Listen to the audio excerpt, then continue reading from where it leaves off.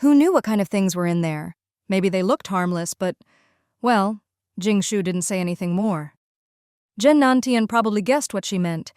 As long as she didn't ask directly, Jingshu wouldn't reveal anything herself.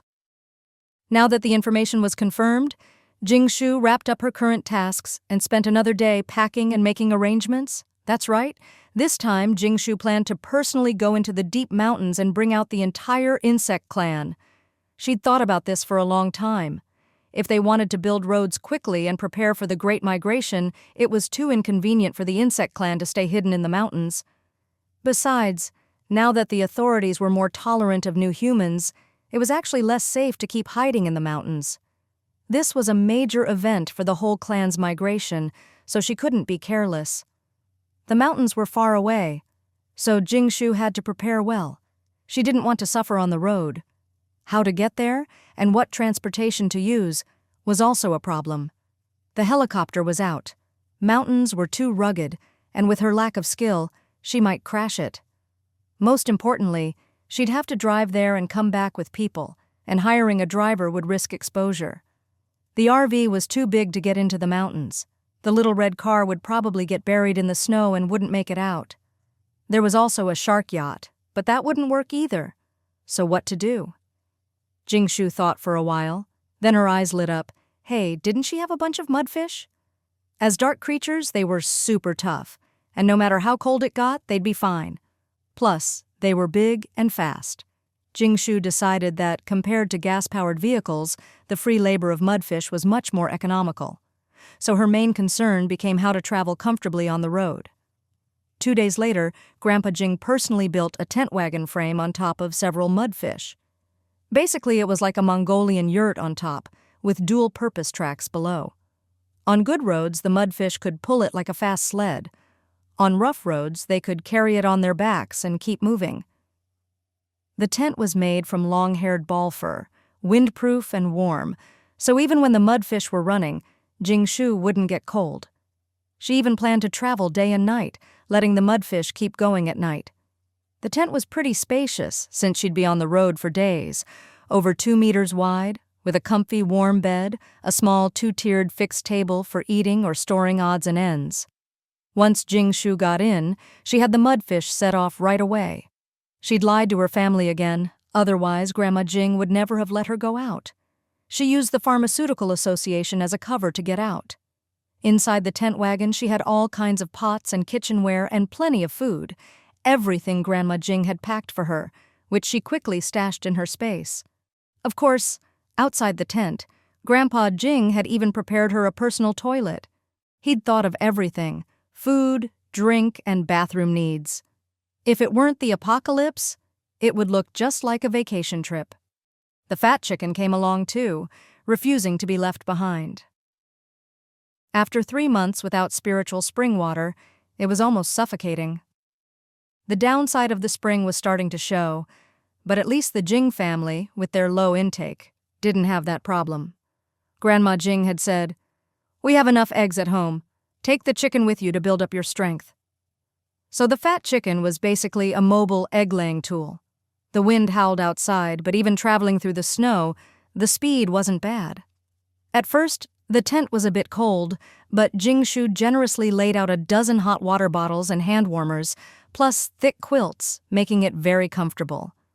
It wasn't practical to use a stove or electric heater, or it would have been even warmer. Speed meant danger, though.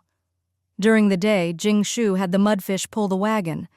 If anything happened, she could react in time. At night, the mudfish carried the tent wagon through the snow. 3 days later, she finally arrived at Xiao Wei's territory. When Xiao Wei and her people heard Jingshu was coming, they were shocked. They'd just finished a trade, according to schedule. Jingshu looked around the now transformed village, a bit surprised. The 2 rows of houses above ground were empty, piled with all sorts of things. She was welcomed into the underground cave, which had been renovated and now felt a bit like a primitive dwelling. "What happened? Why did you come in person?" Xiao Wei struggled to get up. Her huge lower body was half again as big as before. She was a bit anxious. Life had been good lately, even without internet or outside contact, thanks to Jingshu's supplies and selling bugs to feed the whole village. Jingshu looked at Xiao Wei. This meant she was even more fertile than before. "It's nothing, don't worry." Everyone breathed a sigh of relief, thinking something big had happened. "How have you all been lately?" Jingshu saw they had warm clothes and enough to eat. Better off than most in Wucheng. It's getting colder and colder. We dug tunnels and moved underground. We have food and clothes, but lately it's been so cold there's no fuel, and even underground it's freezing. No matter how many clothes we wear, it's still cold. The main thing is Xiao Wei keeps falling asleep from the cold. Jingshu nodded. Everything else was fine, but the biggest problem was the worsening living conditions. "That's why I'm here, to take you all out of the mountains. It's no longer livable here. The temperature could drop to -70°C. And most importantly, there's a mission we need to complete together." Jingshu then explained the situation and showed them the video of Zhang Lang. The Xiao Wei clan's biggest fear about leaving was Xiao Wei being exposed and captured as a monster. But now, with the government's attitude, Zhang Lang's example, and Jingshu's guarantee, plus the fact that they could help build roads without revealing their identities, there was no reason to refuse, so they packed up and prepared to migrate as a group. Honestly, they didn't have much, just a few dozen ordinary people, and then food, clothes, and other supplies. Everyone took whatever they could, not caring if it was junk, cups, bowls, everything. After all, they had plenty of bugs to carry it all. The only tricky part was that Jingshu had to make a few tent wagons for them, since Xiao Wei, as the egg-laying queen, had such a huge lower body that it took a dozen worker bugs to carry her. Who knew what kind of things were in there? Maybe they looked harmless, but, well, Jingshu didn't say anything more. Zhen Nantian probably guessed what she meant. As long as she didn't ask directly, Jingshu wouldn't reveal anything herself. Now that the information was confirmed, Jingshu wrapped up her current tasks and spent another day packing and making arrangements. That's right. This time, Jingshu planned to personally go into the deep mountains and bring out the entire insect clan. She'd thought about this for a long time. If they wanted to build roads quickly and prepare for the Great Migration, it was too inconvenient for the insect clan to stay hidden in the mountains. Besides, now that the authorities were more tolerant of new humans, it was actually less safe to keep hiding in the mountains. This was a major event for the whole clan's migration, so she couldn't be careless. The mountains were far away, so Jingshu had to prepare well. She didn't want to suffer on the road. How to get there and what transportation to use was also a problem. The helicopter was out, mountains were too rugged, and with her lack of skill she might crash it. Most importantly, she'd have to drive there and come back with people, and hiring a driver would risk exposure. The RV was too big to get into the mountains. The little red car would probably get buried in the snow and wouldn't make it out. There was also a shark yacht, but that wouldn't work either. So, what to do? Jingshu thought for a while, then her eyes lit up. Hey, didn't she have a bunch of mudfish? As dark creatures, they were super tough, and no matter how cold it got, they'd be fine. Plus, they were big and fast. Jingshu decided that, compared to gas-powered vehicles, the free labor of mudfish was much more economical. So her main concern became how to travel comfortably on the road. 2 days later, Grandpa Jing personally built a tent wagon frame on top of several mudfish. Basically, it was like a Mongolian yurt on top, with dual-purpose tracks below. On good roads, the mudfish could pull it like a fast sled. On rough roads, they could carry it on their backs and keep moving. The tent was made from long-haired ball fur, windproof and warm, so even when the mudfish were running, Jingshu wouldn't get cold. She even planned to travel day and night, letting the mudfish keep going at night. The tent was pretty spacious since she'd be on the road for days, over 2 meters wide, with a comfy, warm bed, a small 2-tiered fixed table for eating or storing odds and ends. Once Jingshu got in, she had the mudfish set off right away. She'd lied to her family again, otherwise Grandma Jing would never have let her go out. She used the Pharmaceutical Association as a cover to get out. Inside the tent wagon, she had all kinds of pots and kitchenware and plenty of food, everything Grandma Jing had packed for her, which she quickly stashed in her space. Of course, outside the tent, Grandpa Jing had even prepared her a personal toilet. He'd thought of everything: food, drink, and bathroom needs. If it weren't the apocalypse, it would look just like a vacation trip. The fat chicken came along too, refusing to be left behind. After 3 months without spiritual spring water, it was almost suffocating. The downside of the spring was starting to show, but at least the Jing family, with their low intake, didn't have that problem.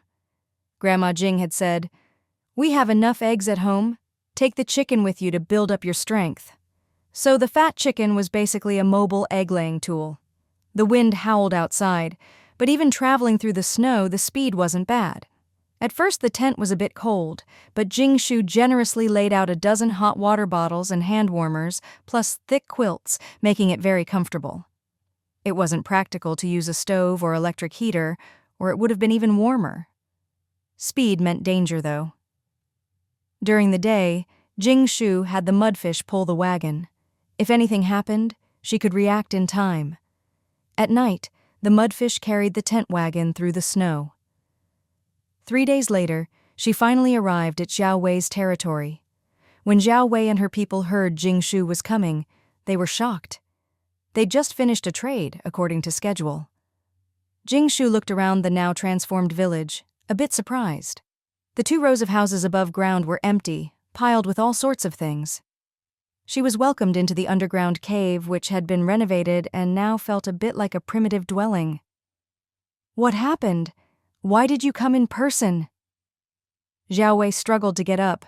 Her huge lower body was half again as big as before. She was a bit anxious. Life had been good lately, even without internet or outside contact, thanks to Jingshu's supplies and selling bugs to feed the whole village. Jingshu looked at Xiao Wei. This meant she was even more fertile than before. "It's nothing. Don't worry." Everyone breathed a sigh of relief, thinking something big had happened. "How have you all been lately?" Jingshu saw they had warm clothes and enough to eat, better off than most in Wucheng. "Ah, it's getting colder and colder. We dug tunnels and moved underground. We have food and clothes, but lately it's been so cold, there's no fuel, and even underground it's freezing. No matter how many clothes we wear, it's still cold. The main thing is, Xiao Wei keeps falling asleep from the cold."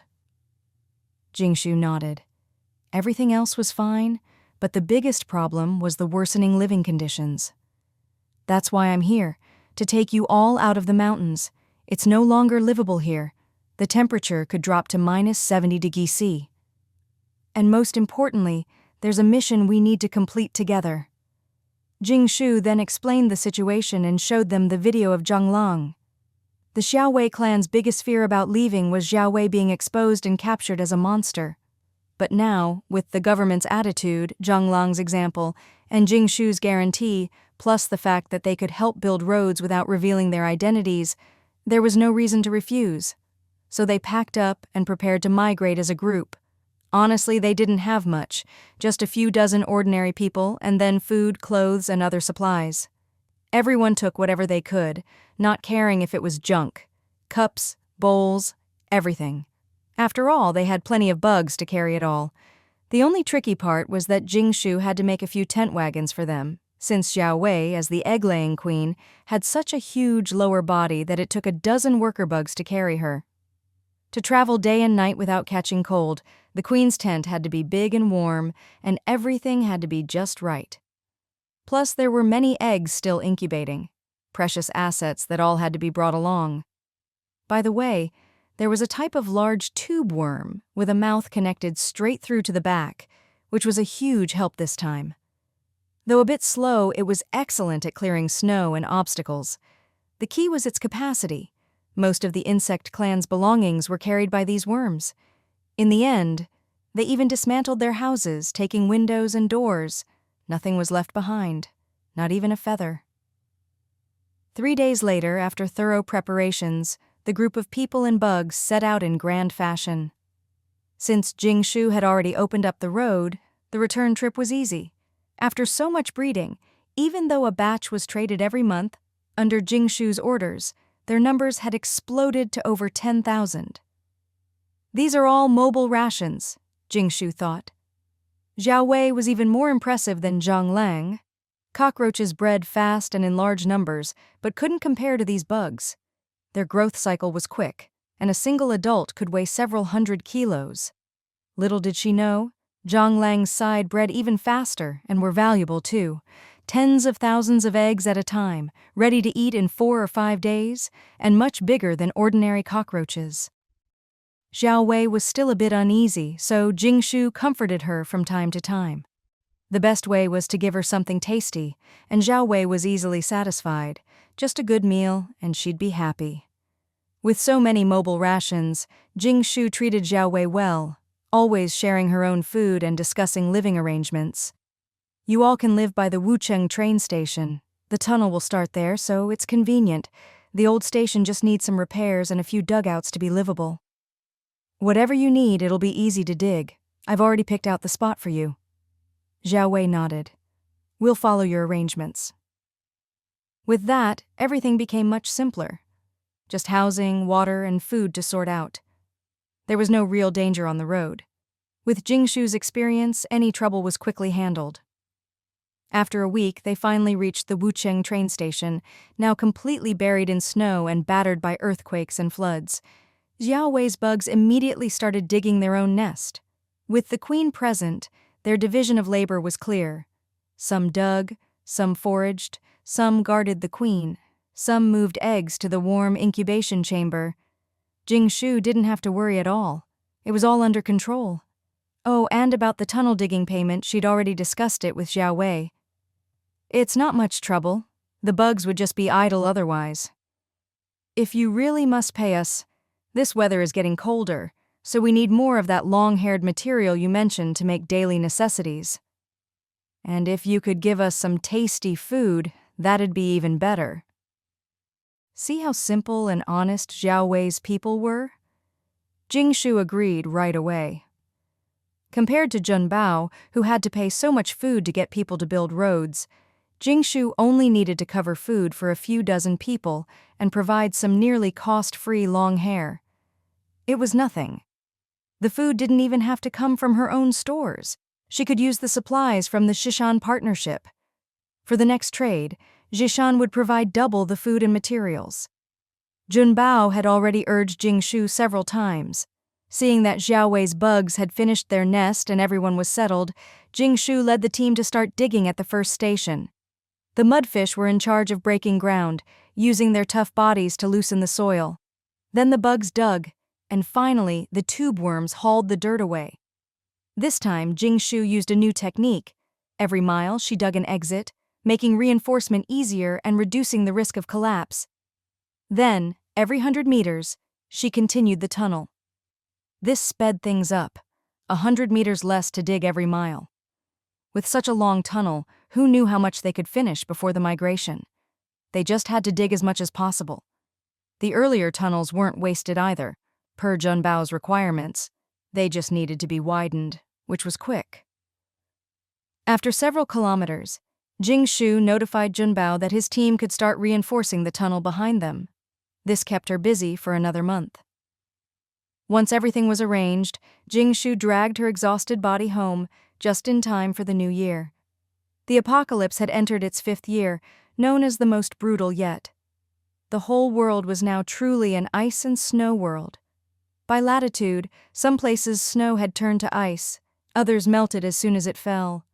But in Wucheng, the snow never stopped. Wucheng used to have 4 main roads, cleared daily for traffic, work, and food transport. Now, with the endless snow, only one main road remained. Travel was extremely difficult. Everything was silver gray, most buildings buried. Jingshu grabbed a handful of snow, made a snowball, and threw it at the fat chicken who was digging for food. The snowball burst apart with a poof. The fat chicken clucked angrily, startled into laying an egg which immediately disappeared into the snow. Cluck, my egg is gone. The fat chicken dove into the nearly person-high snowdrift to look for its egg. Jingshu shrugged. She hadn't meant to scare it. Who knew the chicken would lay an egg when startled? She ran over to see where the egg had gone. Cluck, cluck, the fat chicken called. Jingshu pulled out a shovel and dug away the snow, only to find a mass of wriggling black worms. They'd already eaten the egg. The fat chicken was even angrier. With a furious cluck, it pecked up the worms and swallowed them. In just a few minutes, it had eaten them all. But as soon as it thought it was done, more worms appeared. "The mutated corpse-eating worms are back," Jingshu said grimly. In the first year, these worms ate everything, devouring people's food stores. They grew faster than maggots, though the adults were tiny and had many natural enemies: frogs, birds, and especially maggots. Where there were corpse-eating worms, there were maggots. But in the sea, corpse-eating worms had no enemies. After 4 years of mutation, they'd returned, bigger than ever. Now, with the land so cold and other animals extinct, they had no natural enemies. These mutated corpse-eating bugs really were the most troublesome creatures during the migration in her previous life. They had no natural enemies, bred everywhere, loved to burrow around, and bit people. If you weren't careful, you'd get bitten and end up covered in itchy bumps. After thinking it over, Jingshu contacted the Pharmaceutical Association and used a large amount of contribution points to put out a bounty for a batch of mugwort to be planted. She figured it would be very useful when the time came. Essential Balm, Feng Yujing, was more potent and better at repelling insects, but she didn't have the formula and didn't know how to make it, so she let it go. The mugwort leaves she brought from the capital could be planted in large quantities, and burning them would help prevent the corpse bugs from biting people. Now, there were thousands of people in the factory, and the bone meal plant was running smoothly. If nothing else, during the migration, Jingshu definitely had to take care of her own employees. Speaking of the bone meal plant, Jingshu's expression turned a bit odd. She remembered that last month, when she was experimenting with the long-haired balls, one of the tests involved sticking a long-haired ball into the body of a mud mermaid. Although she kept records, there was no reaction at first, so she just left it in her space and forgot about it. It wasn't until a few days ago that she had time to summon the mermaid again, and when she looked, she found the poor thing was covered in dense, long-haired balls. The once huge mud mermaid had shrunk several sizes. These creatures were almost brainless, but now it looked quite pitiful. Jingshu removed the long-haired balls and counted them, over 100, each the size of a fist. The fur on them wasn't usable yet, it needed to grow more. After more than a month of experiments and records, Jingshu discovered the method for breeding and raising the long-haired balls. If you wanted them to reproduce quickly, you just had to stick them into the body of a mud mermaid. The long-haired balls would absorb dimensional energy and reproduce rapidly. If you wanted them to grow quickly, spiritual spring water was best, but Jingshu didn't plan to use it. The most cost-effective method was bone meal plus feed. So it turned out the meat of the mud mermaids was finally useful. Jingshu was excited. This was a kind of waste utilization. She'd always been thinking about how to use the mud mermaid's flesh and never expected it could help the long-haired balls reproduce so fast. Right away, Jingshu arranged for all the remaining long-haired balls to be placed on the mud mermaids. It looked like she could gather a batch of long-haired products before the migration. The 7th floor of the building wasn't fully occupied. Her eldest uncle arranged for some of the better-performing people to live there, so the insect cake factory wasn't as crowded. The 3rd and 4th floors were still empty. Jingshu planned to open her own long-haired garment factory. In the future, there would be more and more long-haired balls, and sending them all to the town's garment factory for processing would mean paying outsourcing fees, which wasn't cost-effective. Most importantly, she didn't want the town authorities to know the detailed numbers. If she made them in her own factory, she could keep some off the books and have a reserve for emergencies. But this couldn't be rushed. It was the new year, and the town authorities were on holiday. She'd wait until the 3rd day of the new year to put it on the agenda. In the meantime, she had Zhao Lu write a factory opening proposal and planned to start recruiting people slowly. This year's new year was livelier than last year. All the relatives from both her father's and mother's sides were gathered together. Otherwise, they'd have to host one meal on the first day and another on the second. There were quite a few relatives now. Aunt Jingpan's whole family, second Aunt Jing Zhao's family of 3, third Aunt Jing Lai's family of 2, and eldest uncle's family of 3. It was worth mentioning that Jingshu sent several trucks from the insect cake factory to pick up Aunt Jingpan's whole family, along with all their furniture and household items. During the mudslide, Aunt Jingpan's family was stuck outside the city without a migration permit.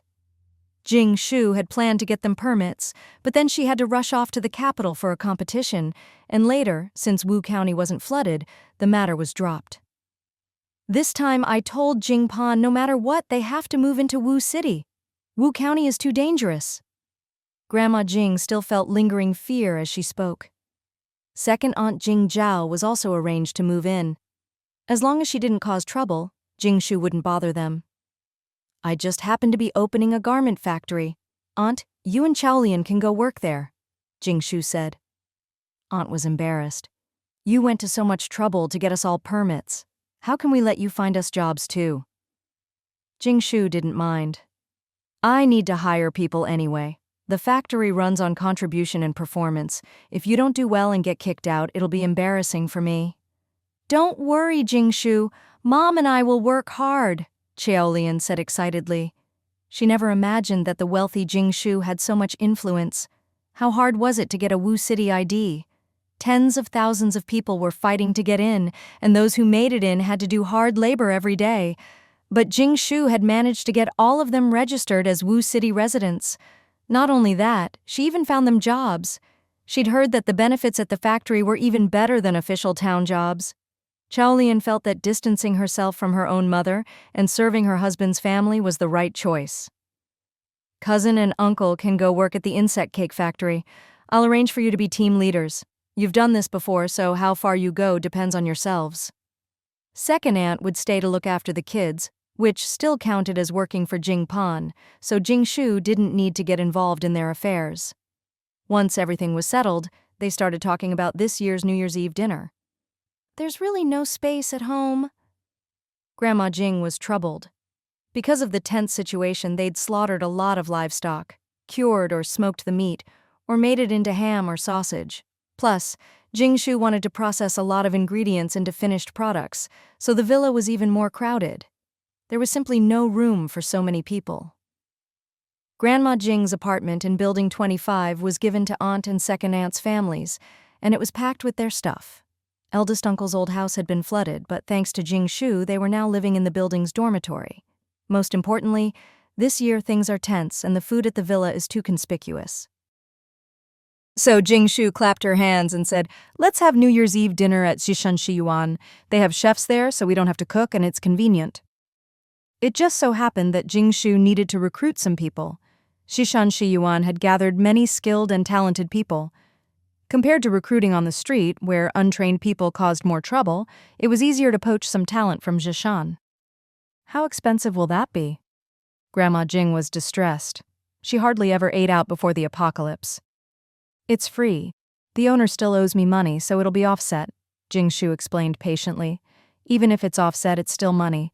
Don't take too much or people will think we're rich. Jing Shu nodded with a smile. Honestly, after buying the helicopter, she was broke again. So, this New Year's Eve, Jing Shu booked a table for an apocalypse banquet at Shishan Shiwan. It was the same big private room as last time, with a huge table and a super warm sunroom, very high class and spacious. The manager, who was now promoted to director, personally set up a high-definition projector so everyone could watch the Spring Festival Gala. This year's Spring Festival Gala was still as uninspired as ever, but at least it was lively and a bit sentimental. The older generation watched with teary eyes. Grandma Jing hugged a fat chicken like a pillow, completely absorbed, while everyone else focused on eating. After all, this was a Michelin 3-star meal in the apocalypse, truly a rare treat. There wasn't much food, but when else could they eat something this delicious? Jing Shu, this New Year's Eve dinner must have cost a lot of virtual coins, right? Second aunt asked. Do you think you can get this with just virtual coins? In Wu City, at least you can buy insect cakes with virtual coins. In other cities, even with virtual coins, you can't get food. Aunt-in-law tutted and shook her head. As a small-time foreman at the insect factory, Aunt-in-law had broadened her horizons. These days, you couldn't even buy regular grain, let alone a banquet with rice, dishes, and seasonings. Grain was so precious now, it was almost impossible to grow. Only those at the top of the pyramid had enough. Who didn't have to mix water or insect cakes into their meals? While Jing Shu made small talk, her mind was on the garment factory. Who should she appoint as the factory manager? With the breeding of long-haired balls and the need for cold weather protection in the snow and ice, this would only become more important. Once Junbao's food research succeeded and the country was no longer so short on grain, keeping warm would become a top priority. So, the garment factory was even more important. Plus, the cost of long-haired balls was much lower. As long as she used mud mermaids, they could breed. Compared to insect cakes, which consumed some spiritual spring water every month, Jingshu planned to gradually shift her focus to the garment factory. In the apocalypse, whatever was in shortest supply, that's what they'd make. Back to the point. The factory manager had to be someone trustworthy and capable. As Jingshu was thinking, the food director came in to say someone wanted to see her. "I'll step out for a moment."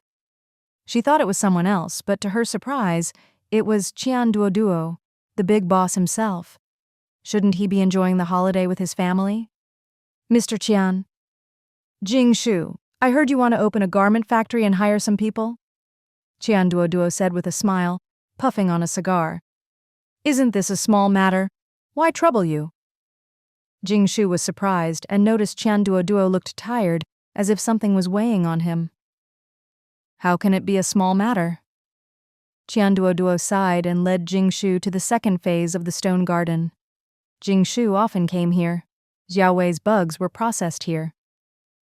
"Do you want to hire more people?" Qian Duoduo asked. "Huh?" Jingshu hesitated. "Why?"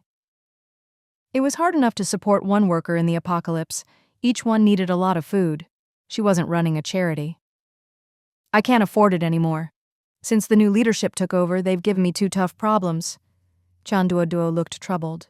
He whispered, "I feel like they want to squeeze me dry."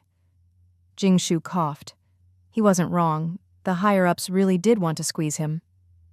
"What kind of problems?" Jingshu asked.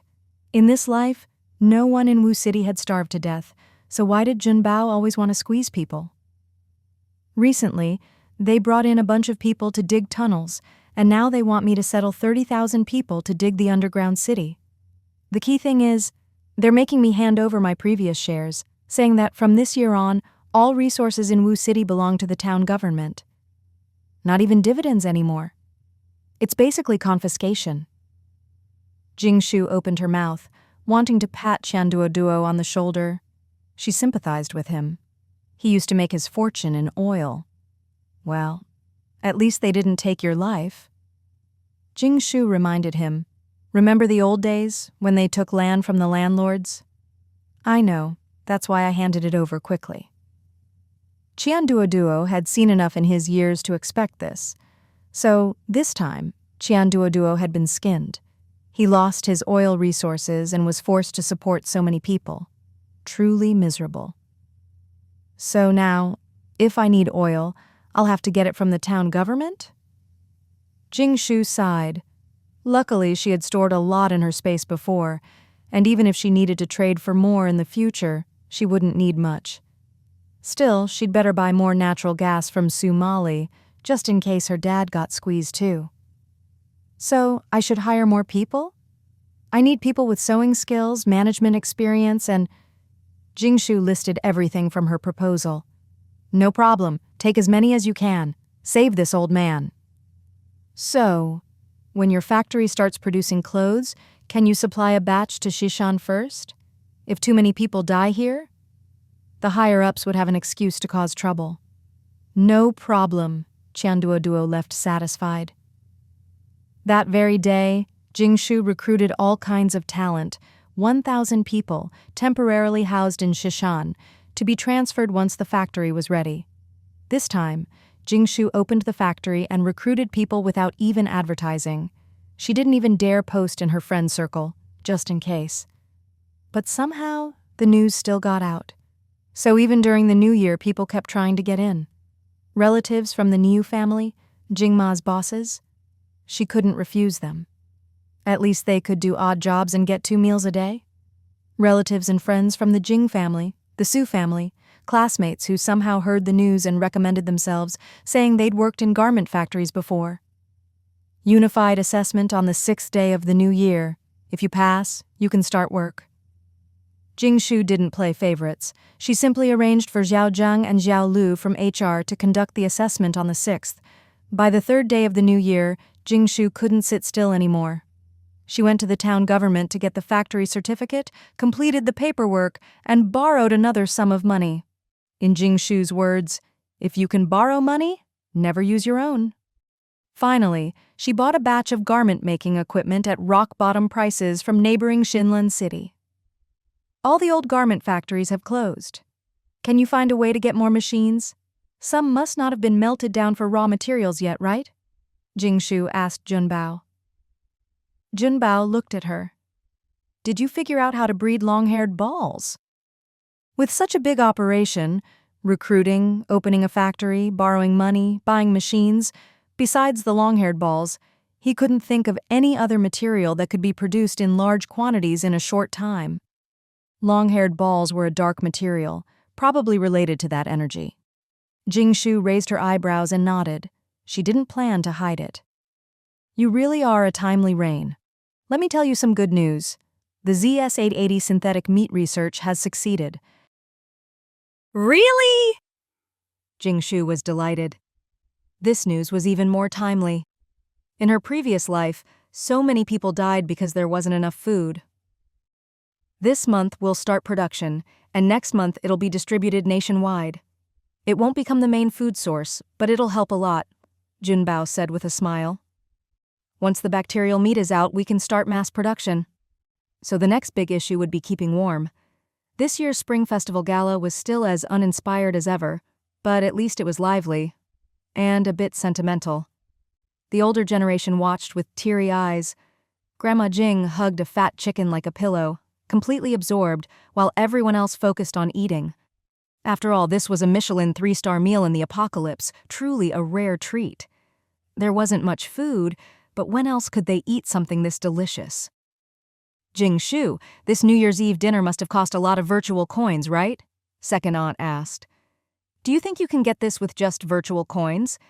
In Wu City, at least you can buy insect cakes with virtual coins. In other cities, even with virtual coins, you can't get food.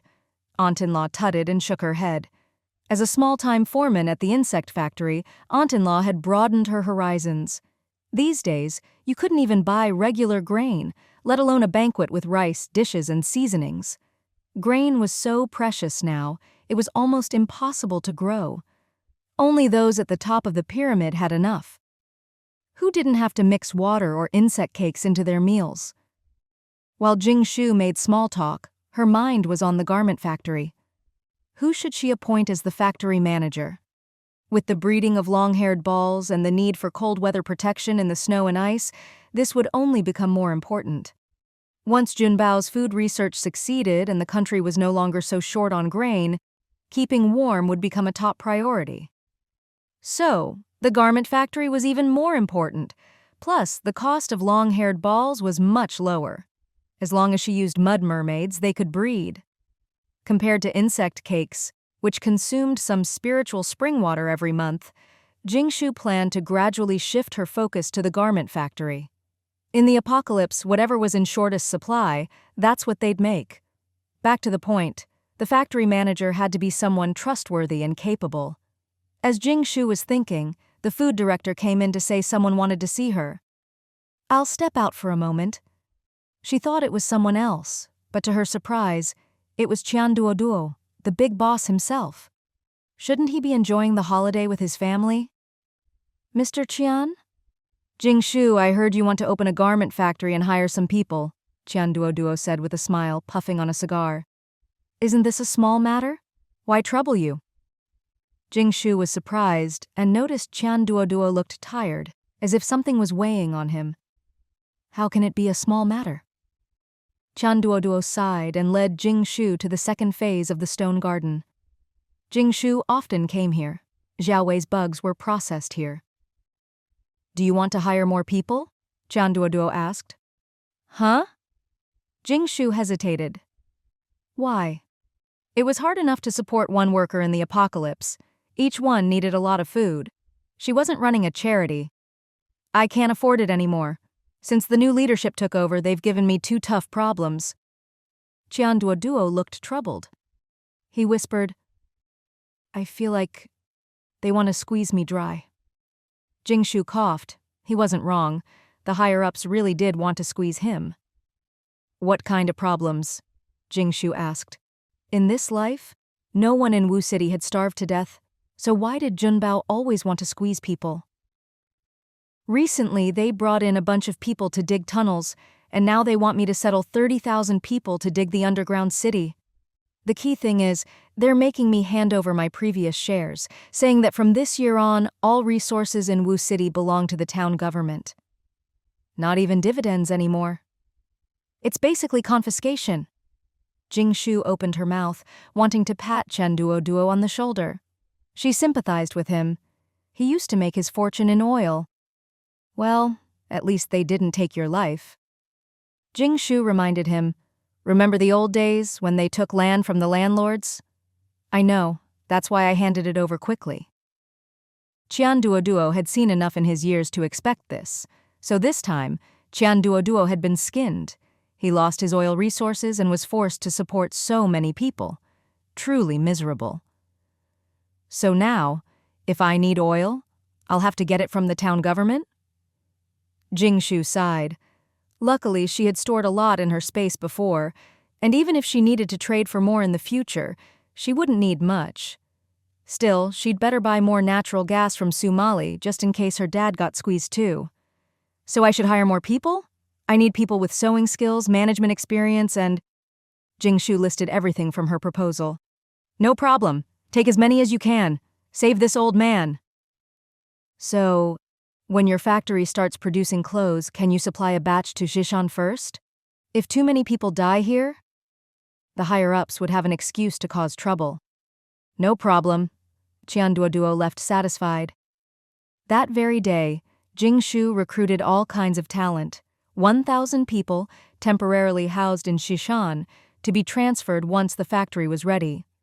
This time, Jingshu opened the factory and recruited people without even advertising. She didn't even dare post in her friend circle, just in case. But somehow the news still got out. So, even during the new year, people kept trying to get in. Relatives from the new family, Jingma's bosses, she couldn't refuse them.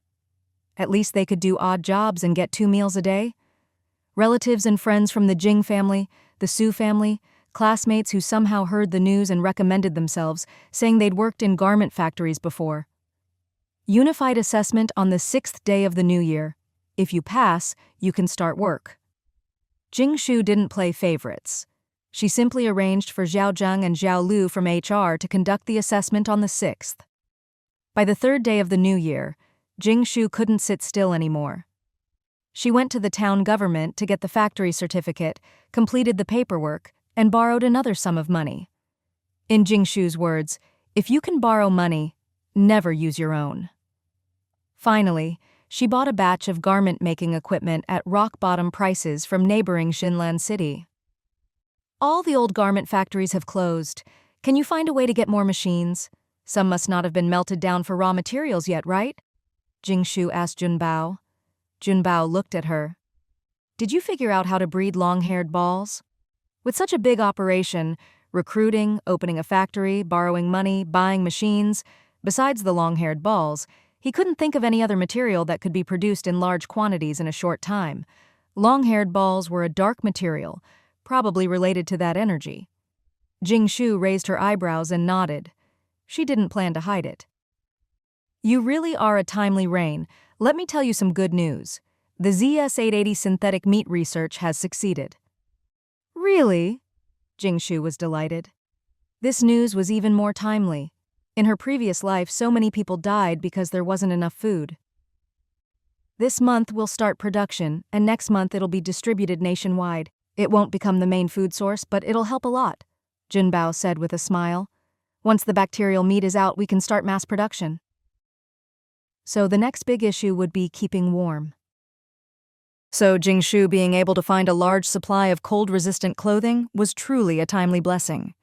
Jingshu also felt that the success of synthetic meat and giant cell meat had come at just the right moment, over half a year earlier than in her previous life. How many more people could survive because of this? If everyone could survive, no one would come to her asking for food. That was definitely good news. Bacterial meat, that is, giant cell meat, requires red energy. As we agreed before, you'll provide that, and you'll get a share accordingly. For synthetic meat, you provided the recipe, I provided the research resources, Wu Yui and her mentor contributed the academic research, and from now on I'll supply the raw materials myself. So you get 25%. Is that okay? Jingshu nodded. She never expected that she'd have a stake in what would become the most popular food across China, and a significant stake at that. The profits from this would be enormous. This time, it wasn't just a small operation selling in Wu City. Thanks to Junbao's network, it would be sold nationwide. Most importantly, the profits were now tied to the powers that be in Wu City. As long as Junbao was alive, no one would dare covet this share. Wow. This business had gotten big without her even realizing it.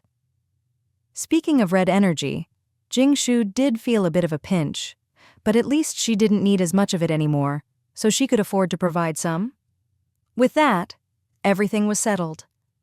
As for the garment factory, Junbao agreed to help find more machines and told Jingshu to get the factory up and running first.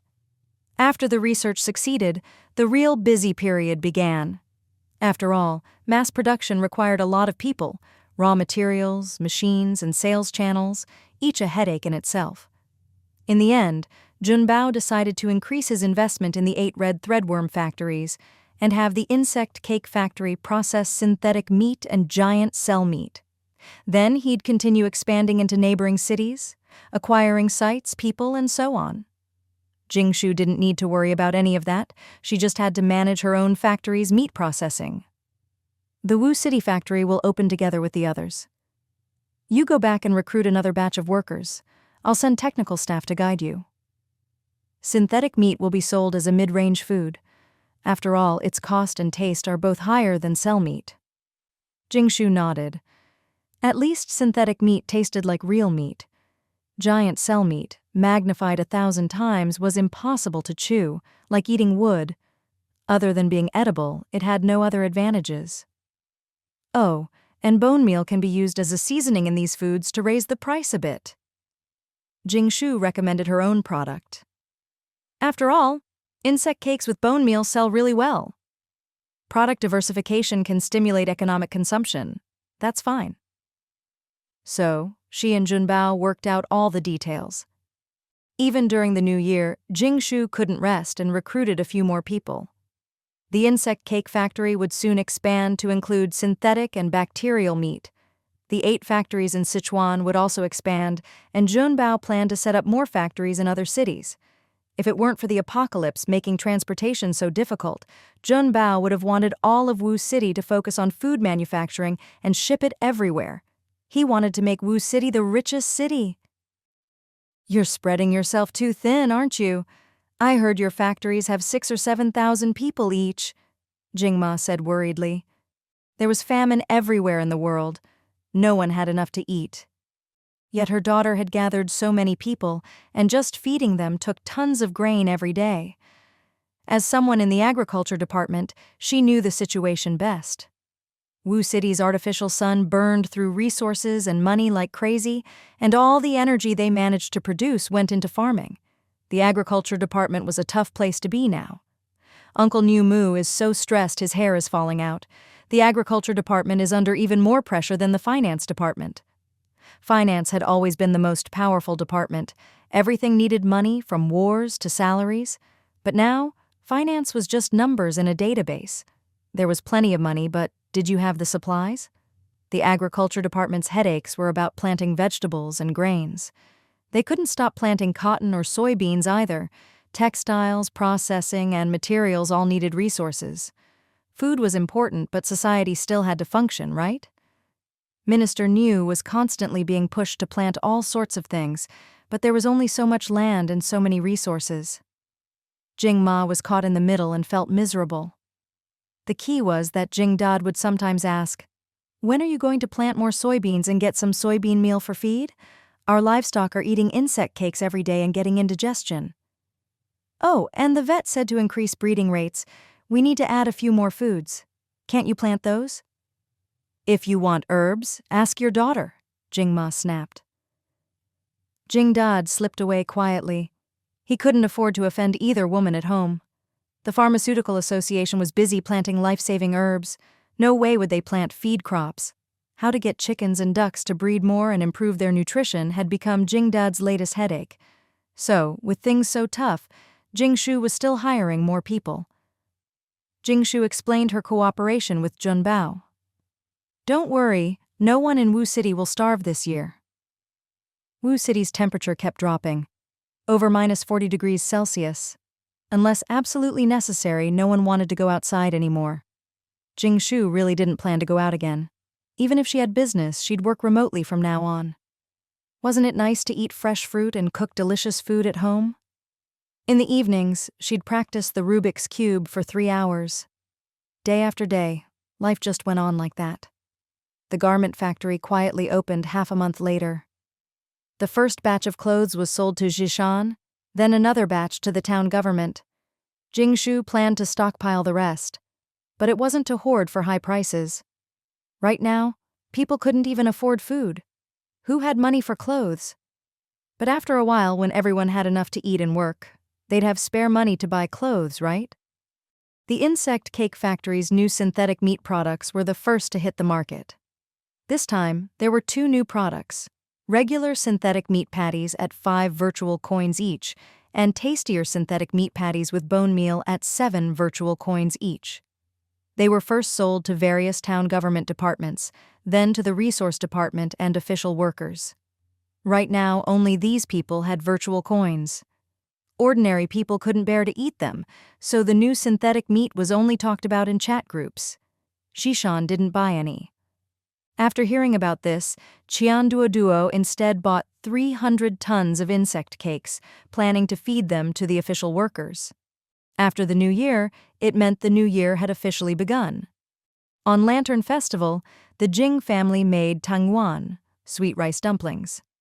Besides black sesame, there were all sorts of creative flavors.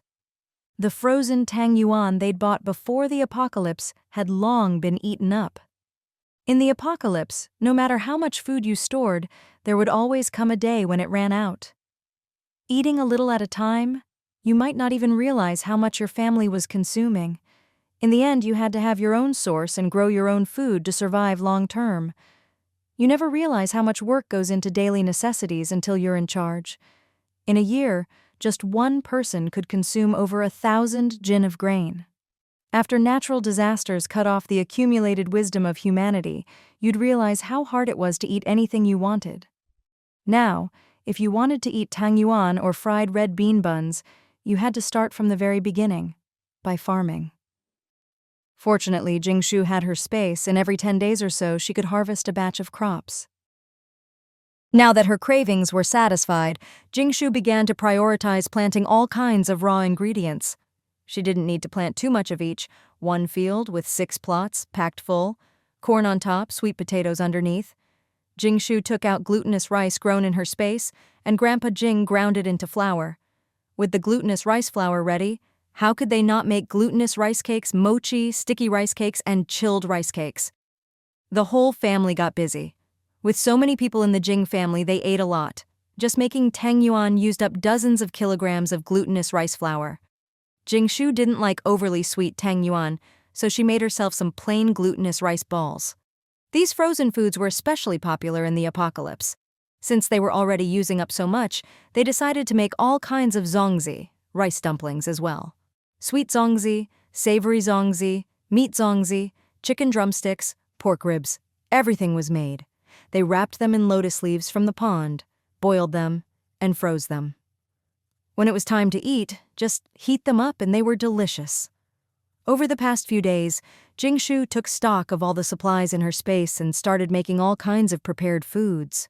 Some were for open use, meant to be taken on the RV for everyone to eat, mostly frozen goods made in advance. Some were things she absolutely couldn't take out in public, like fresh durian and other fruits. She made them into durian mille crepe cakes and stored them in her space. She could also cook her favorite foods and keep them fresh in her space. This tasted much better than frozen food, and it saved the step of reheating, which also saved fuel.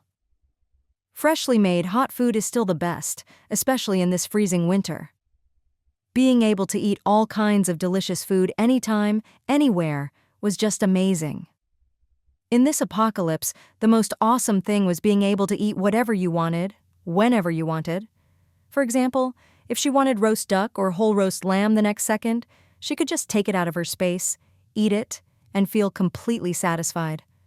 For these moments of happiness, Jingshu worked hard, planning to make every dish in the second half of her recipe book and store them in her space. Late at night, she could sneak out a treat for herself. There would never again be a place as private and leisurely as the villa, where she could cook to her heart's content. Jingshu even considered whether to take the oven behind the villa with her during the migration. After all, using it to make roast duck, with pancakes, cucumber, sweet bean sauce, and scallions, was just too delicious. Forget it.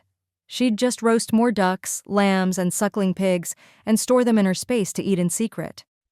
To keep the smell from spreading, Jingshu put a lot of effort into cooking inside her space, which was also faster. After 2 months of busy work, Master Jing had to take Wang Dazhao to learn how to fly a helicopter, because Junbao had started sending helicopters out to explore new routes. The tunnel digging project finally ran into trouble. Bugs kept disappearing as they dug, so Xiao Wei reported it to Jingshu. The bugs disappeared. Were they killed, or... It feels like my bugs suddenly got really far away. They're still alive, but they can't come back, and we can't get to them. They're doing fine over there, not in any danger for now, Xiao Wei explained. Jingshu realized this meant they'd crossed the boundary. On Earth's new plate map, some areas were just like normal, but others had strange energies and unique features. It sounded mysterious, but it was really just like invasive species. It was a normal phenomenon. Crayfish are an invasive species. Are they scary? Mysterious? No, they're just delicious. So Jingshu reported the situation to the town government and said, if we keep digging, there are 2 options. First, dig straight ahead as planned, taking the shortest route. It's harder, but if we're building a trade route, it'll be faster, though there are unknown dangers.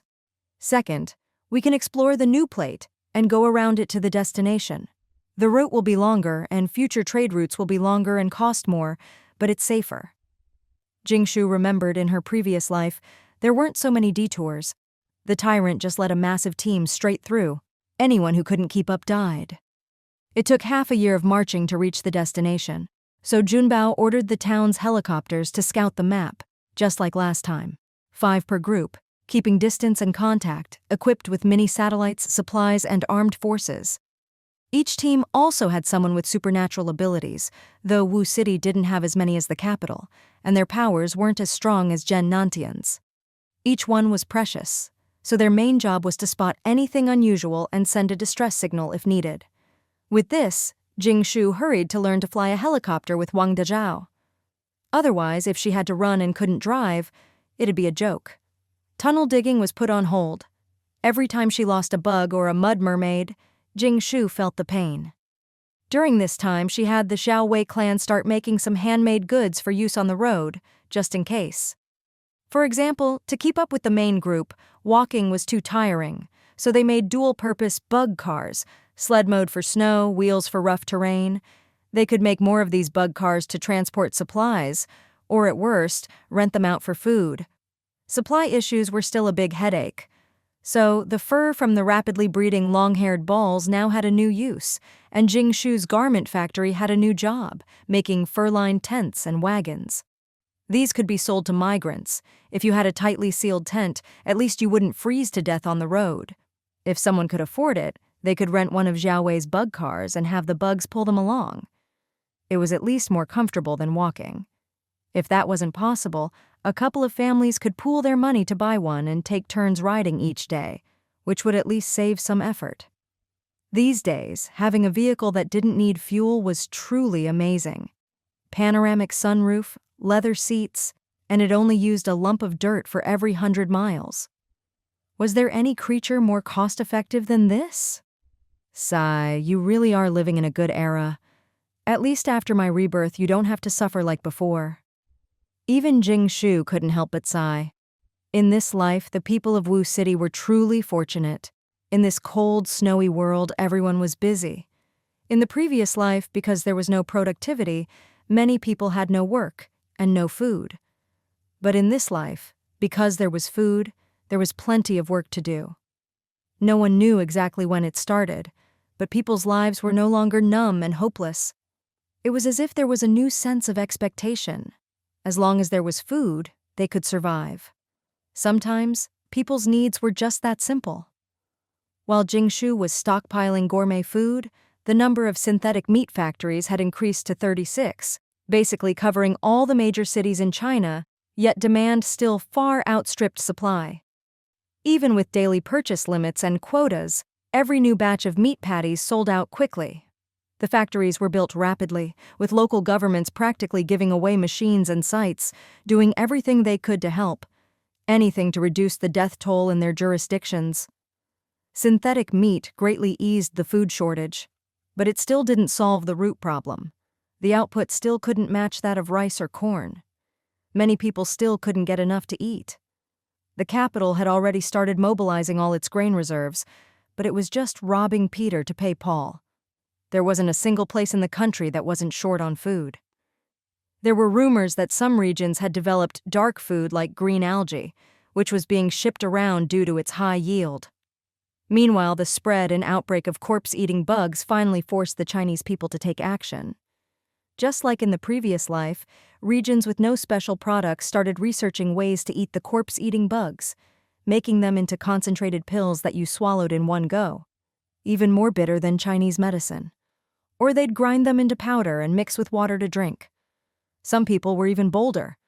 They'd just grab a bowl, scald the bugs with boiling water, and gulp them down whole. No chewing, just swallow. Corpse-eating bugs contained a lot of bacteria and normally couldn't be eaten. Eating them would cause diarrhea, stomach pain, and mild food poisoning. But compared to the agony of starvation, stomach pain and diarrhea were nothing. If you could eat the table, you'd probably gnaw on that too. That's what extreme hunger does. People will eat anything. Jingshu knew this well, because she'd been that hungry before, and only survived by swallowing corpse-eating bugs until she found new food sources. Besides, corpse-eating bugs were at least better than eating dirt. Eating dirt would make your belly swell until you died, but eating corpse-eating bugs could keep you alive for a few months. In this life, Wu City was also plagued by corpse-eating bugs. Now, people at least had cheap insect cakes to eat, and higher-end foods like synthetic meat patties. Some could even eat luxury items like eggs, chicken, and milk. As long as you followed the town government's assignments, you could get at least 2 meals a day and wouldn't starve. So who would eat corpse-eating bugs? The mutated corpse-eating bugs were laying eggs everywhere, and the whole world was full of them. Especially in this icy weather, if you shoveled some snow, you'd find a dense mass of corpse-eating bugs underneath. Their reproduction rate was terrifying. Many people in Wu City were bitten badly by the bugs, covered in frostbite and red welts, itching and hurting all over. Even though everyone was careful, every night before bed they'd clear out all the bugs from their rooms, and those who could would make mosquito nets out of sheets. But in the morning, there'd still be a dense mass of bugs under the bed or on the covers. There was no way to keep them out. When Hao Yunlai showed up with Maruko, both of them covered in red welts and looking pitifully at Jingshu, she realized the corpse-eating bugs were even more rampant than in her previous life. After all, in the previous life, everyone was catching the bugs. In this life, almost no one in Wu City bothered, because they just couldn't stomach it. Only a few thrifty old ladies would catch them, dry them, chop them into tiny cubes, and salt them. When they got hungry, they'd eat a little as a snack. Jingshu gave Hao Yunlai some moxa sticks. These were made by Grandpa Jing, who compressed mugwort leaves and floss into long sticks.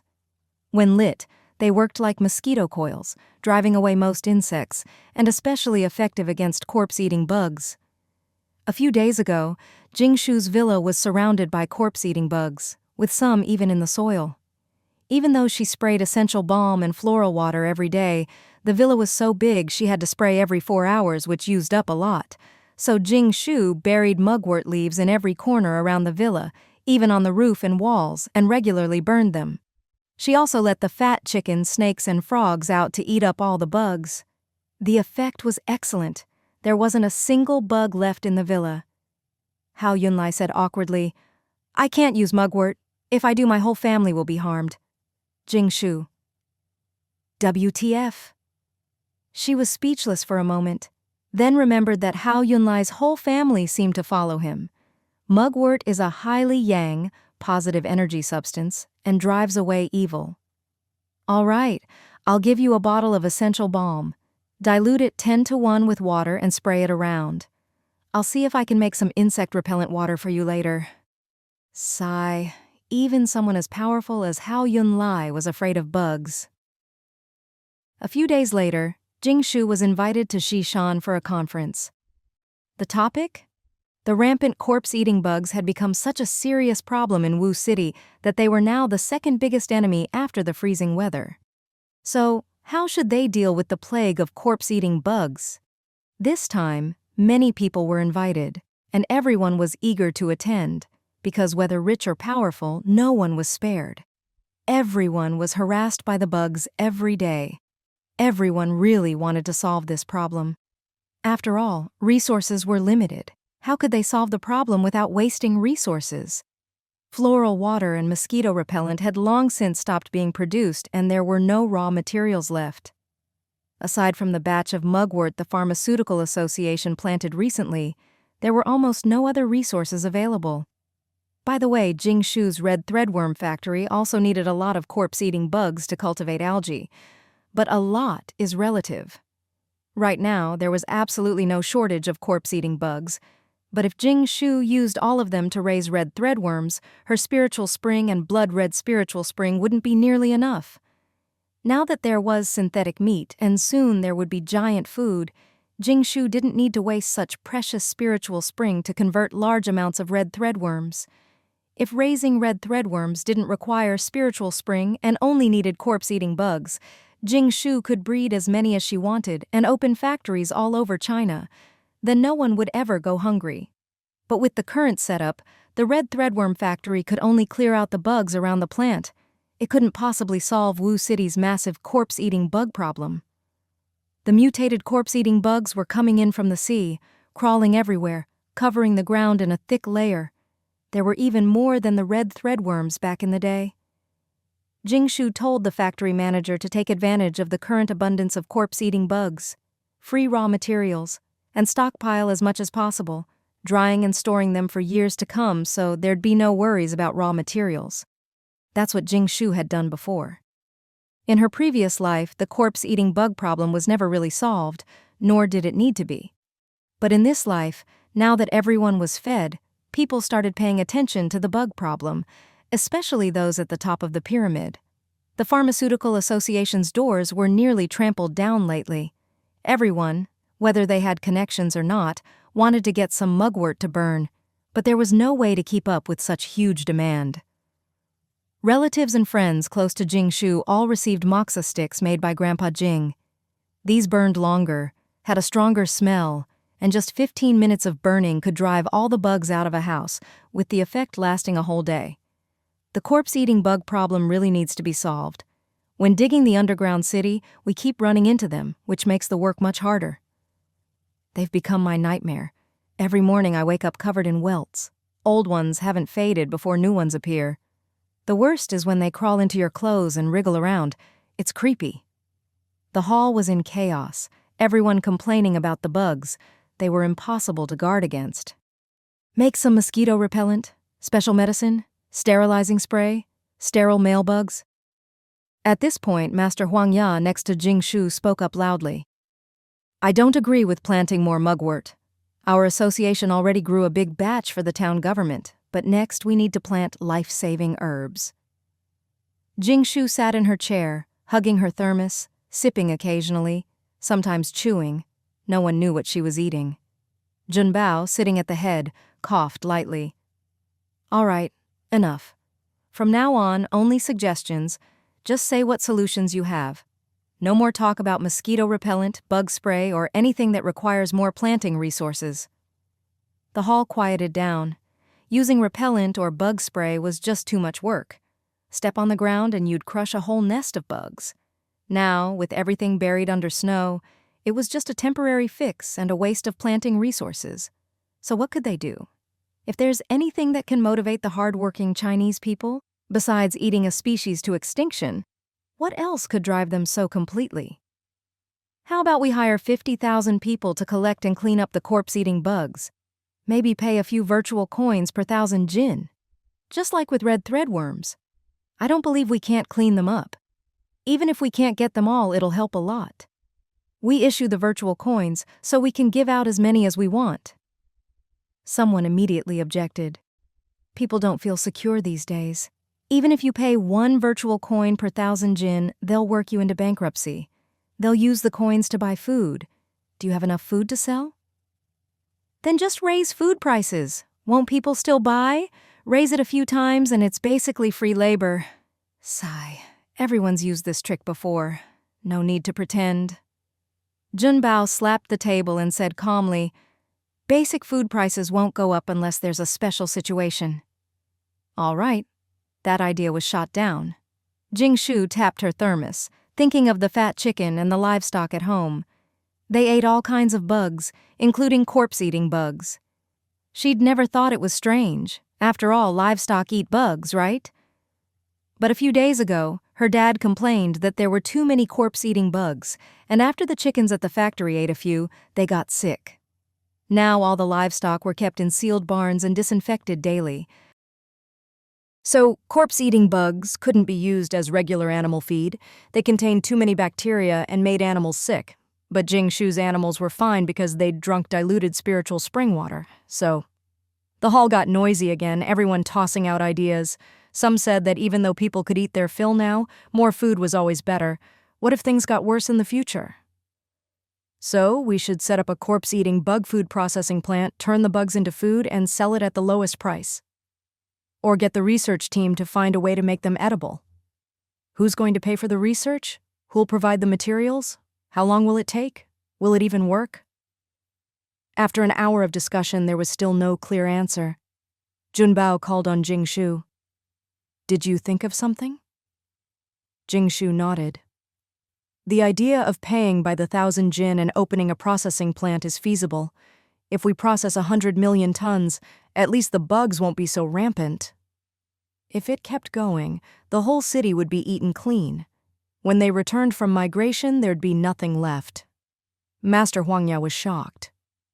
"Disciple, you want to process corpse-eating bugs into food for sale? Who would eat that? The labor costs alone aren't worth it. For 1 virtual coin, people would rather eat your insect cakes. The key is, everyone has jobs and meals now. Who would eat those bitter diarrhea-inducing bugs every day? Sell them elsewhere? But transport is so hard and expensive." Jingshu smiled. "The processing plant I'm opening isn't for people. For livestock? But livestock gets sick from eating them." Jingshu continued. "It's for dark creatures. I'm planning to breed a batch of dark creatures." Dark creatures? Well, they can eat corpse-eating bugs. Dark creatures even eat dirt. But are there any edible dark creatures in Wu City, besides the bug meat from Shishan? Doesn't seem like it. Either they're all shell and no meat, or they're poisonous. What kind of dark creatures are you planning to breed? Can you really use up millions of tons of corpse-eating bugs? Jingshu just smiled and said nothing. Of course, it wasn't mud mermaids or Xiaowei's bug clan. They could just eat dirt.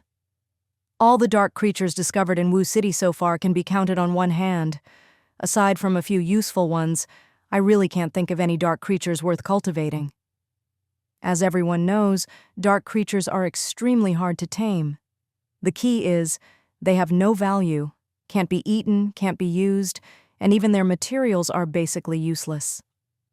Most dark creatures have evolved purely for survival, abandoning everything else.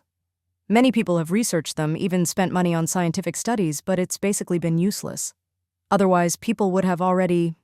So, no one really understood why Jingshu would spend billions of corpse-eating bugs to cultivate dark creatures. Could it be you found a new edible dark creature? Everyone turned to look at Jingshu because they really couldn't think of any other use. Jingshu shook her head, not planning to reveal her detailed thoughts. She just said, I haven't discovered any new dark creatures, and as for edible ones, when dark creatures first appeared, you old-timers already figured them all out. You know better than I do what dark creatures exist and what they're worth. Everyone nodded. When dark creatures first appeared, everyone was excited, thinking there must be profit in them. So, all you need to know is that I'm collecting corpse-eating bugs to cultivate dark creatures. That way, everyone's problem can be solved. Isn't that great? As for whether I'll succeed, what's it to you? Jingshu kept her plans tightly under wraps, making it all very mysterious. Well then, Boss Jing, if you need anything, just let us know. According to our previous agreement, no. I'll even give you a 10% better deal. Same here. If you need coal, just ask. We all admire your boldness, Boss Jing. Good luck. Junbao tapped the table and asked, What do you need? Can I borrow a bit more money? Junbao's face darkened. Well, Jingshu knew that borrowing too much money wasn't popular, so she let it go. Anyway, the daily profits from long-haired clothes, red threadworms, and all kinds of food were already very good. How about a regular mortgage? Junbao nodded. I'll give you a 1% discount on the interest. And can I get another plot of land near my insect cake factory? Jingshu thought she could just borrow some houses from the suburbs and move them over. No problem. So it's settled? Starting tomorrow, the insect cake factory will start buying up corpse-eating bugs with no limit. If I run into trouble, I'll ask the town government for help. If you have trouble, go to the town government. That phrase was put to perfect use. Actually, there were still a lot of problems, like the issue of storing so many corpse-eating bugs, and the inconvenience of handling them, especially with the migration coming up. Jingshu wanted to process them into concentrated food and store them, which would definitely require technical support. For that, she'd have to ask the town government for help. In short, give money, give materials, give technology. Only then could Jingshu's plan work. The meeting ended quickly. Everyone actually preferred to believe Jingshu had a backup plan and was confident, otherwise, who would take such a gamble? So, what kind of dark creature was Jingshu going to cultivate? That was everyone's biggest curiosity now. After everyone left, as Jingshu and Junbao signed contracts and worked out the details, Junbao was also very curious. So, what kind of dark creature are you planning to raise? Jingshu just said it was a secret. She'd reveal it when it was ready, and if it didn't work out, then so be it. Even Junbao was left wondering. In truth, Jingshu was rolling her eyes inside because that dark creature didn't even exist yet. She was just collecting corpse-eating bugs and starting the processing. Speaking of this dark creature, everyone in her previous life remembered it vividly. Coincidentally, it was something they'd encountered during the migration, the so-called green giant dark creature. They feared nothing, were enormous, and were made up of countless bacteria. From a distance, they looked like a mass of greenish-black slime. Sometimes, when they hadn't found others of their kind, they were only palm-sized, rolling around. But once they found others and started to multiply, they'd cluster together and become huge giants. Of course, as dark creatures, they could survive just by eating dirt. But if they wanted to reproduce and grow rapidly, turning into those massive, all-devouring green giant slimes, they needed to be fed. During the migration in her previous life, the green giants started as small blobs, but by the time they returned, they'd grown into ferocious giants. Later on, the green giants had what looked like thousands of octopus legs, could move extremely fast, and were deadly hunters. Since their bodies were made of slime, they could take on many shapes, and when hunting, they'd envelop their prey and dissolve it with corrosive fluids. They were like hungry wolves, growing huge and attacking humans. They loved eating meat, any kind of creature, even humans, and were known as the assassins of the dark creature world. They'd even eat other dark creatures if they were made of meat. They were also called the unkillable cockroaches. No matter what physical or chemical methods you used, it was almost impossible to wipe them out. Since they were made of countless bacteria, even a tiny blob of slime could escape and grow back. Whether in the early or late stages, these dark creatures were inedible. But Jingshu had big plans for them, and as luck would have it, when they were digging tunnels and exploring the new realm, they found a lot of disgusting slime, suspected to be droppings from some creature. Jingshu realized they'd reached the green giant's base. She hadn't been interested in these dark creatures before. After all, they had no value, couldn't be eaten, no useful byproducts. At least the long-haired balls produced wool for sweaters. Xiaowei's bug clan had plenty of meat for food. Mud mermaids' flesh could raise long-haired balls, and their bones made great seasoning. They could even dig tunnels. But what use were the green giants? They couldn't even loosen soil, and as bodyguards they weren't good enough. Jingshu's RV had a 1-kilometer cannon and plenty of creatures for close protection. So at first, Jingshu had no ideas. Until recently, when Wu City was snowed in, roads were blocked, even her parents couldn't drive anywhere, and the insect cake factory's supply routes had to be changed twice, each time costing a fortune to maintain. Now, Wu City only had one main road open. In the future, green giants would replace fuel-burning vehicles and become the main legal means of transportation in the post-apocalyptic world. And they had almost no limitations. Compared to bug cars or mud mermaid-drawn carts, which all had requirements, like needing a decent road or at least a path, otherwise like sleds, if they hit a pit, a bad road, a steep slope, or lots of obstacles, it was a headache. If you ran into a swamp or desert, or even just a mountain with no road, bugs could climb over. But a bug car would struggle, might tip over, or just not have the strength to make it. Even a 4-wheel drive vehicle would have trouble. But with green giants, there was no such worry. Jingshu had seen with her own eyes in her previous life. Green giants rolled along, crossing mountains and valleys as if walking on flat ground. In the harsh conditions of the apocalypse, if you had a green giant as your vehicle, everything would go much more smoothly. Why? Because of their special nature.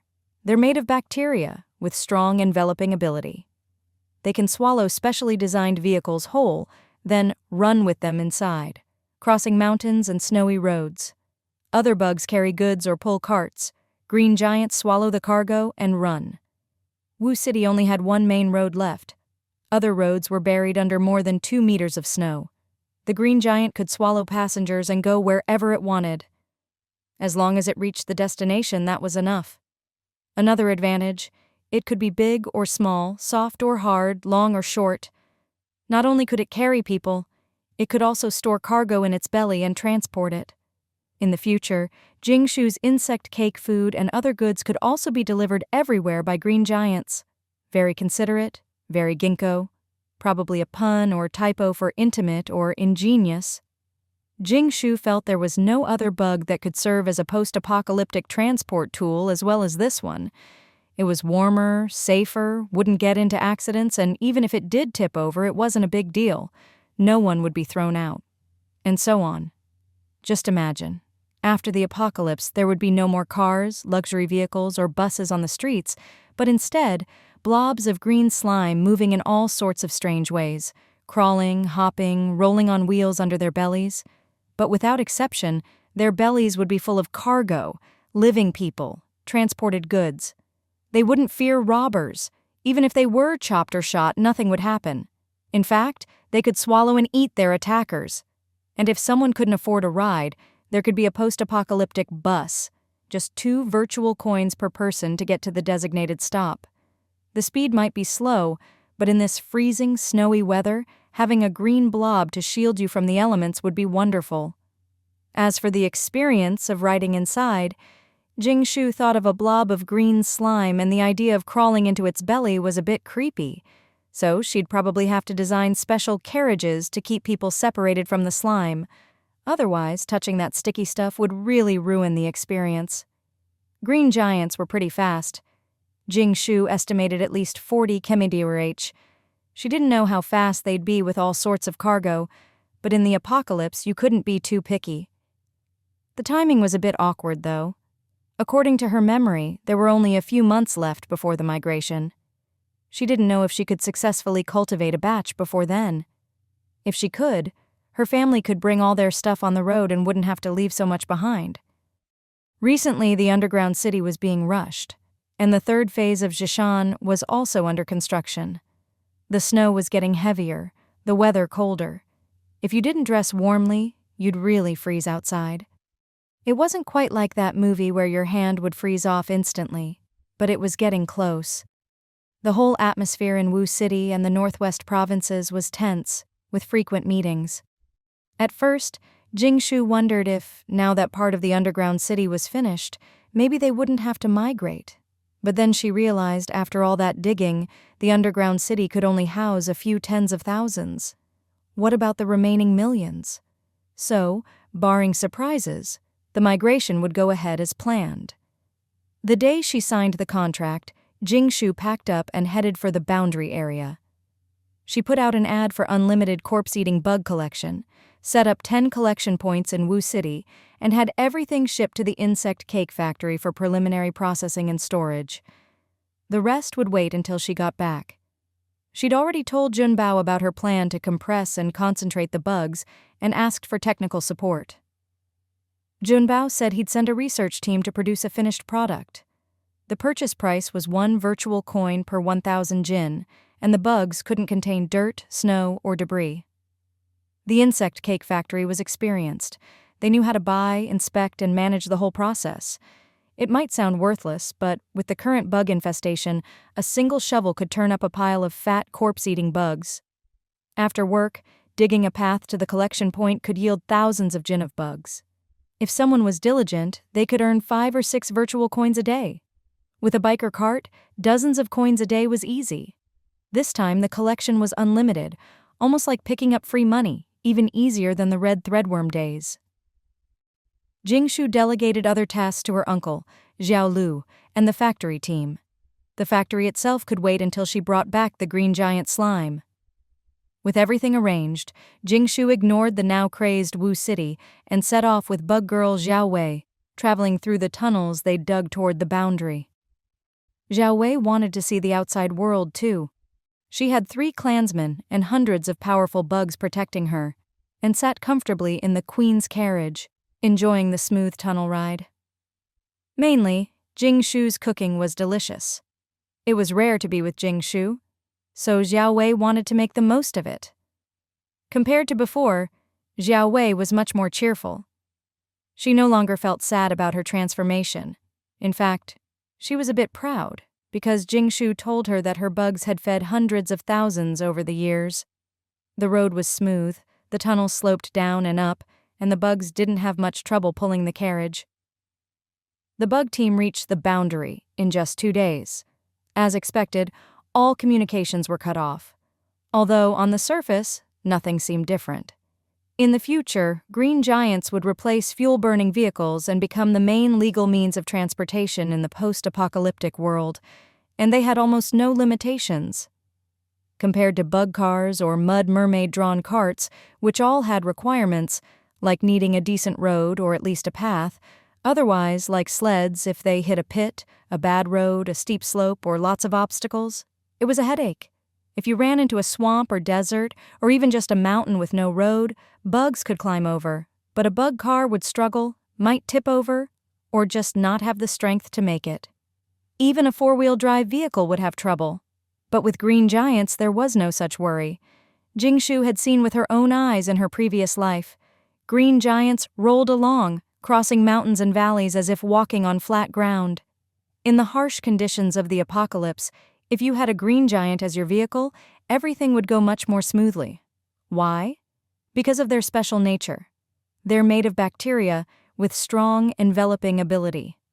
They can swallow specially designed vehicles whole, then run with them inside, crossing mountains and snowy roads.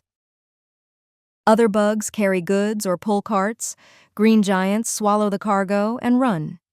Wu City only had one main road left. Other roads were buried under more than 2 meters of snow. The green giant could swallow passengers and go wherever it wanted. As long as it reached the destination, that was enough. Another advantage? It could be big or small, soft or hard, long or short. Not only could it carry people, it could also store cargo in its belly and transport it. In the future, Jingshu's insect cake food and other goods could also be delivered everywhere by green giants. Very considerate, very ginkgo. Probably a pun or typo for intimate or ingenious. Jingshu felt there was no other bug that could serve as a post-apocalyptic transport tool as well as this one. It was warmer, safer, wouldn't get into accidents, and even if it did tip over, it wasn't a big deal. No one would be thrown out.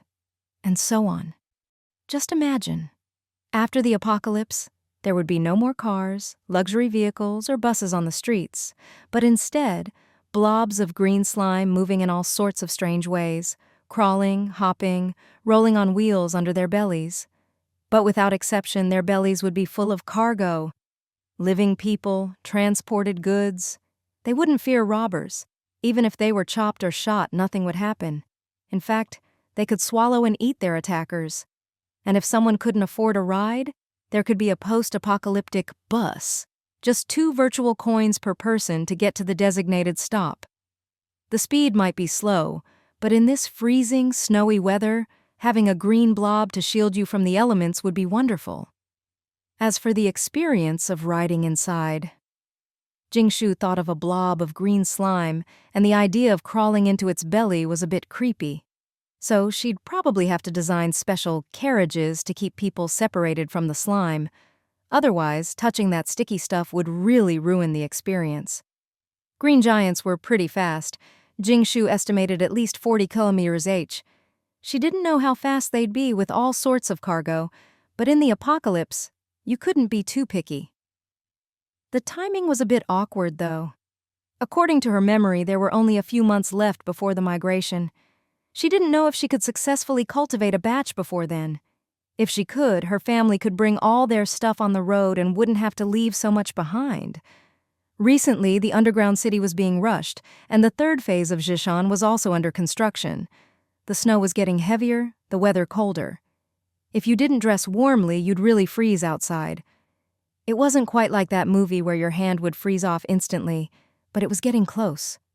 The whole atmosphere in Wu City and the northwest provinces was tense, with frequent meetings. At first, Jingshu wondered if, now that part of the underground city was finished, maybe they wouldn't have to migrate. But then she realized, after all that digging, the underground city could only house a few tens of thousands. What about the remaining millions? So, barring surprises, the migration would go ahead as planned. The day she signed the contract, Jingshu packed up and headed for the boundary area. She put out an ad for unlimited corpse-eating bug collection, set up 10 collection points in Wu City, and had everything shipped to the insect cake factory for preliminary processing and storage. The rest would wait until she got back. She'd already told Jun Bao about her plan to compress and concentrate the bugs, and asked for technical support. Jun Bao said he'd send a research team to produce a finished product. The purchase price was 1 virtual coin per 1,000 jin, and the bugs couldn't contain dirt, snow, or debris. The insect cake factory was experienced. They knew how to buy, inspect, and manage the whole process. It might sound worthless, but with the current bug infestation, a single shovel could turn up a pile of fat corpse-eating bugs. After work, digging a path to the collection point could yield thousands of jin of bugs. If someone was diligent, they could earn 5 or 6 virtual coins a day. With a bike or cart, dozens of coins a day was easy. This time, the collection was unlimited. Almost like picking up free money, even easier than the red threadworm days. Jingshu delegated other tasks to her uncle, Zhao Lu, and the factory team. The factory itself could wait until she brought back the green giant slime. With everything arranged, Jingshu ignored the now crazed Wu City and set off with bug girl Xiao Wei, traveling through the tunnels they'd dug toward the boundary. Xiao Wei wanted to see the outside world, too. She had 3 clansmen and hundreds of powerful bugs protecting her, and sat comfortably in the queen's carriage, enjoying the smooth tunnel ride.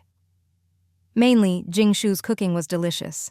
It was rare to be with Jingshu, so Xiao Wei wanted to make the most of it. Compared to before, Xiao Wei was much more cheerful. She no longer felt sad about her transformation. In fact, she was a bit proud, because Jingshu told her that her bugs had fed hundreds of thousands over the years. The road was smooth, the tunnel sloped down and up, and the bugs didn't have much trouble pulling the carriage. The bug team reached the boundary in just 2 days. As expected, all communications were cut off. Although on the surface, nothing seemed different. This place had completely lost any trace of the city. It was a barren wasteland, a true no-man's land where not even plants had ever existed, let alone buildings. With Jingshu's night vision, she could see that the area was piled high with snow. Since it had never been cleared, the snow was several meters deep. Fortunately, because it was so cold, the lower layers had turned to ice, and only the top meter or so of snow crunched underfoot. The giant bugs struggled with every step, slowed by both the snow's resistance and the heavy loads they carried. Here, no ordinary vehicle would work. Only these primitive giant bugs could travel across the snowy expanse. Under the flashlight's strong beam, even Xiao Wei was surprised. This place is so primitive, it feels like it's never been touched by humans. One of her clansmen said, "There's nothing as far as the eye can see. It's easy to get lost in a place like this. Let's mark our path as we go." Xiao Wei nodded. "Every kilometer I'll leave a bug as a signal. That way I can sense our position and we won't get lost." Jingshu also quietly left some mud mermaids behind and sent some out from her center to search for green giants. That way, no matter what danger or unknowns they encountered, she'd have some security. This place was clearly even colder than Wu City. Everyone brought wind-proof, long-haired tent cars, and especially for Xiao Wei, there was a super luxurious giant bug car as big as a small house. It could seat 5 or 6 people comfortably. Everyone wore thick, long-haired clothes, sat on thick, soft blankets, warmed themselves by a small stove, while Jingshu heated milk tea, fried flatbreads and fish sausages, and spread homemade salad dressing. Breakfast was simple but satisfying. Xiao Wei's flatbread was huge, piled high with layers of fillings. Jingshu's was simpler, but she ate quickly, 2 bites per piece. On the road, you couldn't be picky. Simple food was enough. After breakfast, they set a pot on the fixed stove, stewed pork belly and chicken with dried mushrooms and all sorts of ingredients, dried abalone, squid, shrimp, etc. After simmering for a few hours, it would be lunchtime. They'd bake frozen flatbreads on top of the pot until golden and crispy, then eat them with the rich stew, simple and filling. With so many bugs, they could bring plenty of supplies. No one worried about the load, and even if they got lost in this boundary, they had everything they needed, thanks to Xiao Wei's hard-earned wealth. Now, Xiao Wei was basically a rich lady. All the supplies her bugs had traded for were enough for her clan to live in luxury even in the apocalypse. So they moved forward, placing bug markers as they went, always in a straight line.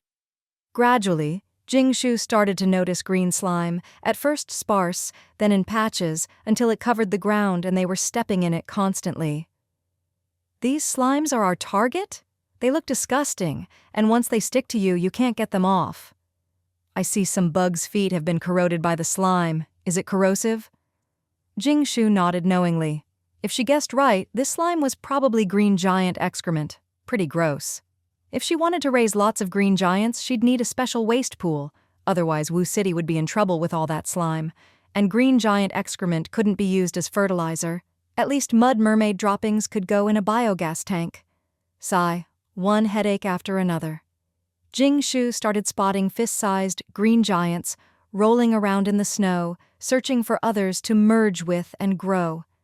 As for how these dark creatures reproduced, Jingshu didn't know.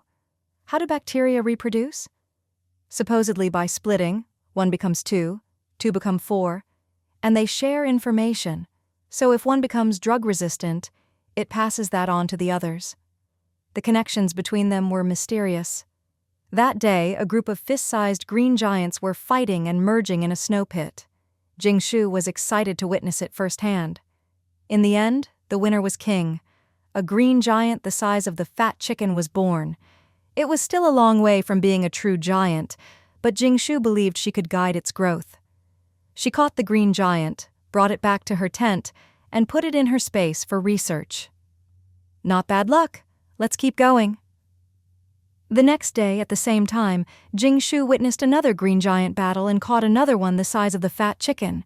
She put it in her space with the first and named it Little 2. You two really look identical. Do all green giants look the same? Jingshu was surprised. She knew there were no two identical living things in the world. Even eggs look different, let alone living creatures. The group continued on. On the third day, at the same time, they encountered another group of fist-sized green giants. Jingshu frowned, feeling something was off. Again, a big green giant was born and she caught it, named it Little 3, and put it in her space. They all looked exactly the same, but when she watched them merge, they didn't look identical. Each blob of slime was a different shape. So how did the merged ones all end up the same size and shape? Xiaowei, are your bugs all okay? All the bugs I placed are fine. Jingshu nodded and said nothing more. The mud mermaid markers and their patrols were all safe too, but she felt a vague sense of unease. On the fifth day, at the same place and time, they encountered the same green giant again. Jingshu caught her fifth one. By now, everyone felt something was wrong. Are we stuck in a loop? Have we been in the same place for days? But every kilometer, my bugs are in place. I've put out 330 bugs and every one is in the right spot and direction. We really have been going straight ahead, Xiaowei said confidently. Jingshu frowned as well. We really did catch 5 dark creatures, they definitely exist. She thought for a long time but couldn't figure out what was going on, though she vaguely sensed they might have entered a dimensional space. Anything involving dimensional space was extremely dangerous. A line is one-dimensional with a point as its parameter. This is one-dimensional space. A plane is two-dimensional with a line as its parameter. This is two-dimensional space. A body is three-dimensional with a plane as its parameter. This is three-dimensional space. For example, in America, the so-called four-dimensional space involves time, which is higher than three-dimensional space. So, what was happening now? She remembered that during the migration in her previous life, she hadn't encountered anything like this here, just felt like they'd walked for a long time. When we first entered this place, it wasn't like this. Jingshu was very cautious. This was no joke.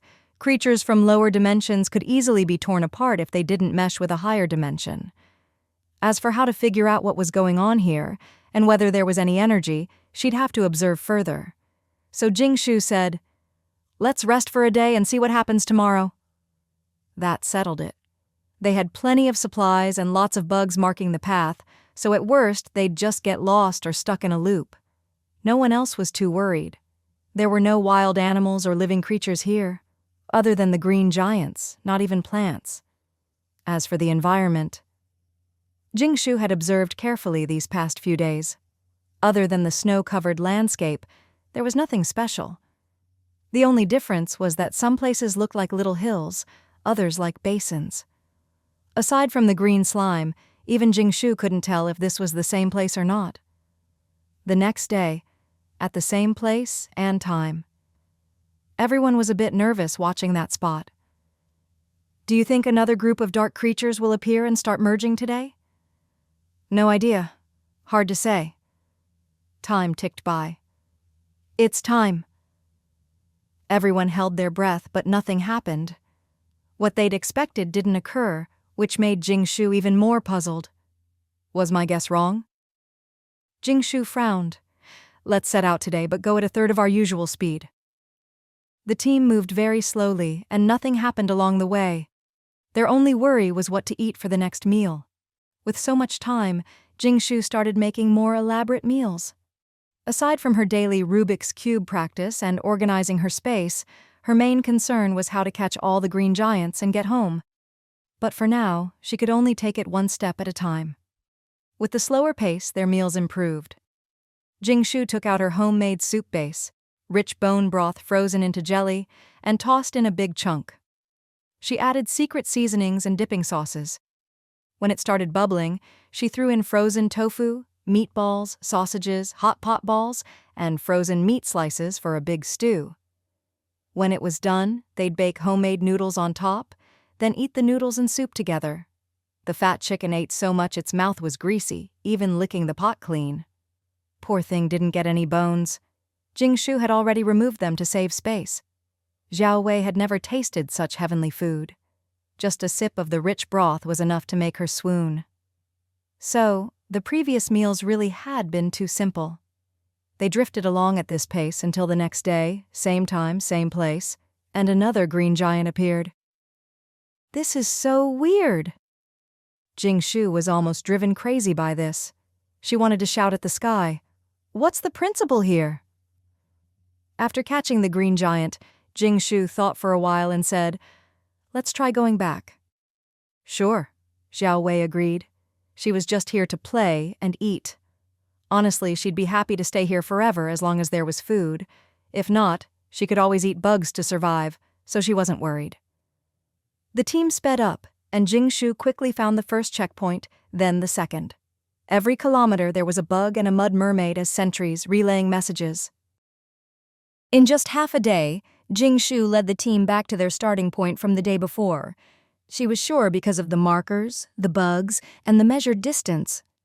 Everything matched. Then, in another half-day, they reached the spot where they'd found the fourth green giant. The bugs, checkpoints, and locations hadn't changed. This means we're not stuck in a loop. We haven't been walking the same path over and over. Watch. Time is almost up. If I'm right, there shouldn't be another identical green giant here. When the same time and place arrived, it was quiet, just as it had been when Jingshu left. Finally, she'd guessed right. Jingshu breathed a sigh of relief. So this map must be huge. What do we do next? This time, let's head straight north and see what happens. The team didn't rest, but hurried north through the night. Since the previous path wasn't a loop, but a real route, the problem must be with the map. They walked for 2 days without encountering any green giants. So, why had they kept running into identical green giants at the same time and place before? No matter if they walked slower or faster, it was like a curse. "Let's go back to the original direction," Jingshu said, leading the team back to their starting point. She had a vague idea. There are no 2 identical living things in the world. If there are, they must be products of different dimensions. Jingshu decided to investigate further. After all, just catching green giants wasn't enough. She had to know how they reproduced. And she had a selfish reason. If there was dimensional energy here, that would be perfect. Her Rubik's Cube needed it to upgrade. It feels like we're back to the same situation as before. No matter how fast or slow we go, every day at this time, in this direction, we encounter a group of merging dark creatures. What Jingshu is looking for should be this kind of dark creature, right? If that's the case, why are we rushing so much every day? Why not slow down? It's the same result whether we go fast or slow. Jingshu shook her head. It's not the same. These dark creatures are what I'm after, but what we really need is the source. The source? Xiao Wei shook her head, not understanding. She didn't even know her own body's structure, let alone anything about dark creatures. Let's do as you say and hurry up. By the way, Jingshu, the lamb you traded us before always tasted gamey no matter how we cooked it. How do you make it? Can you teach us? Jingshu smiled and shook her head. If lamb isn't cooked right, it will taste gamey. I'll show you today and you can do it yourselves next time. Okay. The bug convoy sped up through the snow. In the luxurious bug car, Jingshu decided to make a whole lamb feast for everyone.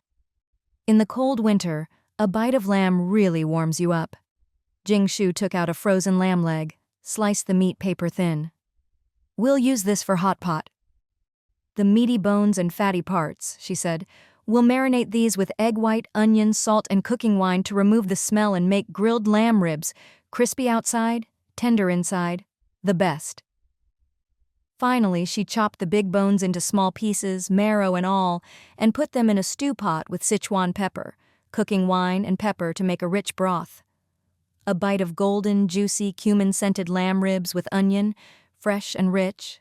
The flavor explodes on your tongue, with none of the gamey or greasy taste of northern lamb. If you're thirsty, drink some lamb soup with pepper. 1 sip and you're warmed all over, a little spicy and fiery. Then suck out the bone marrow. Finally, dip the thin lamb slices in the hot pot for 15 seconds, then into a special sauce and chew slowly. Unforgettable. The main course, flatbread with fragrant beans and black sesame paired with lamb soup. a top winter delicacy. No one knew why Jingshu was in such a hurry, even letting the bugs carry them through the night without stopping. She even fed all the bugs with extra feed and 1% diluted spiritual spring water to boost their nutrition and speed. After 5 days, the daily scene finally changed. Not fist-sized green giants anymore, but thumb-sized ones. Why are they smaller now? That's not right, is it? Yeah, did we go the wrong way? I thought Jingshu was looking for a kind that could merge into really big dark creatures. Jingshu shook her head. The direction is right. We're looking for the origin point. After days of travel and observation, Jingshu was more and more certain they were in a dimensional space. If she was right, this was a 5th-dimensional space. Besides all the previous features, it also had a trajectory. Dimensional space is complicated, one of the world's unsolved mysteries. For example, in 3-dimensional space, to get from A to B, you walk, a straight line, which takes time. Like walking from your bedroom to the kitchen, you walk, and it takes time. In 4-dimensional space, the distance from A to B doesn't require time. You just whoosh, and you're there, like teleportation. In 5-dimensional space, the distance from A to B is a long trajectory. You can appear at any point along it, and there's a process, like a movie's cause and effect sequence. That's right, in 5-dimensional space, if you're on this trajectory, everything is the same, doing the same thing. This is just one trajectory, and when it merges into 3-dimensional space, it becomes what they're experiencing. What Jingshu was looking for was point A, the origin. This place must have 5th-dimensional energy, which is what allows the green giants to grow. At this time, the green giants were just starting out, still just a trajectory in 5-dimensional space. A few months later, during the migration in her previous life, these dark creatures would have spread everywhere. In a few years, the world would be full of invincible, ferocious green giants. For the rest of the journey, Jingshu was extremely cautious. Even though nothing dangerous had happened so far, she still had trauma from almost being torn apart by 4-dimensional energy last time. So this time, at the first sign of danger, she was ready to run. But everything went surprisingly smoothly. After a few days, her mud mermaids reported that they'd arrived. The source is here. Jingshu had the bugs check for safety several times before approaching the giant pit. She'd already sent Zhao Wei and the others far away. There could be danger, and Zhao Wei's bug body was too big to escape quickly. The snow underfoot was stained green, and the huge pit was full of disgusting green slime with a pungent smell. Inside the slime, countless tiny things squirmed. Jingshu even felt the ground trembling. The scenes from the past few days finally connected in her mind like a movie. The Rubik's cube space in her mind was jumping for joy. It was dimensional energy. Jingshu had the mud mermaids approach the pit and throw in a rope, while she hid a kilometer away, reviewing all her life-saving tricks in case of explosion, collapse, or anything else. She even had Grandpa Jing's short-range glider parachute ready. Once everything was set, Jingshu used the rope's transmission ability to collect the green energy from the pit, along with the bug-sized green giants. She was extremely cautious, collecting the energy with her heart pounding. The Rubik's cube space frantically absorbed the green slime, first breaking it down, then concentrating it, finally turning it into drops of water. When the water was dense enough, it formed soybean-sized crystals, and only then did the space fully absorb the energy. After a few hours, the space finally made a burp sound. It was full and ready to upgrade again. And it left behind a few pieces of green crystal. The replenished Rubik's cube space was now full of energy and drive. Jingshu even saw overlapping illusions, as if hundreds or thousands of Rubik's cubes were spinning in her mind. As soon as she quickly solved this stage of the Rubik's cube, she'd be able to upgrade. It looked like she'd need to practice even harder in the coming days, or she'd be stuck at the threshold forever, which was really frustrating. Jingshu even wanted to go home right now, shut herself in, and practice like crazy. Upgrade! Upgrade! She suppressed her urgent desire to level up for now. Everything around her was still quiet, with no strange changes. This time, when Jingshu approached the giant pit, she found it stank to high heaven. There was almost no green slime left, only countless wriggling green bugs frantically devouring each other. Jingshu left. With the green crystals, she could now breed these green giants. The whole process had gone unexpectedly smoothly. All the backup plans she'd prepared weren't needed at all. Even 5 days after leaving this realm, Jingshu still couldn't believe how easy it had been this time. It really felt like she'd just come for a vacation and picked up something good. But this smoothness was thanks to Jingshu's research into dimensional theory.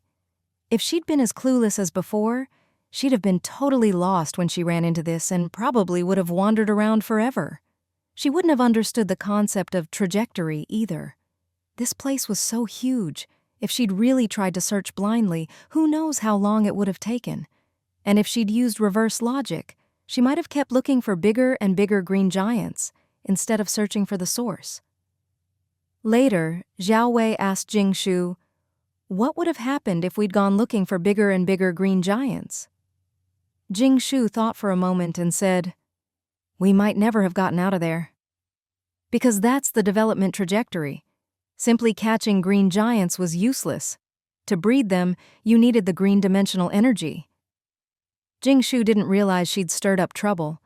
By taking away the original energy of this realm, she'd disrupted the green giant's development trajectory. Unstable energy would lead to unknown changes, collapse, or chaos. So this place was no longer as Jingshu remembered from her previous life. What it would become in the future, whether green giants would still appear, or what would happen to all those creatures in the pit without dimensional constraints and trajectory, no one knew. She'd only find out when she passed by again during the migration. But on this trip, both Jingshu and Zhao Wei found their missing bugs, and after all this searching there really hadn't been any danger. So when they got back and reported everything, Junbao decided to keep digging the tunnel, punching through this area and continuing straight along the map. The bugs got back to work, and the hired diggers started repairs, using the most primitive labor to fill in what could be thousands of kilometers of tunnel. Don't think that just because the bugs did the initial digging, the rest would be easy. The tunnel needed repair stations every few dozen kilometers, using pre-apocalypse service areas. Workers had to fix up the remaining service areas and connect the tunnels and roads, so that energy and food supplies wouldn't have to be transported the whole way. So far, the death rate had reached 20%. Accidents, exhaustion, illness, freezing. But no one had starved to death. There were 2 meals a day, and once the tunnel was finished, you could join Wu City and become a real Wu City citizen. This kept everyone motivated and complaints rare. If they weren't working on the tunnel, they'd probably have starved somewhere else. "Jingshu, you have to come visit us often." Zhao Wei was reluctant to part. "Don't worry, didn't I give you a few phones? If you need me, just call. I even sent you a recipe book. Just keep practicing and you'll get it. Besides, I'll be back every few days to check on progress." The chef was leaving. The chef who made such delicious food. Even though she'd smoked all the meat, made lots of spicy beef jerky, cold pot skewers, and all kinds of snacks, everyone was still sad to see her go. Back in Wu City, the first thing Jingshu did was set up a new factory. Raising green giants didn't require much. If not for the risk of workers freezing to death, she wouldn't even need a building. So this time, she just had a row of giant warehouses from the old Jiuding wholesale market moved over. Their only advantage was being tall and wide, nothing inside as far as the eye could see. Since these would be future transportation hubs and starting points, the site had to be big.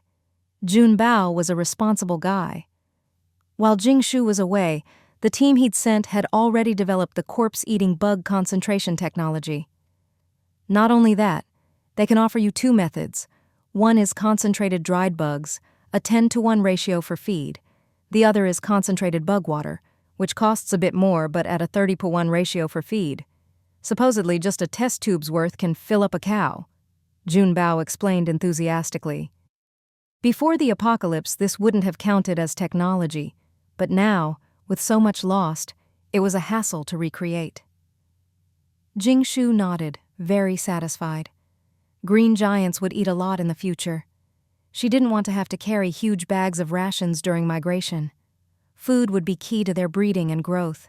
Eating dirt had no nutrition, and green energy was only for the initial rapid breeding. "I want both methods. Make as much as you can. I've already hired the workers, so let's start production as soon as possible.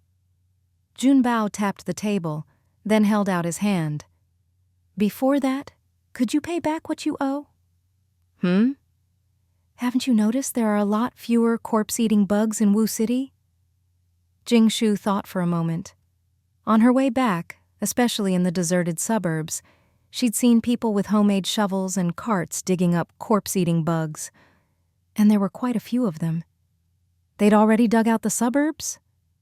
Junbao smiled. While you were gone, we collected a lot of corpse-eating bugs.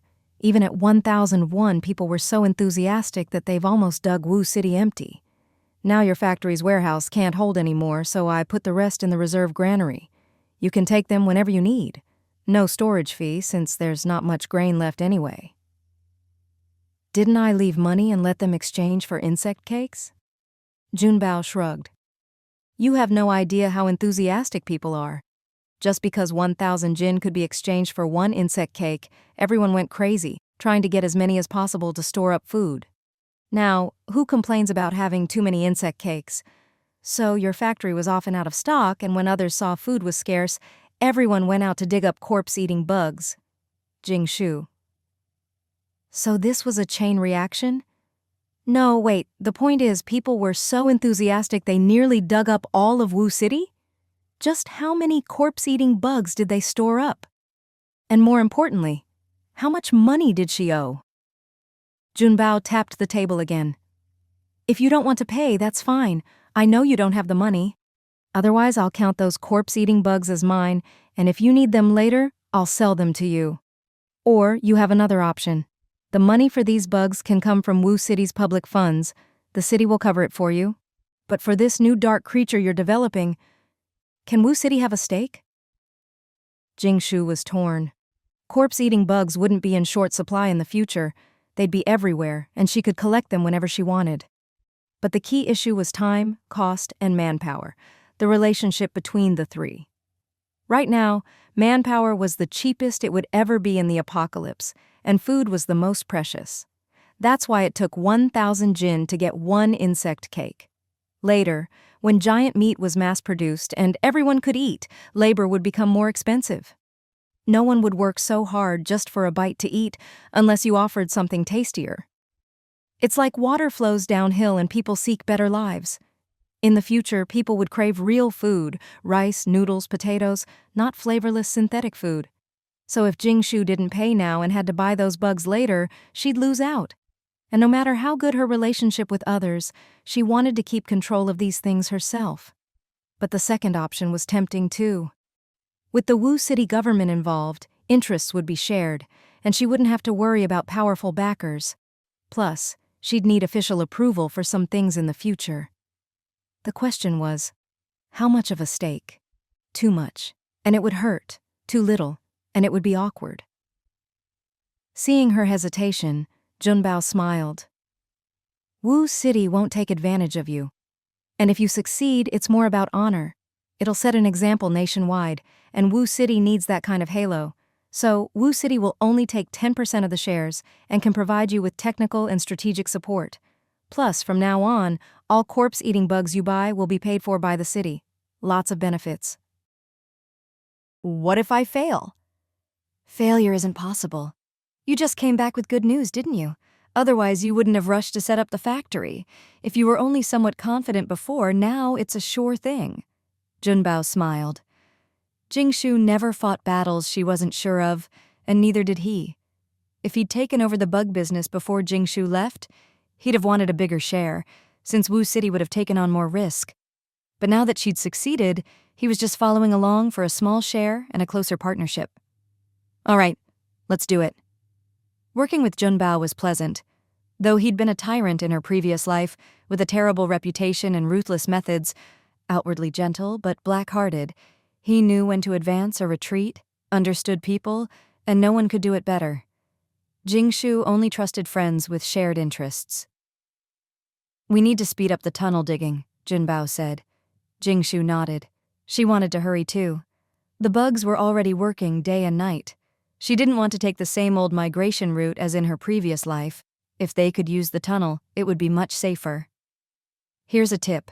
In 2 months, there's an 80% chance we'll have to migrate. Jing Shu was surprised. It's decided already? How's the underground city coming along? Not yet. The higher-ups haven't approved it. They say to hold on a bit longer. Usually a disaster only lasts a year, so if we tough it out for 6 months, it'll be over. If we migrate, too many people will die on the road. Some will stay to keep building the underground city and guard supplies, but the underground city can only house tens of thousands. Jing Shu nodded. Building an underground city meant considering every aspect, living systems, sewage, everything. It wasn't something that could be done overnight. As for holding on, with temperatures dropping below -70, it really would be a frozen hell. I understand. I'll start preparing. Jing Shu appreciated the heads up, even though she'd known for years. Don't spread the word. Next month, giant food will be mass-produced. Calm the people first, let them taste real food, and then they'll be willing to leave. Give everyone a sweet date first so they don't become numb with despair. Keep morale up, and the team will be easier to lead. Jing Shu went home and held a family meeting that night. In 2 months, there's an 80% chance we'll have to migrate. The official notice isn't out yet, but the route will be the one I'm digging tunnels for, following the old pre-apocalypse highway with service stations every few dozen kilometers. She'd never revealed this before, just quietly prepared. Only now did she share it. Her family was shocked, even incredulous. Migrate? Goodness, life is fine now. We have food. Why migrate? No matter how cold it is outside, we have the boiler and heater at home. If we have to migrate, what will we do on the road? Grandma's face was the worst. Migration was the most frightening thing in a disaster era. Wandering, homeless, rushing day after day with dangers everywhere, anything could happen. Third aunt said, "We have a boiler, but who else does? The garbage dump burns trash every day and everyone crowds there for warmth. It's so cold outside, who knows how much colder it'll get?" Jing Shu's mom frowned. No wonder. The authorities have been acting lately, rushing to collect grain. Commander Niu even told me to prepare more and store more dry food. Jing Shu's dad asked, "Where's the migration headed? Are we not coming back? What about our villa in Wu City? We have too much stuff to bring, furniture, daily necessities, clothes. We probably can't take it all. We'll have to bring all the food we can." Grandpa pointed to the poultry in the yard. "We have to bring all the live ones. They're our seed stock. Don't kill them, they're our hope for the future." Jing Shu's mom was worried. "We can't leave daily necessities behind, and if we don't bring enough clothes, we'll freeze to death on the road. Who knows what will be available at the destination? Everything is out of production now. Where would we get anything?"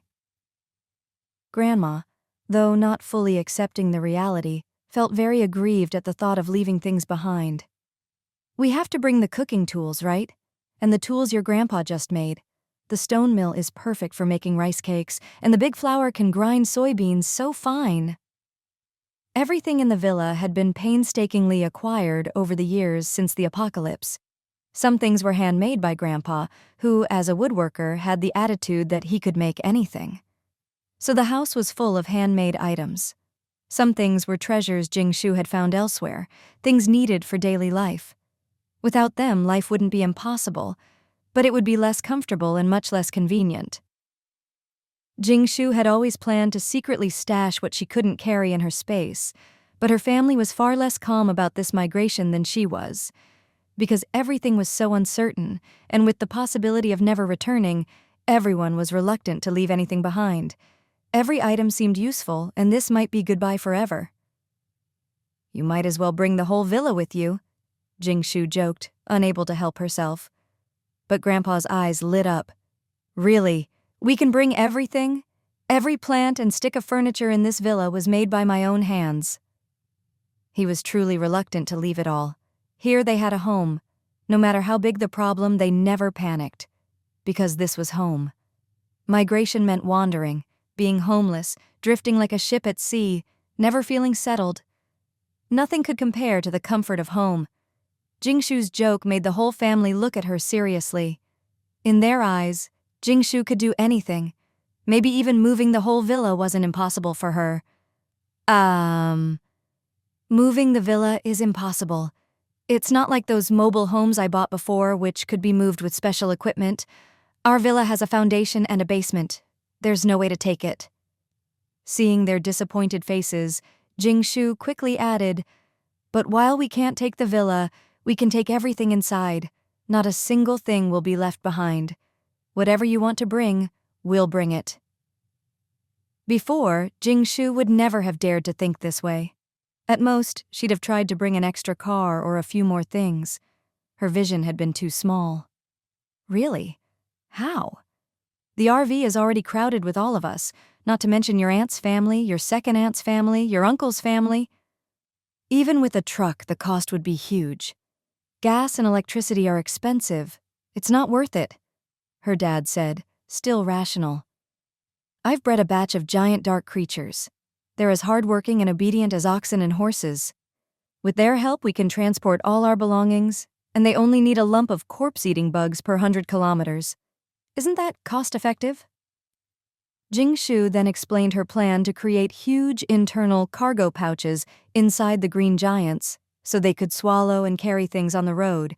There would be plenty of green giants, and they could even serve as buses or help the insect cake factory with deliveries, so helping the family move would be easy. Why was Jingshu working so hard? So that, even in the apocalypse, their quality of life wouldn't drop. She wanted to have whatever she needed, whenever she needed it. The green giants would always serve her first. So, when they heard that they could bring everything with them on the migration, every last thing from the villa for free with tireless, bug-powered livestock, Grandma's face wrinkled into a huge smile. They don't eat and they love to work. What adorable little darlings. The fat chicken rubbed against Grandma in protest. So love really does disappear, huh? I'm not your little darling anymore? Jingshu nudged the fat chicken, hinting that it really needed to lose weight. It was almost as big as a small ostrich now, but unlike an ostrich with long, slender legs, the fat chicken just had 2 thick, powerful drumsticks. It ate everything, did nothing, and just laid eggs all day. Now that they didn't have to worry about what to bring, everything else was much easier. During the earthquake, the family had already practiced migration scenarios several times, so they were experienced. In this disaster-ridden apocalypse, they knew what to do. We still have 2 months to prepare. On the road, we have to be frugal, can't live like we do at home. Use as little gas as possible and only use the boiler when necessary. Luckily, the RV has air conditioning and heating, and if we wear more layers, we should be fine. Grandpa tapped his cigarette and said, "If it's not enough, I'll add another layer of insulation to the RV. Before we leave, I'll make a batch of charcoal and we'll bring as much coal as we can. We'll make a sealed fireplace with a chimney out the roof. No way anyone will freeze." Jingshu quickly stopped him. "Grandpa, the RV is already too big and uses too much fuel. There's even a cannon on the roof. The insulation is thick enough, but a fireplace is a good idea. I'll stock up on more coal for the road." Grandma pointed to the vegetable garden. "I feel so uneasy about this migration.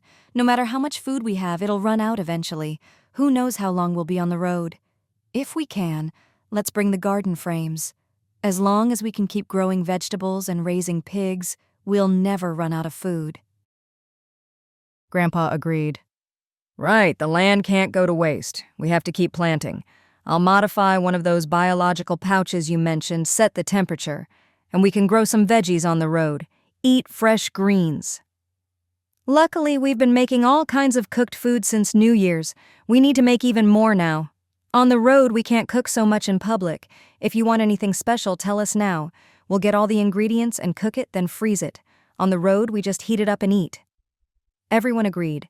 During migration, avoid cooking as much as possible to keep smells from spreading and attracting trouble. The biggest worries on the road were all the unexpected dangers. For example, troublesome bugs, dark creatures, bandits, people targeting them, landslides, sudden road cracks, and so on. The whole family started coming up with ideas, and the RV's security was taken to the extreme. Fortunately, they'd gotten some special metal memory materials from Chanduoduo, which could support the RV like an octopus, so even if it tipped or rolled, it wouldn't be a problem.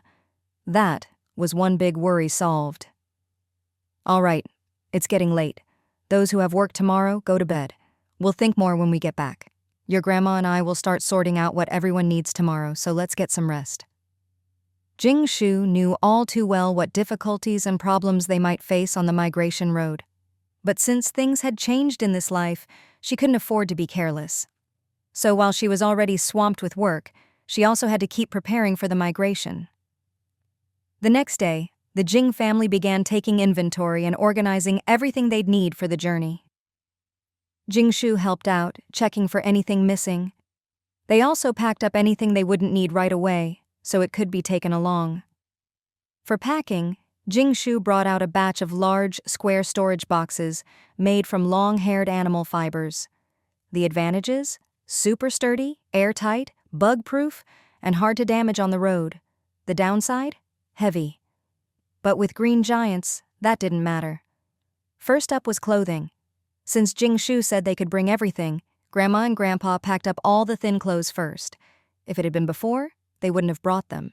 But now, as Grandma said, "You never know. After one round it might get hot again, so we can't throw away any clothes. Besides, these are all out of production now." Next, they sorted all the thick clothes and bedding, labeled each big box, and made a list of whose clothes were in which box, so it would be easy to find things later. Everyone had several sets of thick clothes, long johns, cotton pants, and camel hair outfits, thanks to Jing Shu's pre-apocalypse shopping spree. She'd bought so many clothes in so many sizes that just her own could fill dozens of boxes. After all these years, there were still some she hadn't worn, and there was still a batch in her space. Bedding was a bit scarce since there were so many people. Luckily, they grew cotton and Grandma had raised silkworms for years, so they had some silk quilts and cotton comforters. The best ones were wrapped up layer by layer and packed away. Next, they packed all the miscellaneous items they didn't need right now. Everyone had several boxes, but Jing Shu had the most. She always thought everything was a collector's item and couldn't bear to throw away her old toys. They also sorted out daily necessities: face wash, toothpaste, shampoo, cosmetics, and even thousands of rolls of toilet paper Jing Shu had bought recently. All the consumables were packed up. Even if some were expired, they'd just make do. Only a small amount was left out for daily use. Jing Shu put a batch of everything into her space just in case. She hated putting all her eggs in one basket. If something got lost on the road, she'd be in trouble. The study on the villa's second floor was full of outdoor gear: alcohol stoves, lighters, tents, windproof clothes, stove racks, etc. Half went into her space, half into boxes for open use on the road. There was also a basement full of food. Jing Shu planned to split it 3 ways: one part in the secret room of the mobile villa at the Red Threadworm factory, one part to take on the road, and one part in her space. Actually, she kept more supplies in her space than out in the open. She liked it that way. Nothing expired in her space, and it stayed fresh. She'd store things like shampoo in her space, and when the outside supply ran low, she'd restock from there. Even if the date expired, it was still good. She also had a batch of supplies from the US or the capital, premium stuff for personal use, ordinary food, and goods for gifts during holidays. The Jing family was used to eating their own homegrown, spiritual spring produce, and found other food bland. After all the miscellaneous packing, they started cooking everything they could. Since they didn't know how long they'd be on the road and it wouldn't be convenient, they made as much as possible. For example, flour was made into steamed buns, stuffed buns, wontons, dumplings, or if they had time, egg noodles, alkaline noodles, or dragon beard noodles. Grandma dried them so they'd last a year or two. Whenever they wanted noodles, they could just cook some. On the road, if friends visited, the Jing family would always ask, "Want some noodles? I'll cook you some."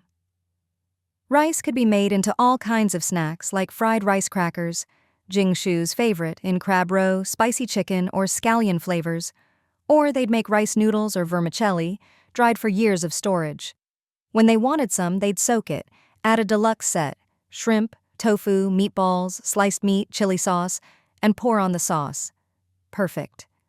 Wu City also had a specialty snack: stir-fried rice noodles with chicken or beef, celery, bean paste, and chili. Add the rice noodles and it was amazing. After making the rice noodles, Grandma made jars of chicken and beef sauce to go with them. Add a chicken leg and an egg, and it was simple and delicious.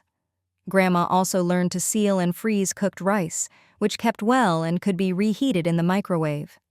Jingshu didn't bother, she just steamed it and put it in her space.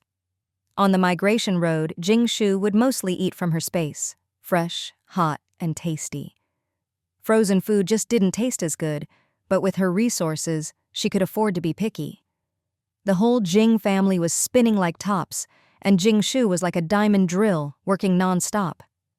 She only slept 5 hours a day, always on her feet. Besides spending 4 hours a day practicing the Rubik's Cube to upgrade her space, she also had to hurry and breed green giants. Breeding them was simple.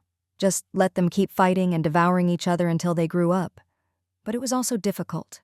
The green giant, this dark creature, was intended to be bred as a public transport vehicle and other transportation tools.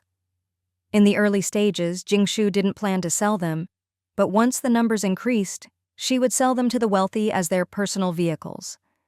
Before the apocalypse, you had your Mercedes, BMW, Maserati, or supercar, customized. The higher the price, the more face you had.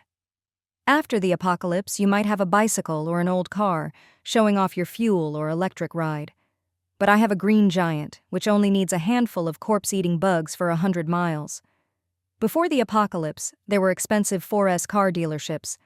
After the apocalypse, you'd need a green giant maintenance shop to take care of your beloved car. But then came the tricky part. Once bred, these green giants had almost no intelligence. Like most dark creatures, they evolved only to eat. Every organ was for survival, and their brains were probably eaten by themselves. So training them like horses was impossible.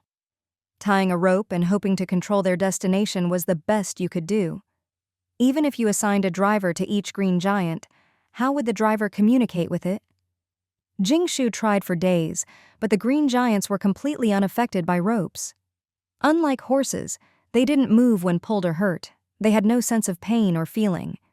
Trying to use commands or external cues to get them to a destination was hopeless. The biggest problem was that green giants, being slime creatures, only knew how to eat. Anything and everything, including people. If they accidentally ate the driver or passengers, that would be a disaster. Without absolute safety, Jingshu didn't dare let them out. The green giants Jingshu bred would only listen to her. If she told them to go east, they'd never go west, and they followed orders perfectly, just like the mud mermaids. Jingshu guessed this was because her space had absorbed so much green energy, which influenced them, just like her spiritual spring. With mindless creatures, as long as you brought them into her space and fed them spiritual spring water for a while, they'd obey any command. But what use was that? Jingshu was only one person. If green giants became transportation, she couldn't possibly direct them all herself. With more and more of them, it would be impossible for one person to manage. So that wasn't a solution. Jingshu lost sleep over how to make green giants into obedient, useful tools. Whether as buses or cargo haulers, their job was simple: swallow passengers or cargo and head to the destination. Buses would have fixed routes, cargo haulers would not, and if the rich rented them, the routes would vary. So having Jingshu as the sole dispatcher, making green giants follow fixed routes, wouldn't work. They couldn't adapt. Forget about mapping Wu City for now. With migration coming and more green giants on the road, they could do a lot, carry people and goods, etc. Once at the migration site, a few fixed routes could be set up for them as people movers. Jingshu had invested so much. The sooner she could start operations, the sooner she could make money. Anything related to transportation, green giants could be involved in. So, ordinary training methods were useless, and making them obey anyone's orders wasn't practical. So, if ordinary people couldn't communicate with green giants, how could they take on the responsibility of transportation? The key was for Jingshu to be able to let go. Jingshu realized there needed to be a communication bridge and a central coordinator, and most importantly, a way to implement it. Passengers pay, give an address, and the green giant goes to the destination. For cargo, the green giant picks up and delivers, all without Jingshu's involvement. Jingshu felt stuck in a dead end. Maybe she could just control all the green giants herself, set up simple fixed routes, and work harder during cargo runs. But that wasn't a real solution. Then, while logging into her insect cake factory's website, inspiration struck. In the apocalypse, the only currency was virtual coins, and payment was by facial recognition, more convenient than a POS machine. Electronic networks and apps could save a lot of trouble. They could act as a second intermediary. If each green giant had a command receiver and GPS with dozens of preset routes and commands, a central hub could send orders to the green giants. And the central hub didn't have to be a smart human. It could be a green giant king to relay commands. Even if its intelligence wasn't high, with just a few fixed modes, it could handle things. Low intelligence was fine as long as they could follow orders. With the king overseeing things, it could report back in time and prevent passengers from being eaten. If something went wrong, the king could alert staff to handle emergencies. Once she figured out the big picture, the smaller problems didn't seem so bad. Jingshu even thought about giving each green giant a phone or a locator, scan a QR code to get passenger info, know which green giant to take, and book rides via phone app. This would require cooperation with the local government, since it involved location and network permissions. With this, you could choose cargo, pickup, drop-off, reservations, etc. Even in the apocalypse, service still mattered. Of course, this would be a rental model, by the day, by the month, or even for migration help. For migration, they'd just follow the convoy, which was simple. The bus model would be even easier. She'd figure that out later. Jingshu had many ideas for the future of green giants, but for now, she gritted her teeth and used the green crystals to cultivate a green giant king. This was simple. Just pour in energy. Even the dumb, fat chicken became smart after drinking spiritual spring water. If that didn't work, Jingshu would use spiritual spring water to raise an intelligent green giant king. In just half a month, Jingshu successfully bred a green giant king. After devouring a huge amount of green energy and its own kind, a 5-meter-tall slime appeared before her. 5 meters. That's just the normal size of a Hulk king. Most of the time, though, it prefers to turn into a puddle of green water and lie flat on the ground, pretending to be a salted fish. Just a patch of green slime, spread out on the floor, not much to look at. Out of all Jingshu's many pets, this intelligent creature is by far the laziest. Maybe it's true what they say. Everyone has their own ambitions. Little Green, that's the new name Jingshu gave it, has no desires or ambitions at all. Jingshu still can't believe that under the combined assault of green energy and spiritual spring, she managed to cultivate such a thing. Its greatest wish is simply to lie there and not move. This Hulk king, which could have devoured its entire species and grown into a mountain, becoming the stuff of legend, is actually even less impressive than a normal Hulk. It's honestly embarrassing. Even though Little Green is a total slacker and never wants to move, it does have one redeeming quality. Its brain system is extremely active, and it loves to communicate with its own kind. Though Jingshu has no idea what they're talking about. Well, that's fine. Jingshu's whole purpose in cultivating Little Green was to use it as a bridge for communication. With this guy around, she could leave all the coordination work to it. The next step was figuring out how to run this model. For that, Jingshu once again turned to the town government for help, asking for technical support to develop a mini program, as well as network support for things like connectivity and location services. Full 5G coverage was impossible. Once you left the city, there was no signal. The 2E network was slow, but at least it was something. A month before the migration, the Hulk finally entered its trial operation phase. Although it was still far from the kind of transportation people imagined, it was already a huge breakthrough. Over the past month, countless people had been waiting to see Jingshu make a fool of herself.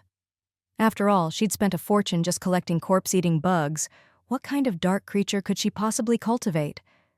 When the name Hulk first started circulating, many of the upper-class people in Wucheng were very curious. A Hulk? What's the value of this kind of dark creature? Is it for food? That can't be it. Then what's it for?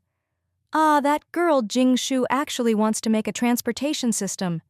That's way too hard in the apocalypse, and there's no value in it. She's bound to lose money. The key is, dark creatures can't be tamed. Has this Hulk been tamed? The costs are so high. Just collecting corpse-eating bugs cost who knows how much. How can you ever recoup the cost with a single vehicle? Who has the money to make a transportation system? Anyone with money already has a car. But the roads are so bad now. There's only one main road in all of Wucheng. Even if you have a car, you can't get out. In short, almost no one was optimistic. The main issue was the huge investment. Then, the town government's big data homepage added a new mini-program called Hulk Bus. The slogan was, "The Hulk takes you to work and brings you home. The town government even offers subsidies." The key words that caught the attention of many official workers were government subsidy. Getting to work was hard these days.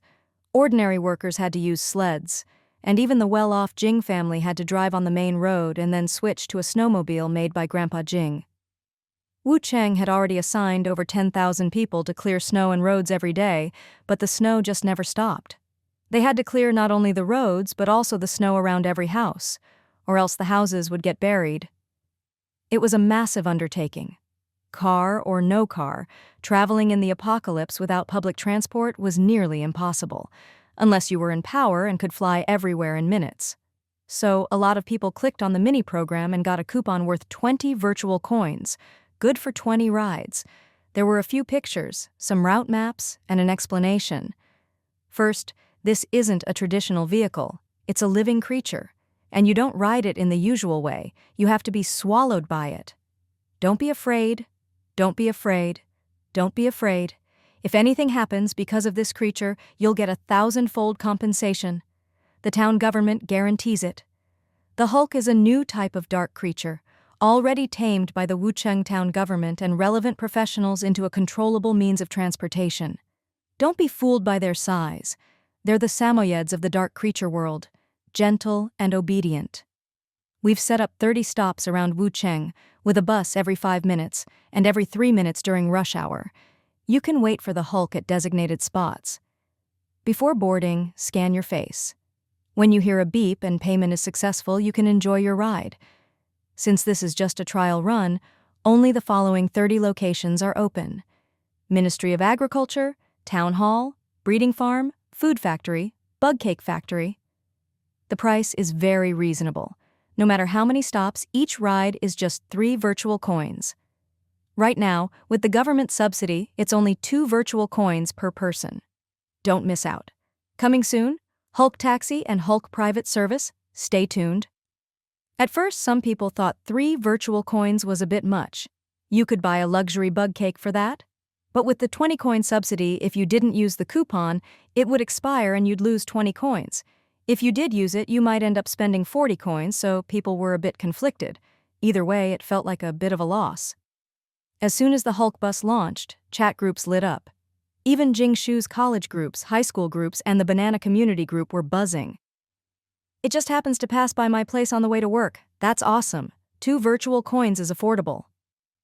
Ordinary people probably still can't bear to spend it. If you can go out to work these days, you'll use it. Those without official jobs don't even have work to go to. Yeah, haven't you noticed? This is aimed at official workers.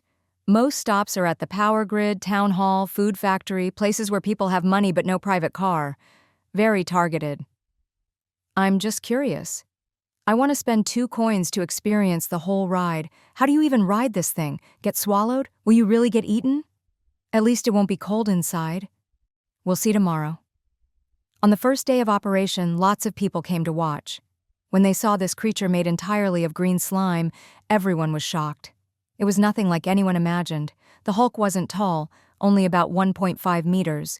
But it was very long, really a bit like an old bus, except now it was just a mass of liquid. Inside its belly, though, was a long compartment made of fluffy balls. The Hulks opened their mouths, and anyone wanting to board had to be scanned by a device in the Hulk's mouth. Only after hearing a beep could they go inside. This is where the virtual coins are deducted. Before boarding, the fare is taken, just like a regular bus. This is to prevent fare evasion. Jing Shu is the type to be cautious first and generous later, never giving people in the apocalypse a chance to take advantage. People coming to try it out didn't feel uncomfortable. Instead, they found it novel to stoop and walk into the Hulk's body, picking any fixed spot to sit down. These seats were just two long protrusions integrated into the compartment. It was a bit crowded, but no one minded much. Shielded from the heavy snow outside, with the compartment lined with long-haired balls, the inside of the Hulk felt surprisingly warm and cozy. Once it was full and no one else could squeeze in, the Hulk would slowly close its mouth and head off to the designated stop. The way the Hulk moved was different from ordinary creatures. Normal animals use their feet, but the Hulk used the slime under its belly. Those were its feet, rolling rapidly and tightly along the snow. It was actually quite fast. Normally, in this kind of snowed-in, blocked road weather, it would take ages to travel a few kilometers. But for the Hulk, there was no such thing as a blocked road. Anywhere it could touch was a road, whether it was vertical or had obstacles. It always took the shortest straight-line route, rolling right over any obstacles in its way. This made things tough for the first-time passengers. At first, they chatted excitedly about how warm and fast it was, but soon it felt like riding a roller coaster, up and down, side to side. By the time they reached their stop, everyone was swaying and dizzy from all the jostling. "It's a bit bumpy." "A bit. Ugh, I almost threw up." Food was so precious that even when someone nearly vomited, they forced it back down. The taste was awful. So the most common feedback from the first day was about how many people got motion sick. Fine, Jing Shu took the feedback to heart and had Little Green instruct the Hulks to be steadier the next day. After the Hulk bus started its trial run, Jing Shu shifted her focus elsewhere. Now wasn't the best time to expand the Hulk bus. 80% of people didn't have the virtual coins to ride. Most were still struggling to get enough to eat, and the whole country was in famine. Only official workers could afford to enjoy this transportation. So Jing Shu didn't plan to expand the buses or routes. The real focus would be during the migration. How many people would be willing to pay to hire a Hulk to move their belongings or ride along? For now, the bus was just a vanguard, planting a seed in the market. When the time came, Jing Shu's family could blend in with the crowd, moving their supplies with the Hulks without drawing attention. The migration had to be low-key. While she wasn't afraid of trouble, it was best not to attract it. As the migration day drew closer, news in Wucheng became more tightly controlled. Only those with top-level connections knew that the entire city was about to relocate. The snow kept falling, heavier and heavier, almost swallowing everything. The original city center of Wucheng, being in a basin, had been flooded in the second year, hit by earthquakes in the third, and eroded by mudslides in the fourth. Now, it was buried under snow. Drone footage with floodlights showed only a few skyscraper tips poking out above a vast, white expanse. The temperature kept dropping, so low that stepping outside could kill you unless you were bundled up in layers. Minus 60 degrees Celsius, already close to the human body's limit. In the resource-rich days before the apocalypse, with full heating systems, it wouldn't have been a problem. But now, the town government had to implement emergency heating measures. Fuel was scarce, and energy like natural gas had to be reserved for the artificial sun to keep food production going. What else could they do? Long-haired products were in short supply, with less than 10% of people having them. The town government took out loans to gather as many cold-weather supplies as possible. Since no household could afford to heat their own home, everyone was gathered together for centralized heating. At least fewer people would freeze to death. Ordinary people didn't realize how serious things were. They only knew that there was finally some good news. After countless deaths from starvation across the country, a new type of food had been invented: giant food. Starting today, it was on sale at the Wucheng Bug Cake Factory, and the price was only a little higher than bug cakes. Compared to synthetic meat, which only the middle class could afford, and bug cakes, which were all the poor could eat, now there was a new option: giant food, which even the lower middle class could buy, and it was real meat. This meant that people wouldn't starve anymore, and there would be more food choices. It also meant that the resources saved could be used for other things. The hot topics in Wucheng lately were just a few. Those with spare money wanted to try the Hulk bus or buy some of that weird cell-like meat. This meat is as tough as wood, worse than the driest chicken breast. If it weren't for the salt, I'd think I was chewing on a stick. Honestly, it's not much better than bug cakes. Why is it even a bit more expensive? Hey, having anything to eat is good.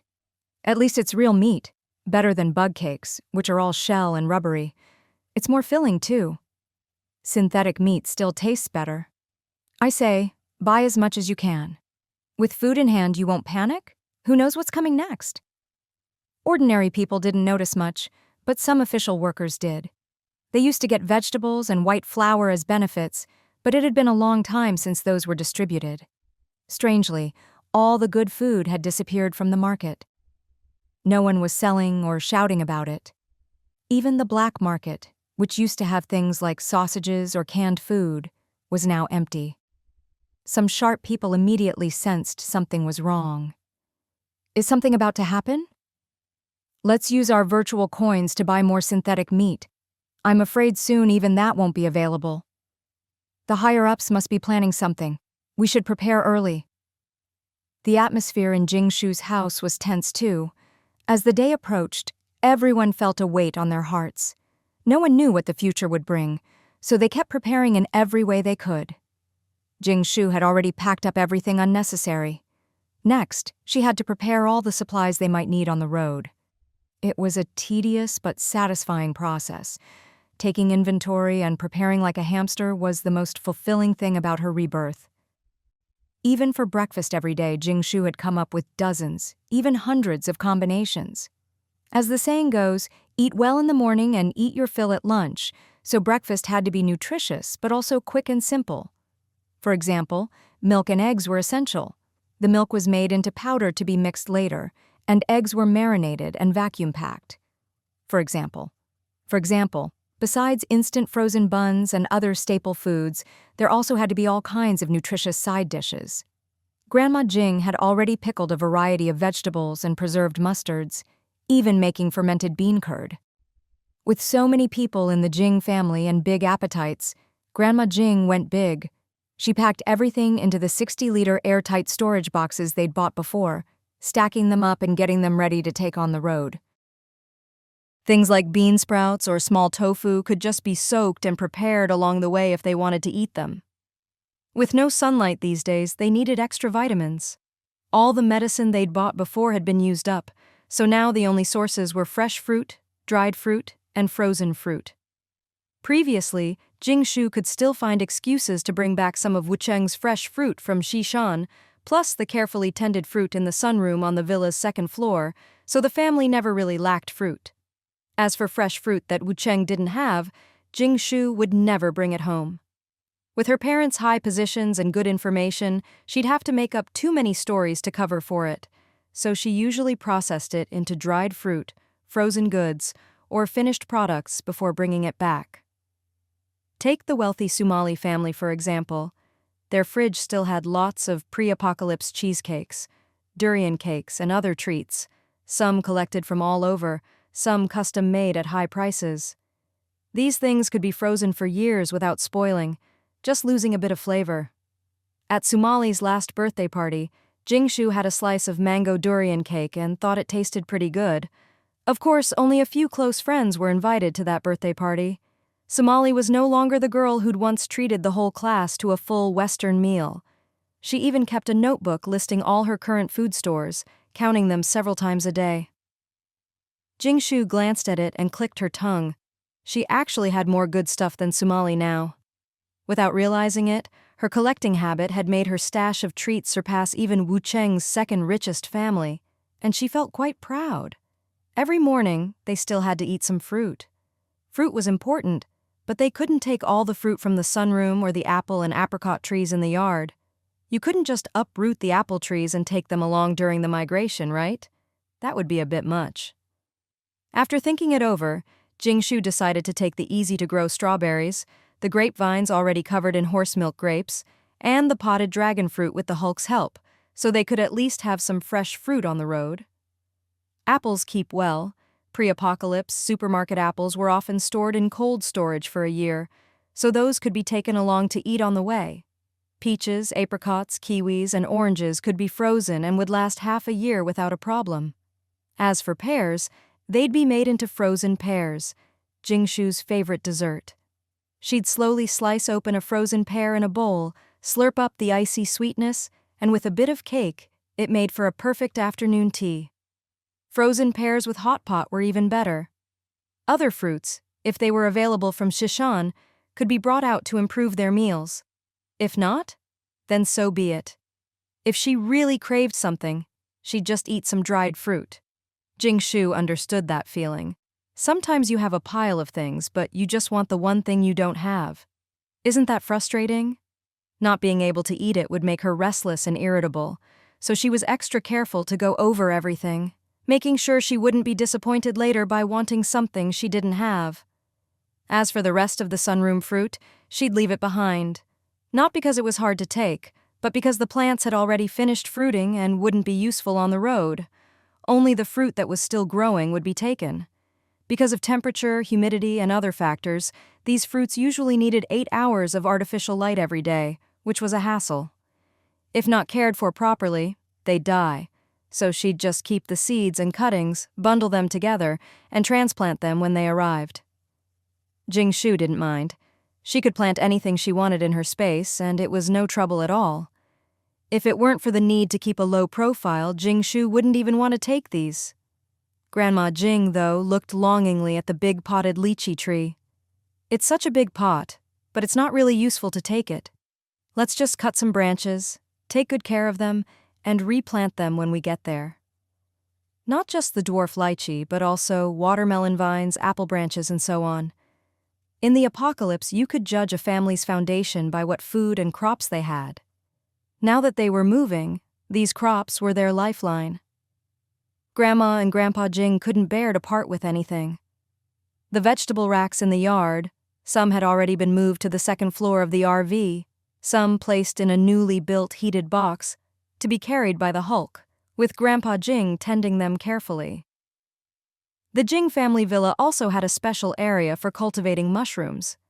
These made delicious soups, and any surplus mushrooms were dried for storage. Soaked later, they'd swell up and not take up much space. These mushrooms are easier to care for than vegetables, less delicate. If we can take them, we should. Who knows what it'll be like where we're going? Wucheng isn't short on food, but other places might be.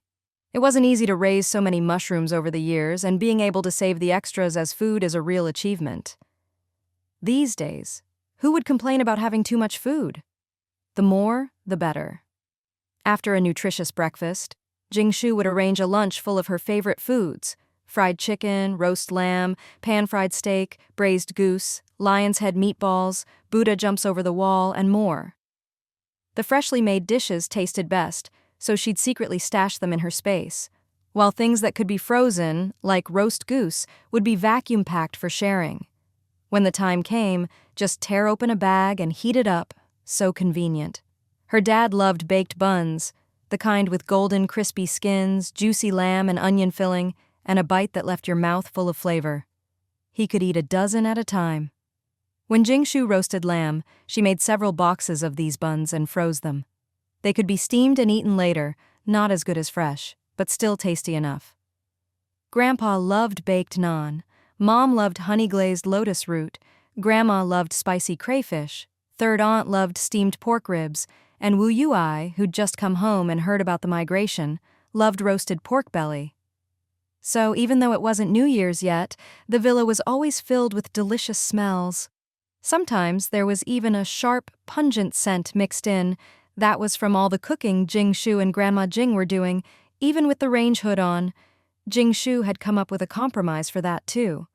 For example, besides instant frozen buns and other staple foods, there also had to be all kinds of nutritious side dishes. Grandma Jing had already pickled a variety of vegetables and preserved mustards, even making fermented bean curd.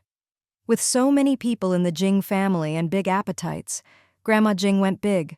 She packed everything into the 60-liter airtight storage boxes they'd bought before, stacking them up and getting them ready to take on the road. Things like bean sprouts or small tofu could just be soaked and prepared along the way if they wanted to eat them. With no sunlight these days, they needed extra vitamins.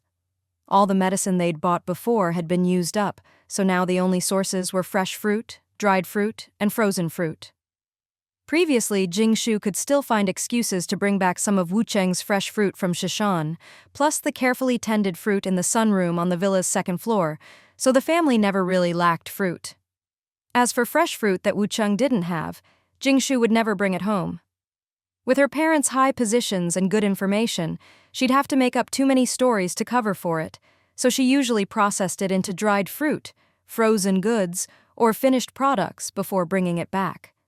Take the wealthy Somali family, for example. Their fridge still had lots of pre-apocalypse cheesecakes, durian cakes, and other treats, some collected from all over, some custom-made at high prices. These things could be frozen for years without spoiling, just losing a bit of flavor.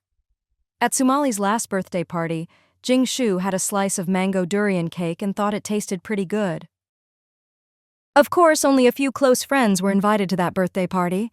Somali was no longer the girl who'd once treated the whole class to a full Western meal. She even kept a notebook listing all her current food stores, counting them several times a day. Jingshu glanced at it and clicked her tongue. She actually had more good stuff than Somali now. Without realizing it, her collecting habit had made her stash of treats surpass even Wucheng's second richest family, and she felt quite proud. Every morning they still had to eat some fruit. Fruit was important, but they couldn't take all the fruit from the sunroom or the apple and apricot trees in the yard.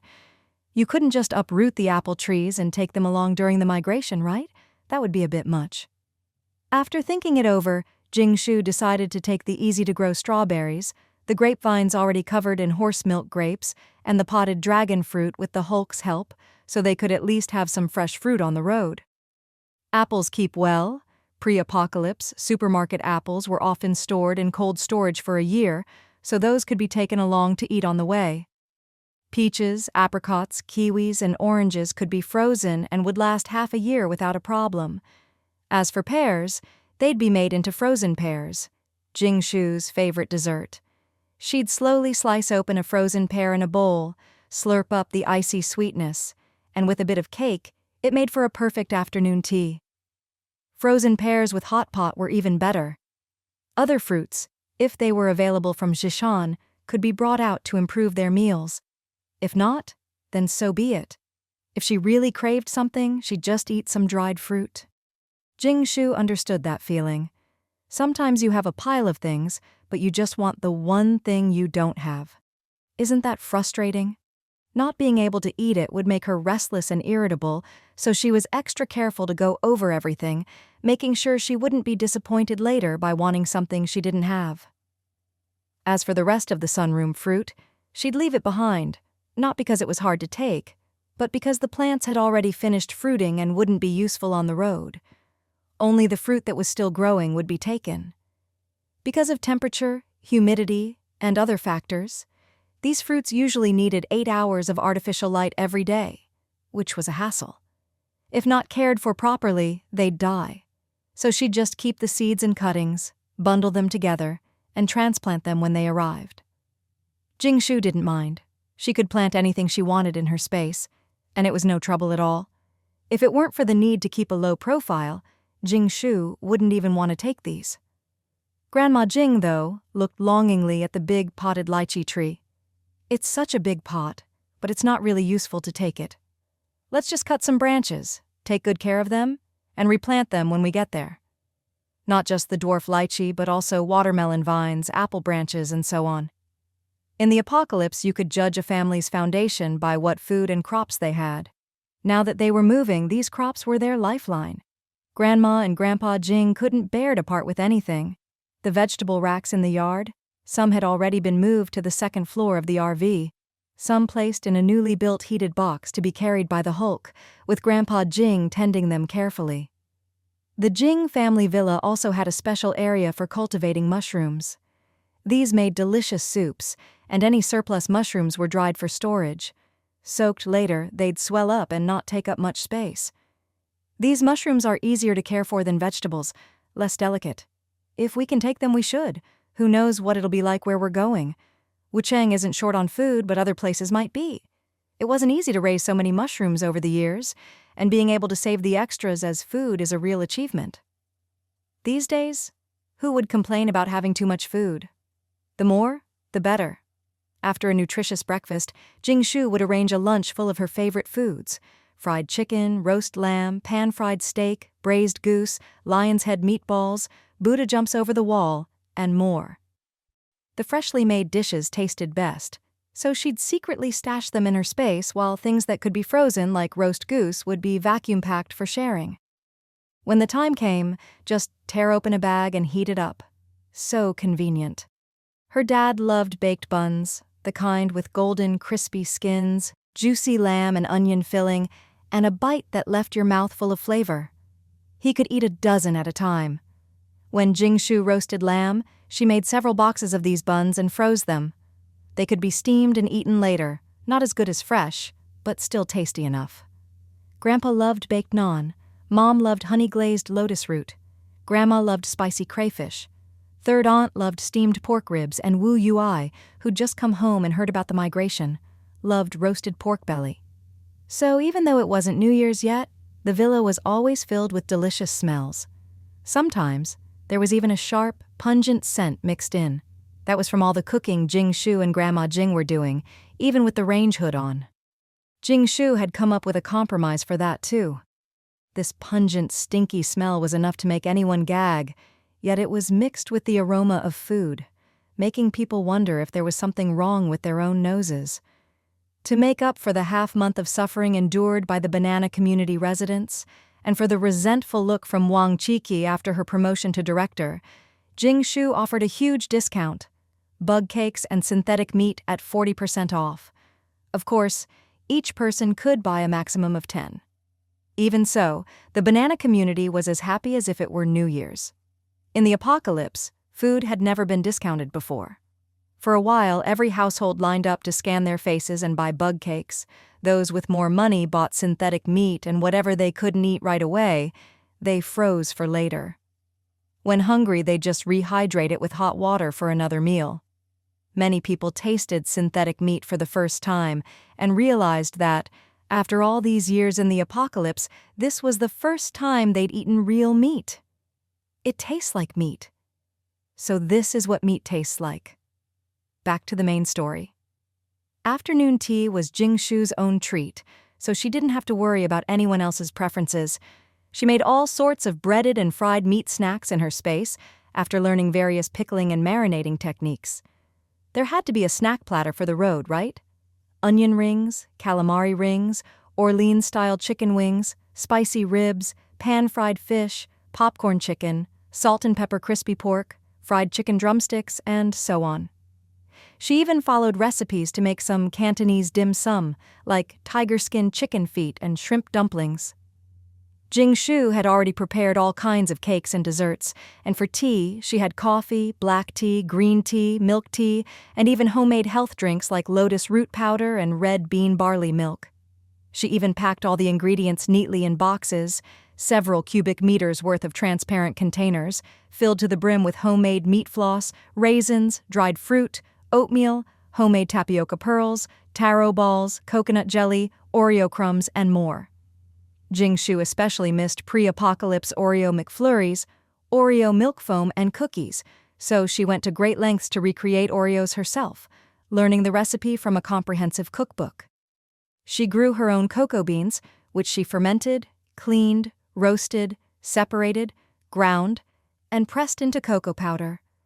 She refined butter and coconut oil from her own coconuts, extracted vanilla from vanilla pods, and sourced or substituted the rest of the ingredients. After several failed baking attempts, she finally made something that tasted almost like the pre-apocalypse version. It made Jingshu appreciate how convenient life had been before the apocalypse. Every little ingredient was the result of countless combinations and transformations. She cherished food even more now, treasuring all the foods that had gone extinct after the apocalypse. Life had returned to its most primitive state, but fortunately, Jingshu never lacked raw materials, so she could experiment and create so many advanced food products. With such a complete range of ingredients, Jing Shu could have opened a coffee or milk tea shop. These toppings could be added to milk tea, lotus root powder, or other liquid foods, or just eaten as snacks. But Jing Shu also knew that further food processing was impossible now. She'd already done her best. Making all natural foods was fine, but as the pre-apocalypse supplies ran out, most things had to be homemade. For example, chicken bouillon. Her family learned from the internet to make a substitute using dried chicken breast, shiitake mushrooms, and dried shrimp. As long as you could find a substitute, it was fine. The real trouble was when you couldn't. When you needed something and didn't have it, you'd really feel how inconvenient survival in the apocalypse was. Once Jing Shu had fully prepared all the food at home, Wu Cheng finally began to let a few rumors slip out. Listen, don't tell anyone else, okay? I have a relative who works in the town government. They said Wu Cheng is going to migrate. What?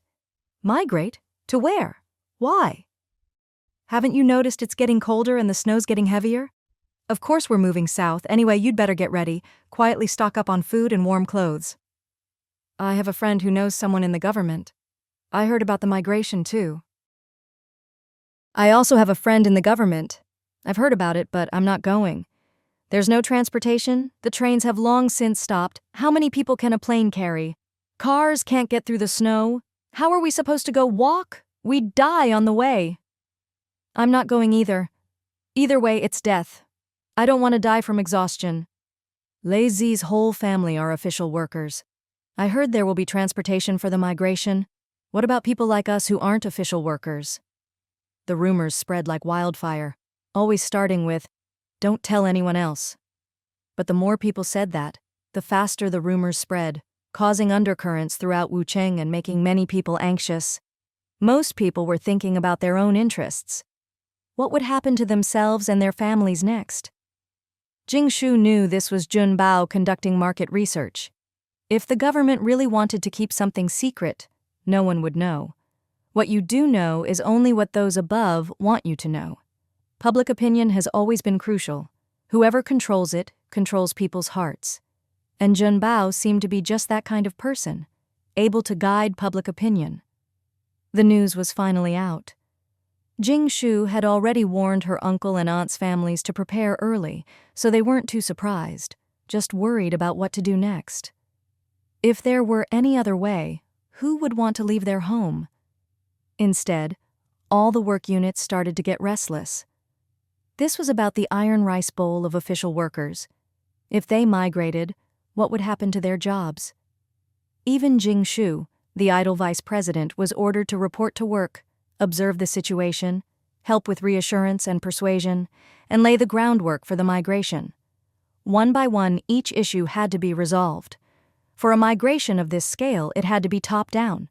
The higher-ups assigned tasks, the lower levels distributed them. If you could do your job, you stayed. If not, someone else would replace you. If you were willing to go, great. If not, you'd be dismissed. Each unit would first secure the interests of some people, then talk about the bigger picture. The goal was to quietly get more people to agree, and even those who didn't want to go would have to agree for the sake of their own interests. As for the truly stubborn ones, well, they'd be made an example of. Compared to jobs with strong local ties like the power company's official workers, who were very anxious, if they migrated, their jobs would become obsolete, and what about their salaries? During the migration, their benefits would definitely not be as good as those in other departments, like food processing, which was in demand everywhere and never had to worry.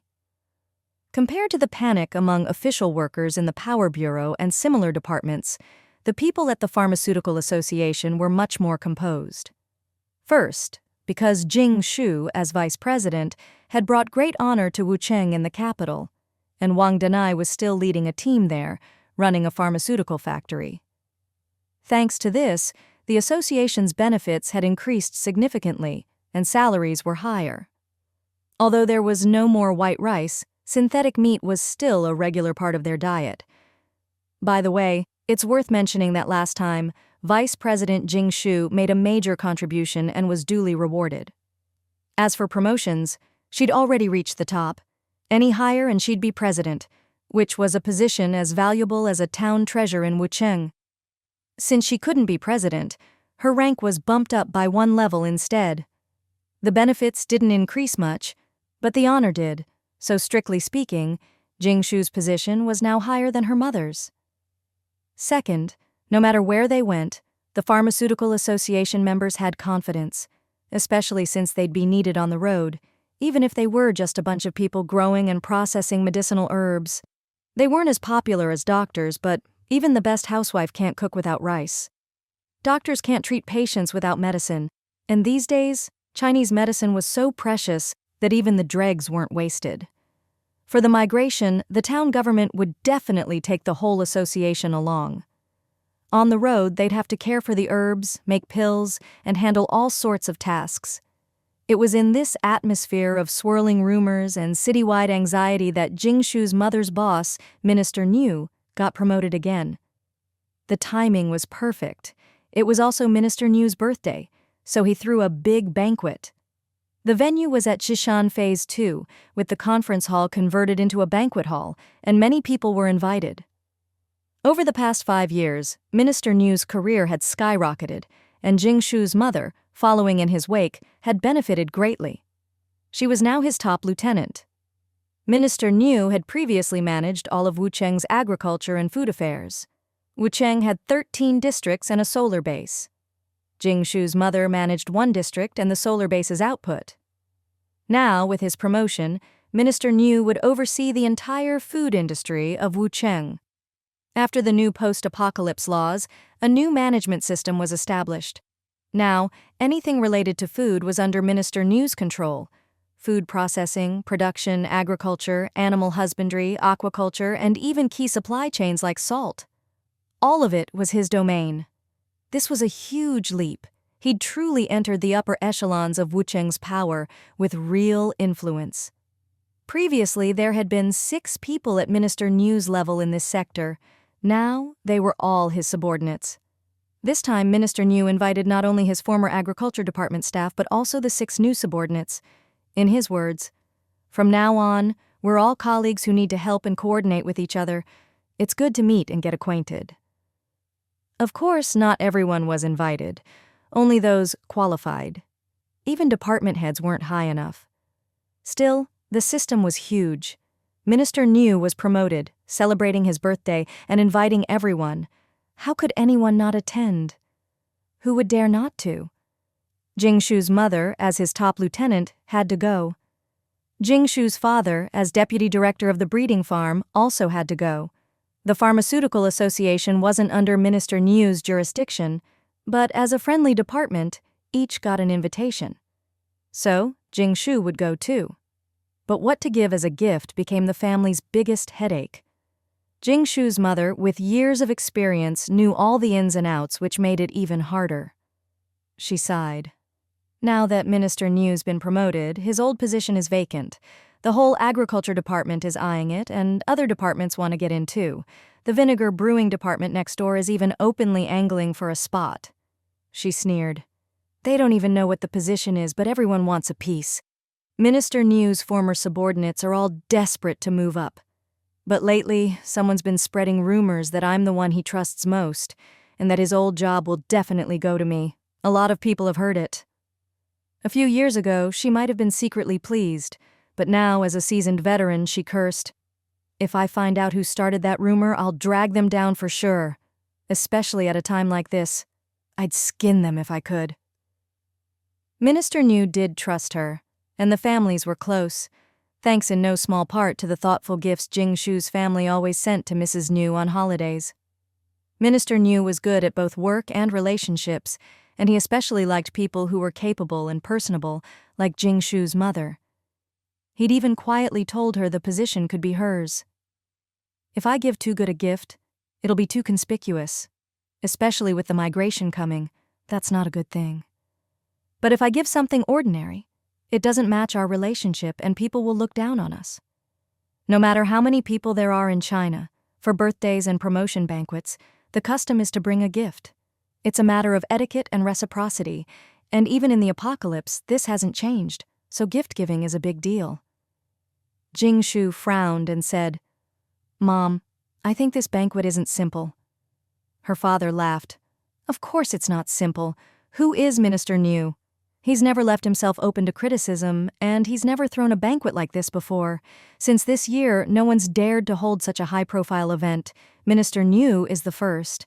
Some people say he's gotten arrogant. Could Minister New really be arrogant? Her mother shook her head. No, this banquet is probably officially approved.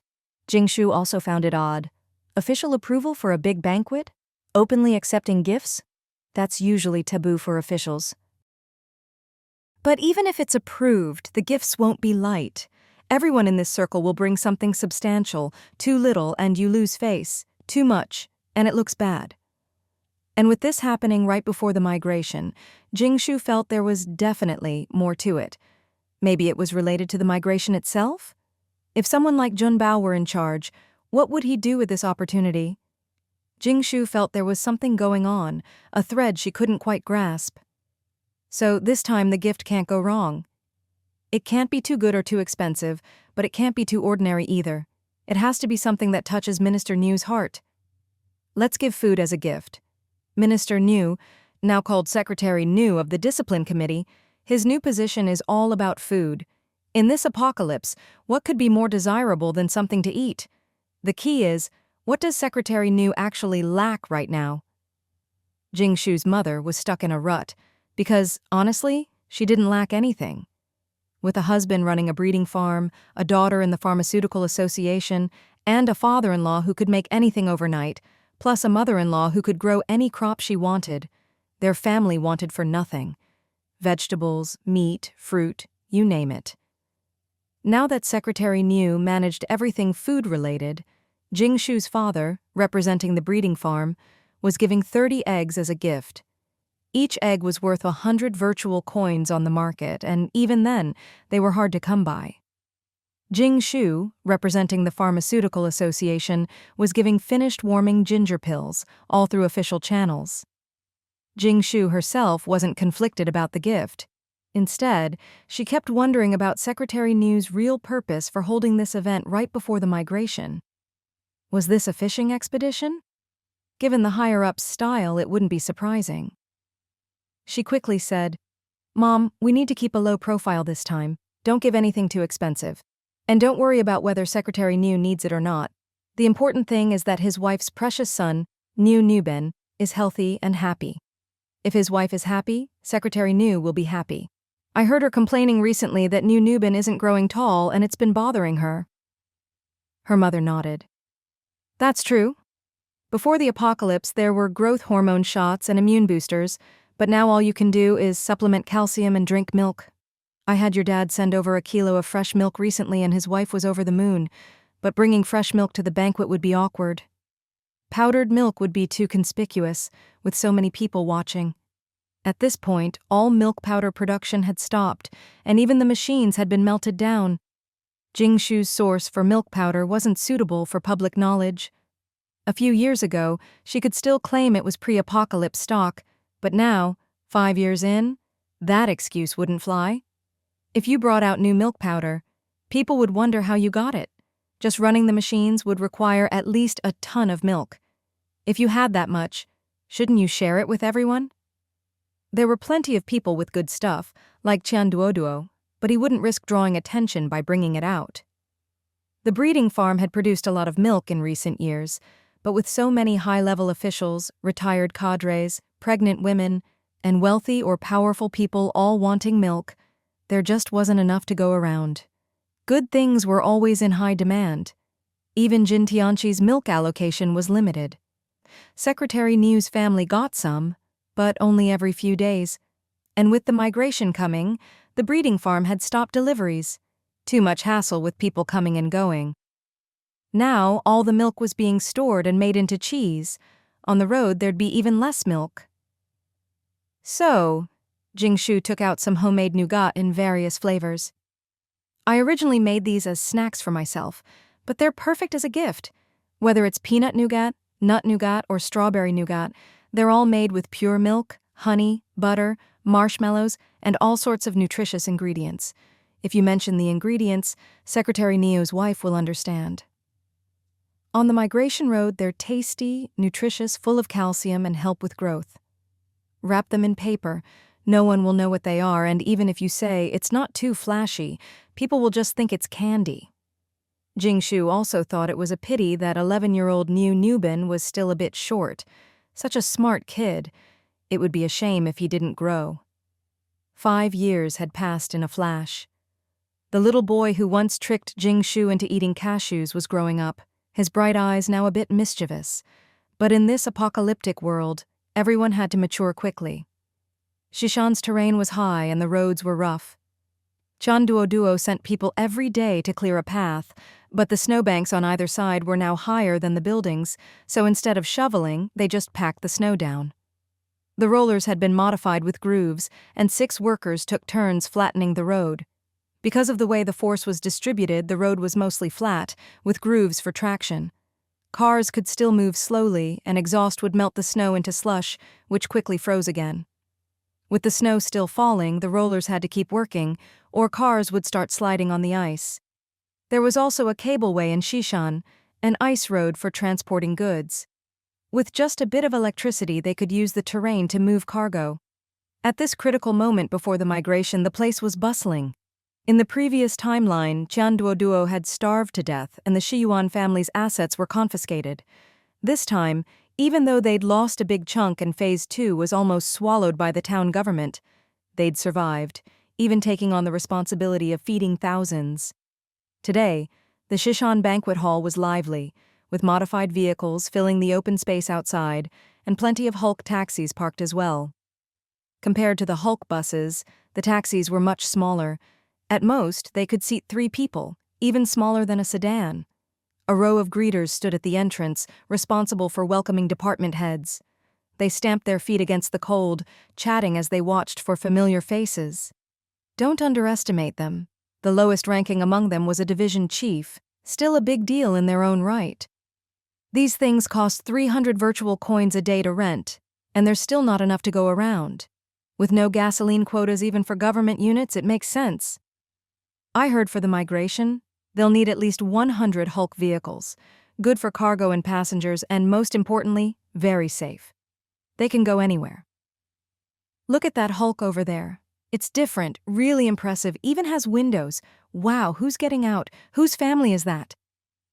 That's Su Lanji, one of Secretary Niu's subordinates. They say she's likely to take over his old position. Who's that man? And the young girl? Do you have to bring your whole family to a banquet now, like before the apocalypse? Don't talk nonsense. Her husband is the breeding farm director. The young one must be their daughter. The middle-aged man quickly went to greet them. As a division chief, he knew his place and wouldn't gossip. The family of 3 was welcomed to the entrance, where 2 tables were set up. One person collected and checked gifts, the other recorded them. It was just like a pre-apocalypse wedding banquet, actually even more meticulous. Jingshu's father handed over the eggs, wrote down the breeding farm, and specified 30 eggs. The checker actually counted them one by one. Jingshu handed over the pills, writing down the Pharmaceutical Association. When it was her mother's turn, Secretary Niu's wife called out from afar. "Lanji, you're finally here. Everything going well? Come inside, it's freezing out here." Her mother smiled and nodded. "Yes, it's getting colder and colder." Madame Niu smoothly took the big paper-wrapped bag of nougat and said, "No need to register your gift. We're all so close. No need for all that formality." Liu Sheng, who was recording the gifts, looked a bit troubled. "Madam," Jingshu raised an eyebrow. Madame Niu was in a hurry to take the gift, clearly not wanting others to know what it was. It seemed there really was something fishy about this banquet. "Oh, so this is old Niu's most trusted subordinate? That's quite a tightly wrapped package. What good stuff are you hiding in there? Let us have a look." A middle-aged woman, Luo Dan, strode over from the main hall. At this point, there was no hiding it. Madame Niu smiled at Jingshu's mother and said, "This is Madame Luo, wife of Secretary Luo, who used to be old Niu's superior. She's also surnamed Luo." Then she turned to Luo Dan and said, "I honestly don't know what's inside either. Let's open it and have a look, and let Shengzi record it on the gift list. No matter what it is, we'll have to return the favor later." Normally, as the host, Madame New would never let someone be so nosy about other people's gifts. She'd have slapped them for it. What business is it of yours what others give? But this time was different. Secretary Luo used to be Secretary Niu's superior, but after a transfer, they were now equals. Madame Niu just hoped Lanji would understand the situation and not give anything too flashy. But given the relationship between the two families, that was hard. Lanji's family was well off. They'd often sent fresh strawberries, fruit, and even honey. Luxuries in these times. Of course, the two families exchanged gifts regularly, and Madame Niu enjoyed dealing with Lanji's family. "Auntie, let me do it. Here's how you untie it." Jingshu stepped forward and deftly untied the 4 strings, revealing a bag full of creamy white nougat. Jingshu handed a piece to Madame Niu and winked. "It's just some nougat. I heard New Nubin liked it, so my mom had me make some. It's nothing fancy, just something we whipped up at home with ordinary ingredients."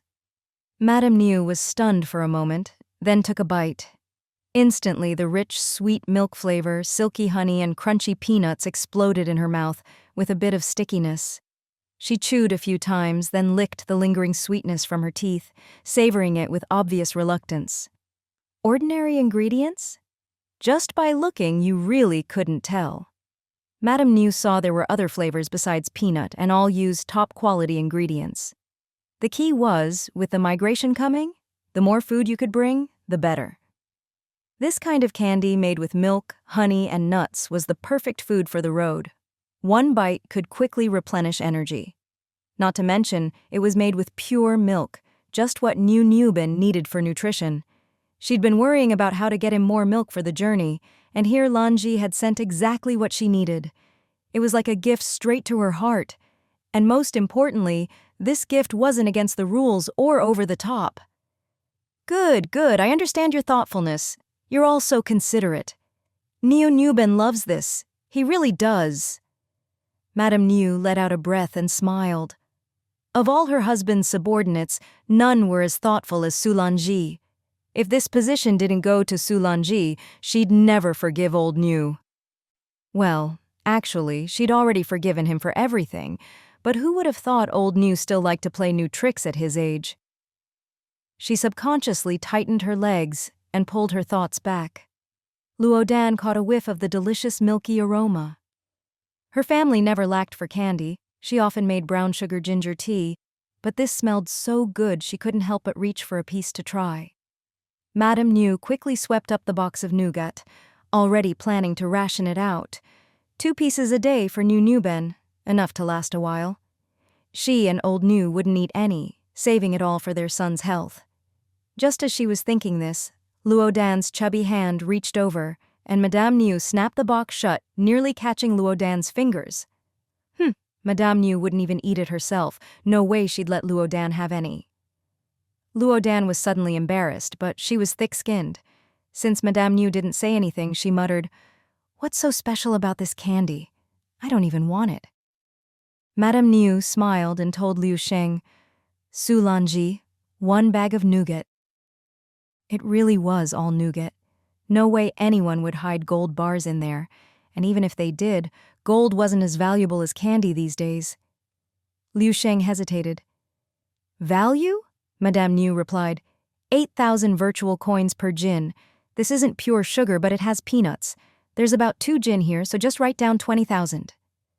She deliberately quoted high, so Liu Sheng wouldn't be in a tough spot. He was responsible for this, and if the value was too low, it would look bad. Madame Niu was fair, and everyone was watching. Of course, if people knew about the pure milk, honey, cashews, and fruit inside, the value would be much higher. A single jar of pure honey was so expensive, even Madame Niu's family couldn't afford it. Its nutritional value was obvious. And sugar, except for a few places that still produced it, was all from old stock. The price was sky high, and even then, people preferred to keep it for themselves rather than sell it. Anyone with sugar didn't care about virtual coins. Madame Niu's family had given out several bags of brown sugar for New Year's, so in terms of reciprocity, her family and Lanji's were about even. Nothing too flashy. Someone even brought a hen as a gift today, which made Madame Niu furious. A hen was now as valuable as a luxury car. Giving a luxury car to a leader for their birthday. How conspicuous is that? So old Niu was dragged off to have a talk. Annoying. After the gift list was done, Madame Niu happily led Jingshu's family to their seats.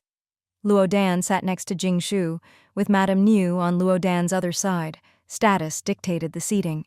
Luo Dan had already noticed Jingshu. At first glance, she thought the girl was beautiful. Her presence, looks, and even her style all seemed like someone from before the apocalypse, untouched by hardship, with soft, glowing skin.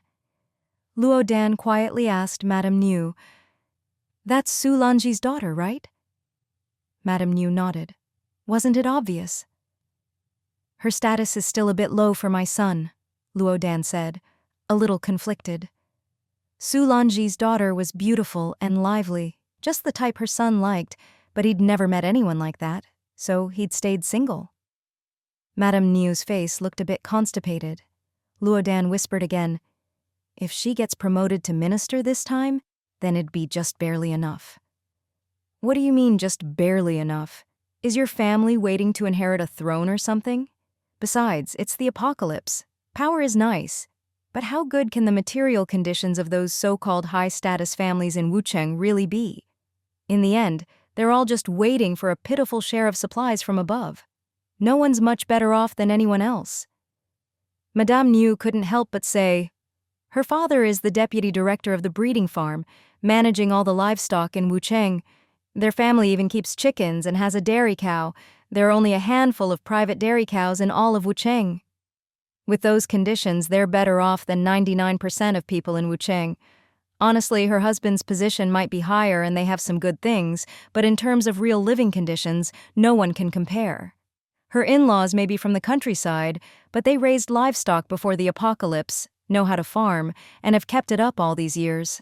Their family truly lacks for nothing." Luo Dan's eyes lit up. Mother in the agriculture department? Father at the breeding farm? Both directly producing food. Their family would never lack for anything to eat. Much more convenient than those in high positions who rely on government rations and gifts for their perks. Now Luo Dan looked at Jingshu with growing satisfaction, nodding. "Well, those are good conditions. The official rank is a bit low, but the family background is solid. Marrying in would be a help, not a burden to my Chenner. How about you play matchmaker for us? Our old Luo family won't forget your kindness. Let me tell you, after the migration, when it comes to housing and location, we'll make sure you get a good spot. You've heard, right? Because of the housing issue, the destination hasn't even been decided yet.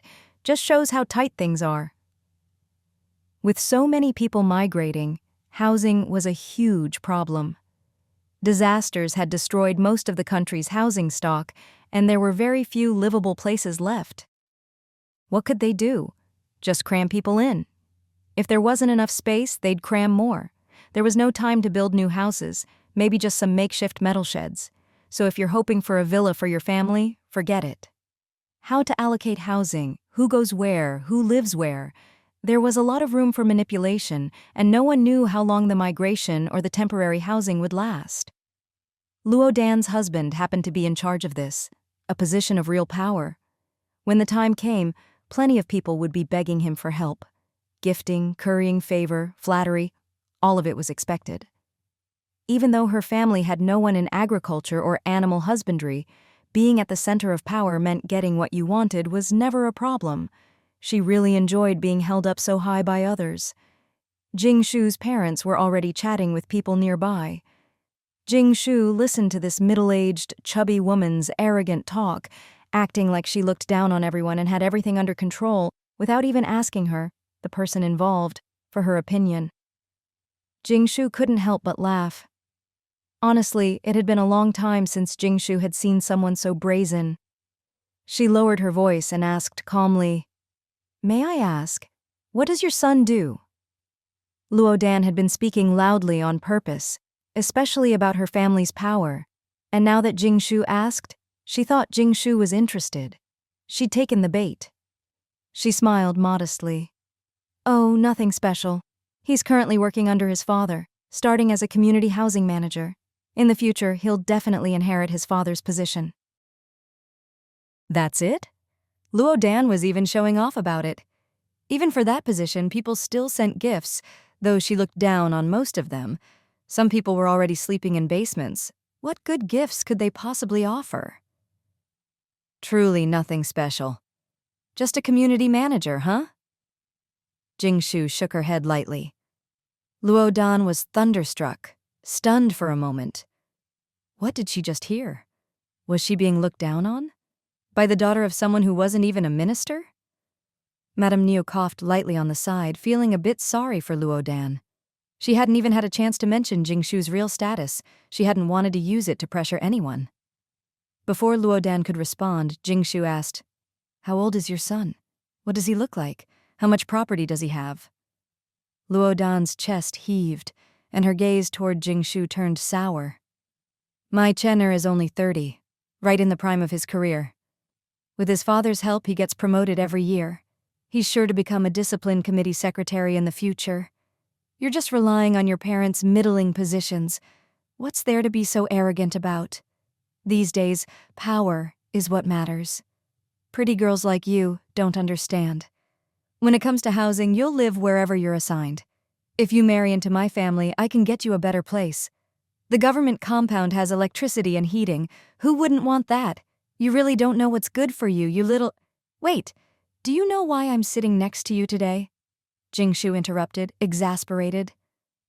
Luo Dan glanced at Jingshu's parents. "Isn't it because your family has connections with the new Secretary Niu?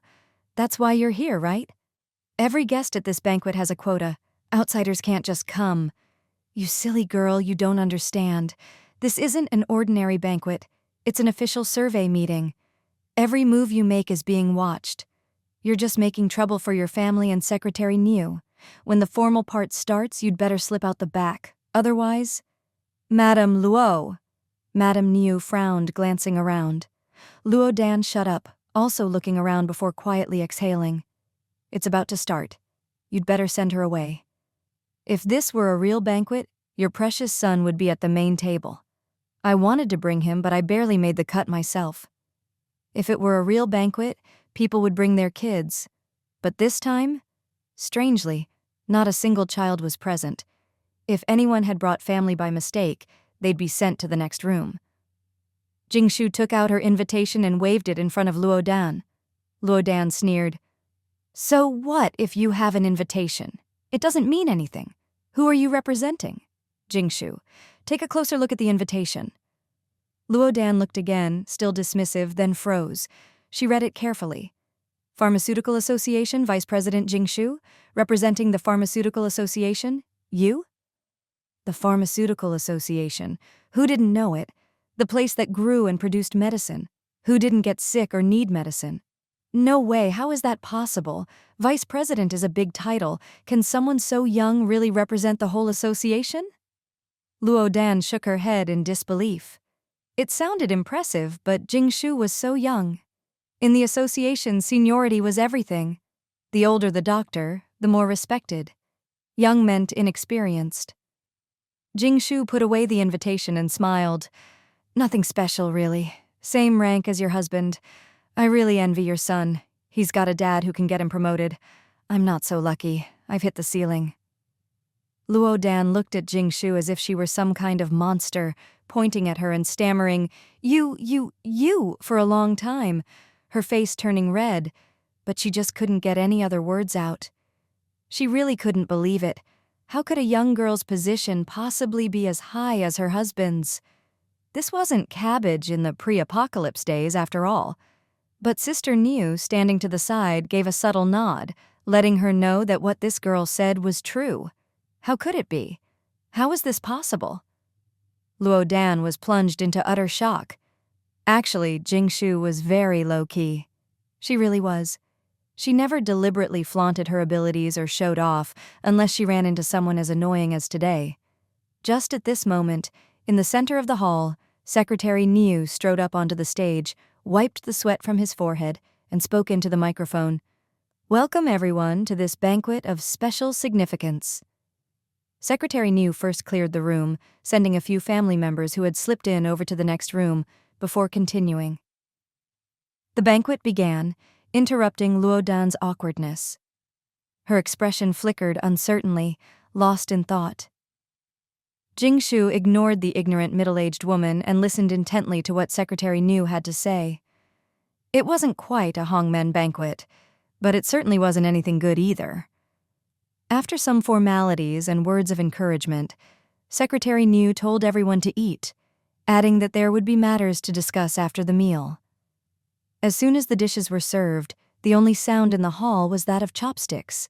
After all, everyone had contributed money for this. Even in the apocalypse, a luxurious meal was worth eating, though the standard was still not as good as a regular meal at Jingshu's home. She was getting a bit spoiled now, since there weren't many families in the country who could match her household's food these days. But overall, it was the best food available at the moment. The highest yield crops, like sweet potatoes, corn, and potatoes. Of course, it wasn't like everyone got a whole ear of corn to gnaw on. That would be too extravagant. Only Jingshu's family could eat like that, or dare to. Even official workers at the town government had to be frugal. The corn was ground into meal and cooked into a clear corn and hazelnut soup, with each person getting a small bowl. Probably not even a whole ear of corn was used per table. Even so, everyone sipped the plain hazelnut soup as if it were bird's nest porridge, savoring every mouthful. These were people with some power in Wucheng. The sweet potatoes were, of course, ground into flour and made into sweet potato noodles. Synthetic meat was minced and, to save oil, simply pan-fried to make a main dish. Potatoes were mashed and mixed with flour, then coated with 1/10 of an egg, sprinkled with salt, and pan-fried into cakes. Each person got just a small piece. Cabbage, which used to be everywhere before the apocalypse, was now the most coveted vegetable on the table. It was just boiled in plain water. No broth, no chicken or pork to add flavor, just pure water, not even salt.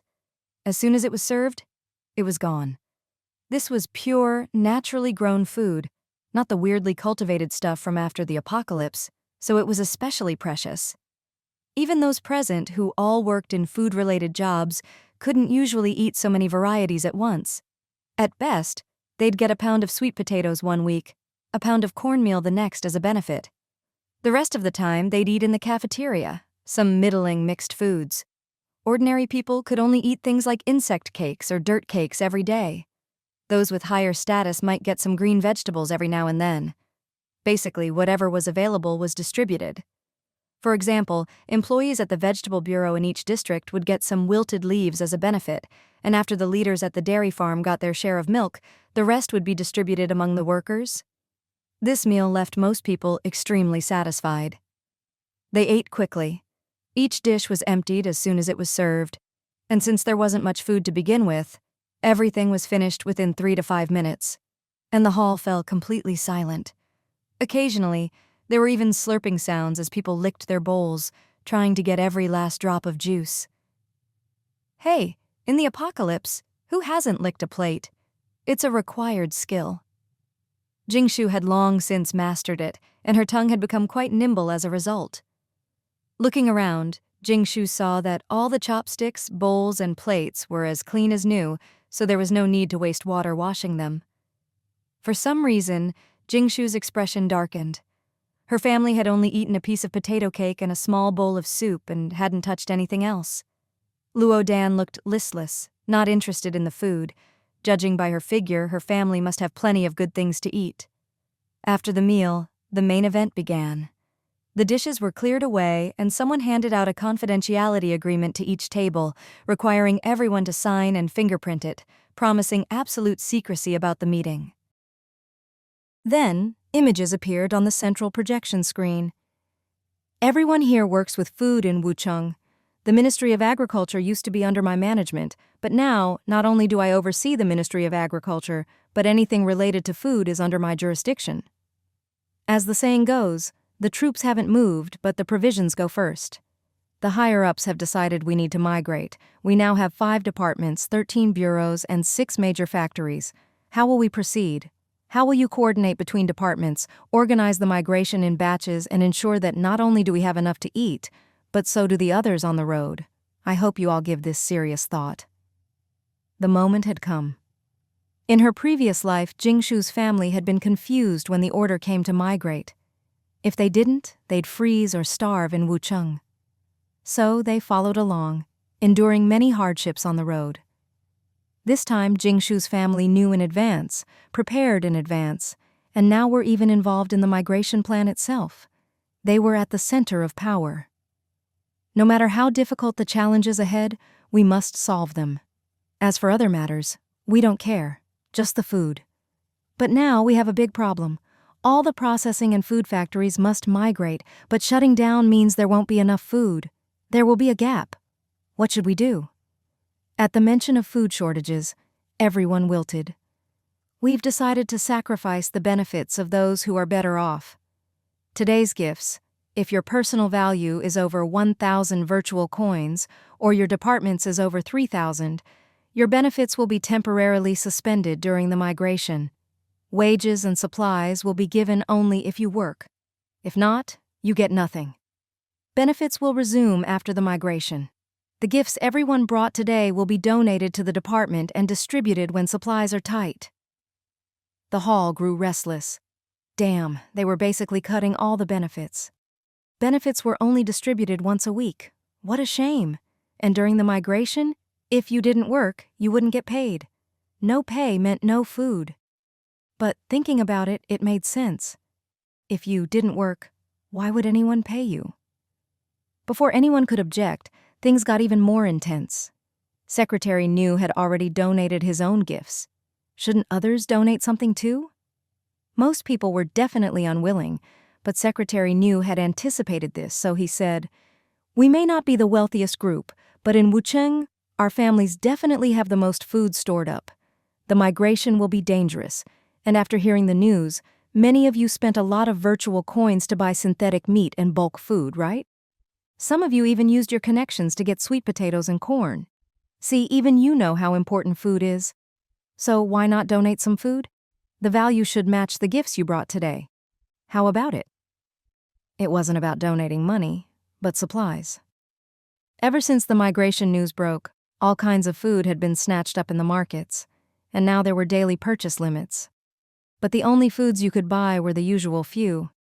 Things like sweet potatoes and corn were impossible to find, and no one was selling. Now, Secretary New was asking for food donations. Luxury foods were shockingly expensive, and donating pure, natural food, even a little, was hard to part with since everyone had so little at home. But even donating regular food, like synthetic meat at 8 virtual coins each, meant you'd need a lot to reach 3,000 coins worth, which was basically impossible. So this banquet really was a trap. Many people started complaining about being poor, genuinely so. The thought of donating so much made their hearts ache. Especially the head of the food processing plant, he used to be on the same level. But now Secretary New was his boss, so he had to curry favor.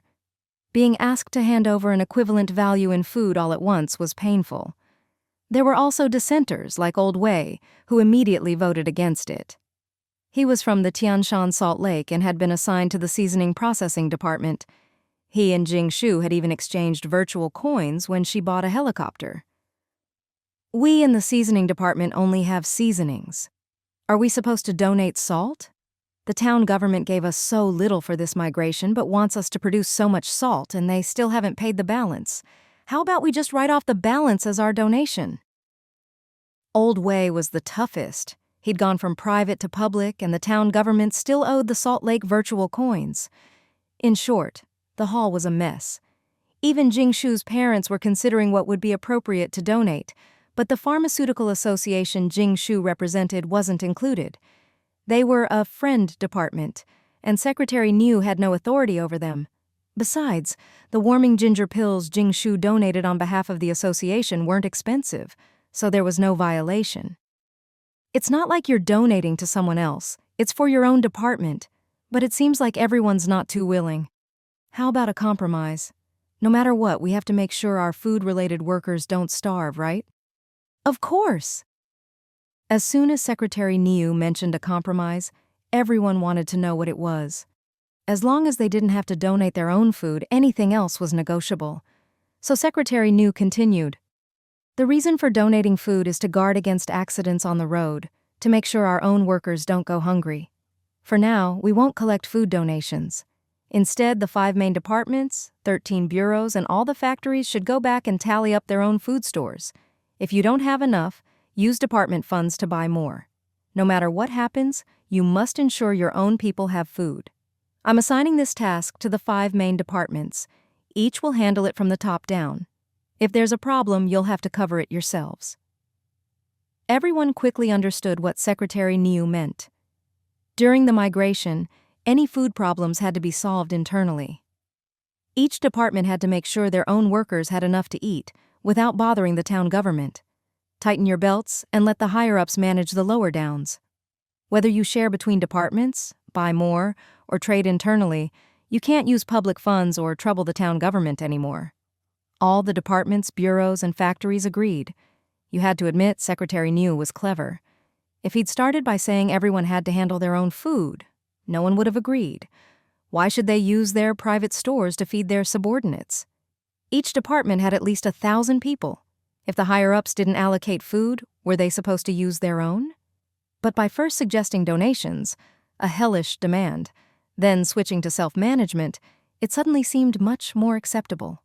After all, whether it was the agriculture department, the livestock farms, or the food processing plants, they could always squeeze a bit more food from the public accounts, use department funds to buy some lower-grade products, and ask everyone to contribute a little from their own stores. That was much better than donating everything personally. And honestly, who working in the food departments was really short on food? Everyone had some stored up. The problem was troublesome, but at least it was solved. Many people quietly breathed a sigh of relief, not realizing that the one truly relieved was Secretary Niu. First secure the inside, then deal with the outside. Only by uniting the food departments could they avoid collapse during the difficult migration. I know the agriculture department still doesn't have a minister. I think Deputy Minister Sulanji is very capable and can take on the role. Secretary Niu announced the appointment on the spot, but someone objected, saying Sulanji didn't have enough seniority. The hall fell silent. Everyone was watching the show. Secretary Niu coughed a few times and continued, "If any of you could best handle emergencies during the migration, I believe it's Comrade Sulanji." In this apocalypse, connections and backing are also abilities. Comrade Sulanji's daughter co-owns an insect cake factory with the town government. You all know what that means, right? If food gets tight, who do you think will have priority to buy? What's seniority worth? Do any of you have relatives running a synthetic meat factory? Anyone else have objections? If not, the appointment takes effect immediately. At first, some people were dismissive, and others had their eyes on the agriculture minister position, including Secretary Niu's rivals who wanted to stir things up. But now, everyone fell silent, and when they looked at Sulanji, their eyes were full of interest. Luodan's body trembled. She looked at Jingshu in disbelief. Sulanji's daughter ran an insect cake factory? Privately, everyone called that place a money-printing machine. How was this possible? How could this young girl have so many identities? Jingshu smiled sheepishly. I may not have a dad who can get me promoted, but I can get my mom promoted. That's not bad either, right, Auntie Luo?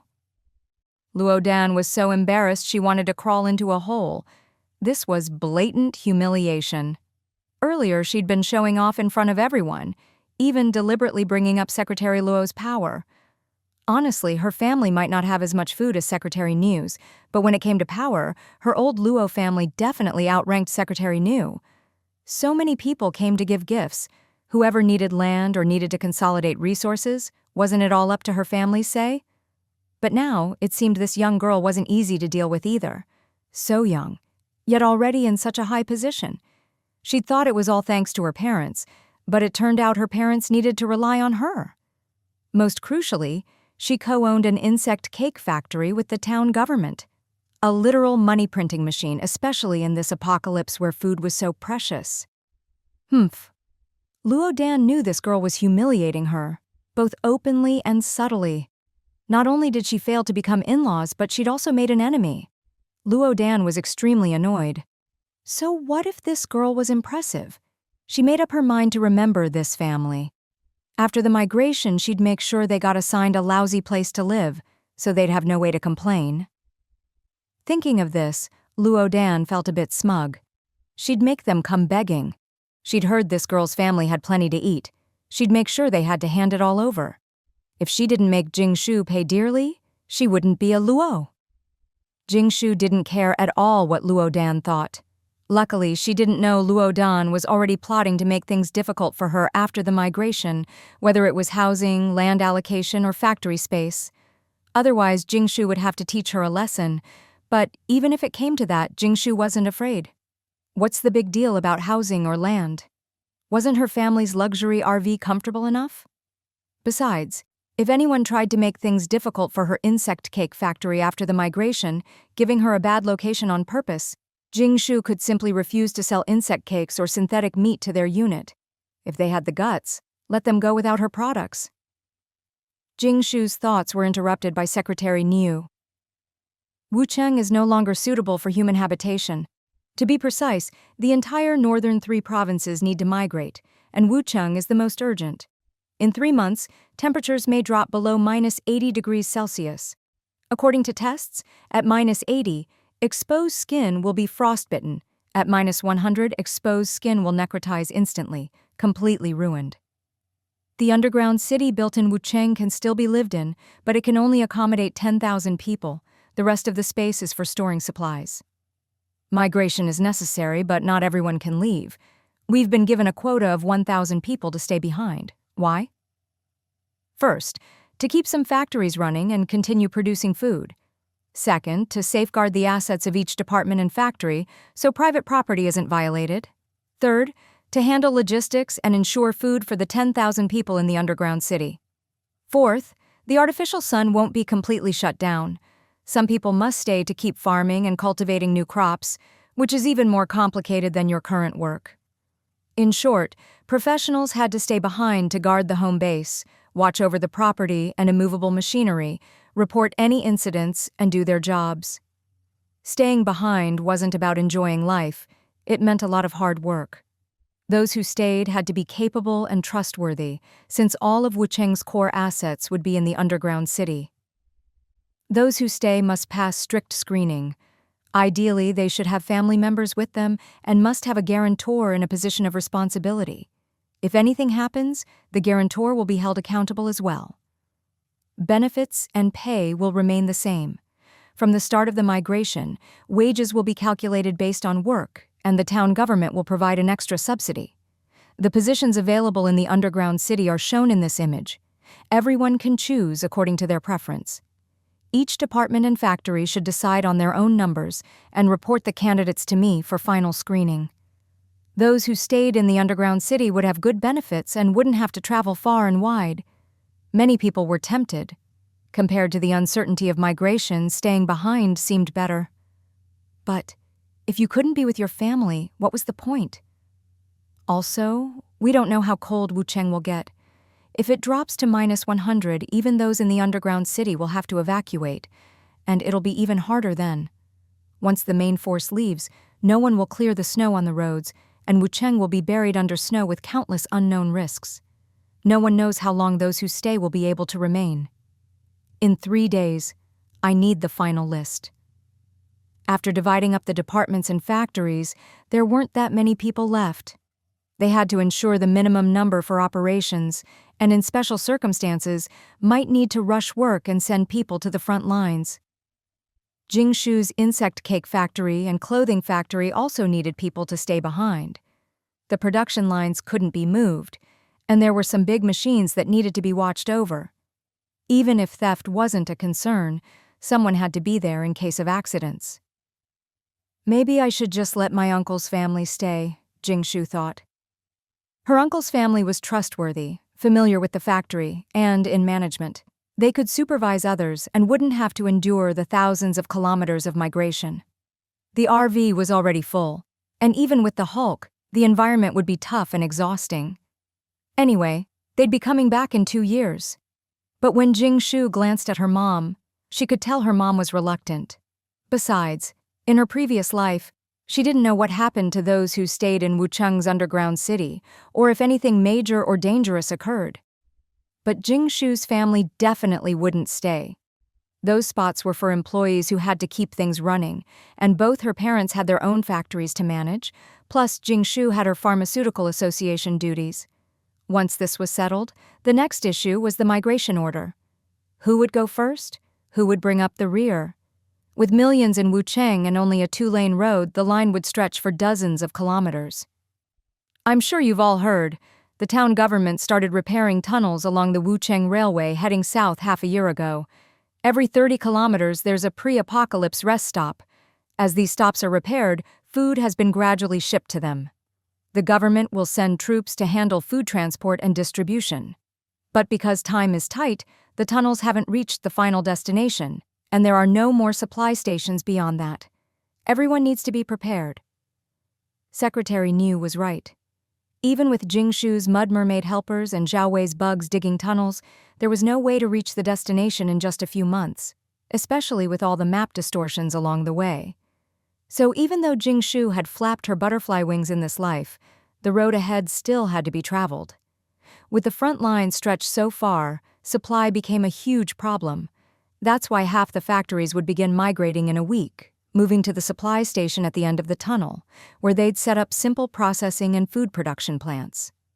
The remaining factories, along with the agriculture department, would stay behind to keep producing and processing food, leaving with the last migration group. Jingshu's insect cake factory was assigned to this final group. Jingshu understood this was old Niu looking out for her.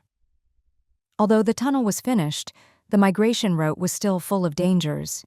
The first group to go would face the most risk, while the last group could just follow along with the main body. In her previous life, her family of 3 had left with almost nothing. But in this life, there was so much more to bring. Plus, she had to take several factory workers along, and the pharmaceutical association's people too. Jingshu was responsible for all of them. Just thinking about it gave her a headache, but no matter how troublesome, she had to bring them all. This was wealth. Once they reached the new place, she could set up the factories again. The migration plan was basically set. First, the town government's major departments and factories would go, then the residential communities. For example, Secretary Niu was in charge of all food-related departments, and those people would migrate in 2 waves, one group leading, the other bringing up the rear. Jingshu's mother now had to lead the entire agricultural planting department in migration. After promoting a deputy minister, there were still 13 division heads, and she had to delegate Secretary Niu's tasks down the chain. Each division had to report how many people, how many family members, and their relationships, each level managing and counting the next. Jingshu's insect cake and clothing factories were less complicated. The insect cake factory was basically a family business with everyone involved. When it was time to migrate, the whole family would go together. There was no need for complicated statistics or task assignments like the official workers, who might have a dad in the power plant and a mom in the food processing plant, and would have to choose which side to go with for better benefits. Of course, families could also split up if needed. For families like Jingshu's, who had their own transportation, things were more flexible. As long as they got their work done and completed their tasks, it was fine. Luckily, everyone in her family worked in food-related industries, so they'd be in the same migration batch. Whether with the agriculture department or the livestock farm, they still needed to discuss. This work unit-based, official worker-style migration was mostly to protect the interests of each factory and department. For example, the livestock farm had to bring all their precious chickens, ducks, and cows with people to care for them and prevent disease along the way. Finally, the residential communities without official jobs would migrate together. Official workers would still be looked after, with wages, work, and at least some protection, plus their own food stores. But the ordinary residents had no such benefits, couldn't store much food, and basically relied on the government's bare minimum survival rations. Jingshu figured this migration would go better than last time, since there was still a good stock of insect cakes and synthetic meat, so ordinary people should have enough to eat. With Secretary Niu's orders, the entire food industry and all the big factories sprang into action, and the atmosphere in Wucheng grew more and more tense. At this critical moment, rumors began to spread. The Wucheng leadership had already run off with all the food, and Wucheng was getting colder and colder. It was a city that had been abandoned. The rumor was that the city's leaders had flown to a livable place thousands of kilometers away. Unfortunately, the nearest Sichuanshu region was already merging 1 million people into the new city of Jinlan, and there was nowhere left to take in Wucheng's 3 million people. Once food was involved, and the rumor was that the leaders had run off with it, people panicked even more. What fate awaited them? People who'd previously resisted migration now changed their tune. Should I migrate or not? At least I had a choice before, but now there's no option, and that's scary. People are just like that. Before, they worried about the hardships of migration. But now, hearing that the leaders had run off with the food was even worse. If even the leaders have run, there's no way to stay in Wucheng. Yeah, before some people refused to leave, but now who cares about them? Jingshu also heard the rumors in her group chats, but she was suspicious about who started them. The only one who could manipulate public opinion now was Wucheng's current leader, Jun Bao. But would he really spread such negative rumors about himself? Still, Jun Bao really wasn't in Wucheng anymore. He had taken a group of top officials out of town, probably to scout and confirm the final migration destination and seek help. After all, with the whole city migrating, could the country really not provide any aid or arrangements? At this point, it wasn't even about whether a place was suitable for living, but whether it was habitable at all. Years of disasters had shrunk the areas where people could live, and the space for human habitation was getting smaller and smaller. That meant Wucheng had very few options for migration. Trying to resettle people in abandoned places was as hard as pioneering new land. Just like Wucheng, the new city of Jinlan was already packed with 1 million people, and every room was crammed with dozens. There was no way to fit another 1 million. May 20th, 2027. Heavy snow mixed with ice pellets. Temperature, 62 degrees C. The glass was covered in thick frost, and it was getting colder and colder. No one dared go outside in this weather. The trash incineration plant in the banana community was packed with people. For just 1 virtual coin, you could get a pot of hot water. Families crowded around the outside of the incinerator, soaking up the hundreds of degrees of residual heat, sipping hot water to fill their stomachs. A decent way to get by. Drink more water, go to the bathroom more often, and you could earn an extra 0.2 virtual coins each time. Save up enough, and you could buy another insect cake to take on the migration road. Honestly, the easiest way to make money now was to go to the bathroom more. Rumor had it the authorities were using the waste for fertilizer. That day, the Jing family welcomed an old friend, even surprising the usually boisterous Grandma Jing. "Zijin? Is that you, Zijin? Oh my, what happened to you? Come in, it's cold outside. Stamp your feet to warm up, then have some hot water." Grandma Jing called out, and Jing Shu came downstairs. It had been about 10 days since that meeting, and the whole family had been busy. Jing Shu had first taken care of the insect cake and clothing factories. Since they were sister factories, she decided to have them migrate together for easier management. Jing Shu also provided her employees with a benefit: half-price rental or purchase of the green giant vehicles. Most factory workers were fairly well off and could easily afford it. For those with less money, they could work overtime before the migration to earn more. After all, the insect cake factory never kept idle hands. As for the Pharmaceutical Association, almost everyone had to move, but the situation was much more complicated than at the insect cake factory. Besides official staff, there were many probationary and temporary workers, a real mix of people from private, family, and public backgrounds. When there were no conflicts of interest, everyone got along. But once interests were involved, things became unpredictable. So Jingshu only managed what she was supposed to. Renting Green Giants to move medicinal materials came with a friendly 8.88% discount, but it had to go through official accounts. No credit allowed. Once she finished handling both sides, Jingshu finally had time to make the last preparations with her family. When Zijin entered the villa, he was stunned. In his memory, the villa had always been packed with stuff and felt very crowded, but now it was strangely empty. His voice even echoed when he spoke. Zijin, what happened to you? And why did you cut your hair? Jingshu called out from afar, noticing how disheveled he looked. Even during the red threadworm outbreak, he hadn't cut his long hair, but now, after going out to help others, he'd cut it? It wasn't very short, just a bob, which made Zijin look both obedient and a little pitiful.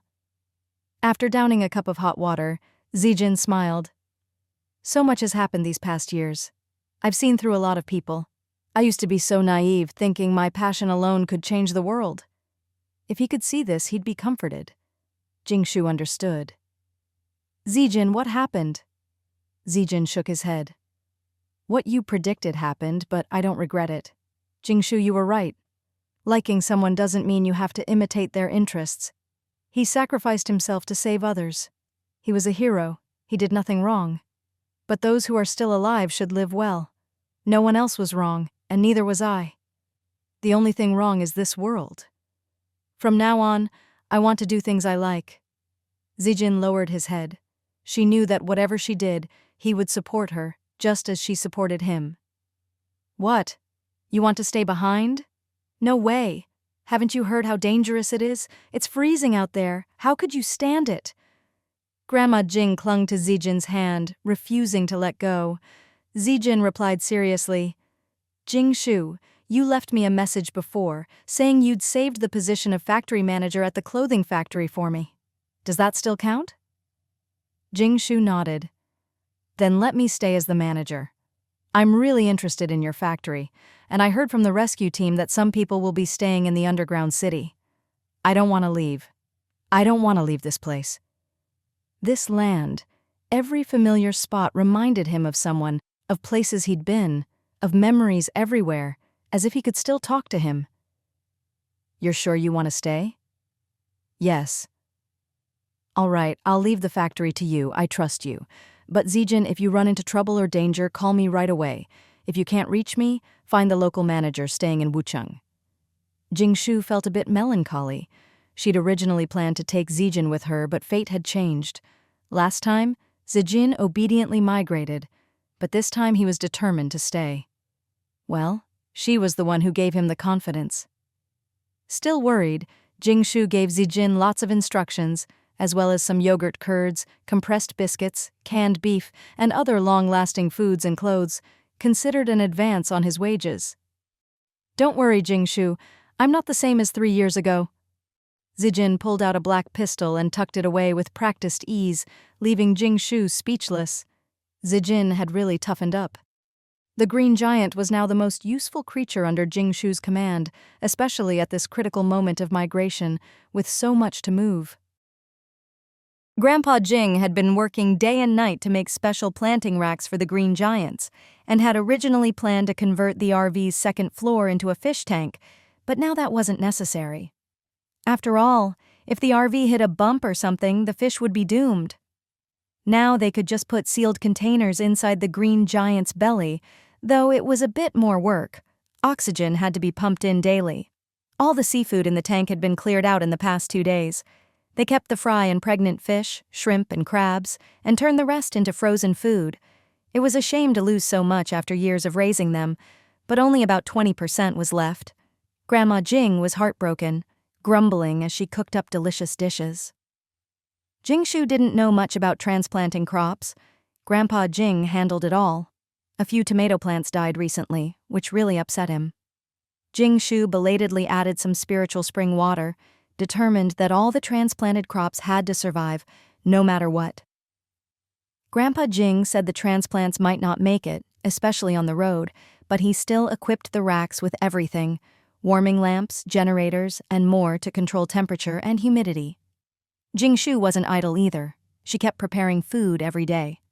Grandma Jing would make a huge batch of something, portion it out, and freeze it. For example, a few days ago, she made Jingshu's favorite spicy crayfish, half a tank full, cooked pot after pot. The whole family spent the day shelling crayfish. Yes, you read that right. They were shelling, not eating. The peeled crayfish meat, heads with roe and some broth were frozen in portions. Half a tank of crayfish only yielded 2 pots of meat. So what did the family eat? They cooked noodles, dipped them in the broth, sucked the roe from the heads, and ate the broken bits of crayfish meat, just making do. Even the shells weren't wasted. They were fed to the livestock, and what the animals didn't eat, the fat chickens finished off. The broth could be watered down for another round of hot pot. Nothing was wasted in the Jing family. By the way, Jing Shu had also been preparing and sorting weapons and equipment. She had TNT explosives stored in the town government's warehouse from her time in Shishan, and planned to take half of it on the road just in case. As for ammunition, she made sure all supplies were topped up. Jing Shu knew that during the migration in her previous life, there had actually been many dangers, though most were handled by the military. But now, standing at a different height, she realized that as a manager, she'd have to solve some of these problems herself. Otherwise, any losses would come out of her own pocket. One of the most terrifying threats was the omnivorous green giants. They feared nothing, especially loved eating people, and couldn't be killed by bullets. Chemical corrosion worked a little, but if a green giant was injured, it would just shed the damaged part and keep going. Even bombs and physical blades were useless. In no time, they'd just reassemble into a mass of slime. They were like a horde of unkillable cockroaches. The only thing that really worked was... Thinking of this, Jing Shu shook her head. She'd prepared a lot of materials to deal with the green giants, but in the end she didn't need them. She'd wiped out their nest and turned the enemy into her own allies. In a way, she'd eliminated a public menace, and at least now there wouldn't be green giants preying on people. Plus, the green giants were currently the only officially recognized mass-produced pets she could use openly. They might look like mere transport tools, but their combat power was terrifying. If any bandits, robbers, or other dangers appeared, the green giants would be the first line of defense. Jing Shu decided to keep Little Green by her side at all times. If danger came, it would go first. Besides these two ultimate weapons, Jing Shu's RV also had a cannon, though with limited ammo, traded from Chanduoduo. The town government didn't have shells for this model, so it was best to save it for emergencies. She also had a batch of RPGs and weapons brought back from America, with plenty of ammo and various functions. Jing Shu had carefully studied how to use them. To protect her family in chaos, she'd spent 100,000 virtual coins to get everyone legal gun permits, so each person could carry a gun. If anyone tried to mess with them, they'd be met with bullets. On the migration road, the old law and order society was starting to show its true colors again. When it came to human threats, Jing Shu divided them into several categories: lone thieves, organized gangs, wild groups, ambitious people eyeing her family's resources, those with special abilities, and of course, natural disasters. She had to plan for all of these, since she wasn't superhuman. For her family's safety, she needed countermeasures for every scenario. What if someone threw a grenade at them again? She had to be ready. Jing Shu was busy with all kinds of preparations, and everyone in the Jing family was working hard to contribute in these final days. When the shocking news of the Great Migration was announced, not just Wucheng, but the whole country was stunned. 4 years ago, the South Sea had turned into a boiler, killing countless people with heat and triggering the first Great Migration, which also claimed many lives. Since then, the word migration had become terrifying and deeply resisted. The South Sea, once as hot as a furnace, was later flooded by the ocean. When the waters receded, the city was left in ruins, and its people had already settled elsewhere. The South Sea became a true ghost city. After so many years of devastation, it was basically a wasteland. And now, Wucheng's migration destination was the South Sea. No wonder the news was explosive. This was the destination that Junbao had spent nearly a month scouting before deciding on. Many people couldn't understand it. China was so big. Why migrate so far? Wucheng was in the far northwest, and the South Sea was at the southernmost tip, thousands of kilometers apart. But Jing Shu more or less understood. The further north, the colder it got, and the cold was creeping south. Even the central Sichuan region was now minus 30 degrees, and no one knew how much colder it would get. Jing Shu could see the future, but most people couldn't. If Wucheng spent months migrating to a place at -30, only to have it drop to -60 a few months later, what then? Keep migrating south? That would be a nightmare. Right now, the South Sea's daytime temperature was 10 degrees above zero, the warmest place in all of China. If the cold kept spreading and other cities had to migrate, the empty South Sea would become the hottest migration spot and the most suitable place to live. If Wucheng got there first, they'd secure the best locations. This was called seizing resources early. Second, as the human survival zone shrank, there were very few places that could hold millions of people. If you didn't want to be scattered, lose all your resources, and be absorbed by other cities, there was no place bigger than the abandoned South Sea. Millions of people needed food, shelter, production, and a place to live. It was incredibly hard to find. So South Sea it was. Far or not, 1,000 miles or 3,000, migration was migration. Better to go somewhere truly livable and return when things improved. Third, South Sea offered the most autonomy. Once there, Wucheng could basically call the shots. If they were absorbed by another city or province, they'd be assigned to some third or fourth-tier abandoned city, and would have to follow someone else's rules. Over the past 3 years, population and resources had been concentrated, with villages and small towns swallowed up one by one, so there were plenty of abandoned cities. If that happened, Wucheng would be demoted from a provincial capital to an ordinary city, forced to bow and scrape to others. If Jingshu had to choose, she'd pick South Sea too. At least it wasn't a place where you'd freeze to death. But South Sea had its downsides.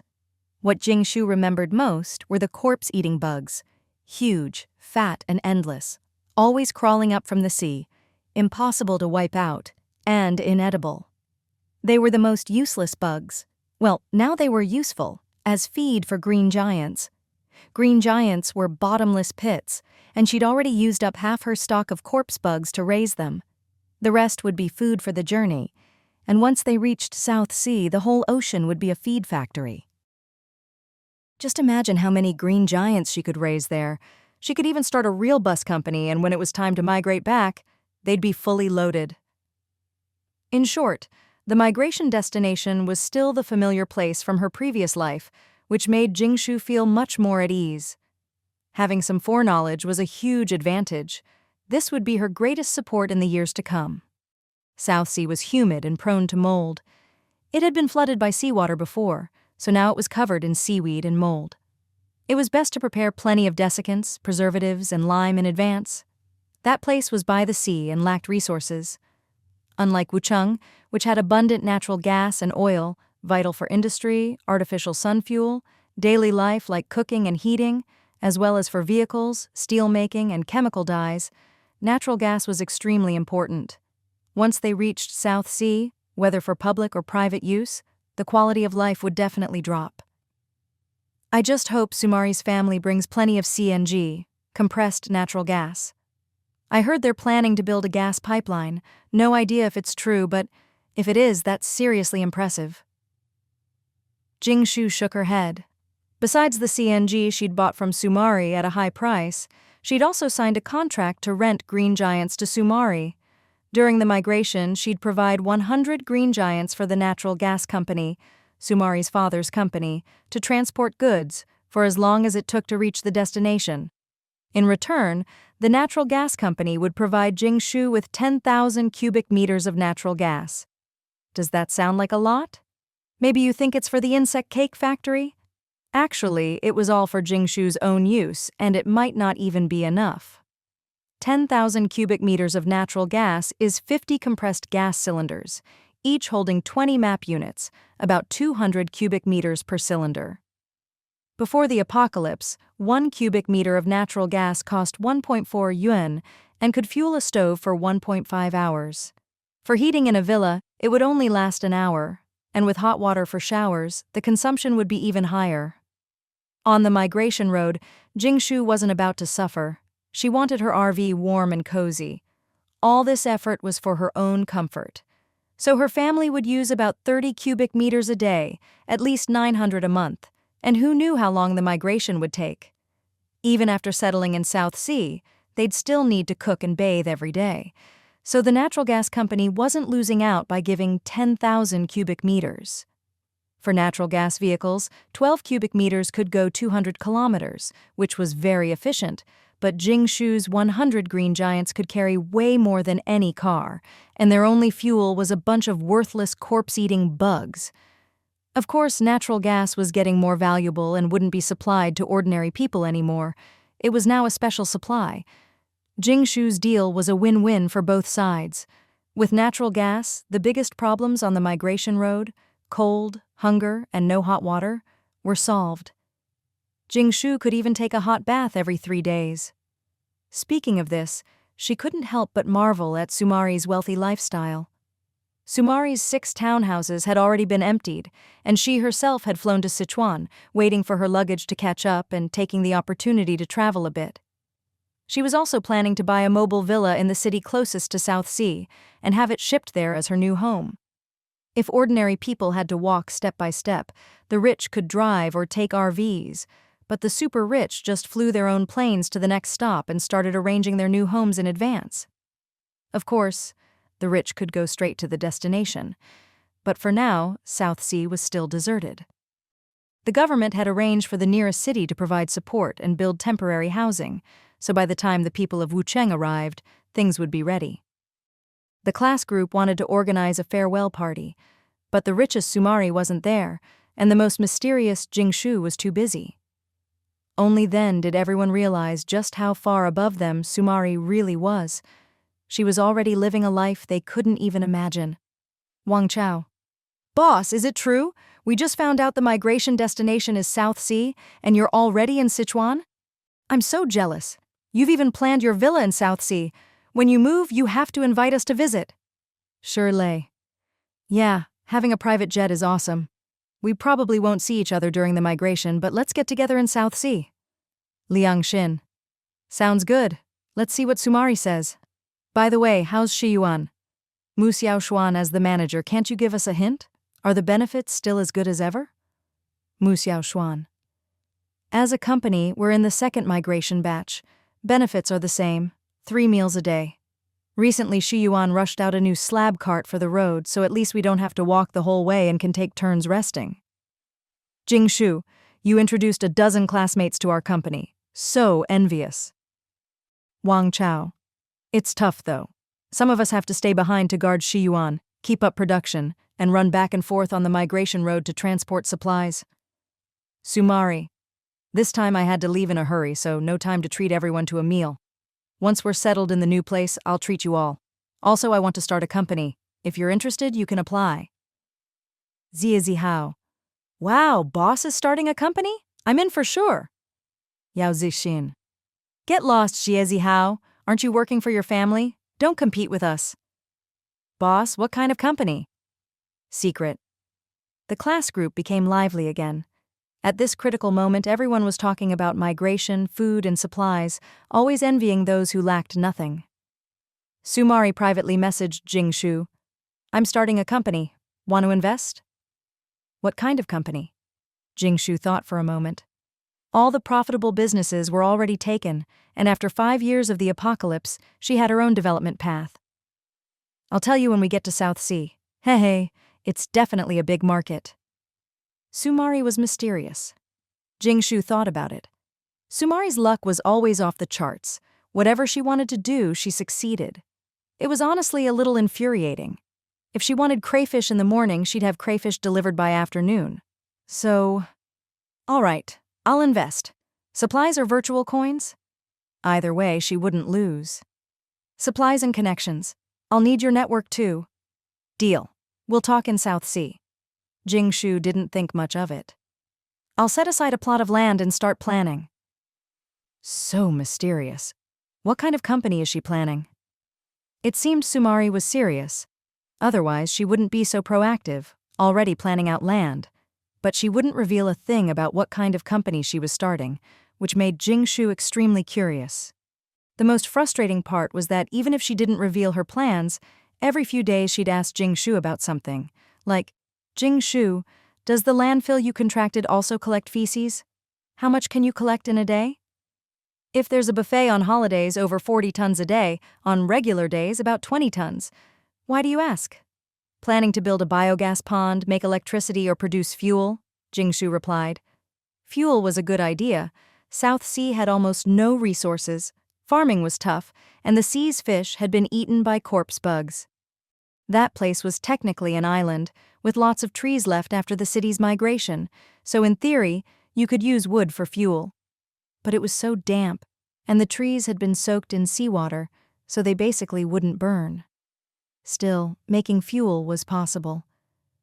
Sumari replied, I didn't know feces had so many uses, but I'm not doing any of those things you mentioned. You'll see when the time comes. I'll give you a surprise. Heh. Fine. Jingshu didn't have time to worry about it anyway. She was too busy packing up everything in the house, taking inventory of all their assets, and deciding what to bring on the road. Actually, Jingshu had started inventorying the villa a month ago, neatly numbering, recording, and categorizing all their supplies before loading them into the Green Giants. But there were still lots of everyday items and food to sort, decide how to pack, and where to put them. It was all extremely tedious. There were still 30 square meters of food in the villa's basement. Before the Green Giants, it would have been impossible to move, but now everything was sorted by rice, flour, oil, seasonings, dried goods, etc., packed into Grandpa Jing's custom boxes and loaded into the Green Giants. All the kitchen ingredients had been moved to the RV. The RV kitchen was now packed with storage boxes nailed in place, holding all the shelf-stable dried goods, seasonings, noodles, and fried rice. The shelves were filled with pots and pans. The kitchen was so full that only one person could stand inside. Imagine how much was crammed in there. All the food the family had spent the last month making, braised meats, smoked meats, meat jelly, red braised pork knuckle, Buddha jumps over the wall, and more, was portioned out. Whenever they wanted to eat, they could just heat up a portion. Super convenient. These cooked foods were packed in plastic bags and frozen. At -60 degrees, they'd last a long time. Everything was numbered, most of it stored in large freezer boxes carried by the Green Giants, basically mobile freezers. A small portion was hung on the side of the RV for easy access, and replenished from the mobile freezer as needed. There was so much food. Just the pork and vermicelli buns numbered over 1,000, filling 4 60-liter boxes, not to mention all the other cooked dishes. Of course, all the food hanging on the side was in sealed boxes. Ham and cured meats, too. If you just hung it out in the open, even if it was dark and hard to see, if someone spotted it, well, that would be bad. With 2 days left before migration, the Jing family moved into their German man RV in the yard, which was puffing out warm air and humming with the sound of the generator. It wasn't just a trial run. It was because the villa was now so empty there wasn't even a bed or blanket left. Even the kitchen's range hood had been removed, not to mention all the appliances and machines. Other than the doors, even the curtains had been taken down from every room. Aside from the glass, the villa was as empty as could be. Beds, cabinets, tables, all gone. Even the 1 to 10 air conditioner system that they'd bought was dismantled by Jing's dad and grandpa, including the main unit, case, and wiring. They really stripped the place bare. Jing's dad was reluctant, thinking, if things get better, we'll come back to live in the villa. If we strip it bare, we'll have to reinstall everything later. But Grandpa Jing knocked him on the head. How do you know when things will get better? If not, all this stuff will rot here in 2 or 3 years. What a waste. Take everything you can now. It's a hassle, but at least you can reinstall it later. Better than losing it. Jingshu agreed. She knew they wouldn't be coming back. The banana community wouldn't be so lucky next time disaster struck. They might be able to live there for a while longer, but it would be dangerous, so they should take everything they could. There was a charging station by the garage, which had been a huge help over the years. The family's BYD electric car was old but still usable, and they'd take it too. South Sea was a wasteland, starting from scratch. It would be almost like primitive living. Even if most of this stuff was junk, in the apocalypse with no new production, every broken item was one less. With the Green Giants to carry it all, Jingshu didn't want to leave anything behind. Junk or not, useful or not, she couldn't bear to throw anything away. Otherwise, she wouldn't have carried that useless magic cube for so many years in her previous life, only to activate it in year 9. Everything in the villa's yard was sorted too. The crops in the front yard and a whole room of mushrooms had been transplanted onto special heated racks 10 days ago, swallowed by the green giants and supplemented with spiritual spring water. They were growing well, and in a few days, they'd be able to harvest another batch of chives. Most of the seafood in the fish pond had been cleared out. Grandpa Jing made a special sealed tank, also carried by the green giants. The biggest headache was the livestock. The small ones were manageable. Dinosaur chickens and their harems, regular chickens, ducks, rabbits, quail, pigs, etc. Grandpa Jing just modified the second floor of the RV into an animal cage, added a hot water pipe, and had the green giants carry it. They'd have to feed and clean up after them every day. The family's prized cow, Dahua, was too big for any regular cage. Jingshu spent a fortune to get a green iron prefab house, 2 by 4 meters, which Grandpa Jing lined with thick straw and a fixed feed trough. Air conditioning was out, but with extra hot water pipes for warmth and the green giants as windbreaks, the problem was finally solved. All the livestock issues were sorted. The delicate bees were placed on the RV's second floor, next to Jingshu's sulfuric acid ants. Hopefully they wouldn't fight. Grandma Jing kept some silkworms on the first floor to care for personally. As for the fat chicken, it already had its reserved spot in the RV, right on the carpet next to Jingshu's bed. It insisted on following its owner everywhere, never leaving her side. It had lost its edge, though, since now there were 2 blobs of slime always clinging to Jingshu's hands, and a new attention-seeking pet had joined the mix. Still, the fat chicken's status was unshakable. Pets may come and go, but the fat chicken was here to stay. All the valuable poultry in the Jing family had been arranged, except for Little Green, who just lay on the floor in a zen-like puddle of slime. As for the other little cuties, Jing Grandma and Grandpa would surely take good care of them on the migration road, fattening them up for a good meal once they arrived. The RV was parked in the villa's backyard, and after living in it for a few days, everyone agreed it was very comfortable and felt safe. Jingshu lived in a separate room on the RV's added second floor. The front was made of special panoramic glass. One side had a thickly padded multifunctional storage bed, the other a tea table and lounge chair. When she had free time, she'd lounge there, snacking, sipping hot milk tea, and watching the post-apocalyptic scenery slowly pass by outside. It was something to look forward to. For now, she could only see the yard, but once they were on the move, the 270 Duborg's panoramic glass would offer a truly stunning view. Of course, there were downsides. Her sleeping area was colder than the rest, so she laid down a cozy carpet and installed an electric heater, always keeping a pot of tea simmering on top. In the quiet, she could hear the water bubbling. Sometimes she'd brew rich Kazakh milk tea, sometimes black tea with milk foam, or even coffee. Most importantly, the warmth was always there, an incredible comfort in the freezing weather. The entire second floor of the RV was Jingshu's domain, except for Wu Yui, who used a space capsule at the rear. Even so, the whole floor was packed with Jingshu's things, items that had been officially registered and couldn't be stashed in her space, but were needed on the road and couldn't go in the green giants. So, this was the only way. Jingshu's assets weren't just in the villa. Over the past few days, she'd taken inventory and realized she'd accumulated so much in the apocalypse. Most of it was going with her.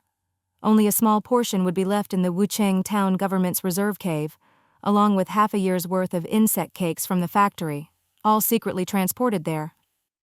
The half-year's insect cake output was the town government's emergency reserve, and also Jingshu's bargaining chip in her partnership with them. Unless something major happened, the food would stay there until it was close to expiring, then be sold. Another small stash included compressed biscuits, canned meat and fruit, clothes, survival gear, and more. This was Jingshu's backup plan in case of emergencies or if she lost everything else. Only her parents, grandparents, and herself knew about it. Just 5 people had access, and everything was officially registered. She'd also buried some supplies under the villa, canned food and survival items, and hidden more in a stone room under the back hill. She had shares in Shishan Shiyuan too. This time she didn't take her migration dividend in goods. It was kept on the books and stored at Shishan. The seeds she'd contributed to the Wucheng town government had been carefully cultivated for 2 years. She'd only asked for 20% of the harvest, and before the migration, the government settled up, sending her new varieties of red heart radish, sweet potatoes, millet, and more, all delivered by the agriculture department. And then there was the helicopter, a big asset. Jing Shu signed an agreement to rent it to the town government for the migration, to be used for scouting, pathfinding, and relaying messages in areas without signal, since they'd be crossing several different zones. The government's payment was to transport the helicopter to the migration destination, but if Jing Shu needed to use it, she could submit a request. Sometimes she thought about just flying straight to the destination, refueling along the way.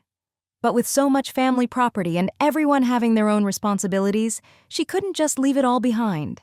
So, instead of flying herself, she'd let the government handle the transport, saving on fuel and pilots, and she could get updates along the way. If anything happened, she could always take the helicopter out for a little foraging. Your first and second aunt's families have decided to go with the factory group, not with our RV, Grandma Jing said, handing Jing Shu a peeled radish. Jing Shu crunched away, listening to the family's plans. They only moved here half a year ago, and you got them their jobs.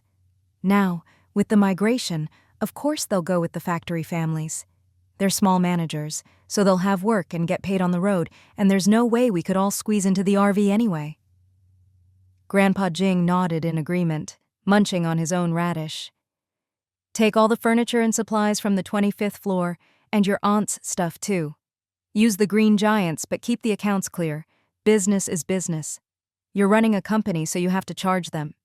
I've told your aunts, no taking advantage of the younger generation. You must accept payment. Jing Shu smiled. All right, I'll give them a rock-bottom price. Her grandparents would retire at her place, but they still kept the accounts clear. They never freeloaded, always working hard, farming, raising pigs, making crafts. Honestly, compared to her busy parents, her grandparents were the real pillars of the family. Even if it's a rock-bottom price, you still have to charge. If other relatives hear it's free, they'll all want in and cause trouble, Grandma Jing said. There are a lot of them too. They'll need to rent 2 green giants so they won't have to walk and can stay warm. Figure out the total and I'll pay half to help your aunts out. All right, Grandma, whatever you say. I'll make sure everything's arranged perfectly for first and second aunt's families. Honestly, Jing Shu was a bit conflicted about whether her aunt's families should travel together with them. On one hand, traveling together meant they could look out for each other and have someone to talk to. Family is always more trustworthy than strangers. But every big family has its difficult members, and second aunt's husband's family was notorious for freeloading, which made Jing Shu nervous. In the end, it was probably for the best. Even if they weren't traveling in the same vehicle, they'd still be in the same migration batch, so if any problems came up, they could help each other out. As Grandma said, going with the factory group meant they'd be counted as on duty, get paid, and with green giants for transport, the journey would be much easier. If they followed Jing Shu's RV, there'd be no salary, and without money, how would they buy synthetic meat? As for her uncle and aunt's family, after discussion, they decided to migrate with the last batch from the insect cake factory. First, as the factory director, her uncle was familiar with the workflow and could handle any issues that came up. Jing Shu trusted him to take care of things. Second, staying behind was too risky. Even though people would return to Wucheng in 2 years, there were too many uncertainties. If something happened, Jing Shu wouldn't be able to help from afar, so her uncle's family would migrate too. As for who would stay behind to watch the insect cake factory, it had to be someone Jing Shu trusted and who was capable.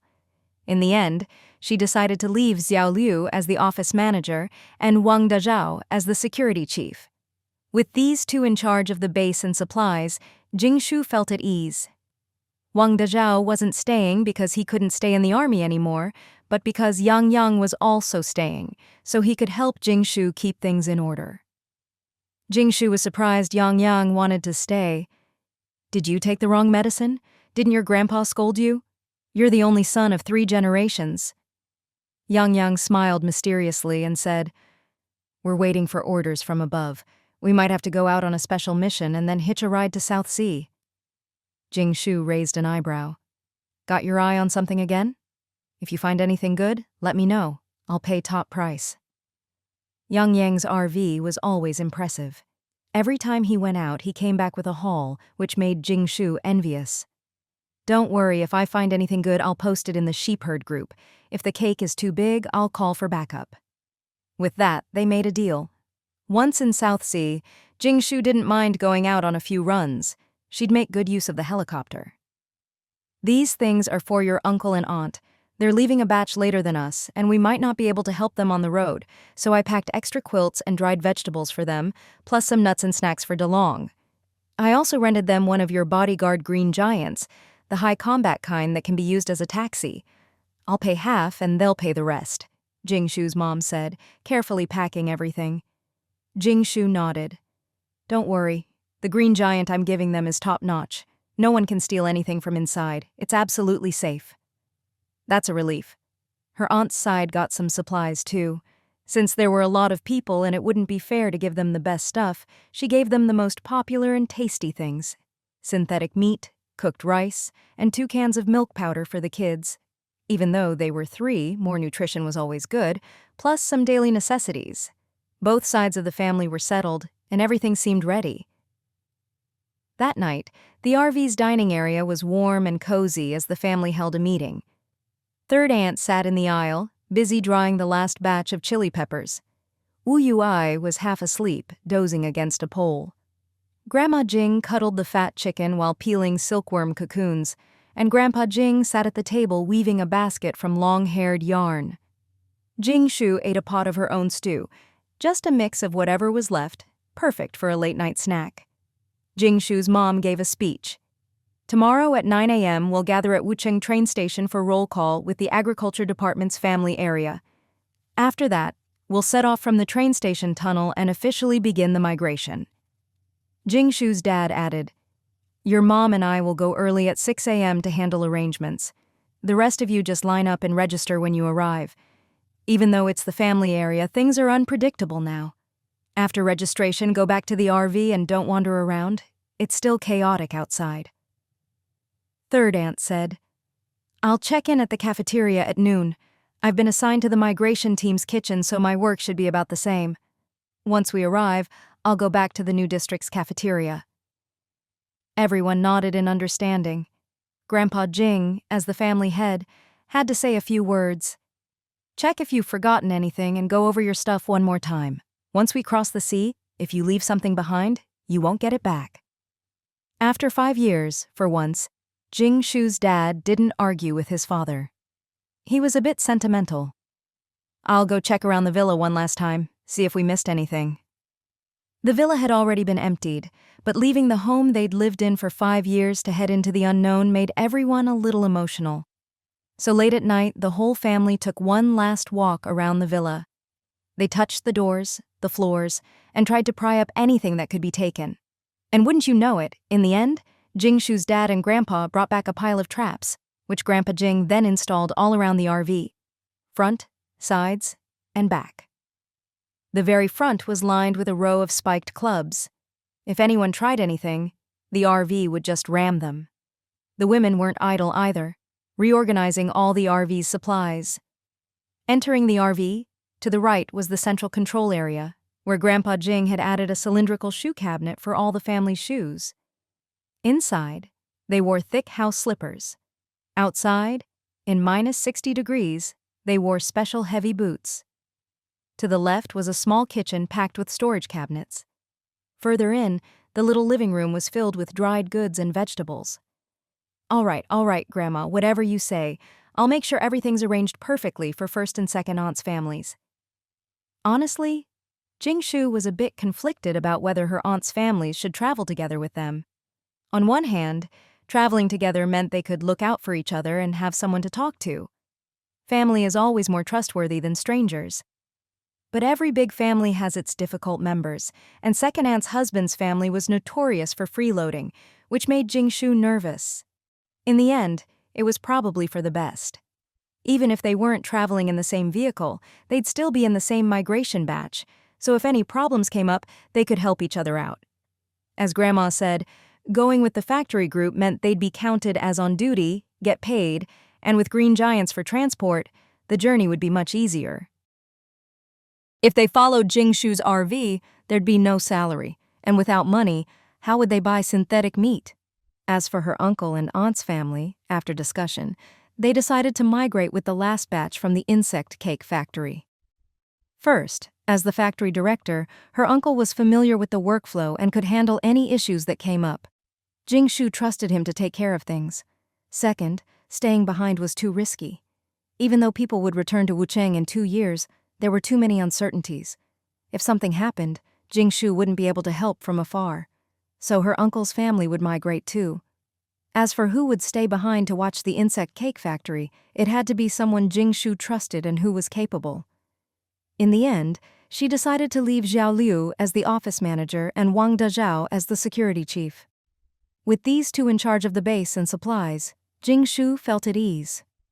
Wang Dezhao wasn't staying because he couldn't stay in the army anymore, but because Yang Yang was also staying, so he could help Jingshu keep things in order.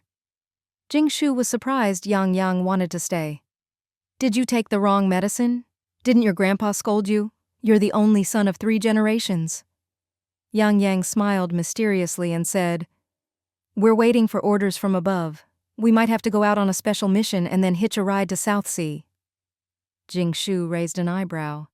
"Got your eye on something again? If you find anything good, let me know. I'll pay top price." Yang Yang's RV was always impressive. Every time he went out, he came back with a haul, which made Jingshu envious. "Don't worry. If I find anything good, I'll post it in the sheep herd group. If the cake is too big, I'll call for backup." With that, they made a deal. Once in South Sea, Jingshu didn't mind going out on a few runs. She'd make good use of the helicopter. "These things are for your uncle and aunt. They're leaving a batch later than us, and we might not be able to help them on the road, so I packed extra quilts and dried vegetables for them, plus some nuts and snacks for Dalong. I also rented them one of your bodyguard green giants, the high combat kind that can be used as a taxi. I'll pay half and they'll pay the rest," Jingshu's mom said, carefully packing everything. Jingshu nodded. "Don't worry. The green giant I'm giving them is top-notch. No one can steal anything from inside. It's absolutely safe." "That's a relief." Her aunt's side got some supplies, too. Since there were a lot of people and it wouldn't be fair to give them the best stuff, she gave them the most popular and tasty things: synthetic meat, cooked rice, and 2 cans of milk powder for the kids. Even though they were 3, more nutrition was always good, plus some daily necessities. Both sides of the family were settled, and everything seemed ready. That night, the RV's dining area was warm and cozy as the family held a meeting.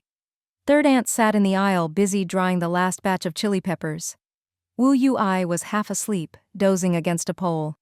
Grandma Jing cuddled the fat chicken while peeling silkworm cocoons, and Grandpa Jing sat at the table weaving a basket from long-haired yarn. Jingshu ate a pot of her own stew, just a mix of whatever was left, perfect for a late-night snack. Jingshu's mom gave a speech. "Tomorrow at 9 a.m., we'll gather at Wucheng train station for roll call with the Agriculture Department's family area. After that, we'll set off from the train station tunnel and officially begin the migration." Jingshu's dad added, "Your mom and I will go early at 6 a.m. to handle arrangements.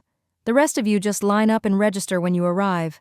Even though it's the family area, things are unpredictable now. After registration, go back to the RV and don't wander around. It's still chaotic outside." Third Aunt said, "I'll check in at the cafeteria at noon. I've been assigned to the migration team's kitchen, so my work should be about the same. Once we arrive, I'll go back to the new district's cafeteria." Everyone nodded in understanding. Grandpa Jing, as the family head, had to say a few words. "Check if you've forgotten anything, and go over your stuff one more time. Once we cross the sea, if you leave something behind, you won't get it back. After 5 years, for once, Jingshu's dad didn't argue with his father. He was a bit sentimental. "I'll go check around the villa one last time, see if we missed anything." The villa had already been emptied, but leaving the home they'd lived in for 5 years to head into the unknown made everyone a little emotional. So, late at night, the whole family took one last walk around the villa. They touched the doors, the floors, and tried to pry up anything that could be taken. And wouldn't you know it, in the end, Jingshu's dad and Grandpa brought back a pile of traps, which Grandpa Jing then installed all around the RV, front, sides, and back. The very front was lined with a row of spiked clubs. If anyone tried anything, the RV would just ram them. The women weren't idle either, reorganizing all the RV's supplies. Entering the RV, to the right was the central control area, where Grandpa Jing had added a cylindrical shoe cabinet for all the family's shoes. Inside, they wore thick house slippers. Outside, in -60 degrees, they wore special, heavy boots. To the left was a small kitchen, packed with storage cabinets. Further in, the little living room was filled with dried goods and vegetables. Further inside was the RV's bathroom. Ever since the Green Giant started transporting gasoline, the space that used to store fuel was now used for a water tank for daily needs. On the road, getting water was a real hassle. Even though the RV had 2 large water tanks, it still wouldn't be enough for the whole migration. There was no way to bring all the water and food they'd need. So the current setup was 1 tank for daily use, washing, bathing, etc., and 1 for filtered drinking water. For daily water, they'd refill with snow from outside, then filter it with the RV's built-in filter and the villa's filter, just to be safe and avoid any parasites getting into their bodies. The snow water from outside was best not drunk directly. No one knew what kind of bugs might hatch from the frozen snow once it thawed. Jingshu had a bit of trauma from this. In her previous life, during migration, everyone was required to boil their water, and even then, there'd be layers of dead bugs floating on top. Some people didn't believe it and just ate snow directly. It wasn't as dramatic as parasites bursting out of their bodies, but plenty of bugs would breed inside them. There was one kind of bug that fed on microbes and bacteria. Thankfully, it didn't eat people, but if there were too many, it became a problem. They were long and thin, similar to pre-apocalypse roundworms. When mature, they'd leave the host's body to make room for the next generation. How did they get out? By finding an exit, of course, either up or down. Sometimes on the migration road, you'd see people pulling long, thin worms out of their mouths, or sometimes they'd crawl out the other end. At first, this freaked everyone out. But after doctors studied it and time passed, people got used to it. It became so common that people would even toss the worms to the cafeteria to add to the menu. This was the apocalypse's gentlest bug, nicknamed the gentle roundworm. It was almost harmless to humans, and the cure was simple: just take deworming medicine. But medicine was expensive in the apocalypse, so most poor people didn't bother. Once the worms matured, they could even be a meal. These bugs were afraid of heat, so drinking hot water several times would kill most of the adults, and after a few rounds, you could basically get rid of them. Still, since Jingshu had the means, she'd never drink snow water. Who knew what other germs might be in there? Just thinking about it made her uncomfortable. For drinking water, they'd use the 4 huge filtered tanks from the villa. Those tanks were expensive, but now that they could take them, they did. The filters were all in good shape, though the cartridges would need replacing from time to time.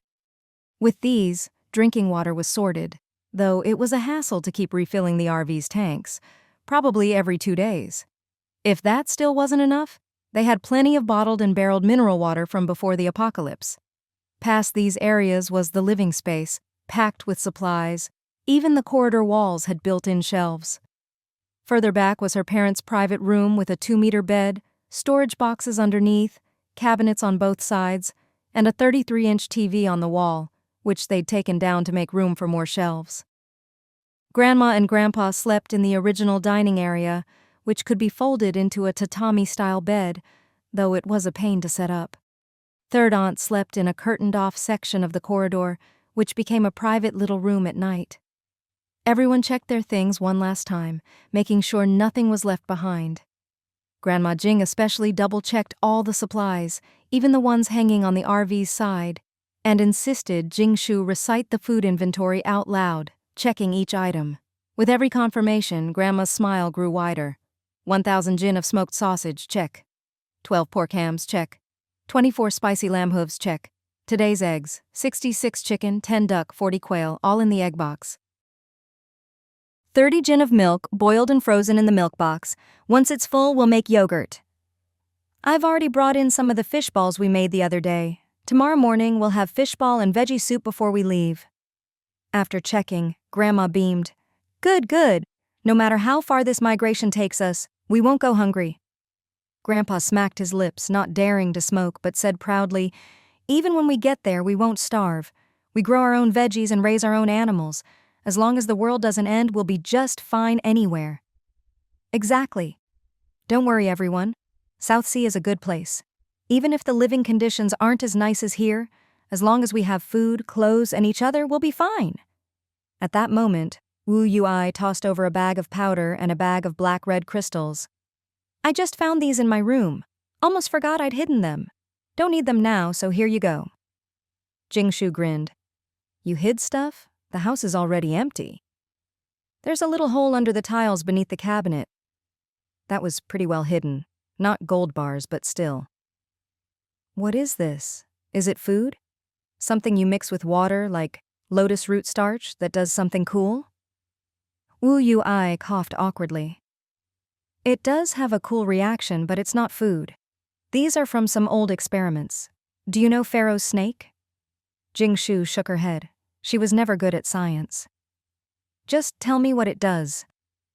It's highly toxic. Jingshu almost dropped the bags in shock.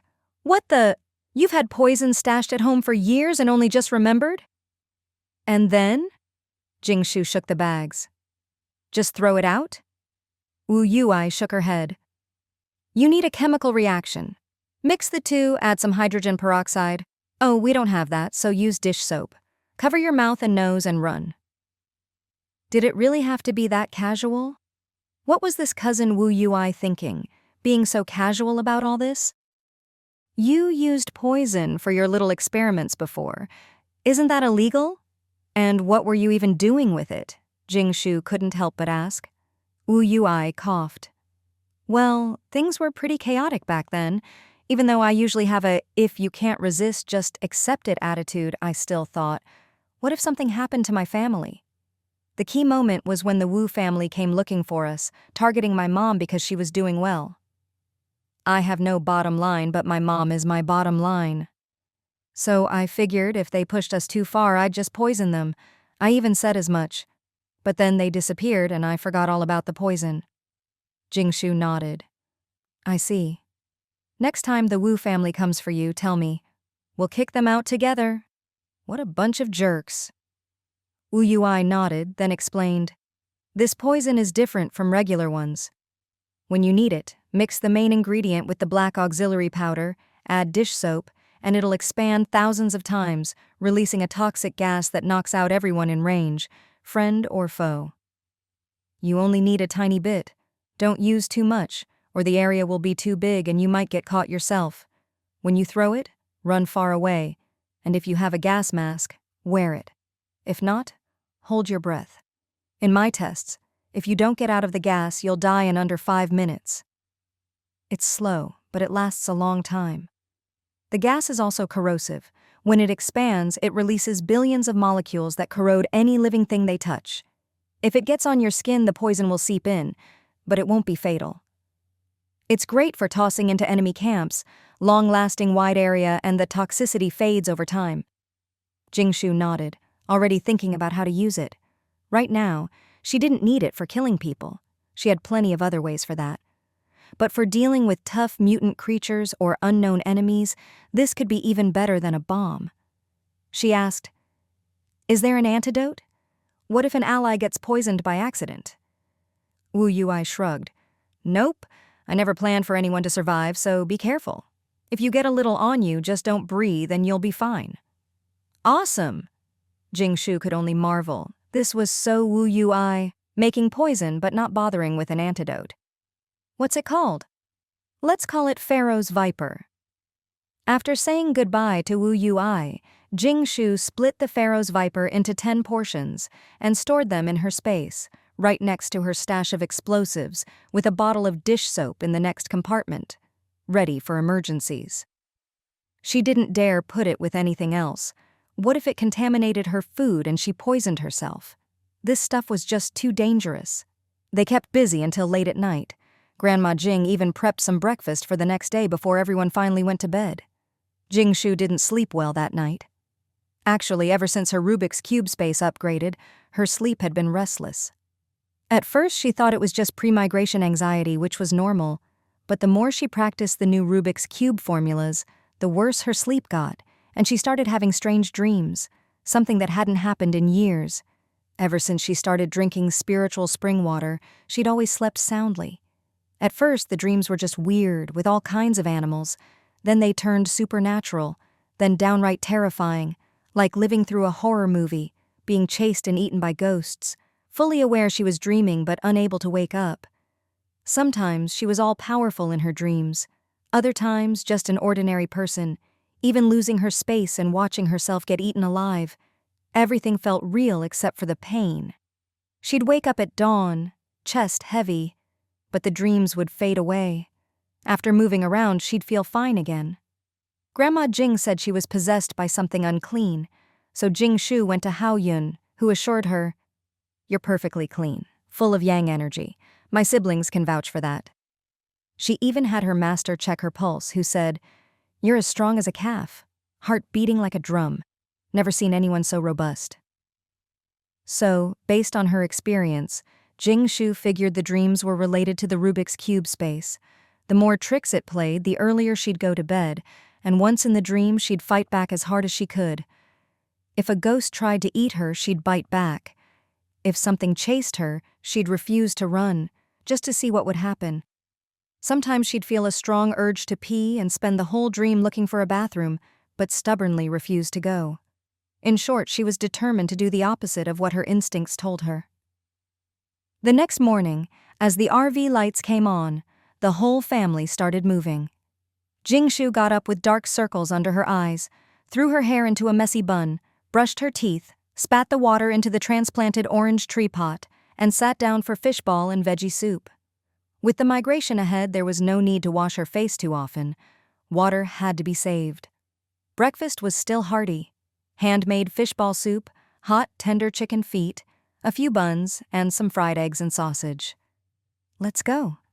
"Yeah." "Lock the door. Set up the simple traps Grandpa made. We'll need this place when we come back."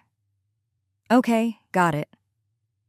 After breakfast and tidying up, Jing Shu drove the RV, slowly leaving the villa they'd called home for 5 years. It was bitterly cold, with snow falling thick as goose feathers. The snow on the road was so thick that several green giants had to lead the way, flattening the snow with their massive bodies. The packed snow was slippery, so the RV moved slowly, followed by more than 20 green giants. These carried only the Jing family's essential supplies: several large freezers, water tanks, transplanted crops, chickens, ducks, cows, pigs, and even fish and seafood. Anything that needed regular attention. A few empty green giants served as bodyguards or backups. Luckily, from the outside, you couldn't really tell what was inside. With special containers and double soundproofing from the green giants, no one could imagine what was being transported. Still, there were air vents, so there was a bit of a smell. A lot of less essential items, extra clothes, bedding, furniture, had already been sent ahead with other green giants, traveling with the big Green Giant Moving Company convoy. That's right, plenty of companies had rented Jing Shu's green giants for moving supplies. The town government was the biggest client. Jing Shu had rented half her green giants to them, making them the most heavily armed convoy. After all, they were moving supplies with the military.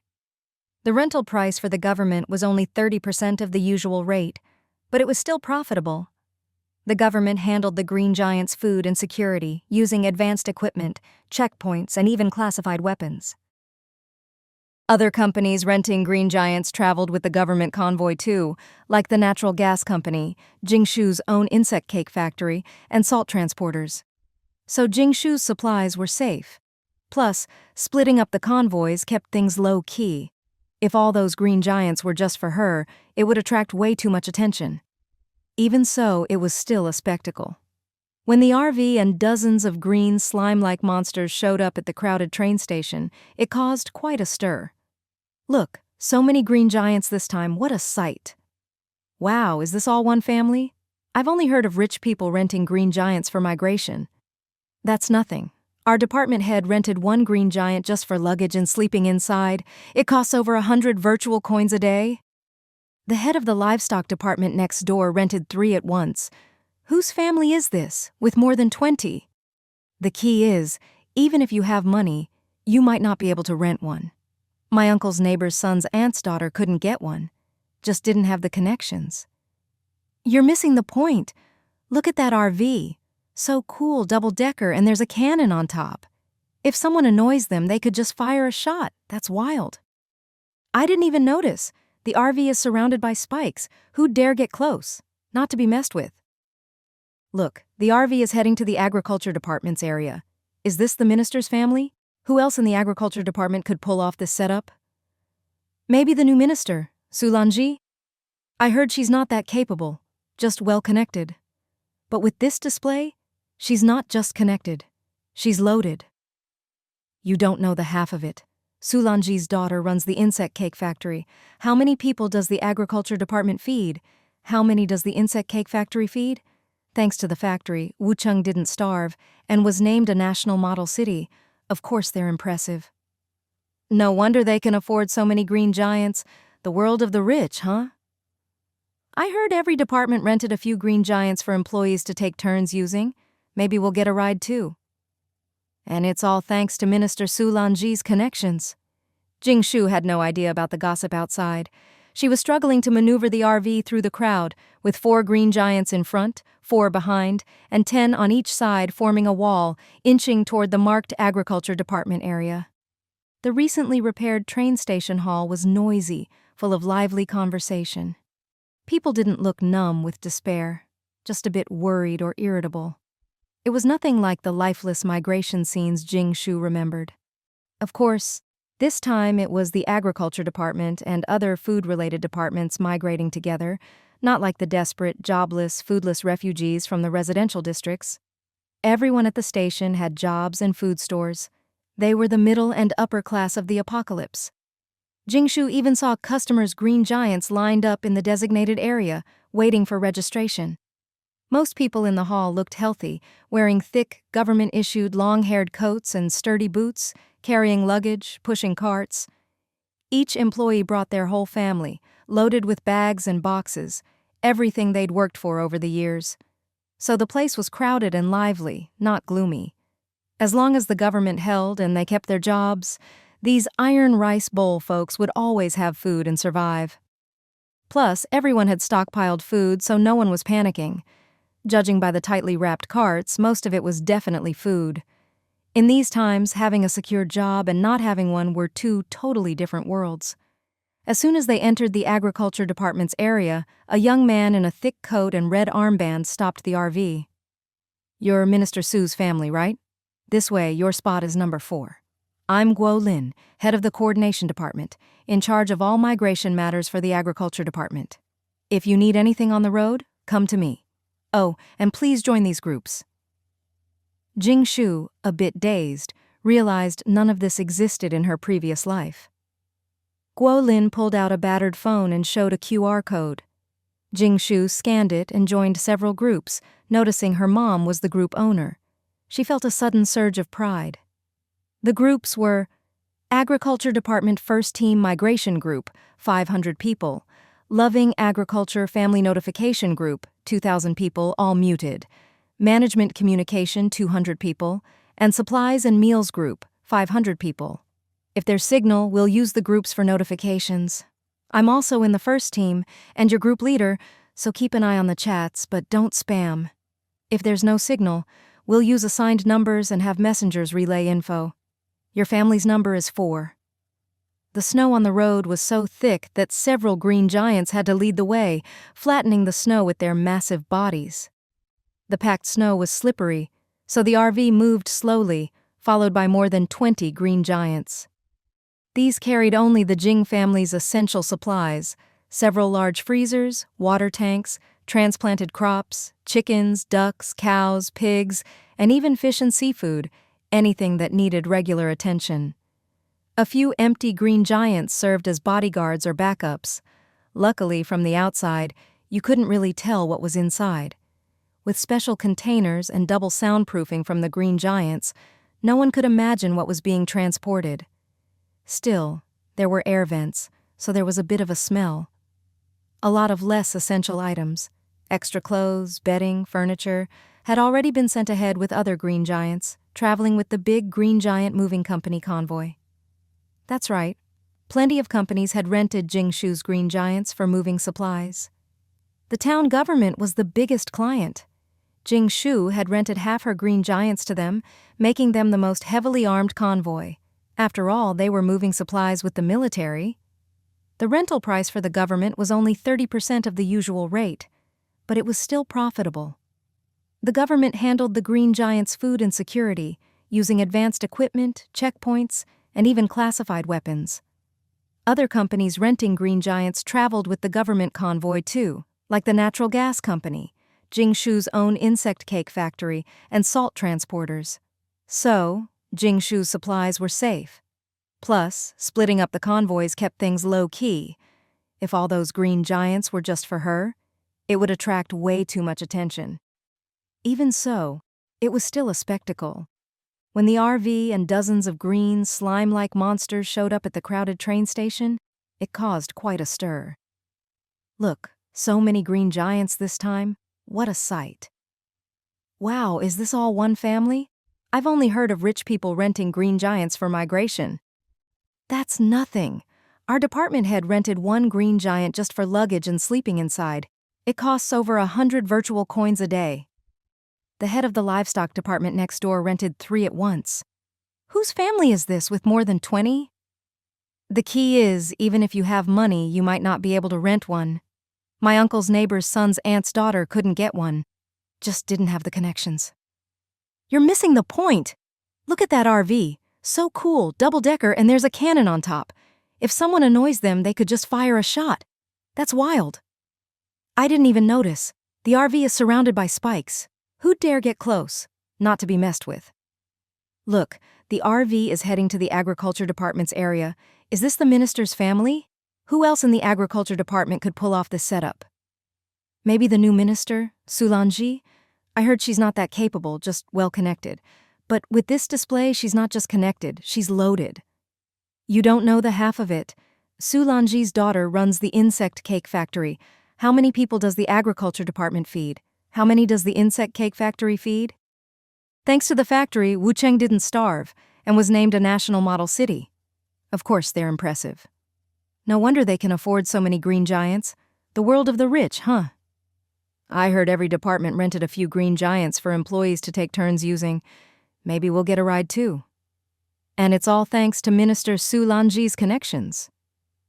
Jingshu had no idea about the gossip outside. She was struggling to maneuver the RV through the crowd with 4 green giants in front, 4 behind, and 10 on each side forming a wall, inching toward the marked agriculture department area. The recently repaired train station hall was noisy, full of lively conversation. People didn't look numb with despair, just a bit worried or irritable. It was nothing like the lifeless migration scenes Jingshu remembered. Of course, this time it was the agriculture department and other food-related departments migrating together, not like the desperate, jobless, foodless refugees from the residential districts. Everyone at the station had jobs and food stores. They were the middle and upper class of the apocalypse. Jingshu even saw customers' green giants lined up in the designated area waiting for registration. Most people in the hall looked healthy, wearing thick, government-issued long-haired coats and sturdy boots, carrying luggage, pushing carts. Each employee brought their whole family, loaded with bags and boxes, everything they'd worked for over the years. So the place was crowded and lively, not gloomy. As long as the government held and they kept their jobs, these iron rice bowl folks would always have food and survive. Plus, everyone had stockpiled food, so no one was panicking. Judging by the tightly wrapped carts, most of it was definitely food. In these times, having a secure job and not having one were two totally different worlds. As soon as they entered the agriculture department's area, a young man in a thick coat and red armband stopped the RV. "You're Minister Sue's family, right? This way, your spot is number 4. I'm Guo Lin, head of the coordination department, in charge of all migration matters for the agriculture department. If you need anything on the road, come to me. Oh, and please join these groups." Jing Shu, a bit dazed, realized none of this existed in her previous life. Guo Lin pulled out a battered phone and showed a QR code. Jing Shu scanned it and joined several groups, noticing her mom was the group owner. She felt a sudden surge of pride. The groups were Agriculture Department First Team Migration Group, 500 people. Loving Agriculture Family Notification Group, 2,000 people, all muted. Management Communication, 200 people. And Supplies and Meals Group, 500 people. If there's signal, we'll use the groups for notifications. I'm also in the first team and your group leader, so keep an eye on the chats but don't spam. If there's no signal, we'll use assigned numbers and have messengers relay info. Your family's number is 4. So Jing Shu marked herself in each group as First Team Family Number 4. For a long time to come, this would be their family's code name. Each group had a clear purpose: one for meals, one for lodging, one for solving problems, one for task assignments, and a general group for everything else. People were still joining the groups from time to time. Grandma and Grandpa Jing watched with smiles as third aunt explained what was happening. The old couple instantly felt the warmth of this big family. Migrating with so many people gave them a sense of security, no longer that rootless, uncertain feeling. Grandpa Jing was especially happy. With his gift of gab, he was ready to chat up everyone in sight. "Let's register the number of people and basic needs first. Once that's done and the supplies are ready, we'll distribute today's food. When the coordination department finishes, we should be able to set off at 1 p.m., Guo Lin said, ruffling his messy hair as he entered everyone's info into the database. He patiently explained, "Based on your work unit, you can get food for 4 people per day. Others aren't covered, but you can apply for a simple meal for elderly in need." "No need. We'll leave those for people who need them more," Grandma Jing replied. Guo Lin glanced at their double-decker RV and nodded. "You really don't need it. The daily meals are a mix, and I doubt you'll eat them. If you can, I suggest you eat your own food. You can swap your welfare for a small amount of fresh vegetables, which will make things better on the road. I can register you for that, so you'll just scan a code to get veggies from now on." Jing Shu was tempted, but a little hesitant. Guo Lin lowered his voice. "When has the agriculture department ever lacked food? All the convoys with means have swapped out their rations. Who's worried about food when they're driving fuel-burning cars? No one wants the canteen food.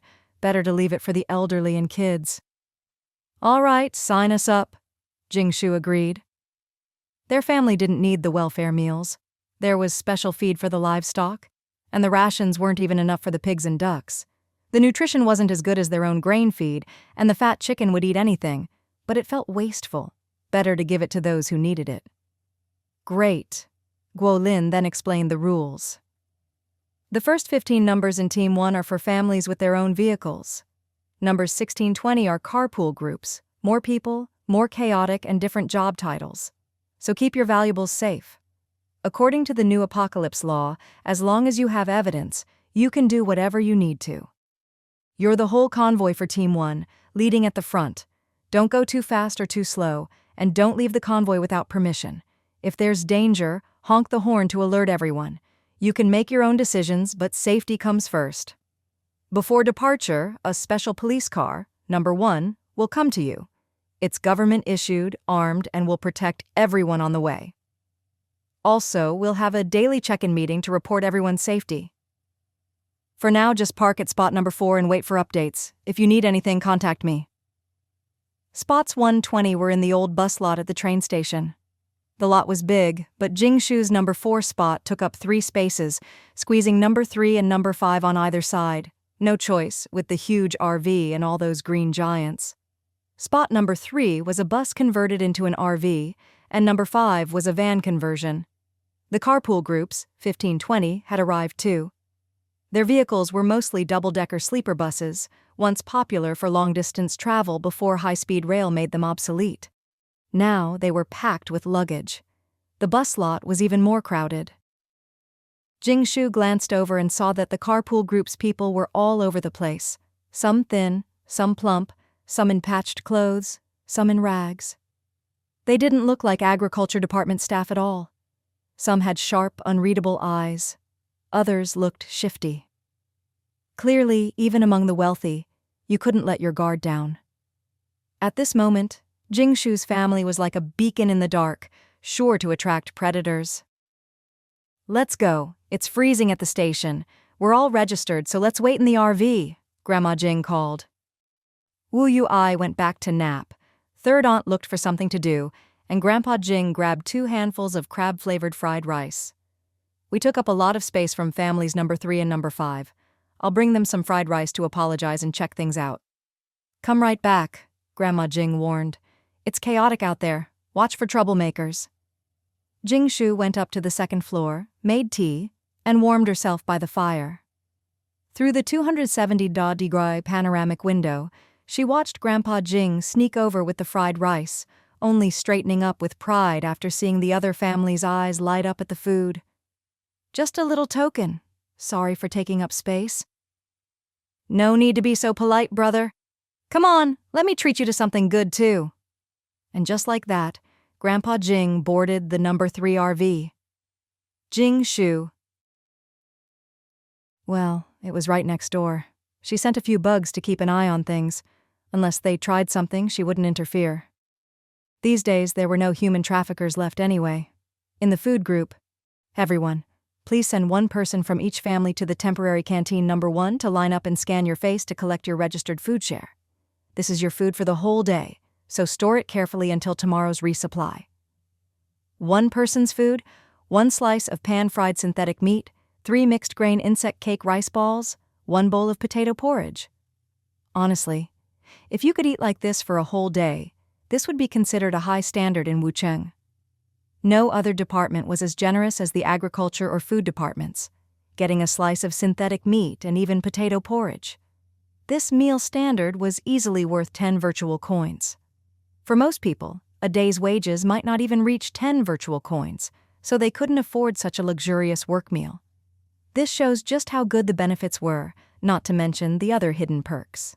In short, in the apocalypse, having a relative working in a food factory or canteen was not just a guaranteed iron rice bowl, it was a huge source of pride. If a man from the factory wanted to get married, not only did he not need to pay a bride price, but plenty of women would even bring a dowry. So, in the apocalypse, don't complain about expensive bride prices. If you're good enough, it's not a problem. Otherwise, you'd have to accept the 3 apocalypse dowry essentials: green vegetables, steamed buns, and synthetic meat. "Grandma, I'm going to pick up the welfare vegetables. You all stay in the RV. Don't go out." Jingshu called out, bundling up in a super warm down jacket, with a custom long-haired overcoat on top. Regular long-haired coats were warm but stiff, almost plastic-like, but the Jing families were specially treated. Jingshu's coat was not only longer than a robe, but also softer and more comfortable. She even added a little cape for extra warmth, and with a cinched waist it didn't look bulky at all. The all-black coat and boots actually looked pretty cool, surprisingly so for someone who never dressed this way. Honestly, the whole Jing family was a sight to behold. Who else had coats made from such expensive material, tailored to reach the calves for warmth? When they all went out together, sunglasses on, they looked like a squad of ultra-cool socialites. The temporary canteen was easy to find. Just follow the white steam and the smell of potato porridge. Jingshu found it at the old taxi queue in front of the train station. 8 60-liter stainless steel pots bubbled away over coal fires. The sight and smell of the potato porridge was impressive. "Today's meal is really good. Smells amazing." Who knows about the days after? Doesn't matter as long as we're full. We even got an elderly meal. The food department's benefits are great. So glad we came. Yeah, the people in the residential districts are chewing on hard insect cakes. No hot food for them. The line was long. Before the apocalypse, this place was surrounded by dense steel fencing, and now the line stretched 200 meters beyond the old barriers, with more people joining all the time. Everyone carried their family's eating gear, mostly basins, some pots, and very few other utensils, since most had worn out over the years. At the front, you scanned your face and code, and the system showed your family size and food quota. The lunch lady didn't skimp. 1 big ladle of potato porridge per person, then a step over for a fragrant slice of pan-fried synthetic meat, and finally, a day's worth of mixed-grain insect cake rice balls. Then you left the canteen area. Next to the bustling food area was a police station. No one dared get close. Armed police stood guard at the door, looking serious. The sign read, "B-Set Meal Pickup." Jing Shu knew this was the place. She pushed through the crowd and walked up. Here to pick up supplies? Jing Shu nodded. These days, even picking up vegetables came with this level of security? The officer scanned her face, then nodded. You're registered for 4 portions. Go ahead. People in line behind her were curious. What's this B-Set meal? The food department has secret perks? Ah, you don't know. We're middle class, but there are richer folks who don't want to eat insect cakes and potato porridge. I heard they can swap for better food like vegetables or rice. Who'd turn down potato porridge these days? No way. If I had money, I'd eat 10 pieces of synthetic meat a day. Is this for real? I want to swap for rice and buns too. You're silly. At least potato porridge fills you up. If you swap for rice, it's just a handful. If you don't need the food, you can swap. Probably just a perk for the higher-ups. Only ministers and directors get it. We can't. As they chatted, Jing Shu came out carrying a bunch of greens, 3 tomatoes, and 2 cucumbers. Everyone stared. Jing Shu was speechless. Now she understood what Guo Lin meant by, "It doesn't matter." They were doing this openly, not hiding it. If you want to swap, just say so. The more you hide, the more people suspect corruption. This way it was all out in the open. If only I could see a cucumber again. Even the agriculture department rarely gets tomatoes. Shut up, at least you've had them. Don't be jealous. 4 portions of veggies is just a little bit enough for a day. We're better off with the regular rations. We can fill up, save some, and with what we've stockpiled, we'll be better off than most. Soon the excitement died down. Were they envious? Of course. But survival came first. Sigh, rich people really can eat green vegetables. That was the most common sigh. Luckily, the food department folks were used to it. If this happened in a jobless neighborhood, people would be drooling, maybe even fighting for it. Jing Shu didn't expect a surprise when she got back to spot number 4. Here, granddaughter. What's this? Jing Shu took a golden brown bun, half amused. Wasn't Grandpa supposed to be apologizing? Why'd he bring back food? The bun was stuffed with meat and veggies and had a unique mouth-watering aroma.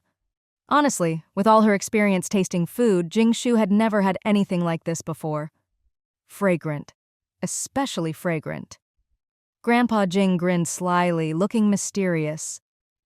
Take a bite. Tisk tisk. This flavor, even the gods wouldn't trade for it. Jing Shu was genuinely surprised. Her family lacked for nothing. Flying, swimming, or running, they'd eaten it all. What could possibly make Grandpa rate it as even the gods wouldn't trade? She took a bite.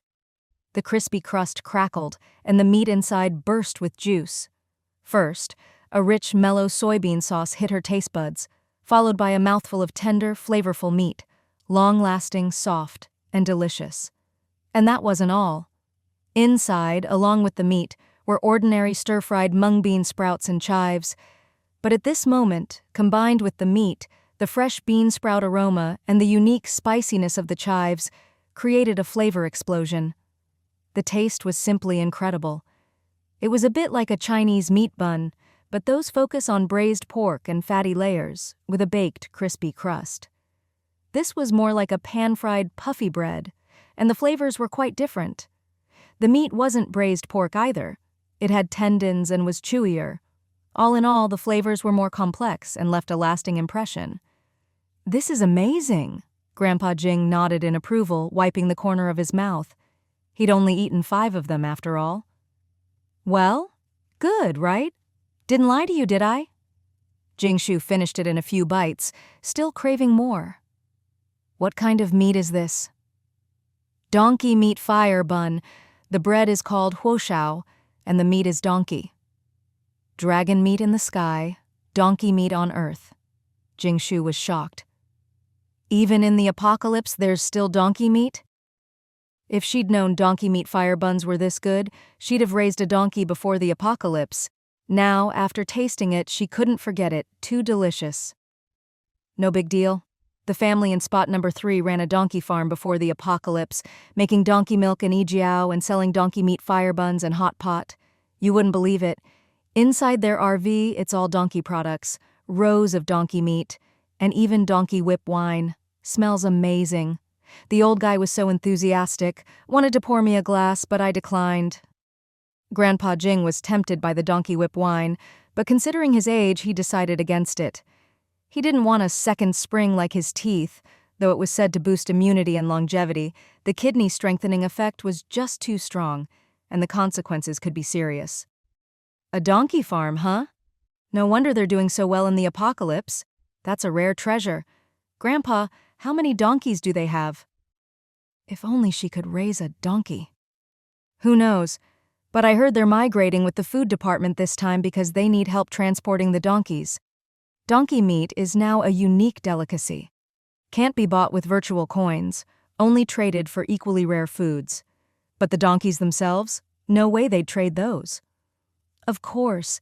In times like these, monopolies are the most profitable and food is precious. Donkey meat is worth only trading, not selling. When Dad gets back, I'll ask how many donkeys they have and see what we can do. I shamelessly brought you one after eating too many. Since it's a gift, we should give something in return. Let's get some for your grandma, your aunt, and your parents, too. Jingshu nodded. Okay. What should we trade? Fried rice is tasty, but not valuable. A few buns or dumplings aren't enough, and I'd be reluctant to give up a smoked ham. The old guy seems to appreciate good food, though. Grandpa Jing hunched over, thinking hard.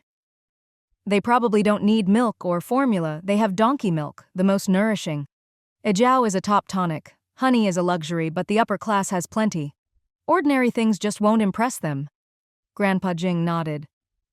We have lots of good stuff, but is there anything that's worthless to us but rare for them? Jingshu laughed. Grandpa's stinginess was kind of cute. What's so funny? They're trading what's common to them for others, and so are we. Think, meat and seafood are precious to us. Jingshu thought seriously. Besides those, what did they have in abundance that donkey farmers might find rare? Best if it's good for health. That old guy seems even more into wellness than you, Grandpa, and you're almost 90. Lotus root starch, Grandpa? Third aunt's been busy making it these days. The lotus roots from our pond were too many to take, so she made them into pure, handcrafted lotus root starch. It takes 100 jin of lotus root to make just a few jin of starch, pure essence. Each serving, just a little, mixed with cold water and then hot, makes a big bowl of thick, crystal-clear jelly. Delicious. And the health benefits are huge. Anyone who knows their stuff can tell by the color and taste if it's pure. Give them this, and they'll know it's the real deal. In fact, besides the Villapon's lotus roots, Jingshu had secretly used half from her space. Besides the ones for honeyed lotus root, the rest had all been made into starch. Over 100 jin, enough for years. The family loved it for breakfast. A big bowl of lotus root starch with side dishes was a treat. Jingshu filled 2 mini-glass jars with the dried, sun-cured starch from the RV hallway, stamped a pattern on the lid, and sealed them up, instantly looking high-end. 200 grams of lotus root starch takes at least 10 jin of lotus root to make. Pretty valuable, right? Okay, Grandpa, go get more fire buns for lunch. I love them. Jingshu was already craving more donkey meat fire buns and wanted to go with Grandpa to see what other rare treats they had. But before lunch, a guest arrived, Wu Yuai's mentor, who had come with his modified trailer. clearly here as promised. Back when Jingshu was modifying the RV, she'd already agreed on the terms with Wu Yuai's mentor. The Jing family's 2-story RV was thanks to the mentor's personal handiwork, and at the time, mentor Chu Zhuohua had said that if they ever had to flee, he'd bring his own modified trailer and follow behind the RV. And now, here he was in person. "Huazi, have you eaten? Grandma will make you some noodles. It's freezing out. Why are you dressed so thinly?" Grandma Jing greeted him warmly. Wu Yuai muttered, a bit embarrassed, "Grandma, don't call him Huazi, call him Zhuohua." Huazi sounded so rustic. Jingshu just shook her head. Wu Yuai's mentor really was all about style over warmth. Long, straight black hair like a waterfall, tight leather pants, a long fur coat, and those long legs. He looked like he'd stepped out of an anime. "Grandma, you can call me whatever you like," Chu Zhuohua replied with a gentle smile, shaking the snow off before coming inside, changing into boots and taking off his black leather gloves.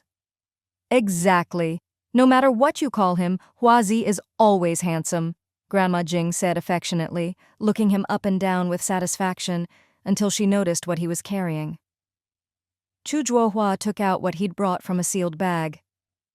"I'm here today to pay my meal fee. For the migration ahead, I'll be relying on Grandma's cooking to keep me alive." "Oh, you silly child," Grandma Jing said, thinking to herself that if he just married her granddaughter, there'd be no need for all this. But in the apocalypse, things weren't like before. No one would say, "It's just a meal," anymore. Even if you could spare it, you wouldn't say so out loud. These days, no one dared eat at someone else's house without paying for it. Only true family could get away with that. Chu Zhuohua pulled out 2 palm-sized little turtles. The skinny little claws scrabbled around, struggling hard. He turned to Jingshu. "I know you like raising things, so I specially found a pair of Chinese soft-shell turtles for you. Once they grow up, you can make turtle soup. But these 2 are hard to raise, so take good care of them. It wasn't easy for me to get a pair." Jingshu nearly jumped for joy. In 5 years of the apocalypse, except for one time when her aunt caught a turtle to soak in wine, she'd never seen another turtle or soft-shell turtle. That delicious turtle soup, she still dreamed of it, and regretted not making soup back then. Nothing beats the flavor of turtle soup, especially with precious ingredients. It's the ultimate tonic. Back then, her family didn't need tonics, but now, in a world where these creatures were nearly extinct, 2 live turtles were like seeds. With Jingshu's spiritual spring, even the hardest-to-raise animals would thrive and multiply. 1 turtle lays a whole clutch, 1 batch for soup, 1 for wine. Pure bliss. Jingshu quickly took the 2 little ones, overjoyed. "This is the best meal fee ever. Not just for the migration. I'll feed you for the next 3 years, no problem. Eat as much as you want." The value was beyond words.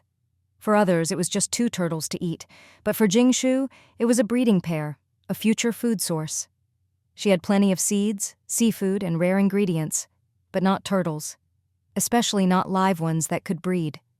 Chu Zhuohua's gift hit her right in the heart. Chu Zhuohua began explaining how to raise them. "In about 4 or 5 months they can mate. Have Yuai help you watch them. The first clutch is only 4-6 eggs, but later they can lay dozens at a time. By the second breeding, next year you'll have a whole batch of babies. The year after, the adults can be eaten. For the second generation, I'll help you introduce new genes to keep them strong." Wu Yuai sighed. "I only studied agriculture, not animal breeding. Mentor, you're an all-rounder in biology." Chu Zhuohua looked at her and sighed too. "It's fine while I'm here, but what if I'm not?" Jingshu said.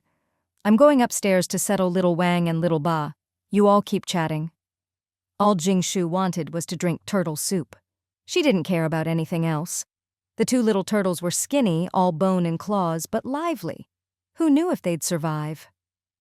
Jingshu put them in a glass container, placed them in her space, gave them diluted spiritual spring water, and started feeding them small fish and shrimp.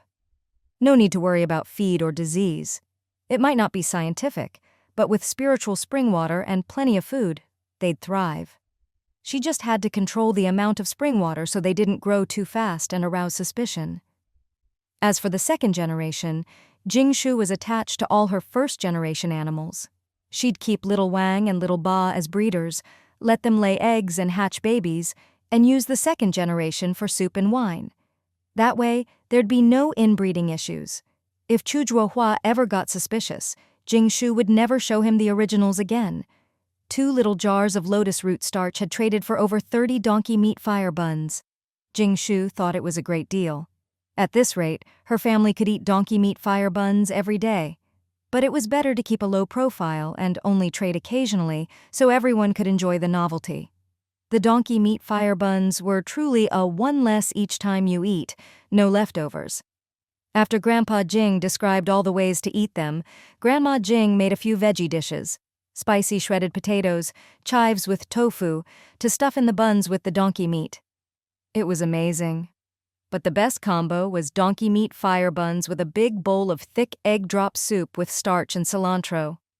A bite of bun, a sip of soup, truly a life of the gods. Jingshu alone finished off a whole pot.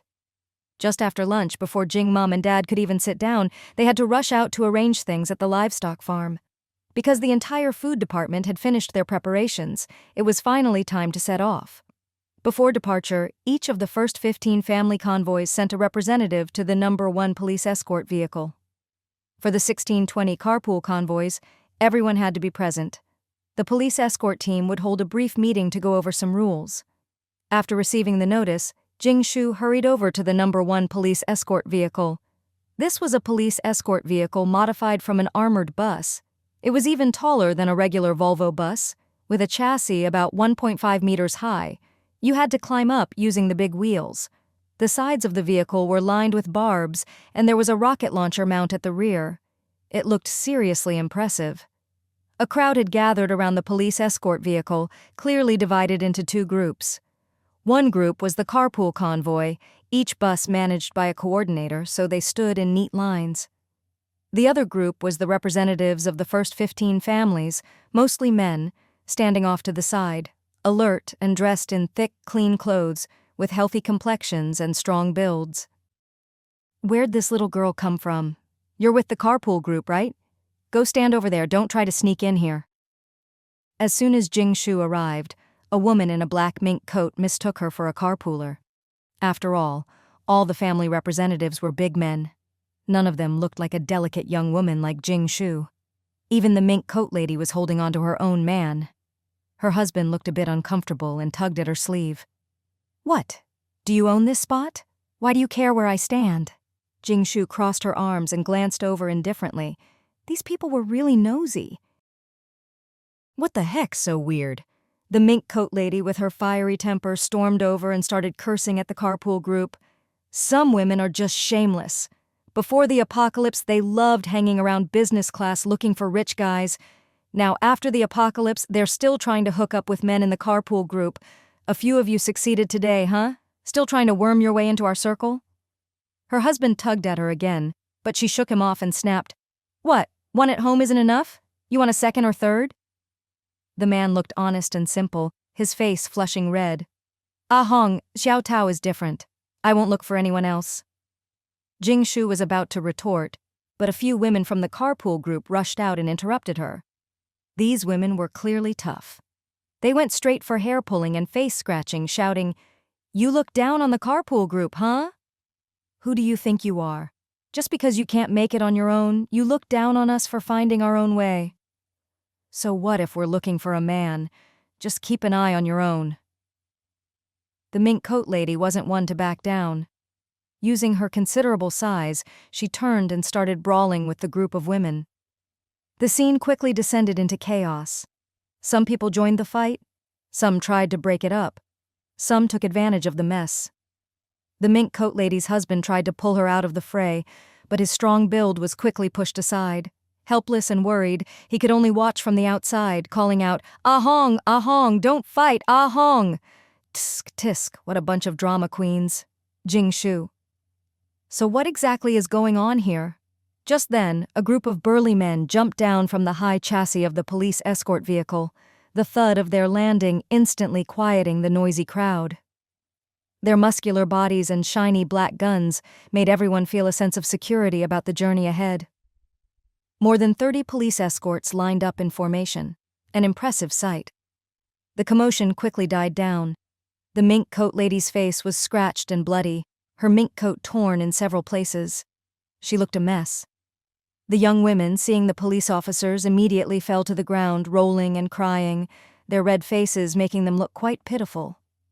Both sides looked miserable, and since they were all women, after asking what happened, each was fined 50 virtual coins. No matter how hard the women on the ground cried, it was useless. After paying the fine via facial recognition, the officers told everyone to return to their places. One of the burliest officers stepped forward to speak. "My name is San Liang. I'm the captain of the No. 1 police escort team. I'm responsible for everyone's personal safety and property, as well as the route. I hope what happened today doesn't happen again. If it does, there'll be no discussion, just a fine. Of course, theft or infringement of others' property will be handled according to the new post-apocalypse laws. Everyone, keep yourselves in check. Also, there are rewards for reporting others' violations.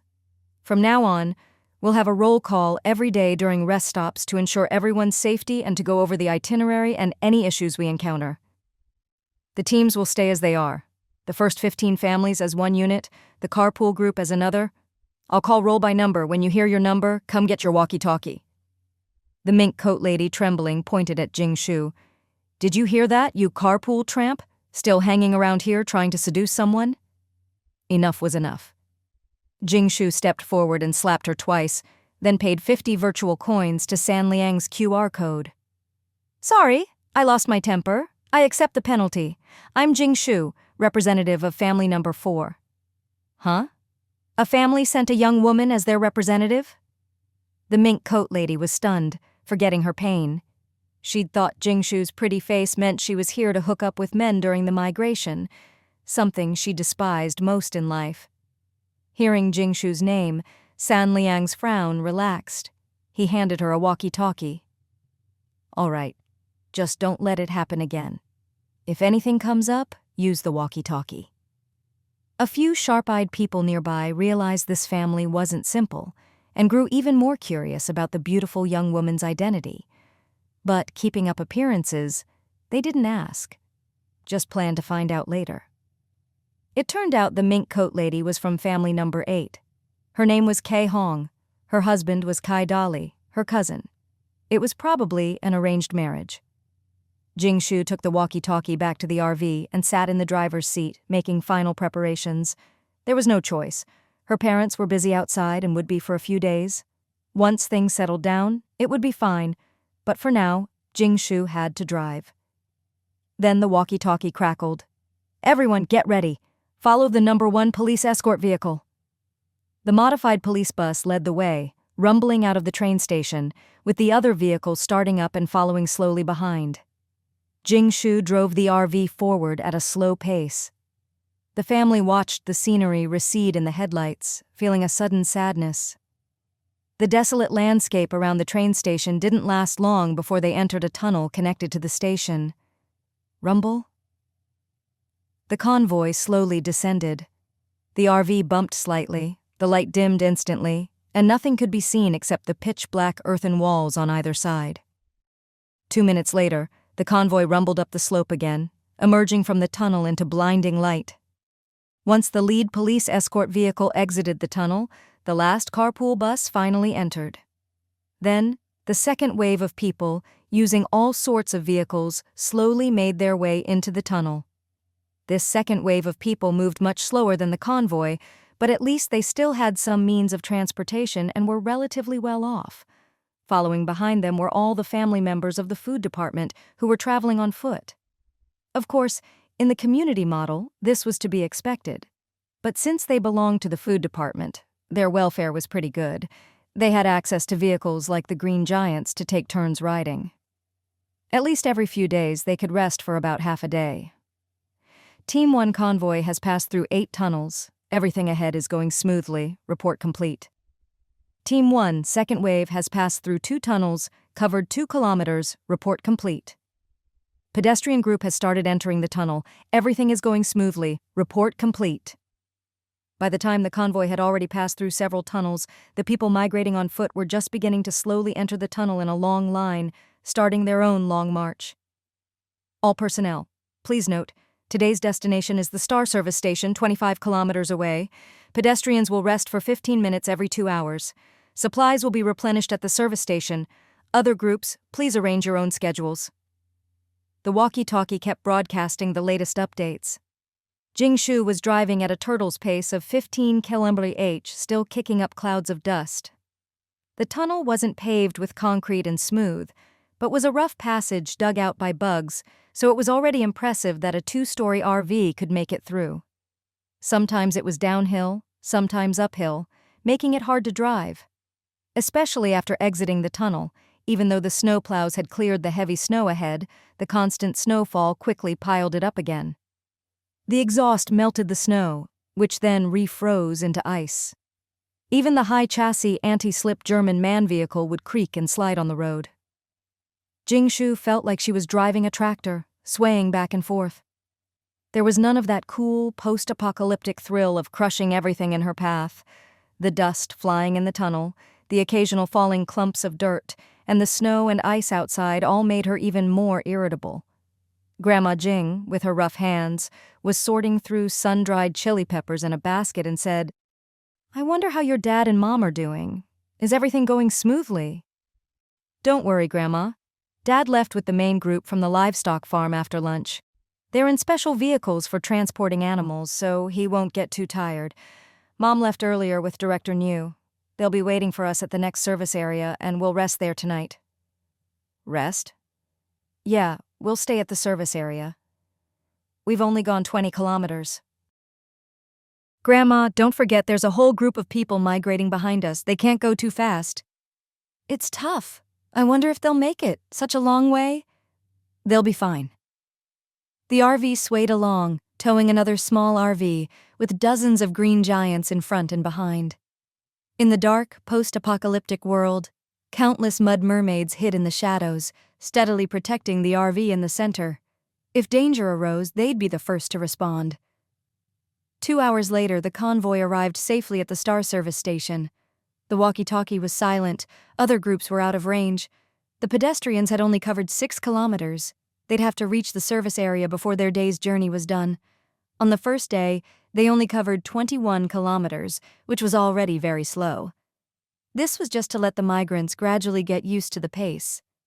In her previous life, Jingshu could walk up to 40 kilometers a day when the roads were clear, but that was really the limit.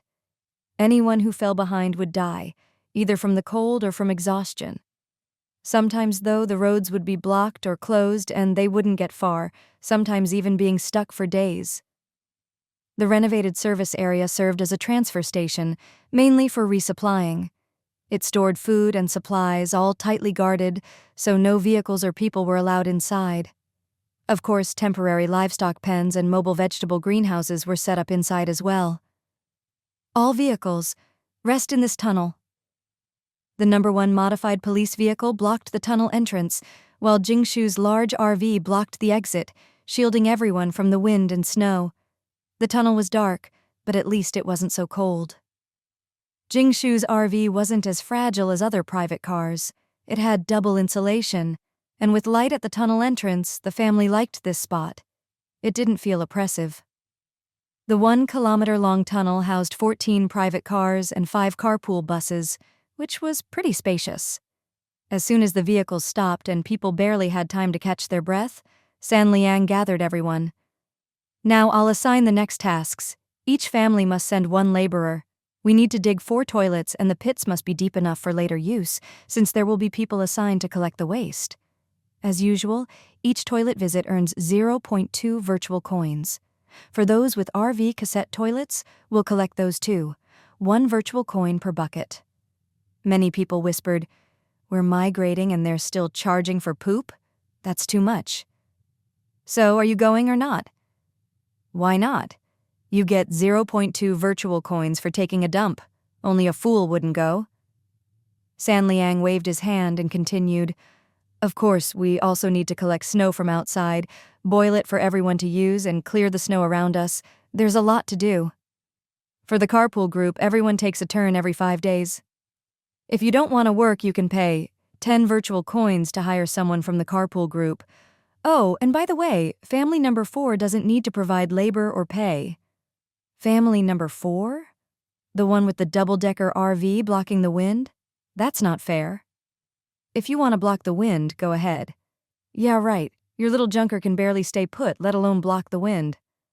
San Liang said sternly, "This tunnel was built with the participation of family number 4, and they made a huge contribution to this migration. The entire food department is grateful, so they get special treatment during the migration. So, any objections?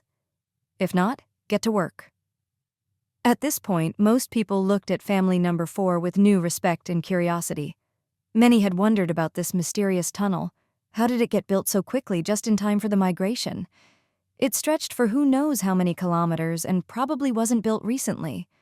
Only those with inside information knew a bit more, and that made them even more in awe of family number 4. What exactly did family number 4 do? So far, only a little girl and an old man had appeared as their representatives. Grandpa Jing, who had been sent as the family representative, couldn't stop grinning. He pulled another old man over, patted his chest, and gave a big thumbs up. The man he pulled along looked only about 70, with barely a wrinkle on his face. Compared to Grandpa Jing's deeply lined features, he looked much younger. The old man also grabbed Grandpa Jing and said, "Old buddy, your family is amazing. You've made such a huge contribution. Dinner's on me tonight. You and your whole family must come, or I'll take it as an insult. Come sit in my RV." "Oh, I couldn't possibly—" "Come on. I'll provide the food, you bring the drinks. Didn't you say you still have some Wuliangye stashed away?" "Just a few bottles, but since you asked, I'll definitely bring one." So, for dinner, Grandpa Jing brought the whole family to the number 3 family's RV. When Jing Shu saw the old buddy Grandpa Jing had mentioned, she was genuinely surprised. Was this really Grandpa Jing's older brother, not his younger one? The man was over 90 but looked only 60 or 70, although Grandpa Jing was in his 80s and thanks to drinking spiritual spring water even had a new set of teeth growing in, his appearance hadn't changed much. His health was certainly better, but the spiritual spring wasn't some miracle that could turn back time. It could only keep people at a certain stage, like how the Jing family all seemed to have stopped aging since before the apocalypse. "This is my old buddy, Hongwu, and this is his son's family of 5, Grandpa Jing introduced, clearly already on friendly terms. The old man's son was named Hong Lang, already in his 60s, but aside from his daughter-in-law, there was also his 30-something grandson, Hong Jaki, his granddaughter-in-law, and a 6-year-old great-grandson. The whole family had one thing in common. They all looked especially young. Hong Lang, in his 60s, looked like he was in his 40s. "Donkey milk is a great thing. Everyone in our family drinks a bowl every morning and evening, so we all look a bit more energetic than others. But I see your family looks just as healthy. I heard from Xiao Jing that you all drink milk every day, too. Here, try some of our fresh donkey milk," the old man said energetically. "Come in, it's cold outside," his son greeted them warmly. The number 3 family's modified RV was a bit crowded. Right inside the door was a custom wine rack, and just as Grandpa Jing had said, there was a whole row of homemade donkey whip wine. To the left was a shelf packed with all kinds of cured donkey meat and a whole row of smoked hams and the like. Jing Shu's family just glanced at the shelves full of donkey meat before following everyone into the small living room on the right, where they were handed bowls of fresh donkey milk by the old man's daughter-in-law. Old man Hong observed them quietly and nodded to himself.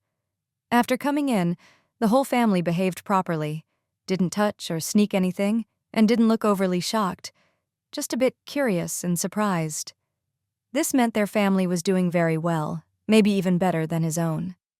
Jing Shu's group included Grandpa Jing, Grandma Jing, third aunt Jing Lai, Wu Yu Ai, her mentor Chu Zhuohua, and herself. Her parents were still busy with work. With so many people, the RV felt even more crowded, so everyone had to stand along the sides. Each person took a bowl of fresh milk from the hostess and, after a sip, showed a different expression.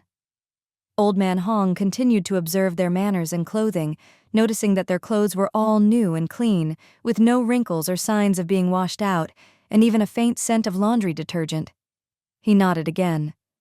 Donkey milk shouldn't be boiled, just warmed to 40 degrees C is best. Its nutrients are closest to breast milk. I wonder if you're used to the taste, Old Man Hong asked. If you can't get used to donkey milk, there's probably nothing else you can eat in this apocalypse. Grandpa Jing laughed, downing his bowl and giving a thumbs up. Jing Shu found the taste a bit novel. The milk was mild, not as rich as cow's milk, with a slight sweetness and a texture a bit like breast milk. Here, it's cold outside. Have some osmanthus sesame donkey hide gelatin cake to warm up. Thin slices were neatly arranged on a plate, dotted with yellow osmanthus flowers. Jing Shu picked up a piece and put it in her mouth. It was like eating sesame candy, with flavors of sesame, osmanthus, donkey hide gelatin, and something like maltose. The taste was rich and sweet, a bit sticky, and she had to lick her teeth to swallow the last bits. Like mutton soup, it warmed her whole body. Donkey hide gelatin really was a good thing, especially in this frozen apocalypse. For dinner, Old Man Hong prepared a feast, a true banquet in the apocalypse. Besides the famous donkey meat fire buns, there was a big pot of stewed donkey meat, a big pot of dry-cooked donkey meat, plus red oil crispy donkey, sauced donkey, and more. It was a whole donkey family meal. Anything can go in a fire bun. Just stuff whatever you like from the pot into a bun and dip it in sauce. Too bad this wasn't the Northeast, or a couple of green onions would have made it perfect. Grandpa Jing not only brought good liquor but also added 2 dishes, peanuts and chili preserved eggs. The old men squeezed around the little window table, eating peanuts, drinking, and chatting, a rare treat in the apocalypse. Old Man Hong's granddaughter-in-law and great-grandson were a bit reserved, but his daughter-in-law, Sun Danyu, was very warm and kept everything in order. Auntie, your donkey hide gelatin is really good. Do you have more? I'd like to trade for some, Jing Shu asked. The taste wasn't anything amazing, even in these snacks, but the effect was incredible. Jing Shu had always been afraid of the cold, prone to chilblains in her previous life and still in this one. As soon as it got cold, she'd get them. She felt this donkey hide gelatin might help, and it was always good to have some tonic on hand. Aunt Sun smiled. That's exactly what we trade. Donkey hide gelatin is made from donkey skin, so of course we have it. We sell it by the gram. Pure gelatin is expensive, about 30 times the price of meat. If you want, we can cook it with yellow wine and other ingredients to make cakes for you. Just store them and eat as needed. Usually, 200 grams of gelatin makes 1 jin of cake. 2 pieces a day is enough. Any more and you'll get nosebleeds. Auntie, what would your family like in exchange? I'd like a jin of gelatin and we'll provide the other ingredients. Please make 5 different flavors, Jing Shu calculated. With so many women in the family, 2 pieces a day each wouldn't last long. You can see we don't lack ordinary food. What we need most are common medicines, rare foods, or scarce supplies like cotton or down. Jing Shu noticed the child's modified clothes and understood. Auntie, I'll offer 10 jin of cotton, 5 jin of duck down, 6 types of common Chinese medicine pills from our pharmacy, a jin of lotus root powder from before, and a bottle of our homemade liquor. This price was very fair. Jing Shu even threw in the bottle of liquor as a gift. But good donkey hide gelatin is a rare treasure these days, and it's worth the price. Great, great! I'll go start boiling the gelatin right now, Aunt Sun said with a smile, secretly thinking that her father-in-law really had a good eye. He could spot the most promising customers at a glance. These supplies were the most precious and scarce right now, and she hadn't expected this young girl to hand them over without batting an eye. But even though the girl didn't say much after coming in, it was clear she was the one in charge. That was rare. Old Man Hong overheard and smiled, saying, Xiao Sun, we're all friends here. Make a bigger batch of good gelatin and bring it here to cook so everyone can see how it's done. Teach the young lady what real donkey hide gelatin is and how to prepare it so she'll know for next time. Jing Shu understood. This was to reassure them there was no trickery or shortchanging. Honestly, she didn't know much about it herself, just that if it didn't work, it must be fake, and she could settle accounts later. Luckily, her mentor was knowledgeable, so she didn't embarrass herself. Aunt Sun personally weighed out the gelatin, even giving an extra 1/5 for free. The mentor picked up a piece, broke it, smelled it, examined it, and nodded. It's the real deal. Young man, you know your stuff? Old Man Hong asked with a smile, holding his wine cup. I actually know quite a bit. I'm also very interested in your donkeys. Would you be willing to let me study 2 of them? I'd like to alter their genetic sequence or crossbreed them to create a new dark-adapted species that can survive and reproduce more easily in the apocalypse. Dark-adapted species were valuable. Even if they lost some traits, the most famous dark-adapted dinosaur chickens in Wucheng could still lay eggs. If this worked. Old Man Hong turned to Grandpa Jing in surprise. And this is? Oh, he's a biology professor.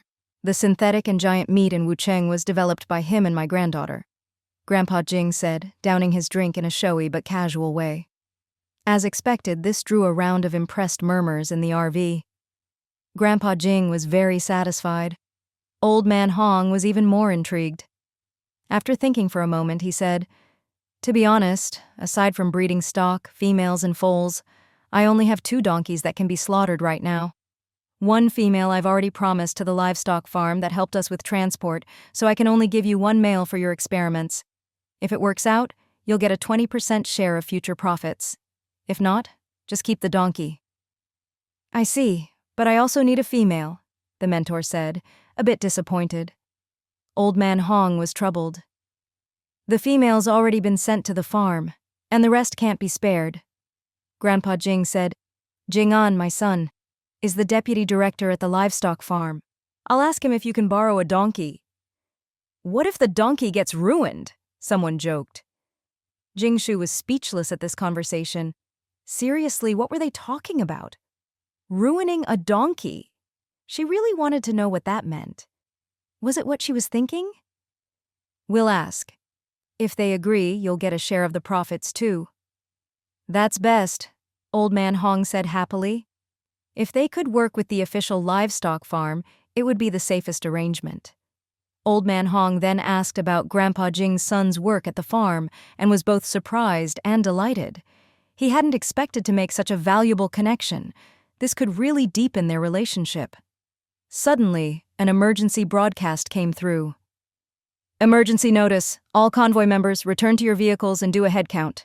There has been a serious robbery on Provincial Road 312. Supplies donated by Sichuan to Wucheng have been stolen by unknown forces with heavy casualties. There may be gang members nearby. Once again, no one is to move about without permission. All outings must be reported. If you notice any suspicious people in your group or vehicle, or see anything unusual, please report it to us. Repeating the notice. The cheerful atmosphere instantly turned tense. As everyone heard the news, the loudspeakers outside were already ordering everyone back to their vehicles and security measures were being put in place. This all started with the migration. Once news spread that Wucheng was relocating, donations poured in from all over the country, mostly local specialties, a long-standing tradition. On the big data message board there were messages like, Wucheng, stay strong. Wucheng, you can do it. Nanhai welcomes you. 100 years ago, the Long March. 100 years later, a cross-China migration on foot. Wucheng had become a trending topic, and the donated supplies from all over warmed many hearts. I remember Sichuan donated a batch of their famous dubanjiang. That stuff is rare now, and it was meant to improve our meals. Those robbers are shameless, stealing even dubanjiang. Provincial Road 312 isn't far from us. Jingshu's family heard the news and quickly left. When the gelatin is ready, I'll have Zhao Sun bring it to you. If you run into danger tonight, sound the alarm. We have armed forces ready to help. We have to look out for each other on the road, Old Man Hong said seriously. Grandma and Grandpa Jing nodded worriedly, feeling that staying at the tunnel entrance might be dangerous. Jingshu smiled and replied, We're not in danger. If the robbers come, they'll go for the police vehicles at the other end. We're on the side away from the highway, so don't worry. If anything happens, we'll be in touch. We'll head back now. Old Man Hong watched the Jing family leave, frowning in thought. His son, Hong Lang, asked, Dad, what are you thinking? Should we set more traps and defenses? The road really isn't safe. No need. If anything happens, We'll just go help, Old Man Hong said, shaking his head. Why? If they dare rob even donated supplies and succeed, they're either heavily armed or not even human, Old Man Hong said, waving his hand. That girl was right. There are police vehicles at the front, and their RV with a cannon at the back. Both are heavily armed. If even they can't handle it, I'll just drink with old Jing and wait for the end. It's rare to meet someone worth talking to on the road. Hong Lang nodded. True? But I noticed Uncle Jing's granddaughter is very generous. She traded so many valuable things for gelatin without even consulting her family, and no one objected. I wonder what her parents are like. We'll see. These days, few can afford donkey hide gelatin or donkey meat. The Jing family is a good circle to be in. That granddaughter is no ordinary person. I think she and her family are worth befriending. Since she was so generous, we shouldn't be stingy either. Let's give them a little extra in return. That's how relationships are built, with give and take. The entire convoy was on edge. San Liang, the police escort, did another head count and recruited 10 more people. Besides quickly digging toilets and boiling water, they also started building snow fortresses and traps at both ends. They poured water over the snow to shape it, and soon there were thick, solid ice walls, which gave everyone a bit more sense of security. Still, when some people saw the dozens of green giants with their hollow, terrifying eyes, they wondered why they even needed walls with such scary guardians around. Shu, we still need to be careful at night. I'll take the night watch tonight so your dad and mom can get some rest when they return. Jinglai can report to the canteen tomorrow. Ui has to help the mentor and your grandma has to cook.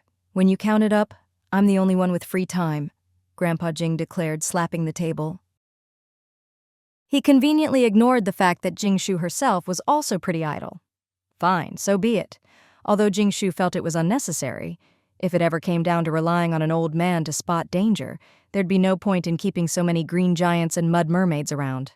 Plus, there were plenty of snakes and bugs nearby, all acting as Jingshu's little eyes. On average, there was a mud mermaid scout every 100 meters underground. Her 100-step sentry claim was no exaggeration. Jingshu was the most cautious of all. Honestly, she could sense if there were even a few living people within several kilometers. Still, she said seriously, "All right, Grandpa, you take the night watch tonight.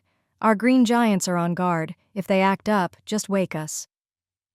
Grandma Jing, for once, was thoughtful and prepared Grandpa Jing some warming soup, a bit of pig's head meat, a plate of peanuts, some snacks, a patrol coat, and even a gun. With Grandpa Jing on watch, everyone felt much safer, and the earlier restlessness faded. Jingshu couldn't remember if anything like this had happened in her previous life. Back then, they were in the 3rd migration wave. They'd faced plenty of trouble on the road, but as long as the authorities were around, there was nothing to worry about. The only real concerns were whether they could keep up with the schedule, find a good spot to rest, get a bowl of hot soup, avoid freezing on the toilet, or getting bitten by corpse bugs, basically anything that affected comfort. At 8 p.m., the last of the walkers arrived at the service station. Those who'd arrived earlier had already prepared food and hot soup for the day. Even from hundreds of meters away, you could hear the lively noise, maybe from excitement, maybe from not being used to it yet. By 10 p.m., the convoy's lights dimmed, and the walkers at the other end of the tunnel quieted down. Outside, apart from the occasional footsteps of patrolling guards, there was no other sound. The other end of the tunnel was packed with people sleeping, and like the convoy, they'd built protruding ice walls for cover and wind protection. No one minded the crowding. On such a cold night, everyone wanted to huddle together for warmth. At midnight, after an emergency meeting, Jingshu's parents returned. Grandma Jing had saved them 2 bowls of chicken soup and poached eggs. After eating, the RV finally went dark. Jingshu slept in her bed under the 270-degree panoramic skylight, with the green giant king at her feet, 2 liquid cuties by her side, and the fat chicken at the bedside. In this odd combination, she drifted off to sleep. The night passed peacefully. In fact, for several days after, there was no more news about the robbers. Even when the main migration force passed the 312 National Road, nothing happened, though there were plenty of minor mishaps along the way. For example, one convoy vehicle ran out of fuel and the fuel truck hadn't arrived yet. With so many vehicles, everyone had to wait. Some tried to borrow fuel from others but were asked for sky-high prices, and the owner didn't want to pay. In the end, the police escort lent some fuel. The fuel truck was a joint effort between the Food Department and the Oil Transport Bureau. Not every family could be like Jing Shu's, who had stored several tons of fuel and even brought along a charging station. But that wasn't practical for most. Livestock transport, fruit and vegetable relocation, and other logistics all needed fuel, so the Oil Transport Bureau had dedicated trucks for the job. Some Food Department officials, using their connections, stored their own fuel with the Oil Transport Bureau, taking a cut when delivering to government vehicles and selling to private ones. If you wanted to buy fuel on the spot, without connections or money, you couldn't get any. There were also fights among the walkers, like people not wanting to sleep on the edge at night or various dramas in the convoy, like someone sleeping with his sister-in-law. After crossing the 312 National Road, people gradually forgot about the robbers and focused on daily life. Most people had to work during the migration. For example, Third Aunt worked in the canteen, arriving at the service station 2 hours before mealtime to direct people to dig pits, light fires, boil water, cook and portion out food. Humans need to eat, use the toilet, have shelter, and sometimes get sick. There was always plenty to do on the road.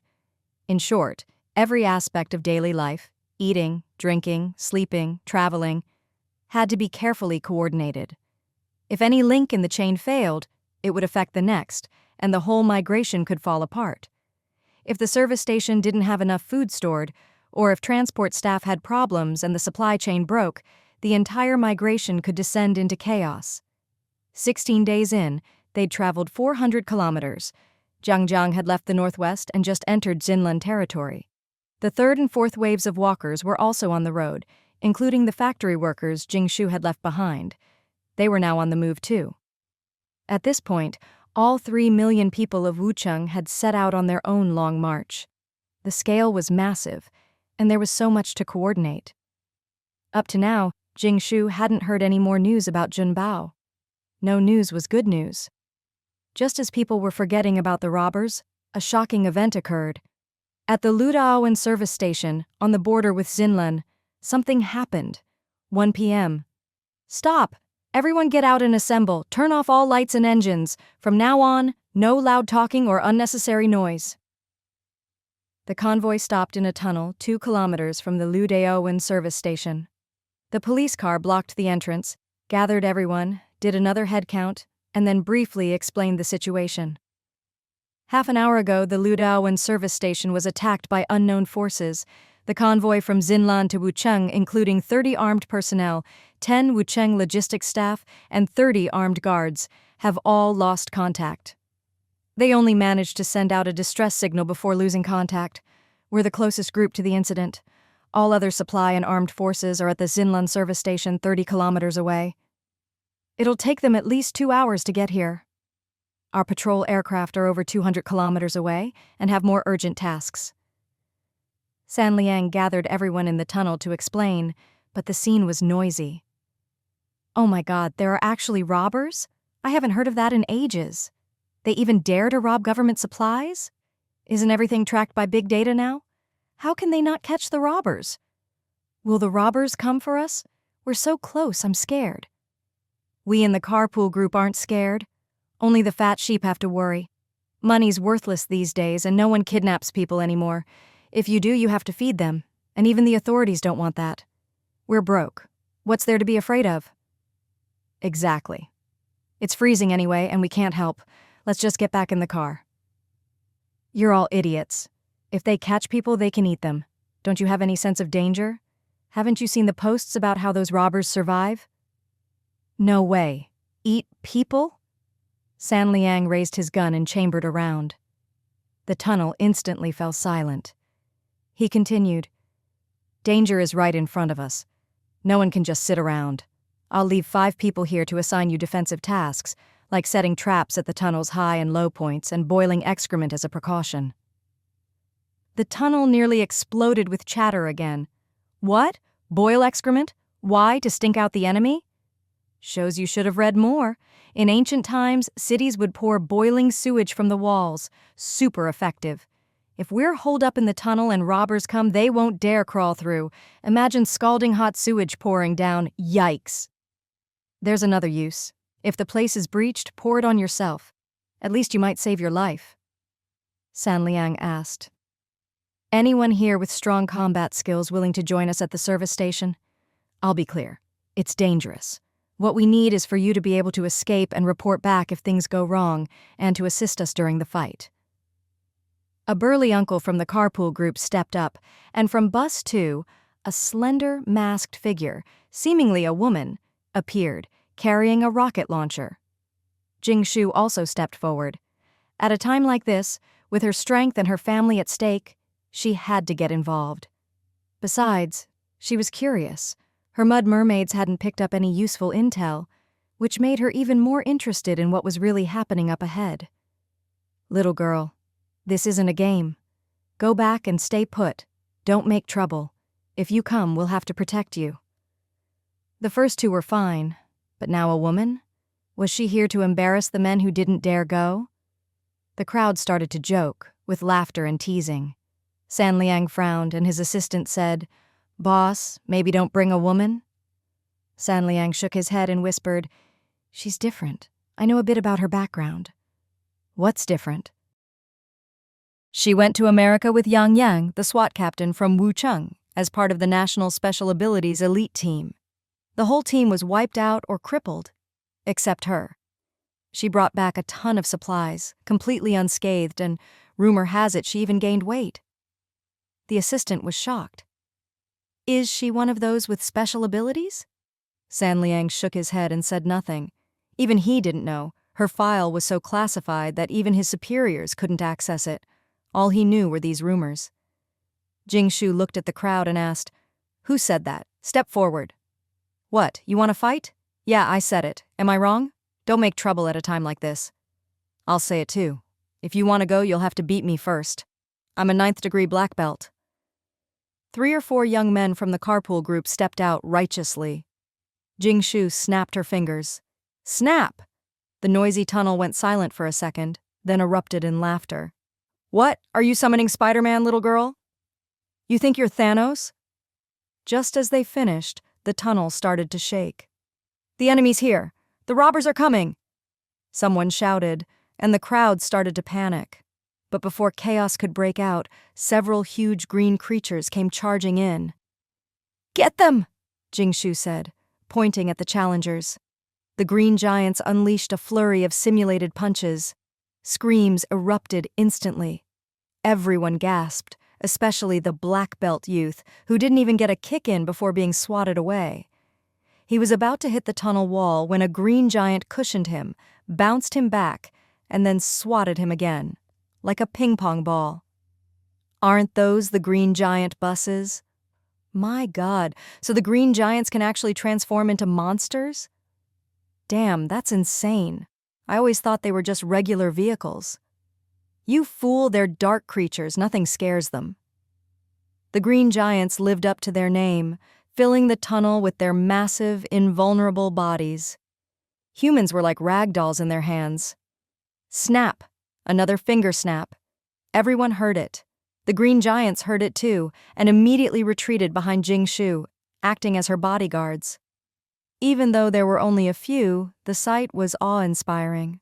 One, eager to show off, transformed into a comfy liquid sofa for Jingshu to sit on, even forming a simulated hand to give her a massage. From below, it looked like a queen surveying her subjects. Ordinary green giants couldn't do this. Their liquid forms were limited and couldn't hold shape for long. But the green giant king was different, so the sofa was little green's doing. The tunnel was no longer noisy, but eerily quiet. The way everyone looked at Jingshu had changed. There was awe and shock and plenty of holy crap expressions. Jingshu felt a little embarrassed by all the showing off. "Can I come with you?" she asked. "Of course, Miss Jingshu. With you covering us, our safety is much improved," San Liang said, pursing his lips. He never would have guessed that the harmless, silly-looking green giants could be so fierce. If Miss Jingshu hadn't held them back, they could probably take out a person with a single punch. Wow, those dozens of green giants by the RV. Even San Liang was looking at Jingshu differently now. The strong are always respected. San Liang led 25 people, along with Jingshu and several green giants, quickly toward the service station, while behind them, everyone else got busy with preparations. Just as the commander had ordered, they started boiling excrement. A strange, pungent smell began to spread, carried by the wind through the tunnel. No one knew how far it would drift. At first, everyone was gagging and retching at the stench, but soon enough the whole tunnel was filled with the sounds of ugh and bleh. Turn up the heat, keep boiling. Once it's ready, put it at the high ground traps. Wait for my order. When I say pour, you pour. Go ahead and puke. You'll get used to it after a while. And sure enough, after a bit, people did get used to it. Strange, isn't it? Luda Awen's service station got its name from the 6 winding bends backed up against the mountains.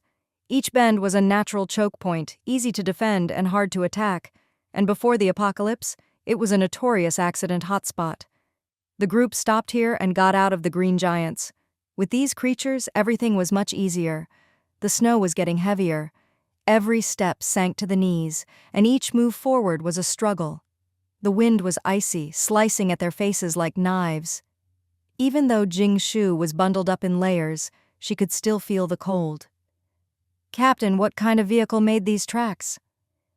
The snow was still falling, almost covering the tracks, but you could just make out that something had passed through here an hour or two ago, leaving deep, wide marks.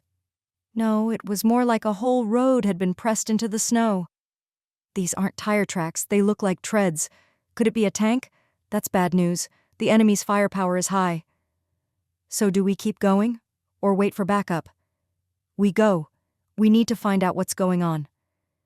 I'll send 2 green giants ahead as scouts. If there's danger, we'll know right away. Thank you, Miss Jingshu. We're lucky to have you today. Liudaowen was indeed hard to traverse. Snow on top, ice below. Even the green giants moved slowly. One wrong step and you could fall into a bottomless ravine.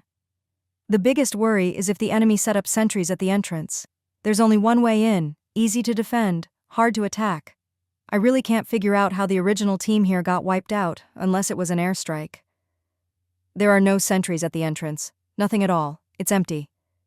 Jingshu said after a while, her expression odd. Nothing?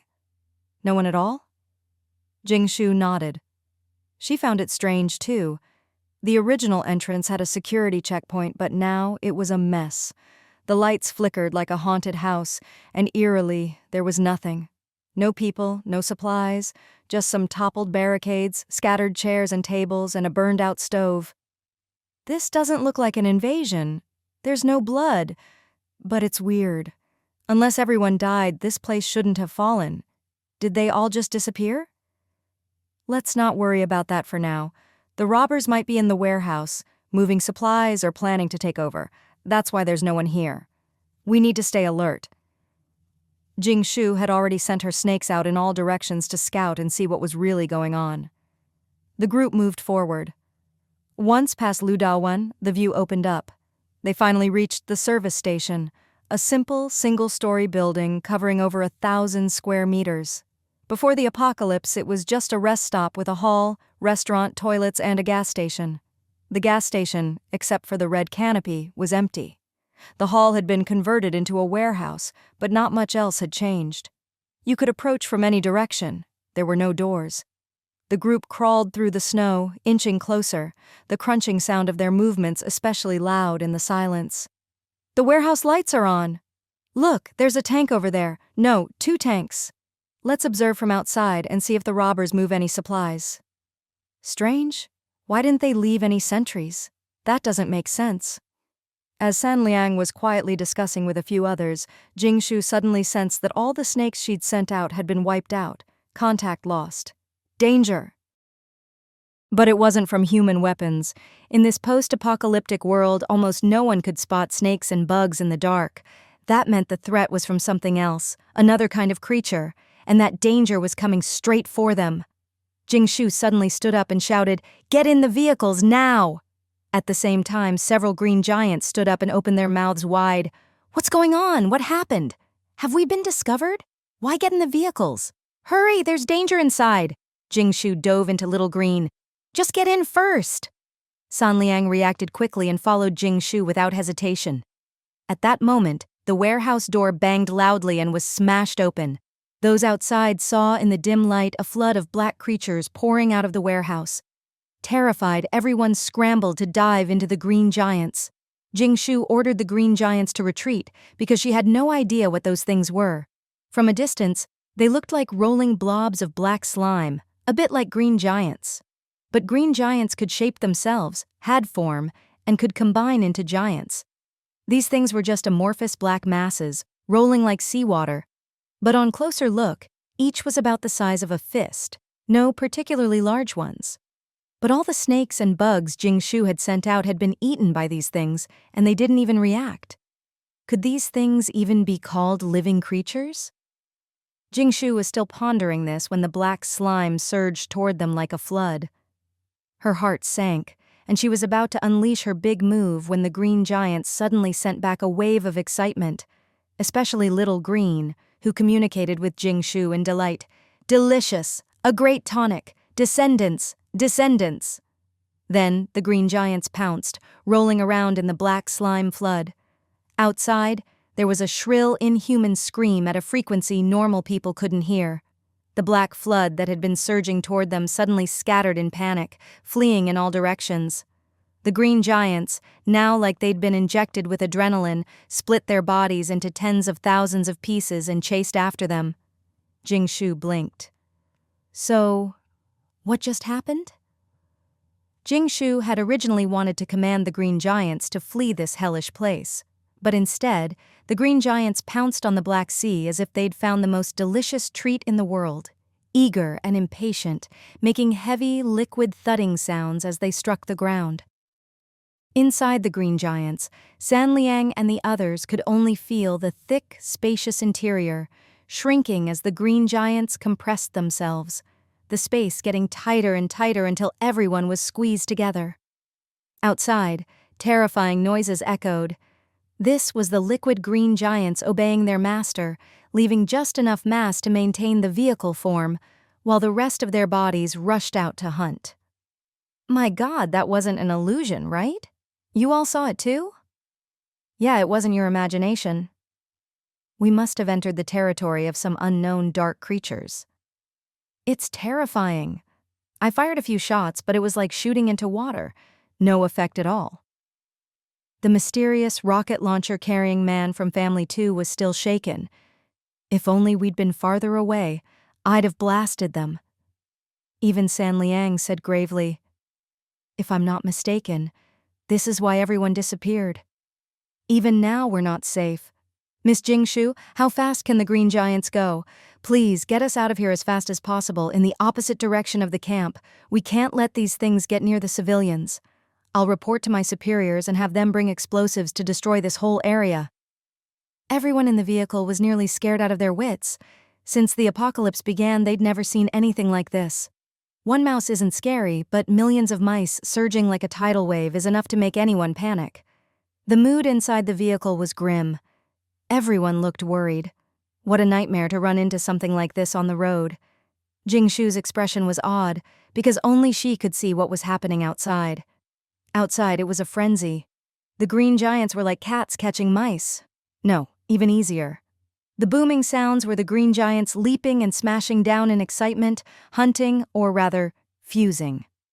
Whenever a green giant touched the black liquid, it instantly absorbed it and grew larger, then split into more cells and rolled out again, snowballing in size. So the sounds outside grew more frequent and louder, while the people inside grew more anxious. The unknown breeds fear, but at least these people were trained, and their faces showed determination. The black liquid seemed to have met its natural enemy. It couldn't outrun the green giants, couldn't jump past them, couldn't even fight back. A few minutes later, Jingshu calmed down, and the green giants sent back feelings of satisfaction and fullness. They stopped absorbing the black liquid. Little Green, who'd been with Jingshu the longest, had learned to savor good things slowly. So it organized its little brothers to surround the remaining black liquid, using the method Jingshu had taught it for raising fish. The little ones acted as containers, collecting all the leftover black liquid. Then, Little Green proudly showed off to Jingshu. Jingshu could only silently give her little buddy a thumbs up and a 666. She decided to check out what exactly this black liquid was after they got back. The green giants had changed a lot. There had only been a few before, but now there were more than a dozen. More importantly, they'd changed color, now a deep, inky green. What other changes there might be, she'd have to study later. The noise outside faded and silence returned. Jingshu exited the green giant, had the extra ones hide the black liquid, and only then let everyone out. Did we escape? Are we safe? No, we never left. Jingshu shook her head. What? Where are those monsters? Some people had noticed that the green giants hadn't really moved. Now they understood why. Jingshu feigned confusion. The green giants suddenly stopped moving. I don't know what happened, but those monsters seemed to lose interest in us. Maybe they just ran off. She didn't want to mention the green giants eating the black liquid creatures. There was too much at stake. San Liang sent a few people out to search, but they found nothing. They ran? Where to? Damn, warn the civilians. If those things head that way, it'll be a disaster. Maybe those dark creatures aren't so scary after all. Just look scary, said the uncle with the big stick. Maybe they're just harmless things and we overreacted. Don't let your guard down. Let's check the warehouse for survivors. After reporting to both sides, San Liang decided to check the supply station's warehouse, where there had originally been 30 staff and a lot of supplies. No one noticed that all the green giants had changed color, but in the dark, it was hard to see anything anyway. As soon as they entered the warehouse, the sight of white bones everywhere was blinding. San Liang paused, bowed, and saluted, his expression heavy. He hadn't expected it to be this bad, a total wipeout. Those black-tide creatures were truly terrifying. No one spoke. The uncle with the big stick swallowed hard. Were those monsters really responsible? That's terrifying. Jingshu frowned. The numbers don't add up. Someone started counting. Even though the bones were scattered and mismatched, as long as you counted the skulls, there were over 60. There was another group of robbers here. It doesn't matter now, they're all dead. On the ground, besides human bones, there were all sorts of weapons, phone parts, barely any scraps of clothing, and the empty shells of supply containers. A cold wind blew and the bones rolled across the floor. Not a drop of blood remained.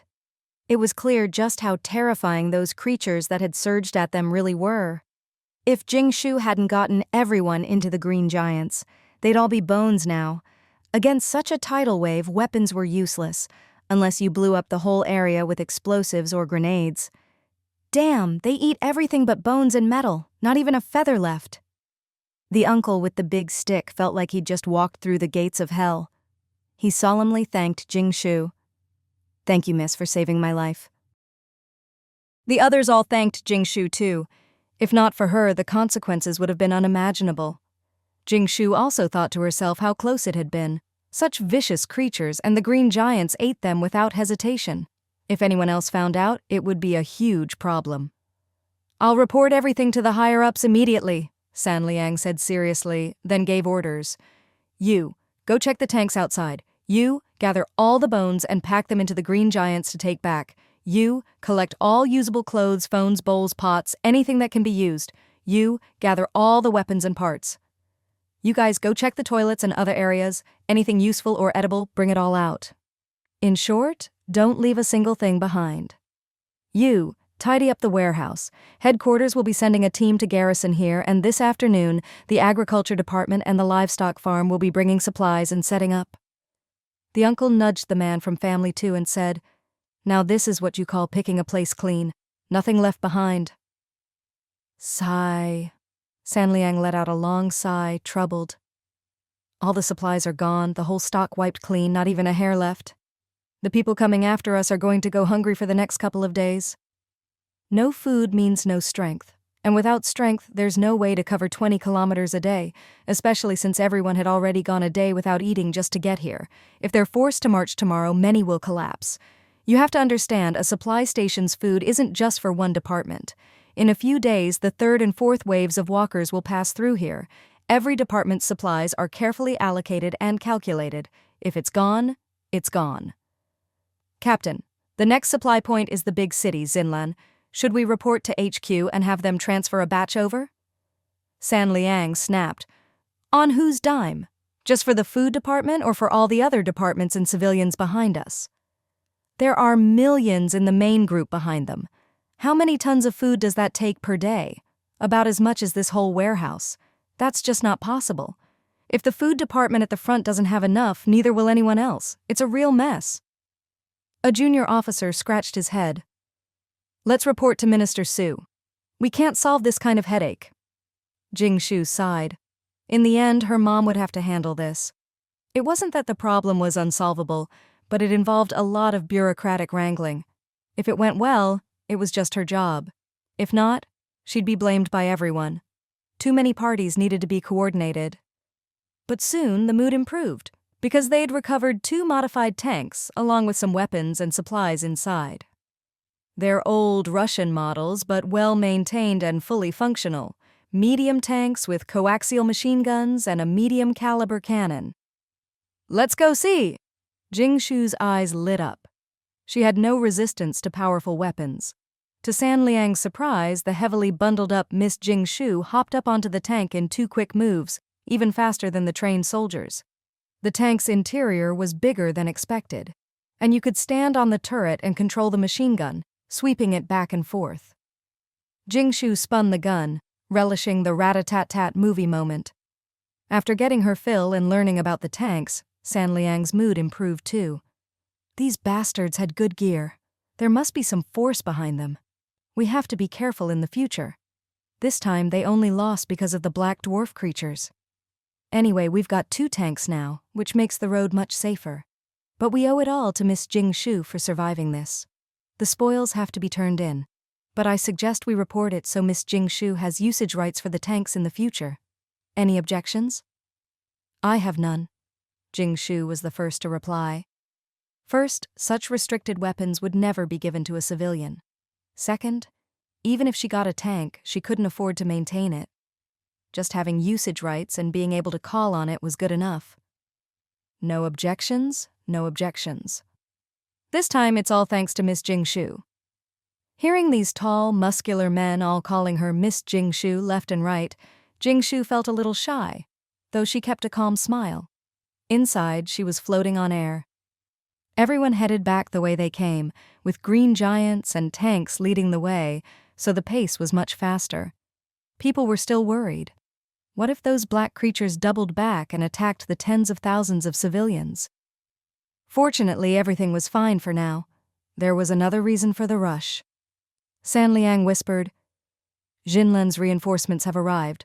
First thing they'll do is try to take the tanks. We might not be able to stop them, so let's get out of here. If you see anyone from Xinlan, don't show off, got it? Keep a low profile. If the tanks got taken, there'd be nowhere to complain. Even though they were all part of the same system, they were from different regions, more like colleagues from afar. But even with the warning, when the tanks rolled into the tunnel assembly point, they still drew gasps of amazement. San Liang gathered everyone and gave a quick briefing, warning them not to leave the group, and then the journey resumed. The main group of walkers wasn't far behind. Jing Shu's mentor, always curious about new things, took Wu Yu Ai to drive a tank. Jing Shu could only pray the mentor's skills were up to the task. Lu Daowan's curves were treacherous, and she didn't want their new tank to end up in a ditch. Relax, I'm an old hand at this. Wu Yu Ai chimed in. At what exactly? What do you think? The mentor replied meaningfully. Jing Shu slipped away with her fat chicken, who looked innocent. After all, it hadn't done anything wrong lately, except maybe eat a bit more and occasionally steal some meat from the basket outside. Really, just occasionally. Everyone was on edge, afraid of running into the black creatures Sanliang had warned about. Little did they know, Jingshu had already stationed dozens of her little brothers nearby, just waiting for the black liquid to show up again. After hearing about what happened, Grandma and Grandpa Jing were badly shaken. Jingshu had to comfort them and explain everything in the family group chat before things calmed down. Jingshu soon figured out the origin of the black liquid. And in a way, it was related to her. Back when the green giants were still developing, devouring their own kind to grow, Jingshu had stumbled into the five-dimensional space by accident and dug up the green giant's ancestral grave, taking away the whole family, descendants, and all their energy. That's what caused the explosive upgrade of her Rubik's Cube space and the arrival of her little brothers. Without the five-dimensional power, what should have evolved into the terrifying, nearly indestructible evil creatures of her previous life were instead absorbed by Jingshu. The rest, left undeveloped, became malnourished and evolved into the dark-adapted black liquid creatures. Their traits were the same as in her previous life. They could eat anything, and would eat everything. The downside was, without five-dimensional power, they couldn't merge into giant forms at will, and without devouring each other, they ended up as today's countless little blobs of liquid. Sigh. So that's how the black liquid came to be. Jingshu couldn't help but feel that without the five-dimensional power, these monsters from her previous life had actually become even scarier. Without mutual devouring to keep their numbers in check, their population exploded, and they'd eat anything in sight. Truly savage. Still, these little brothers were the perfect tonic and experience points for the green giants. If they showed up again on the road, Jingshu figured she'd have to wipe them all out. Saving on green giant rations was one thing, but more importantly, she'd be doing a public service, being a good, justice-minded citizen. Yes, that sounded right. Now that she knew the origin of the black liquid, Jingshu sent the green giants to patrol the outermost perimeter, always on the lookout for targets. As for the mud mermaids, she'd been a bit worried, but after some experiments, she found the mud mermaid's skin was as tough as a city wall, and maybe because they were made of mud, the black liquid had no interest in them at all. Still, Jingshu thought she should check in with Xiao Wei. After all, the black liquid might pose a threat to the insect tribe. She hadn't heard from Xiao Wei in days and had no idea where she and her people had gone. The convoy reached Ludawan and was assigned to rest in the tunnel. Jingshu was summoned to an emergency meeting as the head of the insect cake factory. By now, Jingshu's mom and the heads of various food department divisions were already waiting in the cleaned-up warehouse.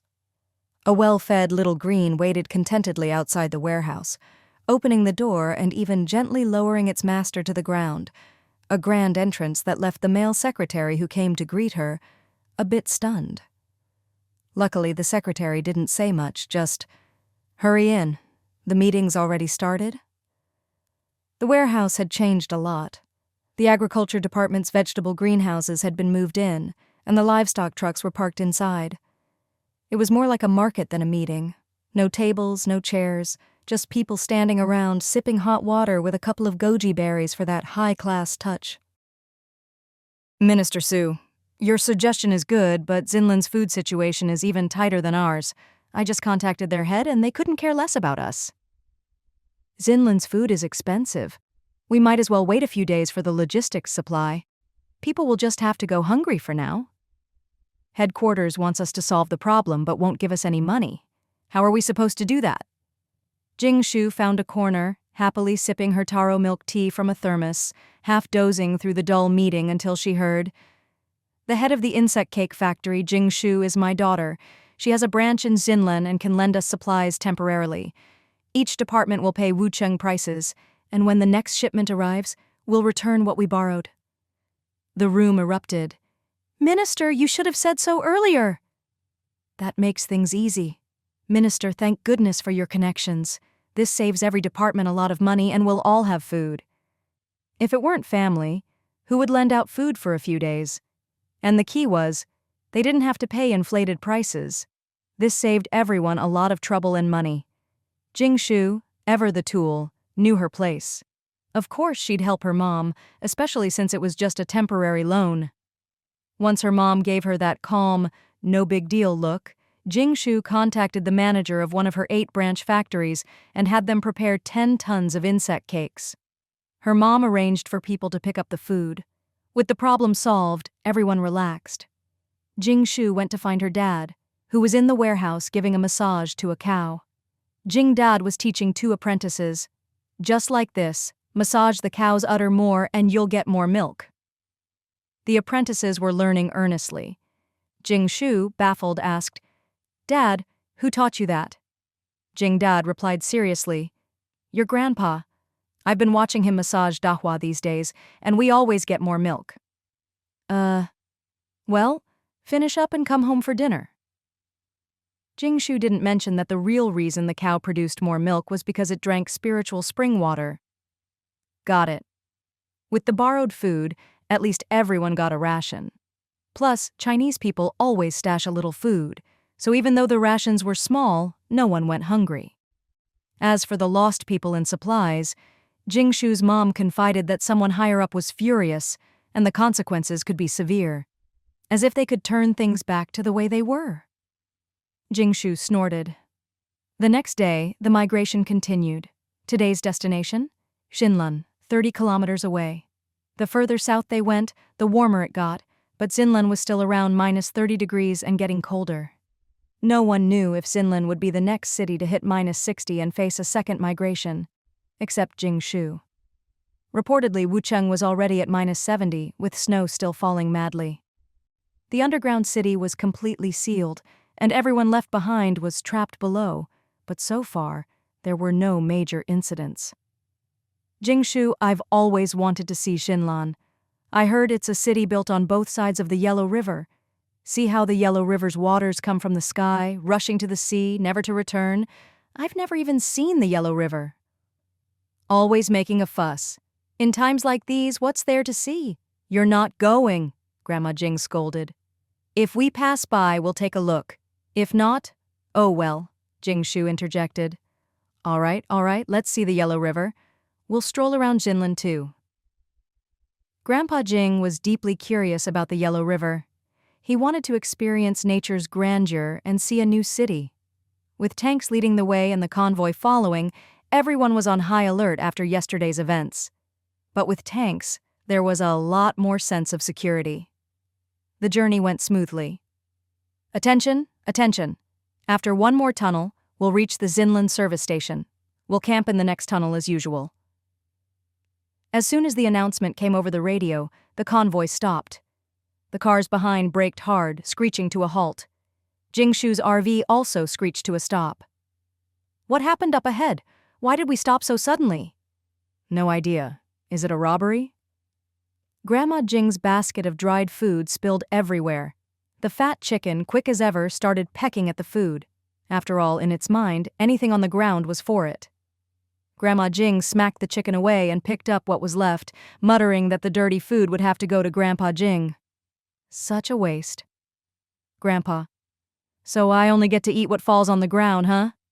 "Someone's been run over! The tank ran someone over!" A shout echoed through the tunnel, followed by chaos. Grandpa, don't get out. I'll go check." "Take your weapon." Jingshu shoved the fat chicken back inside, hopped into a mini green giant, and headed for the tunnel, bringing 3 or 4 green giant bodyguards. After all, Jingshu was very cautious, afraid of death. The destination had been reached. This tunnel was supposed to be the convoy's rest stop for the night, but now they were stuck here. What happened? As soon as Jingshu entered the tunnel, she immediately noticed something was off. The air was thick with all kinds of foul, rotten smells. She instinctively covered her nose and mouth. The ground was sticky, a mix of mud, snow, and some unknown, stringy liquid. Jingshu quietly stepped onto Little Green, wiping her shoes clean. The tunnel was bustling, as lively as a marketplace. By this point, Jingshu didn't need the frazzled San Liang to explain. She already understood what had happened. This tunnel, originally dug for the Wucheng migration, had, at some point, become home to a lot of people. she saw that both sides of the tunnel were lined with bedding and tents, making the two-lane tunnel even narrower. There were all sorts of daily necessities: basins, cups, kettles, and many items clearly scavenged from the dead, too precious to throw away. There were planks, cabinets, tables, and even ropes strung up with clothes and sheets. In short, the tunnel had been completely turned into a home, with only a narrow path left for people to pass through, making the already cramped tunnel feel even more crowded. On the ground, a man was groaning. He'd been sleeping by the tunnel wall and had his leg run over by a tank. The soldiers ran someone over. They bully the weak, driving tanks right over my uncle. Everyone, come see this injustice. He's not going to make it, it's serious. Quick, film it. They have to pay us in food. A group of skinny, hungry people surrounded the burly San Liang and his men. These newcomers were clearly well-fed and strong, obviously not lacking food. San Liang said, "We communicated with you before coming in. This tunnel is for the Wucheng City migration, for vehicles and people to pass through. You insisted on living here fine, but when we need to pass, you must make way. We honked for ages and you refused to move. What, did you really think we wouldn't drive through? But don't worry, since we hit someone, we'll take responsibility for treatment and provide food and lodging during recovery. If you're not afraid of getting hurt, keep lying in the road. If you get injured, we'll take you for treatment." Xiao Zheng, carry him to the logistics medical team. No, you can't take him. We don't need your treatment. Pay us, give us 1,000 blocks of synthetic meat and we'll call it even. A skinny young man shouted, clutching the groaning middle-aged man. Yeah, if you don't pay up, we'll expose you. Got the video? Did you record what they said? The soldiers threatened to run us over with tanks. Let's see what the internet thinks. Jingshu arrived at the scene, glanced at San Liang and snickered. You've been set up. San Liang frowned, sighing to Jingshu in frustration. My damn temper got me caught, he muttered, regretting not just detaining these people outright. If the video went online, it could spark a wave of negative public opinion. Even if he explained, the narrative would be that they were bullies. No one would care about the truth. Jingshu, standing on Little Green, walked up to the young man, crouched down and asked, "What's your name? Where are you from?" The young man, not knowing who she was, just saw a beautiful woman approaching in the dim tunnel light, her voice gentle and pleasant. He answered instinctively, "I'm Zheng Ertia, and my uncle is Chu Xixi. We're from Xinlan." What odd names, Jingshu thought. How did you end up living in this tunnel? Did the local government arrange it? She asked. Xinlan had a mudslide and a lot of places flooded. Everywhere you can live is full. If you want to stay in a house, you have to pay 20 virtual coins a month. We can't afford that, so we live in the tunnel for free, Zhang Erti replied. The government doesn't care, another bystander chimed in. Someone just happened to discover this tunnel last month. This is our new home now. No one can make us leave, an older woman said warily. Oh. Jingshu drew out the sound, then looked at the uncle on the ground. He was clutching his leg and groaning, but there wasn't much blood. Jingshu lifted his leg, checked the wound, just a patch of scraped skin, nothing serious, then pulled out a big piece of herbal ointment and slapped it on. The man reflexively jumped up, howling in pain. Your leg's fine, nothing serious, Jingshu said. My leg's not fine, it's broken. The soldiers have to pay me, the man cried, grimacing in pain. But you're running around now, aren't you? Jingshu replied. The man wanted to keep faking, but the pain made him hop around instead. All right, it's over. Nothing to see here. Chu Xixi waved everyone off. Wait, Jingshu stopped them. This tunnel is basically a road, mainly for vehicles. We're not saying you have to leave, just move aside temporarily. Why refuse? Her question was like poking a hornet's nest. The crowd erupted. Chu Xixi shouted, Who knows if, once we move, someone else will take our spot? We fought hard for this place, and there are plenty of people outside eyeing it. And if cars need to pass, we have to move all our stuff. That's a huge hassle. Why don't you people just drive outside? Is it impossible? For us, this tunnel is life itself. Can we just give up our lives? even though there's no water or electricity and we have to go 3 miles to charge our phones. If you want us to move, fine, give us synthetic meat 1,000 blocks, not one less. Yeah, give us meat or we're not moving. Run us over if you want. The crowd kept pushing, and Jingshu realized these simple locals were trying to provoke her, hoping she'd say something bad so they could play the victim and expose her. That's right. The tunnel is our home, our last refuge. We've been forced to live here, and now you people with cars want to force your way through. Get the local government to settle this. Is this tunnel yours? Why should we move just because you say so? With a snap of her fingers, Jingshu silenced the crowd. She said calmly, "Actually, this tunnel really is mine. Here's the contract and the government certificate. I dug this tunnel and I have ultimate ownership." The tunnel fell silent for a moment, stunned by this sudden revelation. But soon the questions started. Huh? Is that for real? You say your family dug it, so it's yours? Check the big data records and you'll know. One good thing about the apocalypse, it's hard to fake things now. When counterfeiting costs more than the real thing, there's no point. And most importantly, everything has a digital certificate. People reluctantly used up 2% of their phone battery to check the official website, and sure enough, the tunnel's ownership was listed under Jingshu, complete with an electronic photo. The light shone on Jingshu's face, and Chu Cixi compared it up and down, then gasped, "Hiss, it's really hers. And not just this one." "What else?" Chu Cixi continued. "There are over 1,000 tunnels, all dug by her, not just this one. Whole rows of them belong to her." The tunnel erupted. Some had thought, if we get kicked out, we'll just move to another tunnel farther away. Now that plan was dead. Even San Liang was shocked. He'd known there were a lot of tunnels along the way, but he hadn't realized they were all dug by Miss Jingshu. What a massive project. And how was it done? It didn't look like the work of excavators, more like some kind of creature had chewed them out.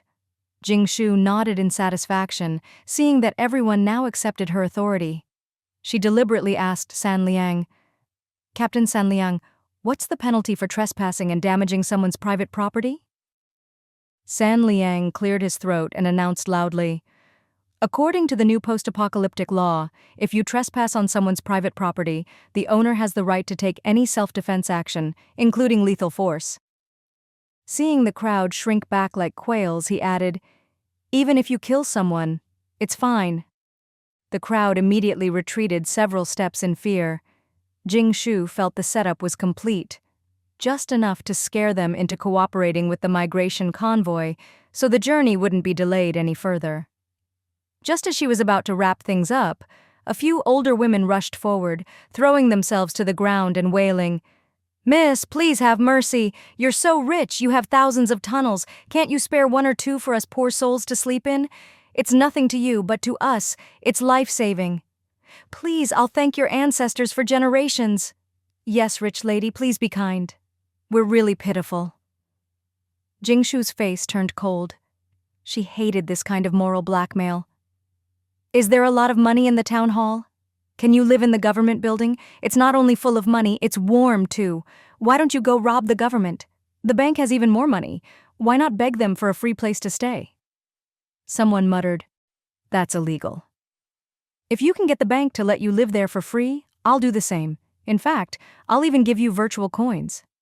Jingshu continued, "All right, you can stay in the tunnel, but I have 3 rules. First, anyone staying in the tunnel must pay a management fee of 1 virtual coin per person per month. If you don't want to pay, you can't stay." That was already a very low fee, almost free, so most people silently accepted it. Second, whenever vehicles or people from the Wucheng migration pass through, you must pack up your things and clear 1 lane for them. Third, you must keep the place clean. No random urinating or defecating. I'll appoint property managers, paid 30 virtual coins a month from the management fees to dig toilets, manage sanitation, and coordinate with the migration teams. If the convoy complains about the smell, "I'm fine with the first 2, but do you really have to control where we poop?" Someone protested. "It's freezing. Who wants to dig a latrine? We just go wherever." Seeing everyone's reluctance about digging toilets, Jingshu said, "Each latrine is worth 50 virtual coins paid by the Wucheng teams. The money can be split among you." "Don't worry, we'll keep the tunnel spotless." "It's not about the money, we're just clean people." Even the old lady stopped crying, already thinking about how to make money from the latrines. The sharp ones were already wondering if they could buy up latrines cheap and resell them to the crowds from Jinlan. Jingshu then picked 10 of the most enthusiastic residents as property managers. After all, 30 virtual coins a month was a good deal. Everyone got busy tidying up and clearing the road for the convoy. The scene was a bit like those Indian train stations, with vendors and pedestrians scrambling to clear the tracks as the train passed.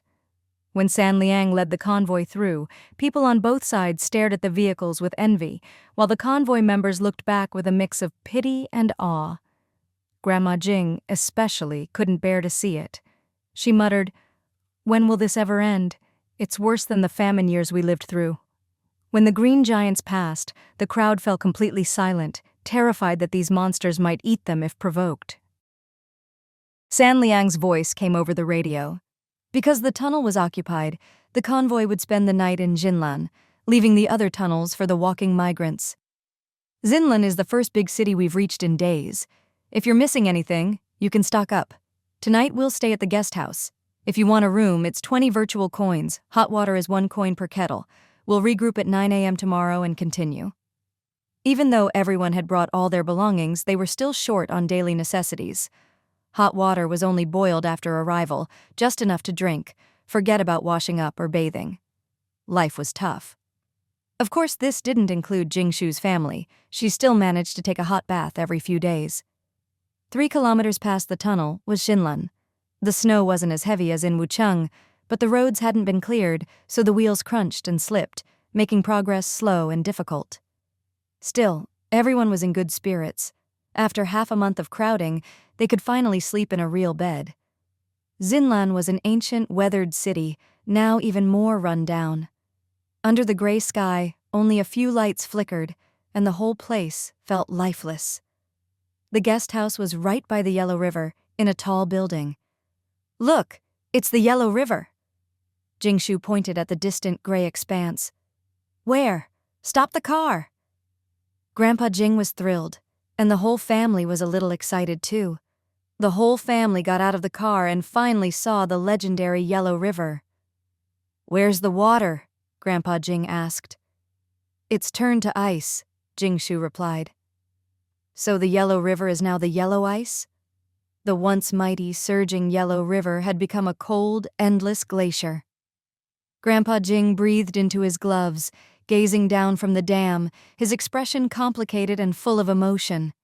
He could still sense the river's former grandeur, but in the end, nothing could escape the extreme cold, just like them, so small before nature, forced to migrate from the home they'd lived in for decades. "It's freezing, I'm going back. Still have to cook for you lot," Grandma Jing said, dragging the struggling fat chicken back to the car. She didn't see what was so interesting about the river. Better to spend the time growing more vegetables or curing more meat. Fat chicken. "I want to go out and play too." Wu Yu-ai, yawning and pushing up her glasses, wanted to go back for a nap, but the mentor dragged her off to collect Yellow River samples. "Let's check out Xinlan's market too, see if there are any new species to bring back and cultivate. We'll be back before mealtime." After these days together, the mentor had learned the importance of mealtime in the Jing family.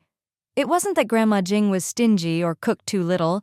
On the contrary, every meal was abundant and generous. It was just that everyone in the family, especially Jingshu, had a huge appetite. No matter how much food there was, Jingshu would clean every plate in a few bites. Miss a meal, and you'd really regret it. Wu Yuai called out to Jingshu, "Aren't you coming to the market? You're always interested in this stuff." Jingshu was indeed interested in all things edible, especially Xinlan's pre-apocalypse specialties: Jingning roast chicken, sweet fermented rice, lamb, tianshui guagua, and more. Even now there had to be some good things left. "I'd love to, but I have something to do. You guys go ahead. Bring me back anything good," Jingshu said, shaking her head. So the mentor took Wu Yui and drove off in his modified trailer. Granddaughter, want to go ice skating? I'll make you some skates and we can glide on the river. It's a blast. If I weren't so old, I'd be out there myself, Grandpa Jing called, still playing on the Yellow River's ice. Even though he didn't get to see the river in its full glory, Grandpa Jing could always find his own fun. It's too much work to skate yourself, Grandpa. Wait a sec. Jingshu grabbed 2 spare tires, laid them flat on the ice, tied them with ropes, and hitched them to Little Green. She put soft cushions in the center of each tire, and just like that, 2 green Giant brand sleds were ready. Let's race and see who's faster. Loser has to clean the animal pens for a day. Jingshu and Grandpa Jing lounged in the tires as the green giants pulled them at high speed, spinning and swerving, nearly tossing them out before swinging them back. It was more thrilling than a roller coaster. The cold wind stung their faces like knives, and the scenery whirled by. Grandpa Jing whooped, fully experiencing the speed and excitement. After a while, Grandpa Jing called it quits, laughing, "I'm too old for this. I give up." Jingshu laughed and stopped too. Just then, the grandpa from RV number 3 showed up, shouting from the dam, "Hey, little brother, you didn't invite me to the fun?" "You're too old for this, old man." "Says who? I want to try."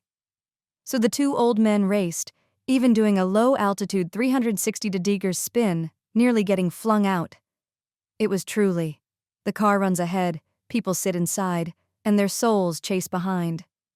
Their families chased after the green giants, begging them to go easy, slow down, and stop. Jingshu shook her head, smiling, and watched as the RV parked steadily near the guest house. She ordered the green giants to surround the RV and protect her family, then set off with Little Green and dozens of hidden green giants. When you're away from home, especially on someone else's turf, it's always wise to bring extra bodyguards. If not for her visit to the Xinlan insect cake factory, Jingshu would have gone to the market with Wu Yui, but business came first. Wucheng was a basin with development in all directions. Xinlan, however, was built along the Yellow River, 2 long, narrow strips running for dozens of kilometers with no horizontal expansion. The insect cake factory was 5 kilometers down the main road, but most of the area was flooded with mud. Pedestrians who saw the massive green giants were terrified and hid. Some starving men, emboldened by hunger, even tried to attack with broken glass, hoping to kill one for meat. Honestly, a pile of green goo doesn't look appetizing, does it? Jingshu thought Xinlan's people, who'd never seen green giants, would just be curious. But the closer she got to the city center, the bolder people became. More and more eyes glowed green with hunger as they stared at the green giants. It's a new species and there are dozens of them. The Research Institute would pay a lot for one. We've got the numbers. Let's grab some with sheets and blankets. However many we can catch, we'll take.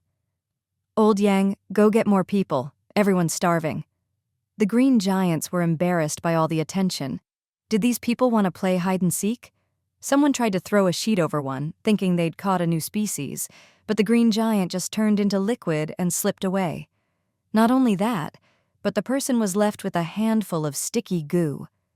Unconvinced, more people tried, but the green giants wrapped them up in liquid, spinning them around until they were dizzy. The green giants made happy noises, competing to see who could spin the fastest. Fortunately, factory director Wang, who'd come early to meet Jingshu, arrived in time to stop the chaos. The green giants obediently released the people and lined up behind Little Green. "Hello! Hello, you must be Director Jing. I'm Wang Gui, director of the Xinlan Insect Cake Factory. Sorry for the trouble, please don't mind them." Wang Gui greeted Jingshu warmly. "Our factory is simple, nothing like your big operation in Wucheng. Please, come in and have a look." Jingshu emerged from Little Green, smiling easily. "Let's get down to business." The onlookers gasped, realizing these creatures weren't what they thought, and more importantly, someone could actually control them. The factory was modeled after the one in Wucheng, but much smaller in scale. "Thank you for sending us insect cakes yesterday. Once the Wucheng shipment arrives, we'll send some your way," Jingshu said, expressing her gratitude. "Of course, we're all brother factories, helping each other out," Director Wang replied humbly. He was being so polite because he needed something from Jing Shu. Jing Shu didn't call him out. So long as the request wasn't too much, she was willing to help. She followed Director Wang, finally getting a look at a branch factory she actually held shares in. She'd never inspected it in person before, only collected dividends each month. This is our production area. This is the dormitory building. Since the factory opened, we've created over 1,000 jobs in Jinlan, supporting thousands of families. The benefits here are about half of what your main factory offers. Half? Isn't that a bit low? Jing Shu frowned.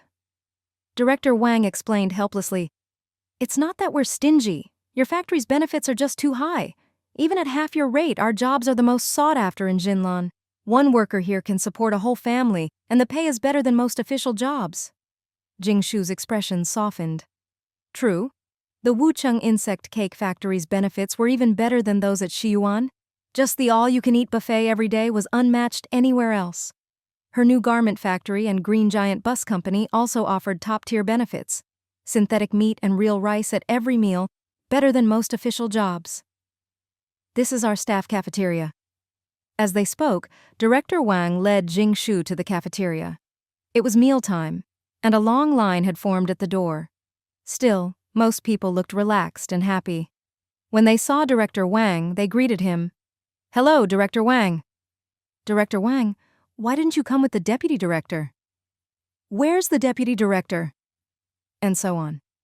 Director Wang laughed and explained to Jing Shu, "The deputy director is my wife. She's out sick today. We just got married last month." Jing Shu raised her eyebrows, understanding. Most people carried empty basins in and left with steaming bowls full of food. Surprisingly, the food wasn't the factory's signature insect cakes, but rather uniform lumps of black stuff with a few red worms mixed in, giving off a not-so-pleasant smell. Most people had this meal. Only a few had insect cakes. It felt like insect cakes were a luxury here, while in Wucheng only the most idle, lowest-class people ate them every day. "What is this meal?" Jing Shu asked. "It's Jinlan's specialty, black vegetable and earthworm rice. It's even cheaper than insect cakes, made from local black vegetables, some soil, and a bit of insect cake. Here you can get a full bowl of this, but only 3 insect cakes per meal, so most people choose the black veggie rice balls. After all, they have families to feed." Synthetic meat and giant beast meat are now available nationwide at standard prices. In theory, insect cakes should be cheaper too. Jing Shu wondered aloud. Life shouldn't still be this hard. Director Wang gave a bitter smile. 5 virtual coins for a piece of synthetic meat is a luxury here, and sales are poor. Last year's mudslide in Jinlan destroyed all our supplies and cost many jobs. People can't find work, so there's no money. When money stops circulating, it's like stagnant water. Originally, the higher-ups planned to merge Jinlan into Wucheng, but then the migration happened. Jinlan just doesn't have the resources to feed 1 million people on the road like Wucheng can. So even though insect cakes are only 1 virtual coin, how many can actually afford them? Even a slightly salty, meaty insect cake is a luxury.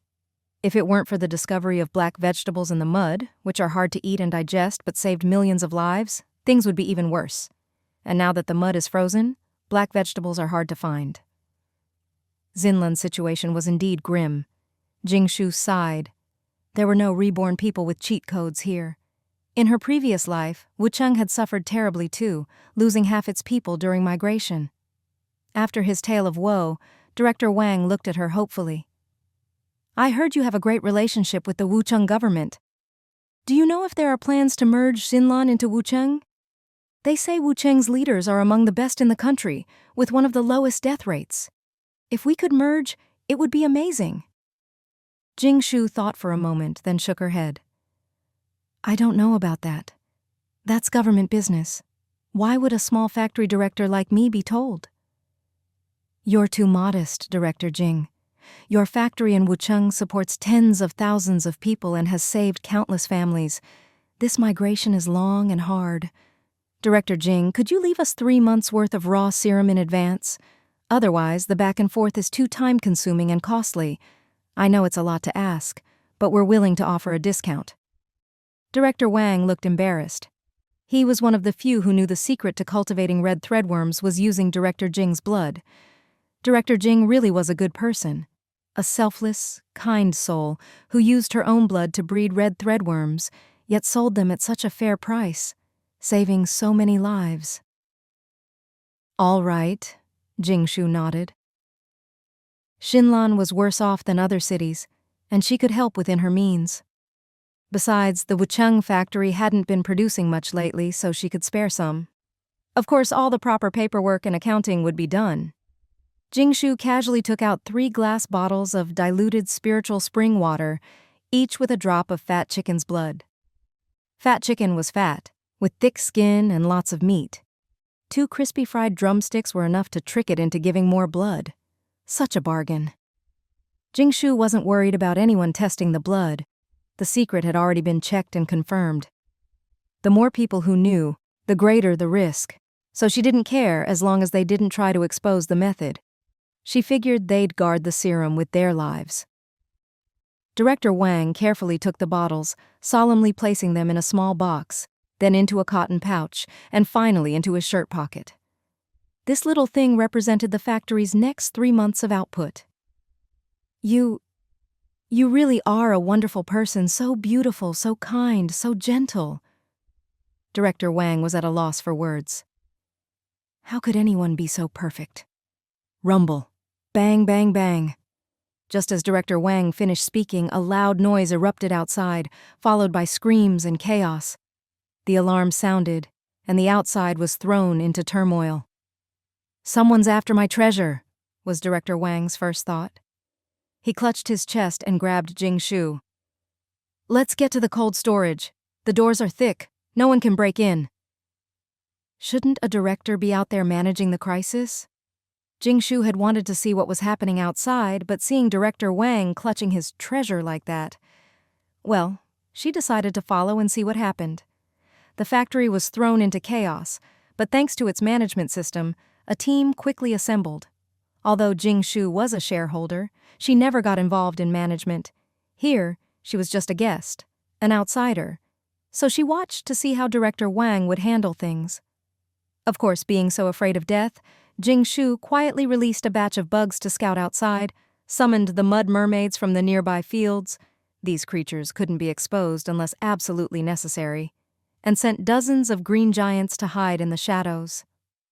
The visible green giants pressed close to Jingshu, forming layers of protection against any gunfire or other threats. After all, this could be a once-in-a-century insect cake factory robbery, or maybe someone was after her personally. She had to be careful. First, send out scouts to gauge the enemy's strength. Director Wang hurriedly led Jingshu into the thickly fortified cold storage room, the safest place in the factory, where food was stored. He explained, "The managers will handle this, and we have a security contract with the local government, over 100 guards. It's their job to protect us. As long as we hold out until government reinforcements arrive, we'll be fine. Our main responsibility is to protect the raw serum. This is the food supply for countless people over the next few months." He locked the heavy door and finally breathed a sigh of relief, as if nothing could get through. So it was the raw serum that Director Wang was so nervous about. The cold storage was empty, unlike in Wucheng, where 10 days' supply was always kept on hand, but Zinlan's food shortage meant there was nothing extra. Jingshu frowned. "I always thought robbing banks was the hot crime, but I never expected someone would rob an insect cake factory." Director Wang, listening at the door, waved his hand. "When people are starving, they'll rob anything. It's probably just a bunch of desperate people looking for food. This isn't the first time. Don't worry, Director Jing. I'll protect you." He was still trying to reassure her. Outside, the rumbling and banging grew louder, and there were even gunshots. "But Director Wang, from the sound of it, this isn't just desperate civilians. It sounds organized and armed, like a professional raid," Jingshu said seriously. "Could they be after the raw serum? What do we do? When will the government backup arrive?" Director Wang's face went pale. "Did word get out about today's serum delivery?" Jingshu asked. "Impossible! No one in the factory knows the secret to breeding the red threadworms, let alone about the serum delivery. This factory has nothing. No cakes, no money, just a bunch of hungry workers. What's there to rob? Director Wang looked miserable. If ruthless bandits wanted to rob something, they'd go for a bank. Well, those don't exist anymore. Or the government's food stores. Those are as valuable as gold. But why would an organized group risk so much to rob a factory with so little? And for insect cakes that aren't even worth much or easy to carry? Just then, the iron door was struck hard from outside. Bang, bang, bang. Jingshu frowned and stepped back. Little Green quickly wrapped around her, while the other green giants formed a barrier in front. These were the ones that had evolved by devouring their kin, and Jingshu trusted them most. The two little creatures in her hands showed bloodthirsty excitement. They seemed to sense a chance for a real fight. Through her bugs, Jingshu saw that 3 armored vehicles had surrounded the building. Their goal was clear. They grabbed people, pointed guns, and demanded to know where Director Wang was. It was obvious they were after him. With such overwhelming force, the factory couldn't even put up a fight. So the news that Wang Gui was hiding in the cold storage quickly reached the attackers. The pounding on the door continued, along with gunshots at the lock, but nothing worked. "Don't worry, this door was taken from the Xinlan Bank. They won't get it open," Wang Gui said, a little more confident. But as soon as he finished, they heard the sound of a key turning in the lock. The heavy door was unlocked and opened. Wang Gui's mouth fell open. In the doorway backlit stood a well-dressed woman twirling a key ring on her finger. She smoothed her hair and with bright red lips said softly, "Old Wang, I knew you'd be here." Behind her, a group of armed men followed, clearly her accomplices. Wang Gui stared in disbelief. You're? "I'm Li Gihua, your new wife, the woman who shared your bed every night for the past month. Don't recognize me with makeup and new clothes?" she said with a seductive smile. "Don't talk nonsense. Gihua is honest and hardworking. How could you be her?" Wang Gui still couldn't believe it. His wife was always quiet and diligent, but in bed she was wild, always wanting to ride the horse every night. "Giddy up!" The woman struck a pose as if holding reins. "Like this?" Jingshu was completely stunned. What a bombshell. The woman leading the robbery was Director Wang's wife of just 1 month? Wang Gui was frozen, his hand trembling as he pointed at her. He finally realized all the oddities of the past few months. His face turned white and he glanced at Jingshu, then slowly moved to shield her. You're here for the serum, right? I'll give it to you. Here, 3 months' worth. Enough to make tens of thousands of tons of insect cakes. Just for the sake of our marriage, spare me and the innocent people in the factory. Take whatever you want." He carefully handed over the serum. "Oh?" The woman smiled playfully, taking the serum and examining it. The armed men behind her grinned as well. Wang Gui hung his head, begging for mercy while frantically recalling what secrets he might have let slip to this woman. Li Gihua shouldn't know the serum is made from Director Jing's blood. He'd never told anyone. In fact, only the 8 factory directors and investors knew the secret. The deputy directors only knew about the serum, not its source. Wang Gui knew, if the serum was lost, it was lost. But if Director Jing's secret was exposed, Xinlan and the other factories would be truly finished. Jingshu narrowed her eyes. She didn't think it was that simple. To mobilize armored vehicles and so many guns, could they really be here just for the serum? Why did she have such a bad feeling? While watching the show, the ever-cautious Jingshu quietly mobilized a large number of green giants to encircle the area, distributing them strategically. She also set up various hidden defenses. After sizing up the enemy's weapons, she finally relaxed a bit. No rocket launchers, just some large-caliber firearms. But curiously, each person carried some homemade grenades, and their belts bulged with who knows what. Jingshu narrowed her eyes. When she looked at the 3 vehicles, she wasn't seeing people anymore. She was seeing the value of those modified vehicles and expensive weapons. The only thing left to worry about was whether any of these people had special abilities. No matter what, she had to be cautious. Unnoticed by anyone, a layer of black mud spread across the ground. Meanwhile, the elegant woman opened the serum, had someone bring seaweed and red threadworms, and carefully diluted the serum before adding it in. Even a tiny drop, diluted 100-fold, caused visible growth. "It's real," the woman nodded, satisfied. Director Wang quietly breathed a sigh of relief and tried to negotiate. "Now that you have the serum, you should leave quickly. The Zinlan support team will be here soon. If you fight, both sides will suffer. Don't worry, we won't stop you or do anything." Wang Gui just wanted to get these people out as soon as possible. With such a power imbalance, survival was all that mattered, especially protecting Jingshu the panda. The woman glanced at her watch and sneered, "You're right, we should go." Director Wang nodded eagerly, raising his hands and backing away. "But..." The woman raised her other hand, holding a shotgun, and pointed it at Director Wang, making his legs tremble. Then she shifted the gun to Jingshu. "Serum girl, you're coming with us. You think we'd go to all this trouble just for a little serum? Ha!"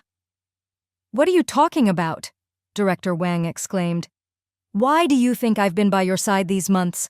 I've been waiting for this moment, to capture the real serum source, so our wildlings can have an endless food supply. The real golden goose is right here. Don't worry, Miss Jingshu. We'll take good care of you." Jingshu stepped out of the shadows, pulling Director Wang behind her. She smiled. "So you were after me all along. The secret's out. Your boss must be one of the 8 inspection teams sent to Wucheng, right?" The woman smiled, neither confirming nor denying. "No, you can't take Miss Jingshu. She's saved countless lives." Director Wang panicked and tried to rush forward, but Jingshu gently pushed him into a green giant's mouth, sealing him inside. "Director Wang, stay in there for now. Leave this to me." Jingshu's voice was calm and emotionless. In that instant, she thought through everything.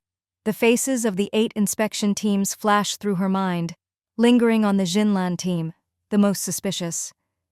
"Miss Jingshu, just come quietly. Do you really think those slime creatures behind you can protect you? The green giants are good for defense. Our people have tested them, and they're bulletproof. But against grenades and explosives, they're useless, right?" The woman smiled smugly. They had thoroughly investigated their target. Jingshu feigned sudden realization. "So those attacks on the green giants in Wucheng were your doing?" "Of course.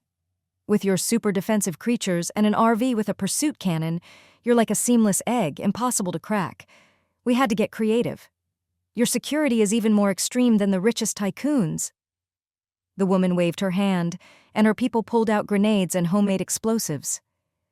"Come with us, or we'll blow you half to death and drag you away. Your choice."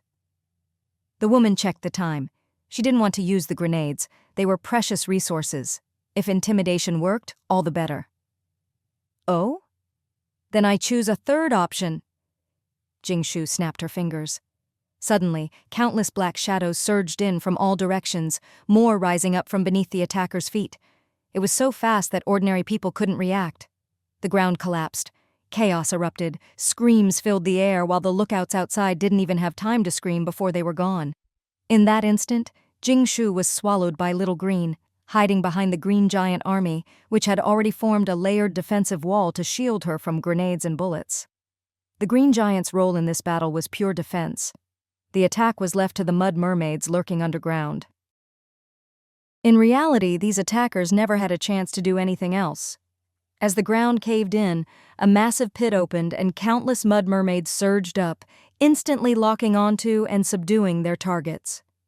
Jingshu had planned this well in advance, having the mud mermaids dig tunnels from behind. They were experts at eating dirt and worked fast, but still needed time, hence her earlier stalling with the woman. Second, she had to strike fast and hard so the enemy wouldn't have time to use their weapons. After all, those would soon be hers. No need to waste them. "Keep the woman. The rest, do as you like. Spit out all the weapons," Jingshu ordered, sensing that the situation outside was under control. What should have been an earth-shattering battle ended before it began. The overwhelming power of the dark creatures, especially the massive mud mermaids, left the attackers utterly helpless. Poor Director Wang, still hiding inside the green giant, thought Jing Shu was suffering unspeakable torture outside and sobbed alone. All the weapons and grenades were spat out by the mud mermaids, and Jing Shu had the green giant swallow them all. In the muddy pit, the mud mermaids lifted the woman up. She stared in disbelief, her eyes filled with deep fear. The green giants formed a shield wall on all sides, escorting Jing Shu forward with such tight defense that not even a fly could get through. You're a new human." The woman had thought everything was under control. They'd sacrificed so many informants, mobilized a fully armed team, and brought enough explosives to blow a hole in anything, even if their target was made of iron. At worst, they could go down together. The Wildling organization was already at the end of its rope. She didn't believe that the serum source, so rich and so cautious, would really risk everything in a fight. She never imagined things would be so one-sided. They hadn't even had a chance to act before being wiped out. The serum source could not only control green giants, but also command so many vicious man-eating monsters in secret. She watched as her companions were devoured like candy, their weapons and supplies left behind, with green giants specifically assigned to collect them. The more she saw, the more terrified she became of this legendary serum person. This wasn't even the same power system. So you're a new human, but all the others who can control dark creatures have mutated body parts? Why don't you? Jing Shu subtly touched the mark on her neck that represented the mud mermaids. That spot had once been possessed by a bug, and when her cube space upgraded, it had given birth to the new mud mermaid ability. Oh, so you know about new humans? Good. Now I'll ask and you'll answer. Jing Shu raised her head and stared at the woman. The 6th level ability of her cube space, spiritual assimilation, activated, and the woman's eyes grew vacant. Who's your boss? Which of the 8 insect cake factory heads is it? The woman murmured, I only know he's called Qiguanyi. He's our wildling strategist hidden within the authorities. I don't know his real position. Jing Shu frowned. None of the 8 factory heads had that name. Either it was a fake name or a fake identity. Where is Qiguanyi now? I don't know. I've never met him. He always contacts us through special channels to arrange things. Jing Shu shook her head. Useless. She asked, How many people know I'm the serum source? Qiguanyi said to keep it secret. Only our team knows for this operation. So this was just the first round? Jing Shu wiped her brow. This Qiguanyi was clearly a big problem. She'd have to find him. If this operation succeeded, what was your next step? The woman thought for a moment. My task was to deliver you to the wildling base at the Myanmar border. If successful, we'd immediately withdraw from Xinlan. There are contacts in Sichuan and other places to receive us. Is there anyone else in Xinlan? Jing Shu was about to ask more when a group of armed men burst in at the factory gate. Xinlan's local support had arrived. What timing? Keep her alive for now, Jing Shu ordered. The mud mermaids knocked the woman out, and the green giant swallowed her for safekeeping.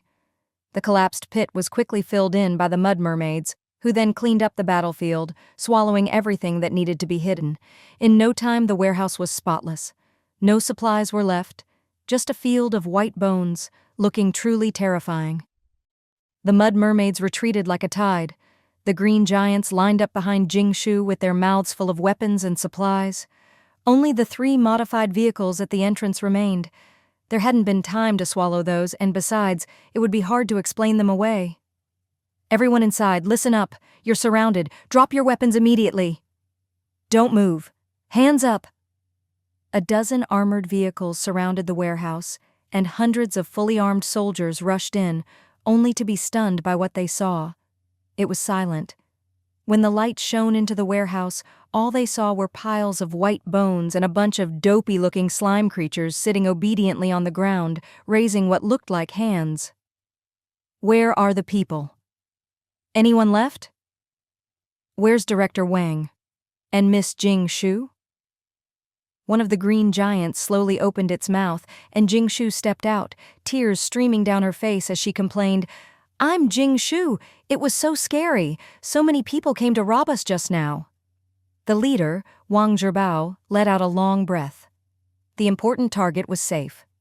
Director Wang also emerged, dazed, and when he saw the rescue team, he cried out in delight, "You're finally here! Miss Jingshu, you're safe too? That's wonderful." "I'm the rescue team leader, Wang Zhibao. Director Wang, please explain in detail what happened. Where are the robbers? And what's with all these bones?" The burly, sharp-browed man's tone was stern, but he already had a sense of what had happened. I don't know what happened. Where are the robbers?" Director Wang was bewildered. And where was that woman? "Maybe my pets ate them all?"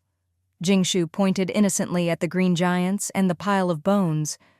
"After it started, Director Wang and I hid in the green giants' mouths. We don't know what happened outside. It was just too scary." If there had been another exit, Jingshu would have swallowed the 3 vehicles and cleaned up the bones, maybe even made it look like the robbers had escaped. Director Wang was a bit downcast, but quickly accepted reality. The woman who nearly got him killed was not his wife. Wang Zhibao sent others to check for injuries, then carefully examined the scene, counted the bones, questioned everyone, and even checked inside every green giant. In the end, he gave Jingshu a meaningful look and said, "Since you're both unharmed, we've reported this incident. Please go home and wait for further notice. We'll continue to investigate and give everyone an explanation, especially you, Miss Jingshu. Sorry you had to go through this as a guest. As for those 3 armored vehicles at the door, they're some of our missing equipment. We'll be taking them back." Of course, Jingshu agreed. Wang Zhibao added, "We're still missing a lot of registered firearms. It must have been the same group." Jingshu said nothing, patting her chest and muttering, "So scary." Wang Zhibao looked at Jingshu several times. Such a cute girl. She couldn't possibly be a cold-blooded killer who also made off with a load of guns and supplies. After all, he'd just searched all the green giants and found nothing. It would be strange if the people coming to rob them weren't carrying weapons. So the question was, where did all the weapons and supplies go? According to the intel he had, this group was very likely to have homemade grenades, which were extremely powerful. So, all along the way, he had prepared for the worst. But he never expected things to turn out like this. Could it be that all the supplies had been eaten by those monsters? Or... Wang Zhibao glanced at the innocent and naive Jingshu, shook his head, gave a few instructions, and personally escorted Jingshu back to the Jinlan guest house. Such an important person couldn't be allowed to have any more mishaps. Before leaving, Jingshu handed the original liquid in the woman's hand back to Factory Director Wang.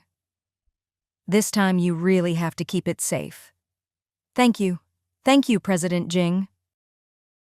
What others saw as a shocking robbery didn't even make a ripple for Jingshu.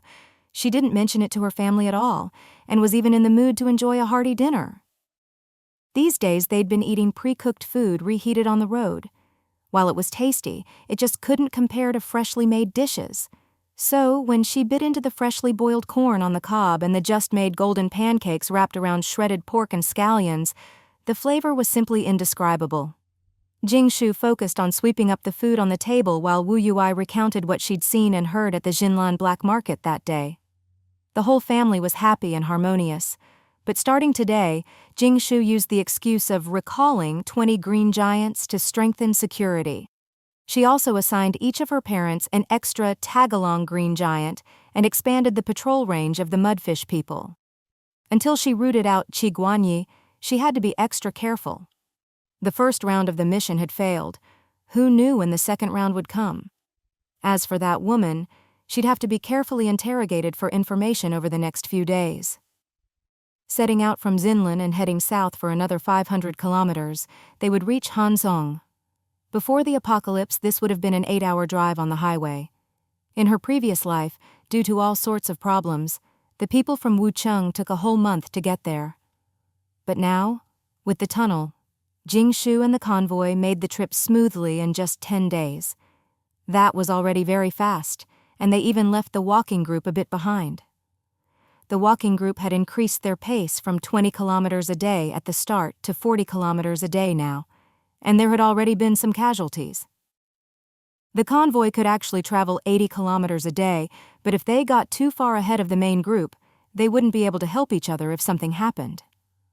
The authorities required the migration to be done in batches, divided by department and region. The food department was a single unit and couldn't be split up, so the convoy usually set out in the morning and reached their destination by noon to rest. Hanzhong was a dividing line, meaning that more than half the migration was already complete. More importantly, after Hanzhong heading further south, there would be no more tunnels. It had taken Jingshu more than half a year to dig the tunnel to Hanzhong, which was already quite an achievement. After enduring the freezing 70°C temperatures of Wucheng, the further south they went, the better the weather got, at least no one would freeze to death anymore.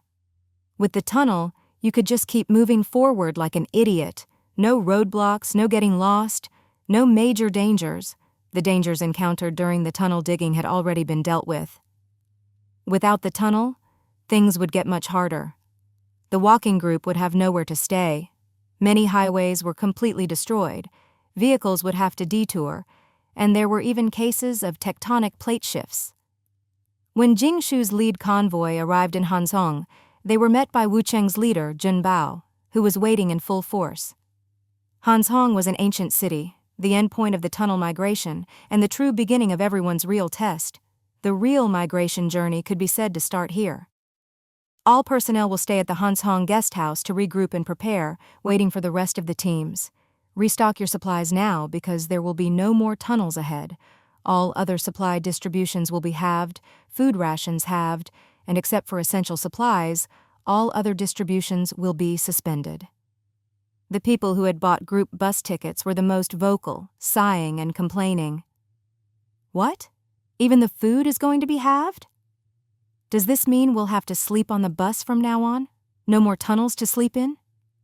Oh, come on, be grateful. At least you can rest sitting on the bus. Look at the people walking. They have to do 40 kilometers a day. My virtual currency is running out. Can anyone lend me some? If you're out of money, just give up your seat. Jingshu's family's RV was parked inside the Hanzhong guest house, which felt especially safe since the entire guest house had been reserved by the Wucheng government, with hundreds of armed patrol soldiers around. Even so, Jingshu still had 3 mini green giants with her, just in case. As soon as her family got out of the car, they were invited to a meeting in the large conference room on the second floor. Your green giants can't come in? The staff at the door said awkwardly. Of course, they'll just wait at the door. The staff breathed a sigh of relief, finally meeting the legendary figure. Actually, thinking about it, even the richest people have dozens of bodyguards. This girl only had a few monsters with her. Not so bad, really. So, a bunch of bodyguards and a few green giants stood at the door, which was actually kind of harmonious. There were already over 100 people in the conference room. Jingshu immediately spotted several familiar faces: Captain Li Yitian from the police squad, Wucheng's richest man, Qian Duo, the head of the Natural Resources Department, Sumali's father, Secretary Niu from the Discipline Committee, and so on. All the important people from Wucheng were almost all there. At the head of the table sat Wucheng's current leader, Jun Bao. He looked much thinner than before, his facial features sharper, no longer as kind and gentle as before, with a few more traces of gloom on his face. It seemed that coordinating the migration recently hadn't been going smoothly. When he saw Jingshu's family arrive, Jun Bao finally smiled a little. "You're here. Just find a seat anywhere." Of course, they couldn't just sit anywhere, but the seat reserved for them was the third on the left, an obvious sign of their importance. The conference room was a bit noisy. Those who knew Jingshu nodded at her, and those who didn't listened to stories about her. "That's the family who dug the tunnel, right?" "Not just that. The red threadworms are theirs too. This migration didn't starve anyone, all thanks to the worm cakes stored in the reserve." "I don't know about the worm cakes, but the tunnel is really something. It saved countless lives. We got to Hanzhong so quickly, all thanks to the tunnel. If only they'd dug more." The tunnel was warm and convenient. Now that it's gone, things are going to get tough. From now on, the logistics team is going to have it rough. Our transport department, too. Not all the supply points are set up yet, and the later ones don't even have food. What a headache. Jingshu smiled slightly, still in a good mood, until she heard Junbao ask everyone, "The road from Hansong to Nanming has been invaded by unknown tectonic plates. Do you think it's better to take a detour or to go straight and try to cross the unknown obstacles? If we take the detour, it'll waste at least another month. If we don't, well, if we're lucky, we can head straight south and reach Sichuan directly. But if we're unlucky and get trapped in the unknown plate region, we could be delayed by a month or two." As Junbao's voice echoed through the hall, Jingshu quietly observed the expressions of Wu Cheng's most powerful and influential people. Some were deep in thought, some frowned, while others remained calm, as if they already knew the outcome. Jingshu more or less understood the real purpose of today's meeting. There's a saying, important decisions are often made by just a few people, and when a meeting is held with 100 people, it's usually just to announce what's already been decided. As for asking everyone for suggestions in the middle, well, that's just for show. Besides, knowing Junbao's strategy from her previous life, Jingshu knew that taking the detour was impossible. Wasting time was not an option. They'd rather make huge sacrifices to take the shortest route. No road? Then fill it with corpses and keep moving. The conference hall began to buzz with discussion. Some people voiced their opinions, advocating for the detour for safety's sake, even giving examples. The detour route from Hansong to Sichuan is already well established. Even the locals choose the detour, which shows how dangerous the new plate region is. If there's danger, we'll clear it. Taking the detour wastes a whole extra month. Do you know how much food it takes to feed several million people in Wuchang for a month? We're already running short on supplies. Just as Jingshu expected, the discussion didn't last long. Junbao's plants in the meeting quickly came up with the optimal route and solution. A middle-aged man Jingshu didn't recognize said, "Let's form a vanguard team. We'll send experienced, skilled, and capable people ahead to scout the route and solve any problems along the way. That way, when the main group follows, there won't be much danger." Speaking of exploring unknown plate regions, Miss Jingshu has a wealth of experience in this area. During this migration, we've already encountered 2 unknown regions, and both times Miss Jingshu led the team to dig the tunnels. I suggest Miss Jingshu join the vanguard team. Jingshu's mother was so shocked she jumped to her feet. The vanguard team sounded like a death squad, extremely dangerous. She couldn't bear the thought of her daughter being in danger, but before she could say anything, Junbao agreed. "I will join the vanguard team myself, along with other capable and skilled people, to blaze a trail for the people of Wucheng. We'll be accompanied by a regiment of armed soldiers to ensure the vanguard's safety. In addition, both Hanzhong and Sichuan will support us in opening this route. Joining the vanguard may be dangerous, but it shouldn't be fatal. Miss Jingshu, you and I have braved the mountains together and faced hardship.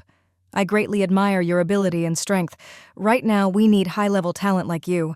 I hope you'll join our vanguard team." Jingshu's mother was pulled back into her seat by Jingshu. This leader was ruthless, not just to others, but to himself as well. With things said to this extent, refusing would be... Jingshu herself actually wanted to go. A new plate region meant the possibility of new energy sources. If she wanted to upgrade her Rubik's Cube, just practicing every day wasn't enough anymore. She needed a huge amount of energy. "It's my honor to help the people of Wucheng migrate safely," she replied. Junbao then invited other specialists and logistics personnel from various fields to join the vanguard. As for those not named, there was no need to gloat. If you had supplies, donate supplies. If you had money, donate money. The richest man, Qian Duoduo, donated a lot of technical staff and materials, and the head of the Natural Resources Department even covered all the vanguard's fuel costs. Even more impressive, they were bringing workers to set up signal towers. The initial plan was to set up a signal point every few kilometers, ensuring that the teams could communicate every 3 hours. Forget about 5G. If they could get 2G and send messages, that would be good enough. A new plate region meant a new land. No base stations, no network, no signal. With so many people migrating and teams spread far apart, if there was no communication or if communications failed, the consequences would be unimaginable. And so, the Vanguard team ended up with more than 2,000 people.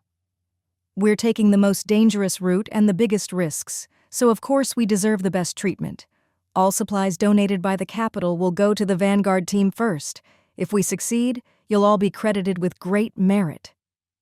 Many people were moved to tears, almost forgetting just how dangerous this mission was. After all, even the locals didn't want to go in.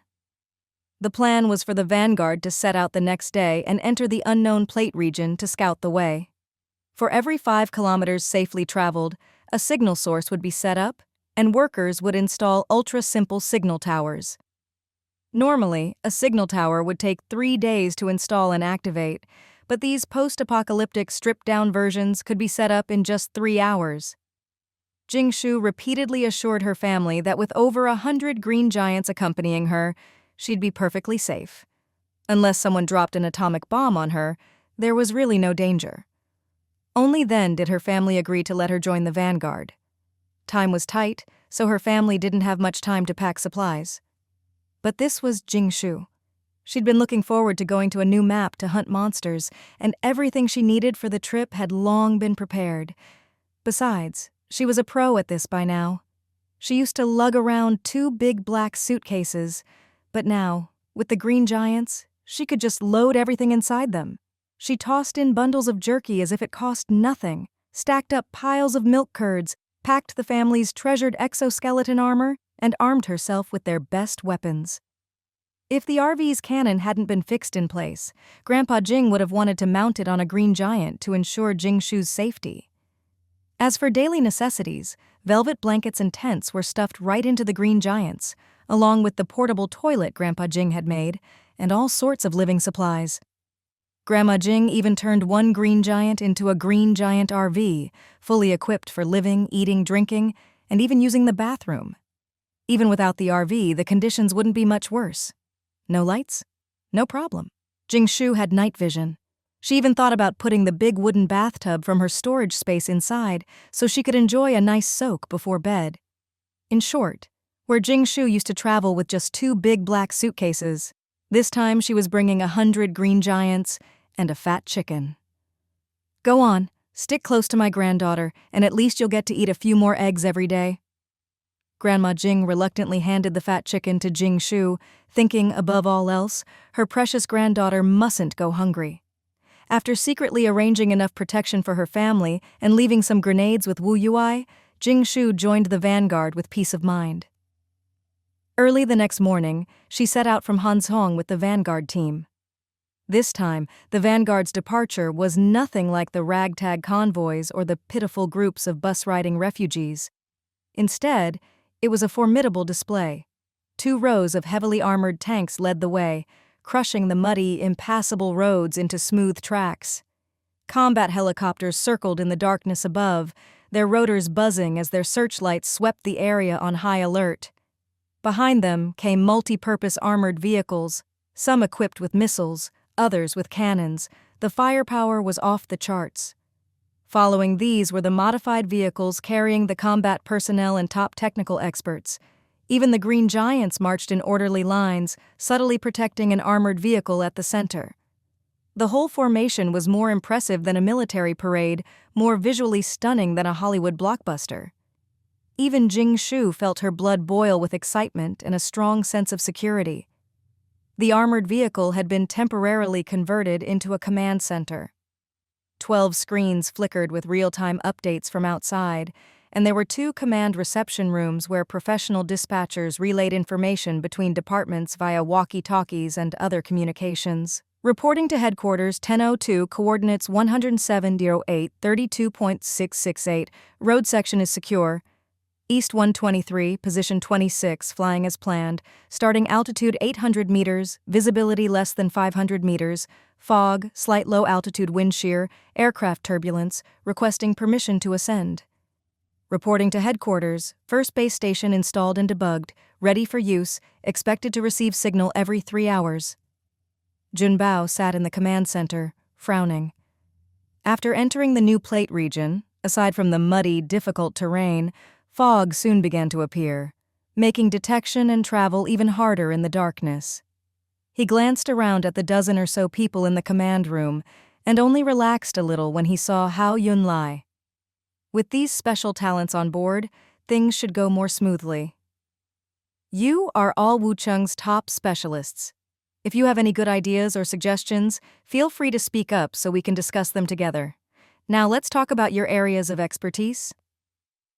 Among the dozen or so present were a refined young man with gold-rimmed glasses, a stern, cool beauty in a professional suit and skirt, a white-haired, eccentric professor gesturing at a map, a man dressed like a martial arts hero in tight, ancient-style clothes, a boisterous uncle in tattered shorts, and then there was Jing Shu, who didn't care about appearances, bundled up in a thick coat and occasionally gagging.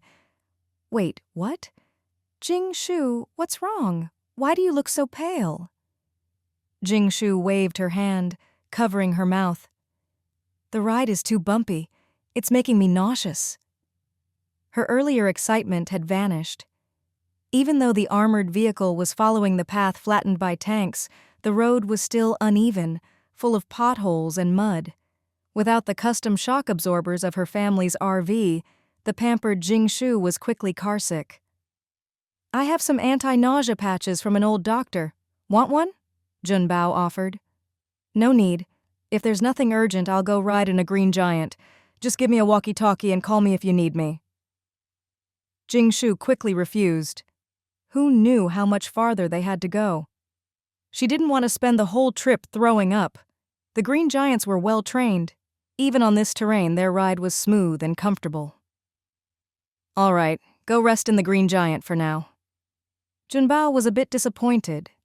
He'd hoped to score a homemade lunch, but with Jing Shu carsick, she probably wouldn't be cooking. You all keep discussing. By the way, it's foggy and damp here and not as cold as Wucheng. It's the perfect breeding ground for all kinds of bugs. Have Dr. Zhang prepare more insect repellent. If it's not enough, I have some mugwort. With that, Jing Shu got out. Before her feet even touched the muddy ground, a green giant scooped her up. Who was that girl just now? We're in the middle of a meeting and she just left on her own. No discipline at all. Can't even handle a little car sickness? Your leader is really lenient, even personally seeing off a subordinate. The woman in the professional suit adjusted her glasses. In her worldview, no boss would treat a subordinate like that, no matter how valued, and no subordinate would dare leave an important meeting at will. You're an assistant sent from Xinlan, so it's normal you don't know who she is, but don't mess with her. She's not someone you can afford to offend, the white-haired old man said, putting down his pen. Sigh, this plate route doesn't look right. The professional woman frowned, flipping through her notes. The only person she'd been warned to be careful of was a special ability user named Hao Yunlai. There was no mention of this woman. She nudged the man in ancient-style clothes. Xiao Wu, is she a special ability user? The man was polishing his long sword. He shook his head. I don't know. I can't tell. She doesn't feel unusual at all. The young man with gold-rimmed glasses chuckled. Let's not worry about her for now. But the leader isn't as easygoing as you think. Maybe you're misunderstanding as an outsider. Anyway, let's discuss our specialties and elect a team leader. Jing Shu had no idea what was happening in the car. All she knew was that inside the green giant RV made from 2 green giants, it was incredibly comfortable.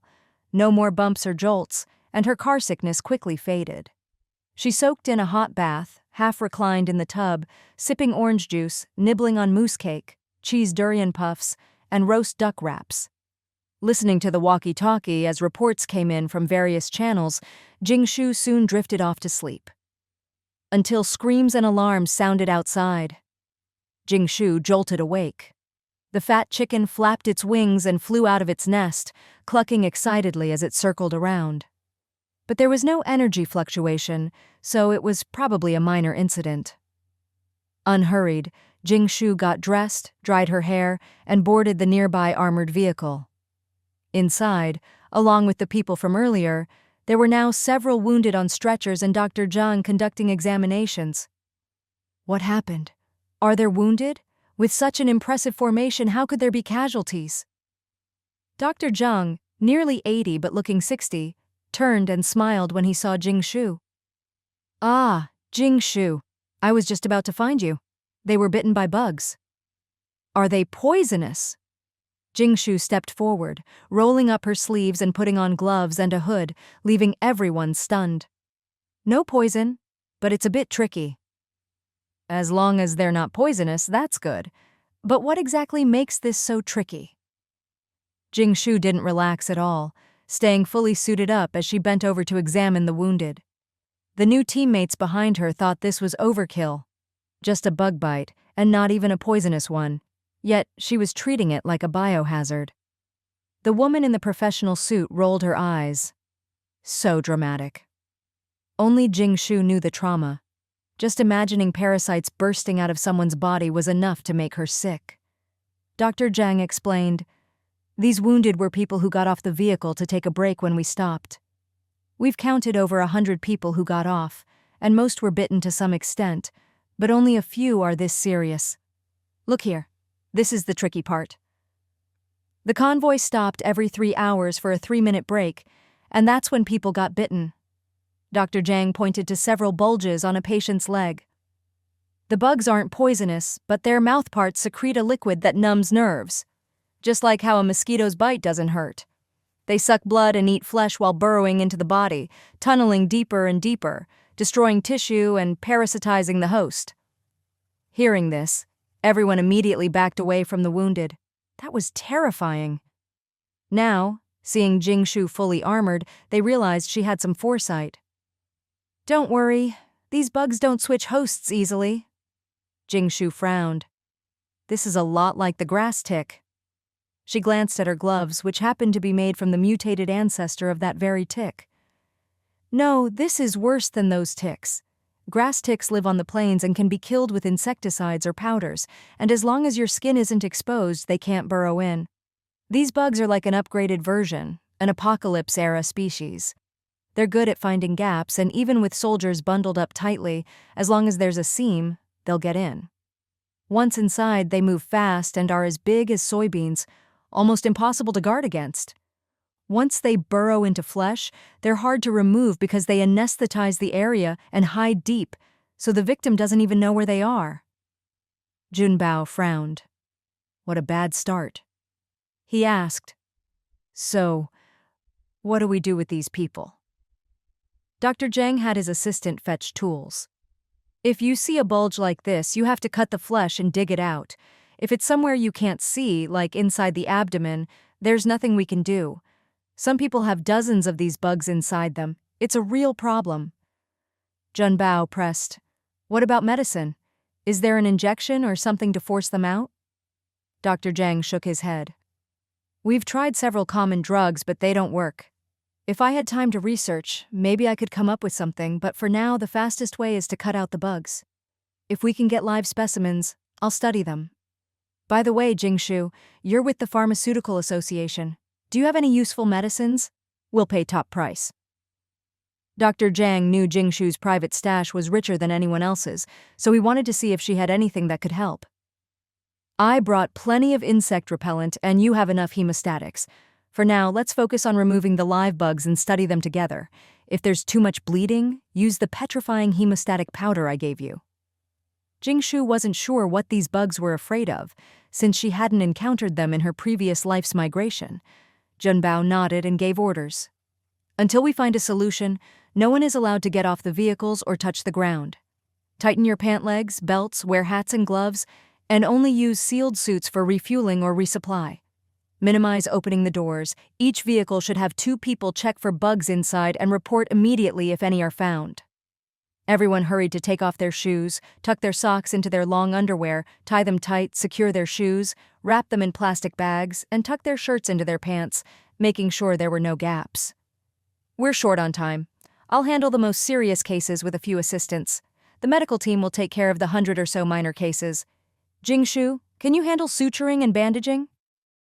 Dr. Zhang and his assistants were ready, scalpels gleaming. Jingshu pulled out a black double-layered case from her luggage. When she opened it, dozens of surgical knives gleamed coldly, along with a full set of medical tools, bandages, and medicines, leaving everyone in awe. Jingshu smiled. "I'm good at cutting out bugs. I won't hit any arteries, and I know you have to dig out extra flesh because these bugs have a strong grip and move fast. If they sense danger, they'll run even faster, so you have to cut out a whole chunk." Dr. Zhang nodded. "Let's get started.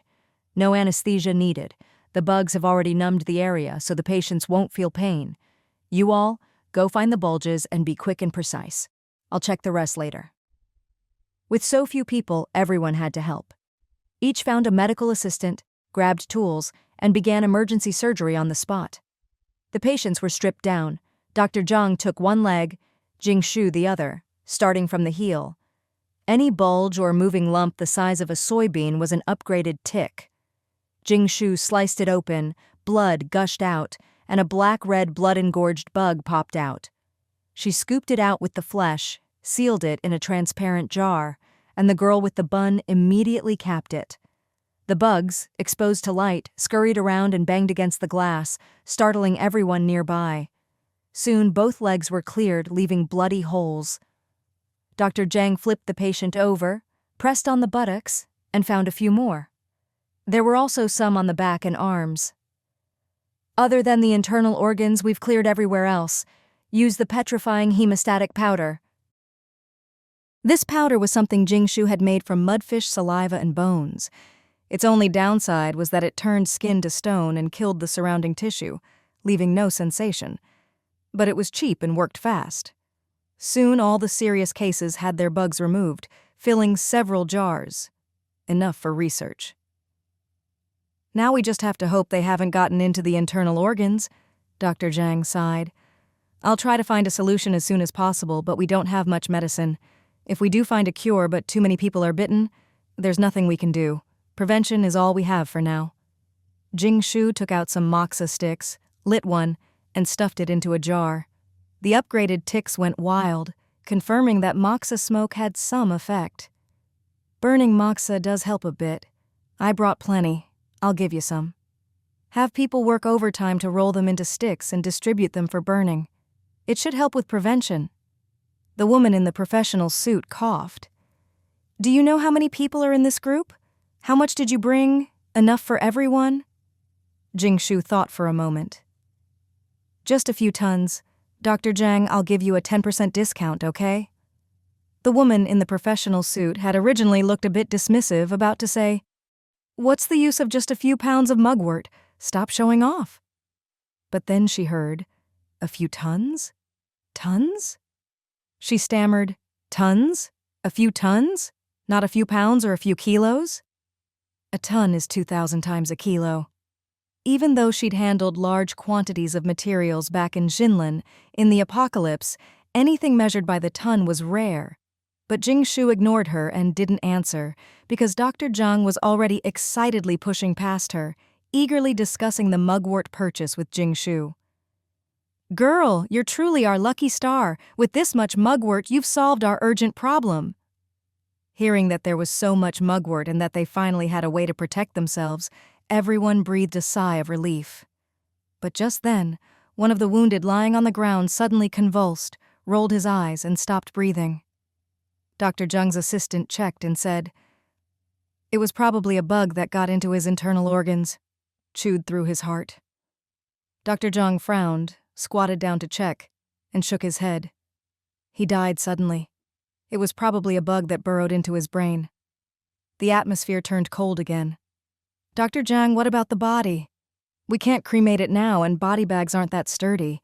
If we just leave it, any bugs left inside might crawl out, or if there are eggs, even more could hatch." At this, several people took a step back. "If we can't find the bugs inside, maybe we should just bury the body here so it doesn't endanger the rest of us," a chubby guy whispered. Burying it on the spot meant leaving the body to be eaten by even more bugs. Junbao strode over coldly, glaring at the clueless chubby guy. "My soldiers. However many set out, that's how many must return. Even if the body is eaten, we'll bring back the bones." Everyone fell silent in fear. Jingshu didn't know if the tyrant was really such a good person, but she knew this was to keep morale steady. Junbao asked Dr. Zhang, "Is there any way to prevent this?"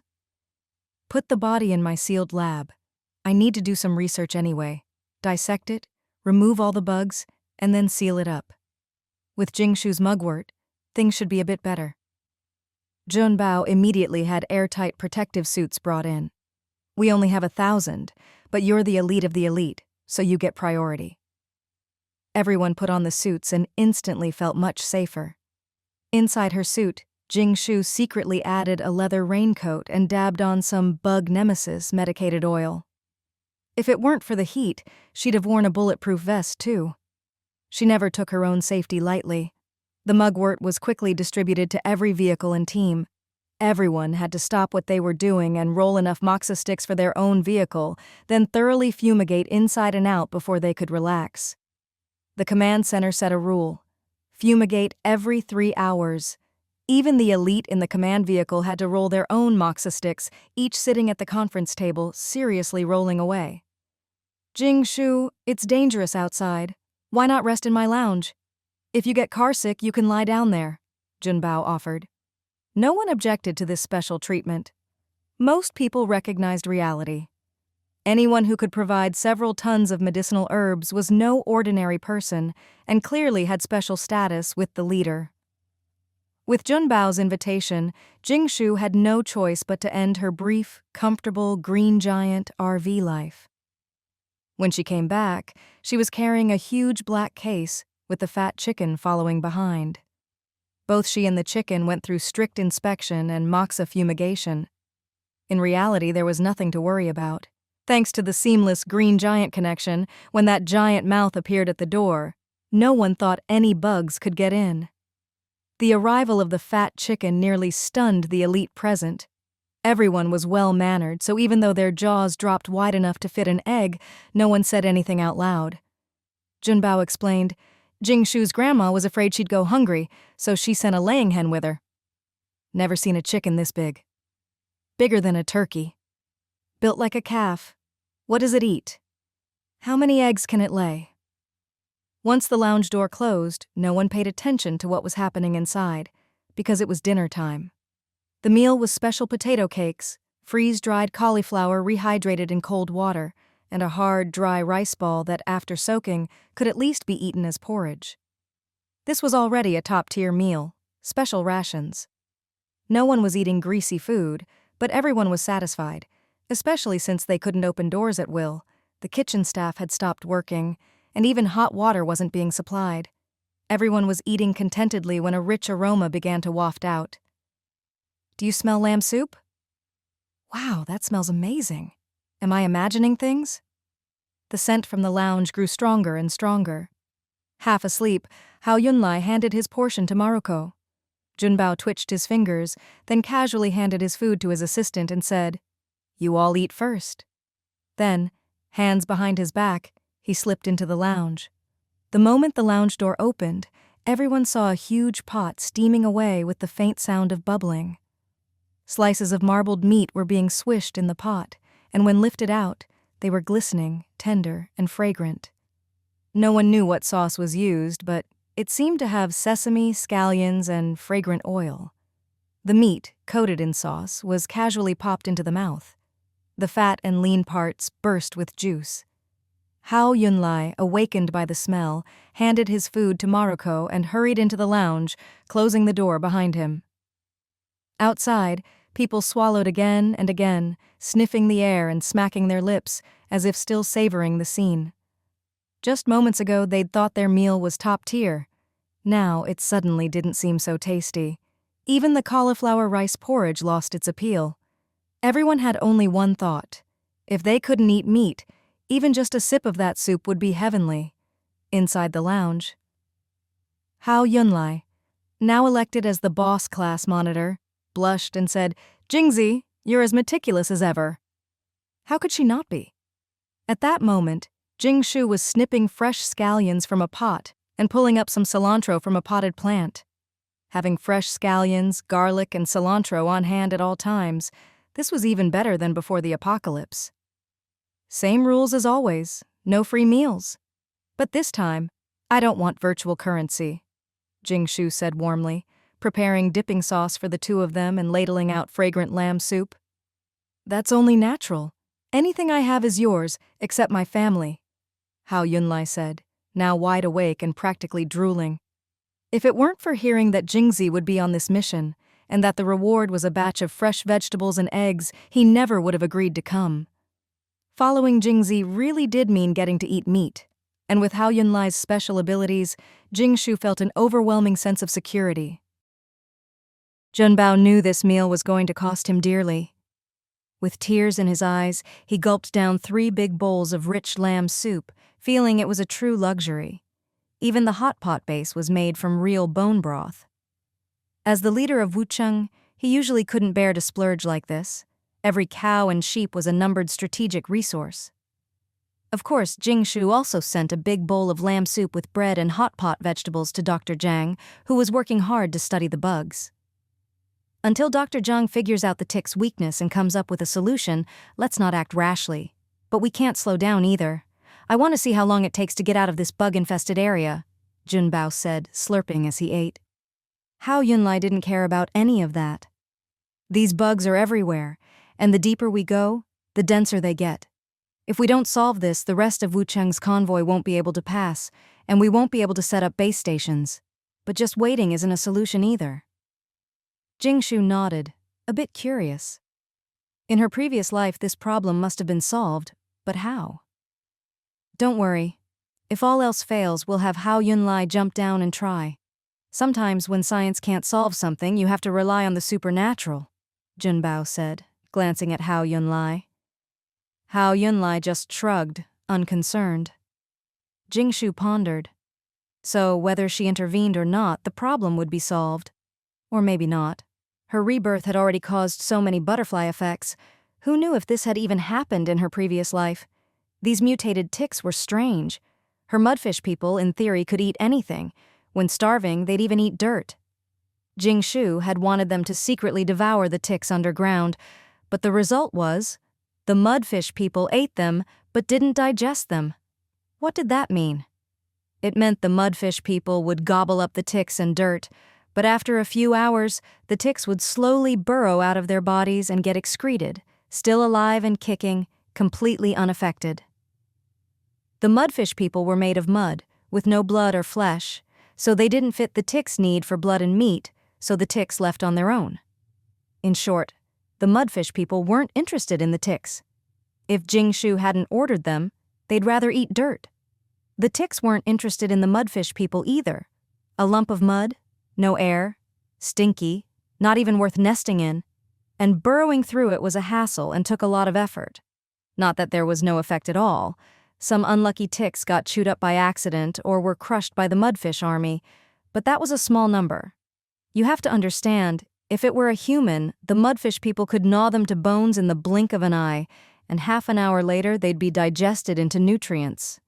Since their debut, they'd never met a natural enemy, until now, when they couldn't digest a tiny bug? And it wasn't just the mudfish people.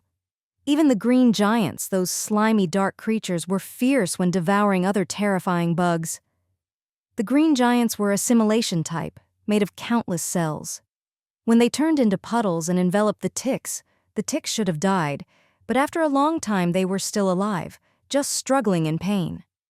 The green giants couldn't assimilate the mutated ticks' energy, but they could physically restrain them. A few enhanced green giants could slowly digest the ticks, but it was inefficient. The ticks couldn't harm the green giants either, and weren't interested in them. Jingshu ate from the hot pot, frowning in thought. Suddenly, she had a flash of insight. The mudfish people had no stomach, just a mass of mud, and digested things through their whole body's energy. So if it was about energy, they couldn't digest the ticks. The ticks were a new kind of dark creature. In theory, the space-enhanced mudfish people should be able to digest any dark creature. Likewise, the green giants, as fifth-dimensional beings, should suppress lower-dimensional life. So, did that mean the mutated ticks were higher-dimensional beings? That would explain why the green giants and mudfish people couldn't digest them. Higher dimensional beings meant higher dimensional energy, which meant that if the Rubik's Cube space could absorb their energy, it could level up. These days, energy was getting harder and harder to find. Jingshu's eyes lit up, sweeping away her earlier gloom. But these bugs don't have any energy fluctuations at all. The Rubik's Cube space doesn't react to them, not even a little. Jingshu shook her head. Back then, even the weakest black energy would get some reaction from the Rubik's Cube. Maybe we just need to go deeper, but the deeper we go, the more dangerous it gets. These bugs aren't big like the mudfish people. They're tiny, and if they burrow into your body, they can lay eggs and reproduce. If they get into your heart or brain, you're dead. I may be strong, but I'm not invincible. I have to be careful and put safety first. Jingshu looked at Hao Yunlai, deciding she needed to stick close to him for the next few days. But even with layers of protection, it didn't feel totally safe. She glanced at the fat chicken, her expression a bit odd. Speaking of which, even though the green giants and mudfish people couldn't do anything to the ticks, and none of the creatures fought each other, the fat chicken was the tick's natural enemy. The moment it hit the ground, it went after them relentlessly.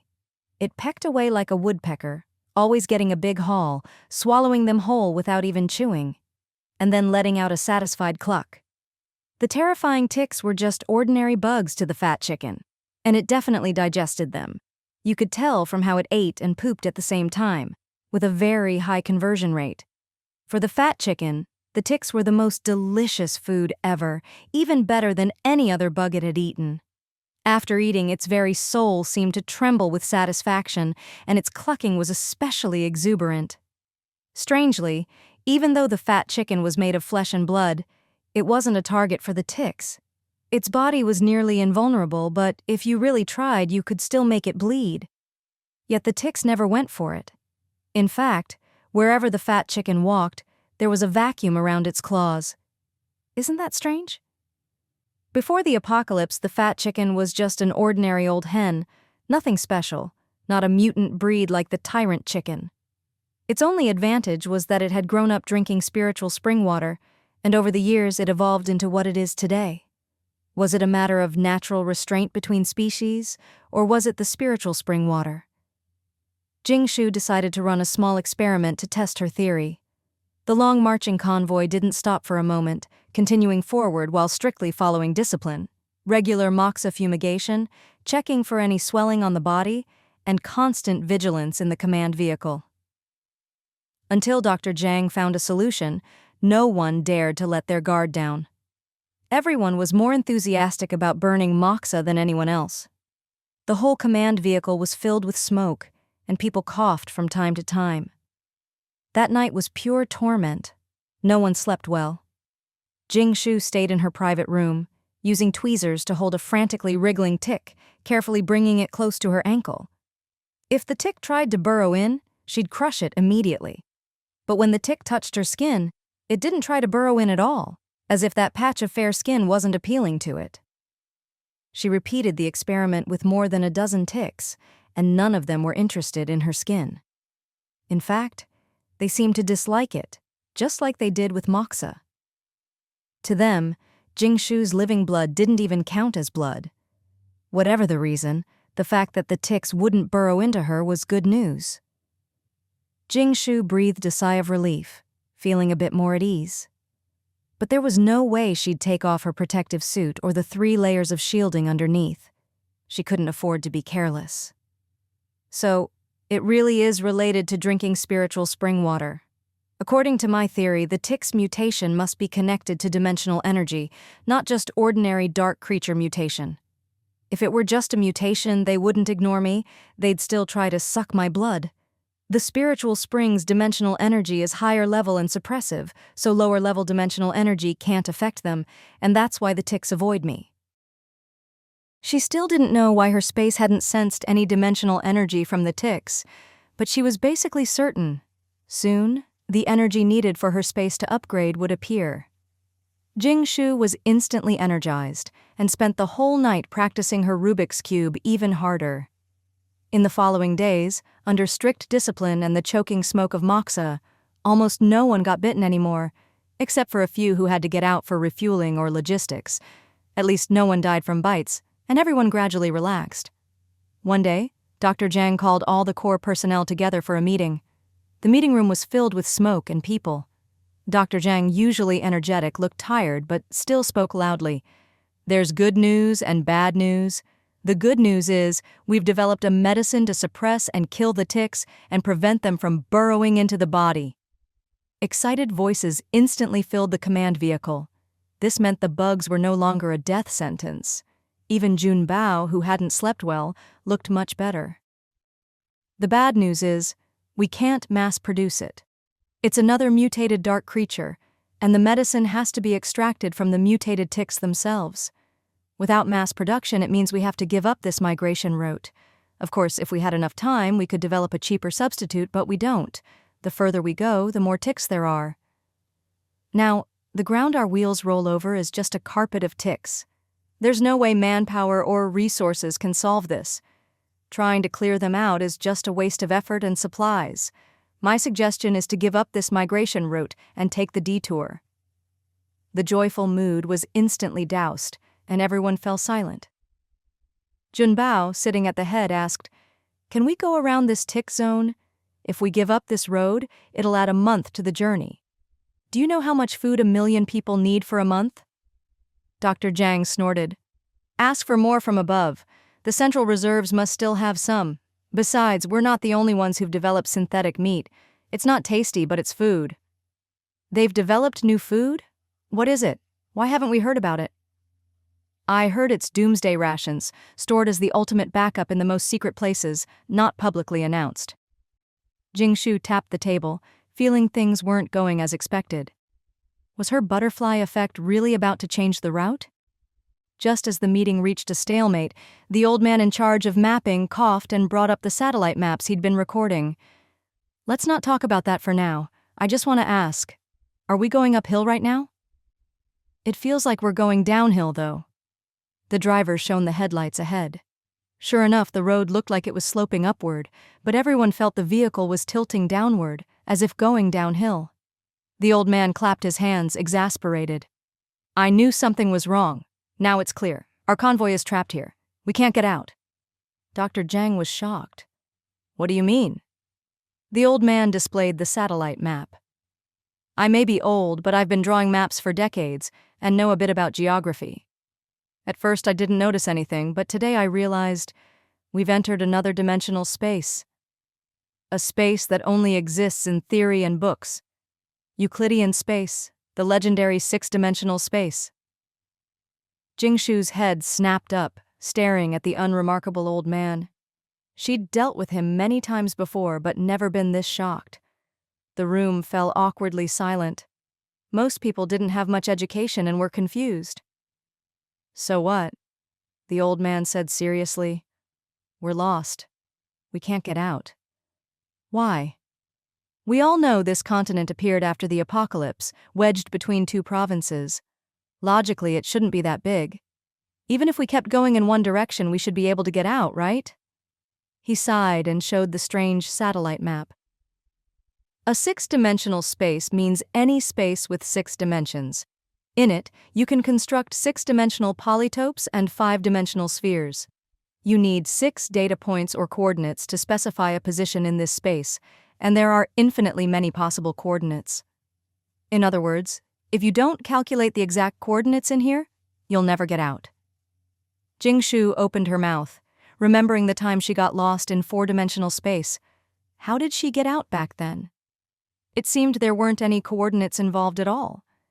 Back then, Jingshu had been clueless. She just followed her instincts and the energy fluctuations in her space, harvesting energy as she went, and somehow stumbled out, completely unaware that she was supposed to be calculating any data or coordinates. In short, she'd been extremely lucky. Only after she got out did she realize she'd been in a 4-dimensional space. And now? She'd wandered into another lost space, but this time it was even scarier. Before, it was just 4 data points, but now, in 6-dimensional space, 6 coordinate points were needed. The difficulty was on a whole other level. Jingshu finally understood why, even though this was just a small area between two provinces, no one had ever successfully crossed it. Many had entered, but none had come out. After hearing the old man's explanation, everyone's faces turned grim. It can't be that bad, right? Don't we still have satellite positioning? Can't we connect to outside signals? Yeah, I don't believe we can't get out if we just keep going in one direction. That was the opinion of those who didn't understand the situation, but someone who did quickly explained, "It's like refraction underwater. The satellite is like your eye and we're like the fish. The real position is offset. According to what he said, if the 6 data points are even a little off, you'll miss by a mile." The meeting room became noisy. Jingshu frowned, thinking, if she could find an energy source, could she use the same method as in the 4-dimensional space? Find the place with the most abundant 6-dimensional energy, and that would be the exit? Junbao waved for silence and asked, "So is there a solution?" The old man lifted his head, a bit smug. "As it happens, I've just calculated the coordinates." "Why didn't you say so earlier? You scared us for nothing." "Yeah, I thought we'd be stuck in this whatever space forever." "It's called Euclidean space, also known as 6-dimensional space." Junbao let out a long breath. What a roller coaster of a day. "Don't get too happy," the old man warned.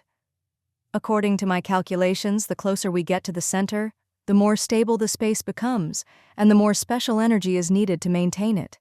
That means more and stronger mutated ticks, and more danger." Dr. Zhang became agitated. "Is that the extremely rare black energy we found before?" "As for the danger, I agree. I've noticed the ticks get bigger and fiercer the further we go, and they're more resistant to moxa. I didn't say anything to avoid panic, but I was going to suggest we turn back." Black energy wasn't a secret. It had been used to develop new post-apocalyptic species and applications. It was not only valuable for research, but also a new, unknown energy source that countries around the world were secretly studying. The old man shook his head. "It might not be black energy. What I'm sure of is that to support this kind of space, it must be some unknown energy. The details are for scientists to worry about. I'm just an old man." Junbao's eyes lit up. This was a rare substance. Whether for research in the capital or to hand over, it was extremely valuable. Jingshu was also scheming. She'd originally hoped to secretly absorb all the energy herself, but now that someone else had figured it out, she couldn't just take it all. The key data and coordinates were provided by someone else, and the energy was discovered by them too. She couldn't just swoop in and take everything. "So, we have to head toward the area with the most ticks." "Right. But without a way to deal with the mutated ticks, how do we move forward? Are we just sending people to their deaths?" "Turning back isn't an option. We're already lost. So do we just wait to die?" "If you go to die, there's a 1% chance of survival, but you'll die quickly. If you wait, you'll definitely die, just a bit slower. We have enough supplies to last a month or so. So the main point is, if we can solve the tick problem, we can get out, and maybe find the legendary energy. But isn't this a deadlock?" "Yeah, the problem is we can't suppress the ticks." Junbao pointed at Hao Yunlai. "You're the elite team leader. Any ideas?" Hao Yunlai, half asleep, rubbed his messy hair and looked at Jingshu. "I don't have any ideas, but Jingzi always has a way. Every time we get lost, we just follow Jingzi and we'll get out. Plus, there's always good food. Trust me, following Jingzi is never wrong."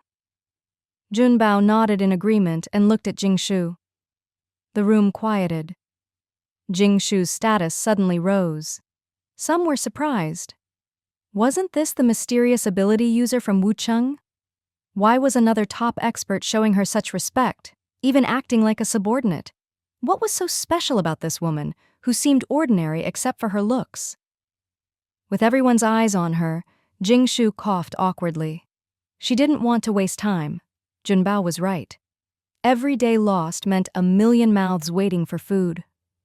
Without revealing her trump cards or special abilities, it was fine to show a little strength as a deterrent. So Jingshu cleared her throat and asked, "Before I say anything, does anyone else have a solution or any ideas?" No, we're not familiar with this stuff. I can fight, but I don't know anything about making anti-tick medicine. I'm a food researcher. I could try making ticks into food, but that's it.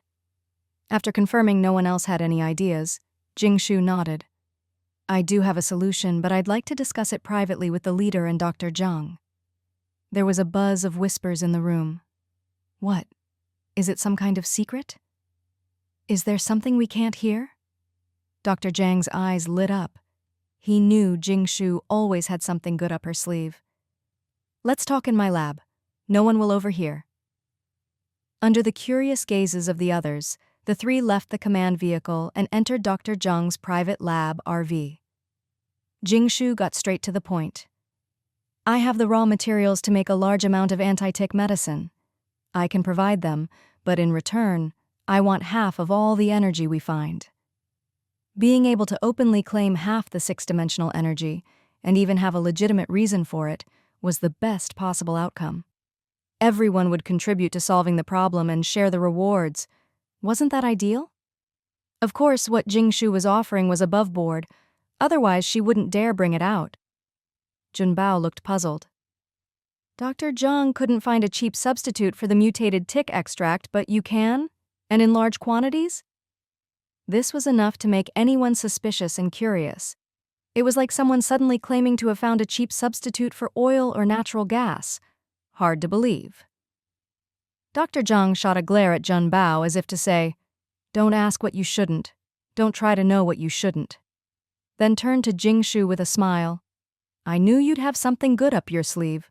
As long as you can make an anti-tick medicine, you'll be the greatest hero, not only saving the lives of thousands here, but also opening this migration route and making a huge contribution to the people of Wucheng.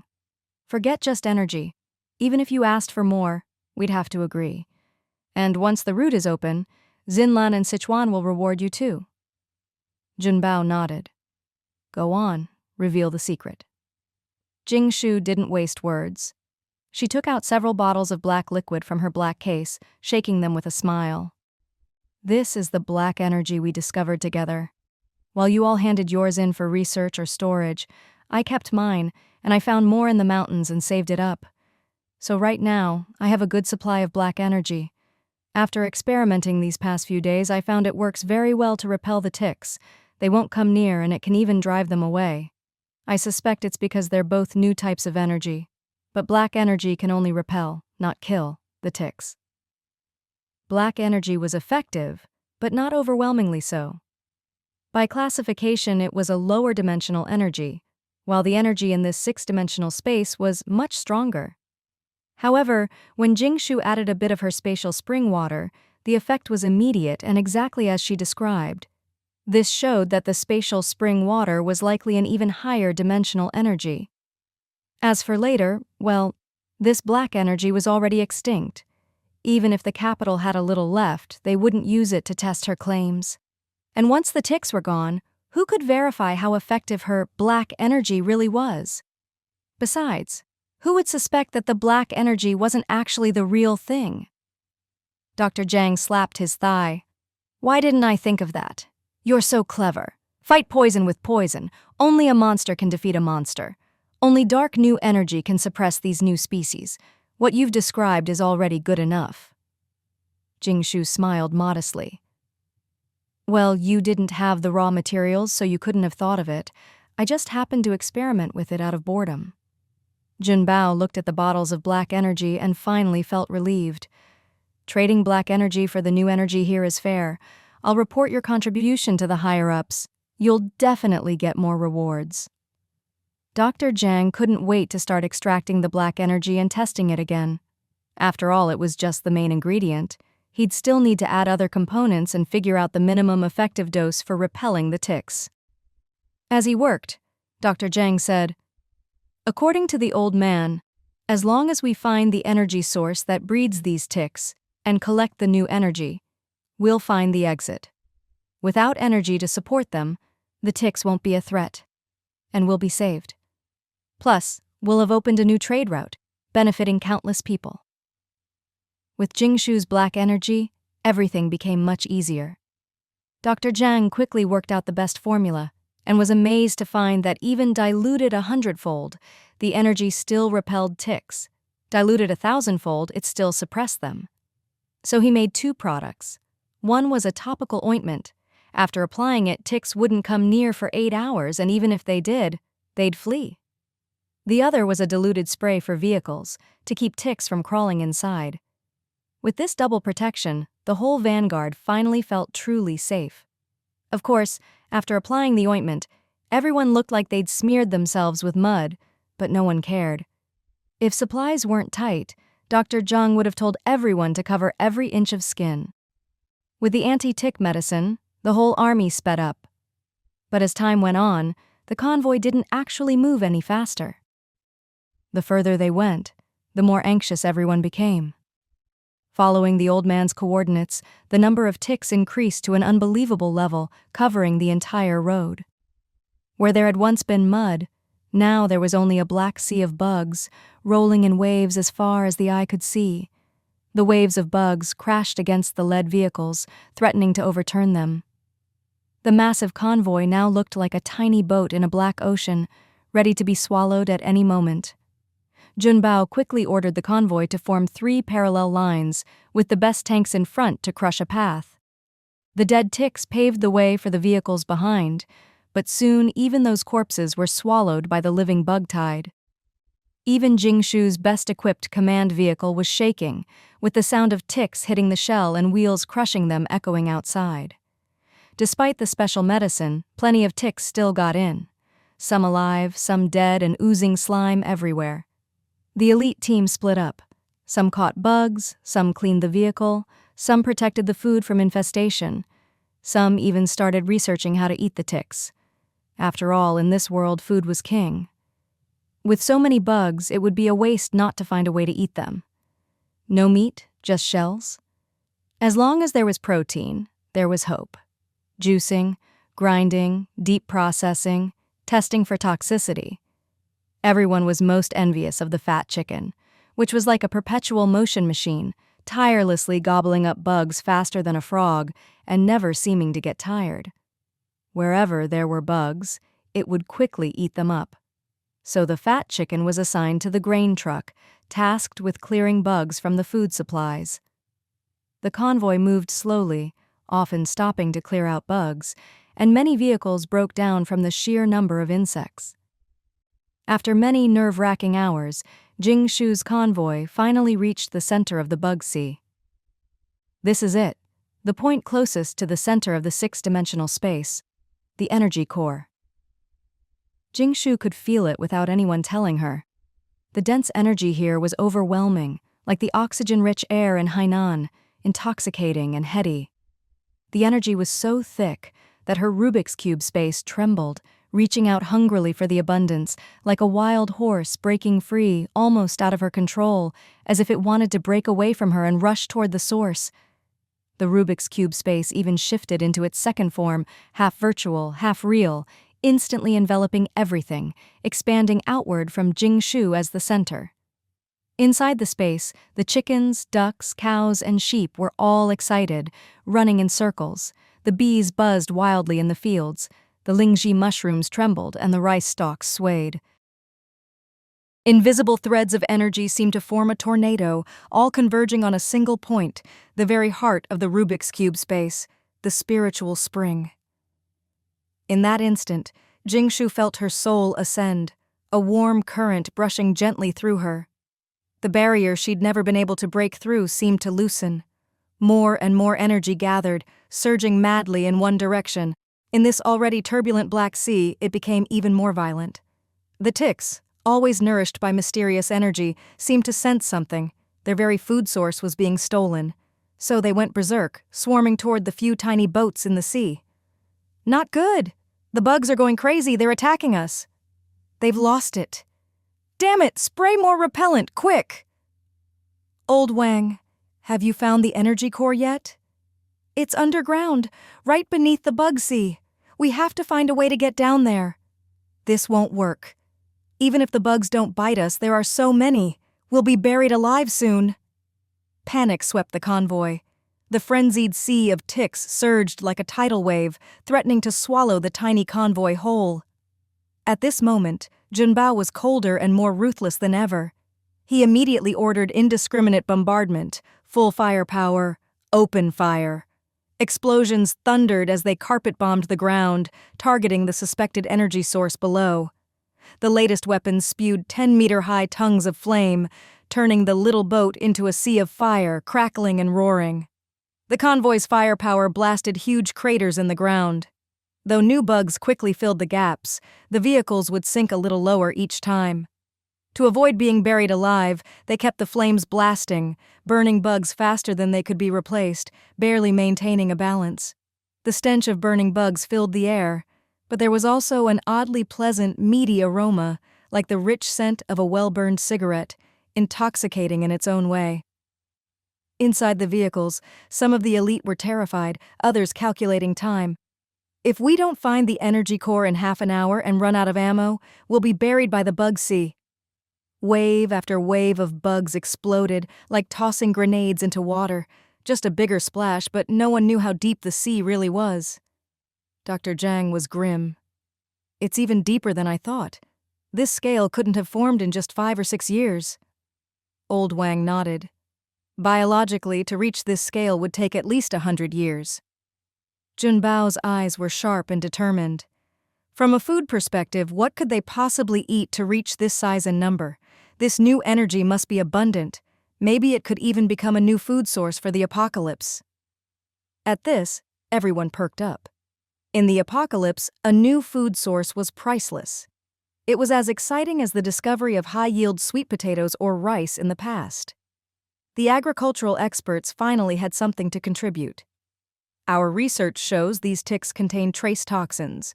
Eating them can cause hallucinations, numbness, and possibly anesthesia. Western medicine will have to study that. They are edible, though low in calories and protein, but there are so many that in a famine they could be food. Just don't eat too many, or you'll get poisoned and start seeing mushrooms dance. Most importantly, after special extraction, roasting, and grinding into salt-sized grains, they can be burned and smoked like cigarettes. Not as good as tobacco, but our tests show it still stimulates adrenaline. Many eyes lit up. Everyone heard the key words: edible and can be smoked. Cigarettes were a luxury in the apocalypse. If these bugs could be a substitute, it would be like discovering a new oil field. Before the apocalypse, tobacco taxes alone funded aircraft carriers. After the apocalypse, cigarettes vanished. If a new dark species could be made into affordable cigarettes, in a world where people could finally eat their fill and start craving rice, bread, and vegetables, the craze would be unimaginable. Everyone looked at each other. Maybe this is the sign of Wucheng's rise, the start of a new industry chain? Now, looking at the waves of burning and exploding ticks and the strange, rich aroma in the air, some people even felt a pang of regret. So this is what burning money smells like? But the energy core still hadn't been found, and the convoy was in real danger. Let's get through this first. Jingshu? Jingshu? Junbao called several times, noticing her dazed, shocked look as she stared at an ordinary spot in the darkness. Nothing there, yet something seemed to be calling her. Junbao couldn't see anything, but he felt there was something there, like a wind or something invisible but real. Jingshu didn't respond because her Rubik's cube space was changing in ways she couldn't understand. It seemed to be upgrading. Everyone knew. When the Rubik's cube space upgraded, it grew exponentially, and during the upgrade, Jingshu would usually pass out from the energy surge. When she woke up, the space would be completely transformed. Just like when a phone's system upgrades, it has to shut down, read data, update, and when it restarts, everything is suddenly different. The Rubik's cube space was much the same. This time, something strange happened. The boundary between reality and the semi-virtual Rubik's cube space began to redraw itself in a quantum, block-by-block fashion. White light filled the space, rapidly devouring and claiming new territory, forming 1 cubic meter after another. The virtual space became more and more solid, almost ready to fully materialize. Was this an online upgrade for the Rubik's cube space? Not only did Jingshu not faint this time, but her mind was clear, her body filled with a warm, energy-washed sensation. The most delightful surprise, the spiritual spring, which usually produced only a trickle each day, was now gushing out, and even the precious white nutrient solution in the cultivation chamber was increasing at a speed visible to the naked eye, like a 100-fold accelerator had been switched on.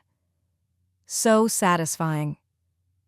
This was the first time after so many upgrades that Jingshu felt so refreshed and invigorated. The storage and planting spaces of the Rubik's Cube expanded again, and seeing all the new blocks of space, Jingshu felt an unprecedented sense of security. When the white light finished mapping out the new space, the dense energy lingered at the center, and at the spiritual spring, like a satellite in orbit, a drop of purple liquid appeared.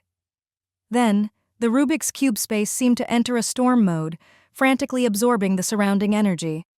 That drop of purple liquid grew larger, fist-sized, then basketball-sized, then rapidly shrank and crystallized. Finally, it became a pomegranate-sized purple crystal sphere, slowly rotating around the spiritual spring, still growing. Is this the new energy form this time? At the same time, the upgraded Rubik's Cube space seemed to upload new information directly into Jingshu's mind. This time, the new ability after the Rubik's Cube space upgrade is actually a fusion with six-dimensional space. Jingshu casually grabbed a tick flying past. And then, something miraculous happened. The tick in her hand instantly became two. They were identical in every way: antennae, skin patterns, even their genes. This was the new ability of the upgraded Rubik's Cube space. By consuming purple energy, it could duplicate any dark creature. Yes, only dark creatures, because only they had the special gene fragment required. Strangely, duplicating a 3-meter-long mudfish man required about the same energy as duplicating a fist-sized tick. This suggested that duplicating dark species depended on their intelligence and energy level, not just their size. Most importantly, Jingshu could also decompose the duplicated dark creatures back into purple energy. Of course, there was a loss. About half the energy was lost in the process, and only creatures duplicated with purple energy could be decomposed this way. In a blink, the two ticks turned into invisible purple starlight and vanished. So, was this how the endless ticks in the six-dimensional space were created? By duplication? Jingshu didn't yet know what this new ability truly meant, nor did she have time to experiment further. Because the Rubik's Cube space, in its storm-like energy absorption, had completed its upgrade and entered its third form, from virtual to real, causing the tick-sea in the six-dimensional space to go berserk. With the convoy at the energy-rich center, it was also the most dangerous place. Even such a powerful, heavily armed convoy couldn't hold out. What's with these bugs all of a sudden? What do we do? The bugs are about to flood the whole convoy. The guys in the back can't hold on. Junbao, hands clasped under his chin, saw that Jingshu couldn't be roused, so he turned to the command staff and said in a low voice, "If it comes to it, use that." Dr. Zhang clenched his fists. "Don't worry, we can break through. Get the core energy, open the passage, and we'll succeed." Hao Yunlai stepped forward. "I'll go. At this rate, no one will get the core energy." "All right. You try first." Junbao nodded. If one life could solve the problem, it was better than the cost of that, and he knew Hao Yunlai's record. Hao Yunlai rubbed his hair. "Stick close to your sister Jingzi." The little one nodded, half understanding. People around looked on strangely, not understanding what Hao Yunlai meant by going. After all, outside was a sea of bugs. Even armored vehicles couldn't get close. How could one person make it? Walk over? Hao Yunlai glanced at Jingshu one last time, then jumped out of the RV in just a simple protective suit. Cries of shock rang out inside the vehicle. No one could believe someone would just go out like that. Is he crazy? Even if he's a legendary ability user, he can't just jump into a sea of bugs. He's done for. He'll disappear without a trace. Junbao frowned, watching Hao Yunlai vanish beneath the bugs, unable to see a trace. He muttered, could he really fail too? Just then, Jingshu finally woke up. The upgraded Rubik's Cube space, with her at the center, extended outward, and solid points of light instantly stood above the black sea of bugs, enveloping countless ticks within the space. So, the biggest use of this third materialized form is that anything it touches can be directly stored in the space? Everyone knew. Before, to store something in the Rubik's Cube space, you needed a medium, your body or a stick or something similar. But now, with the third form, you just had to extend the space. Anything it touched could be stored. It was almost heaven-defying. Just like now, as soon as the space touched the ticks, they could be decomposed into purple starlight and stored. In the blink of an eye, the terrifying tick sea shrank noticeably, and the pressure on the convoy dropped dramatically. There were so many ticks that no one noticed the sea was rapidly thinning, just that the attack wasn't as fierce as before. As the ticks decreased, the road ahead became clearer, and a human figure appeared, struggling as if swimming through the bug sea. "Look, there's someone over there." Oh my God, is that Hao Yunlai? The bugs seemed to be avoiding him. How is that possible? If you hadn't seen it with your own eyes, who would believe someone could just jump into a sea of flesh-eating bugs and come out unscathed? At that moment, Hao Yunlai's voice came through the radio. "I got lost when I was submerged. Couldn't find my bearings. I wasn't attacked, but it was hard to breathe. Just now I don't know what happened, but suddenly there were a lot fewer bugs. I've reached the target." "Good. Find the energy, load it into the special device, and open the passage." "Roger." Minute by minute, time ticked by. The radio fell silent, and inside the convoy, only the sound of breathing could be heard. With everyone's lives on the line, who could relax? All eyes were glued to that tiny figure in the sea of bugs. Strangely, the once frenzied ticks and the world that had been nothing but a bug ocean were now becoming clearer, the pressure of the bug sea easing. It doesn't seem as dangerous anymore. No one knew that Jingshu was desperately using her upgraded space's third ability, breaking down every tick her space touched into purple energy and storing it away. At this moment, her Rubik's Cube space stretched out in a kilometer-long line, spinning like a giant fan. Wherever it swept, the dense ticks vanished without a trace. If anyone could see it, they'd be shocked speechless. Watching the purple energy crystal in her space grow at a delightful speed, Jingshu wanted to laugh out loud. This place was practically made for her to harvest energy. Even so, the upgraded space's reach was limited, just enough to surround the convoy and break down the ticks within that range. Any further, and she couldn't reach. Luckily, the bugs kept surging in, and the convoy kept inching forward, so her energy collection never slowed, and the bug sea never disappeared from view. Without Jingshu's insane harvesting, the convoy would have died 1,000 deaths. Jingshu couldn't imagine how, in her previous life, Junbao had managed to get people through this route, if he did at all.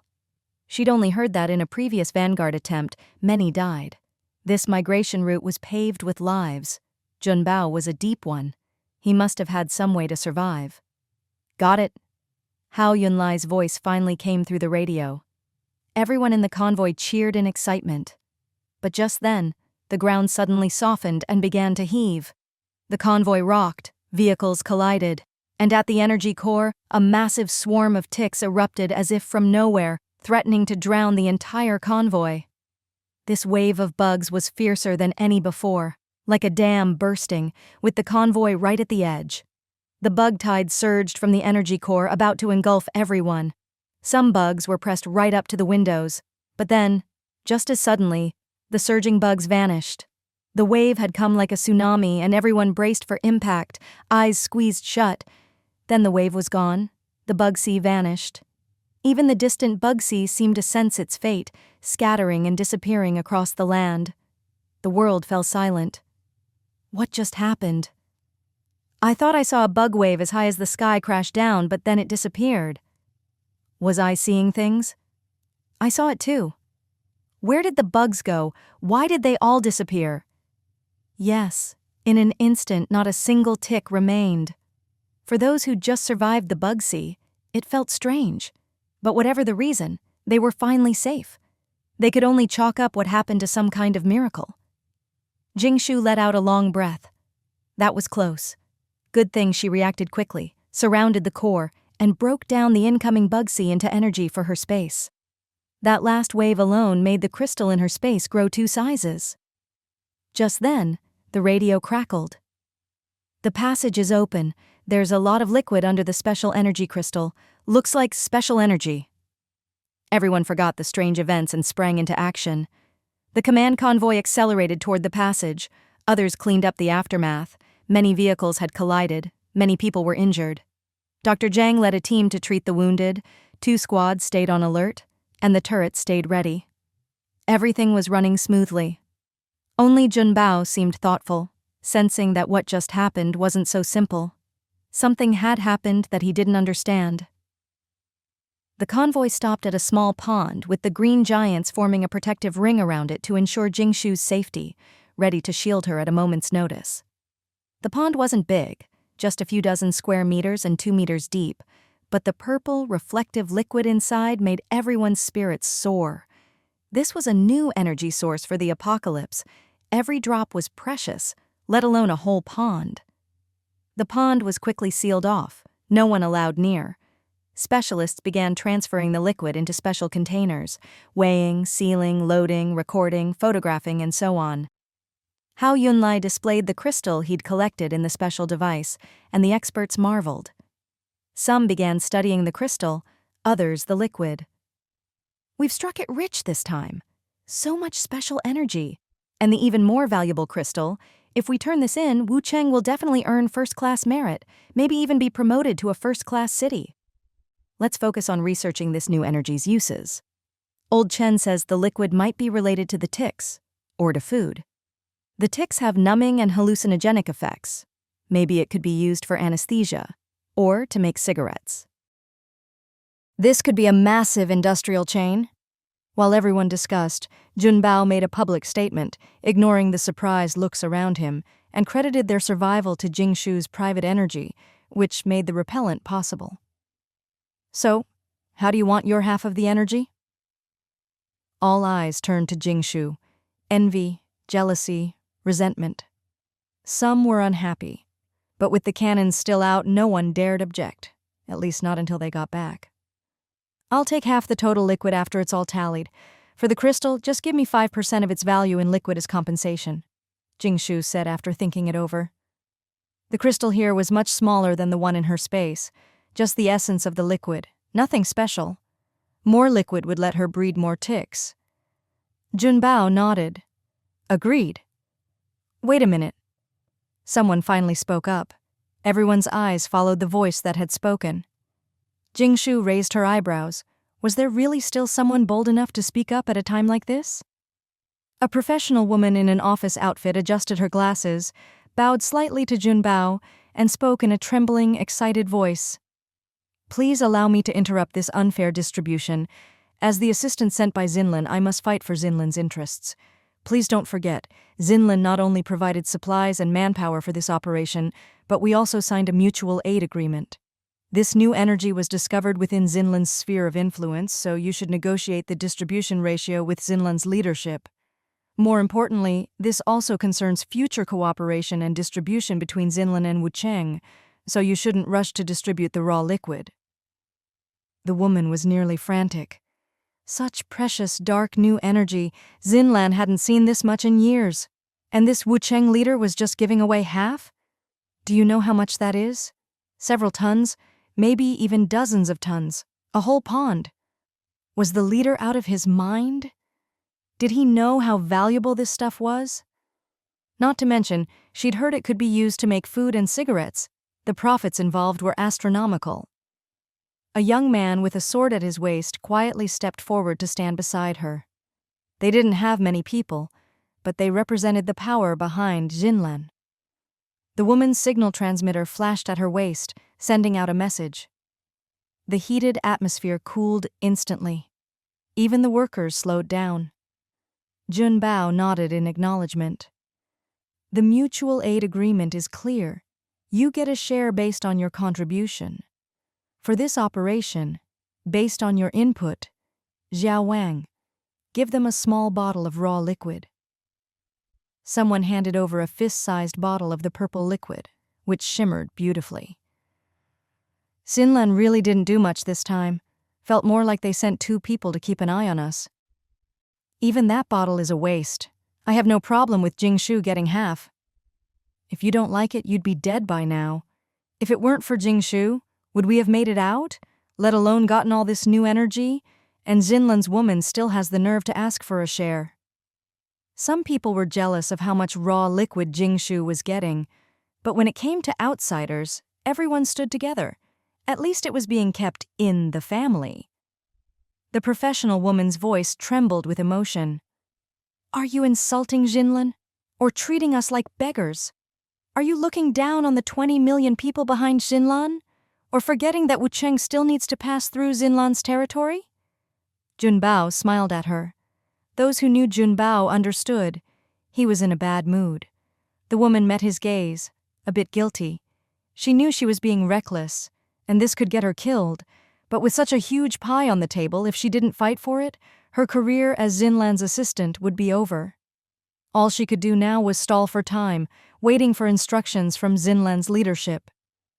Just then, a rumble of dust and the roar of engines sounded in the distance. Soon, a large tank convoy arrived. The woman's eyes lit up, then dimmed again. Xinlan's reinforcements couldn't possibly have responded this quickly. Report. It's the Sichuan 6 team. They've been stationed at the border. When they detected the border had opened and picked up new energy readings, they rushed over. This well-equipped team looked formidable. With the 6-dimensional space broken, the raw liquid and crystals dug up, and the energy that sustained the space gone, everything seemed to return to normal. The spatial trap that had kept people lost was gone. Great. Another group here for a slice of the pie. It's going to get messy now. Caught right in the act. There's no hiding this, and since it's on the Xinlan-Sichuan border, everyone wants a piece of the dark new energy. But shouldn't it go to whoever earned it? The new energy was always here, but no one could get it.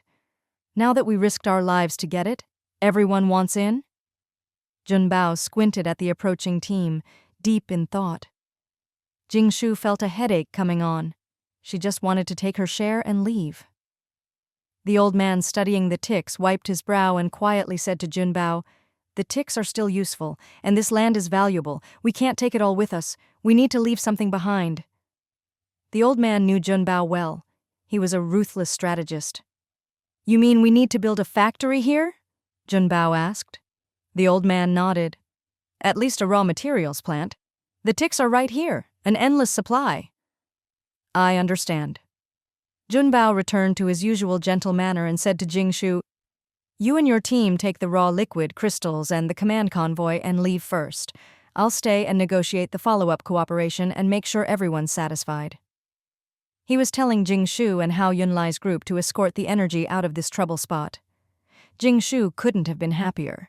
She wanted to get back and study her upgraded space, then sleep with her dark energy in her arms. The green giants became her security detail, guarding all the containers of dark new energy to ensure no one could steal them. Thinking about the new factory, likely for making cigarettes, Jingshu was in a great mood. She led the green giants and the convoy away, ignoring the professional woman's protests and the hungry looks from the Sichuan 6th team. None of that was Jingshu's concern. With such a powerful escort, the convoy of over 1,000 people finally stopped in a small border town called Yiziwa. Because of the new energy, plans changed. Jingshu would wait here for the rest of the team and the main Wucheng force. Now, Jingshu was a little worried about the fat chicken. For 3 days, the fat chicken had been gagging and burping, clearly uncomfortable, and hadn't pooped at all. Normally, there was nothing the fat chicken couldn't digest. After all, it drank spiritual spring water every day and was a terrifying creature. Jingshu finally couldn't stand it and pressed on the chicken's belly. Sure enough, she felt a lump. Something was moving. "Urk!" Sensing the pressure from Jingshu's hand, the fat chicken couldn't hold it in and spat the thing out. "Cluck!" After spitting out the thing, the fat chicken immediately felt much better. It tilted its head, looking at the object in Jingshu's hand with a big question mark. What the heck was this? It had tormented the chicken so much. Couldn't eat, couldn't poop, even laid fewer eggs. If Grandma Jing found out it wasn't laying eggs, wouldn't she turn it into soup? It was an utterly ordinary, unremarkable tick, no different from the countless others flying around, seemingly stamped from the same mold.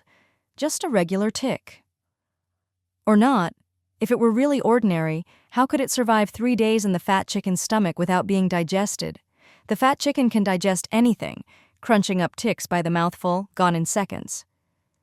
Jingshu pinched the tick, frowning as she examined it closely, even duplicating a few other ticks for comparison, but found nothing unusual.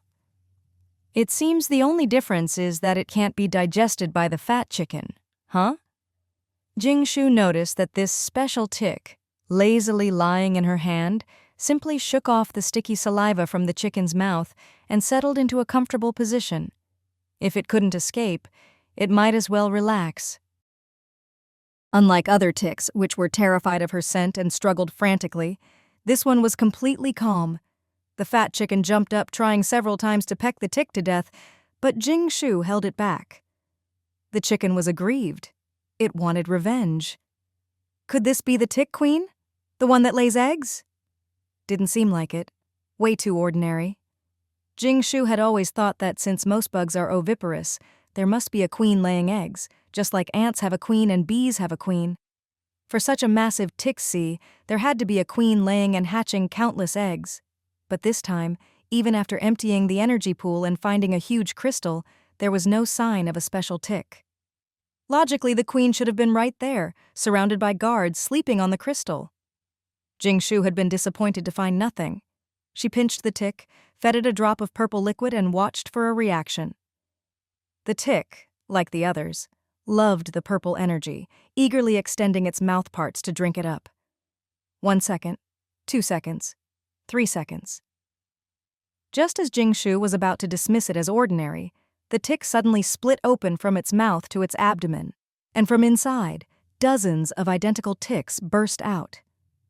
Whether they were cloned or birthed, in just a few seconds, a whole swarm appeared. Jingshu's jaw nearly hit the floor. What the? It split open? The new ticks immediately scattered, but the fat chicken, drooling with regret, pounced and gobbled them up one by one. When it came to bugs, the fat chicken was their nemesis. After about 30 seconds, the tick in Jingshu's hand calmed down, its split mouthparts healing completely, and it returned to being an ordinary tick, as if nothing had happened. Not oviparous, not viviparous, just bizarre. But the conversion rate was insane. Just a tiny bit of purple energy, and it produced hundreds of ticks, far more than the dozens Jingshu could clone with the same amount of energy. No wonder the tick sea had grown so huge in just a few years. It had to be thanks to this special tick's instant replication. So what did this mean? Jingshu looked at the tick in her hand and suddenly felt a strange affection for it. Even this ugly bug seemed a little cute. Come to think of it, I was missing a pet like you. From today on, you'll be called Chong Chong, plain old Chong Chong. You'll be raised with spiritual spring water, and I believe you'll help me produce even more raw materials in the future. Chong Chong, whatever. I'll just lie here. Fat chicken. I want to eat this wretched thing. Jingshu could almost see endless streams of money waving at her. This was 10 times more efficient than the official method.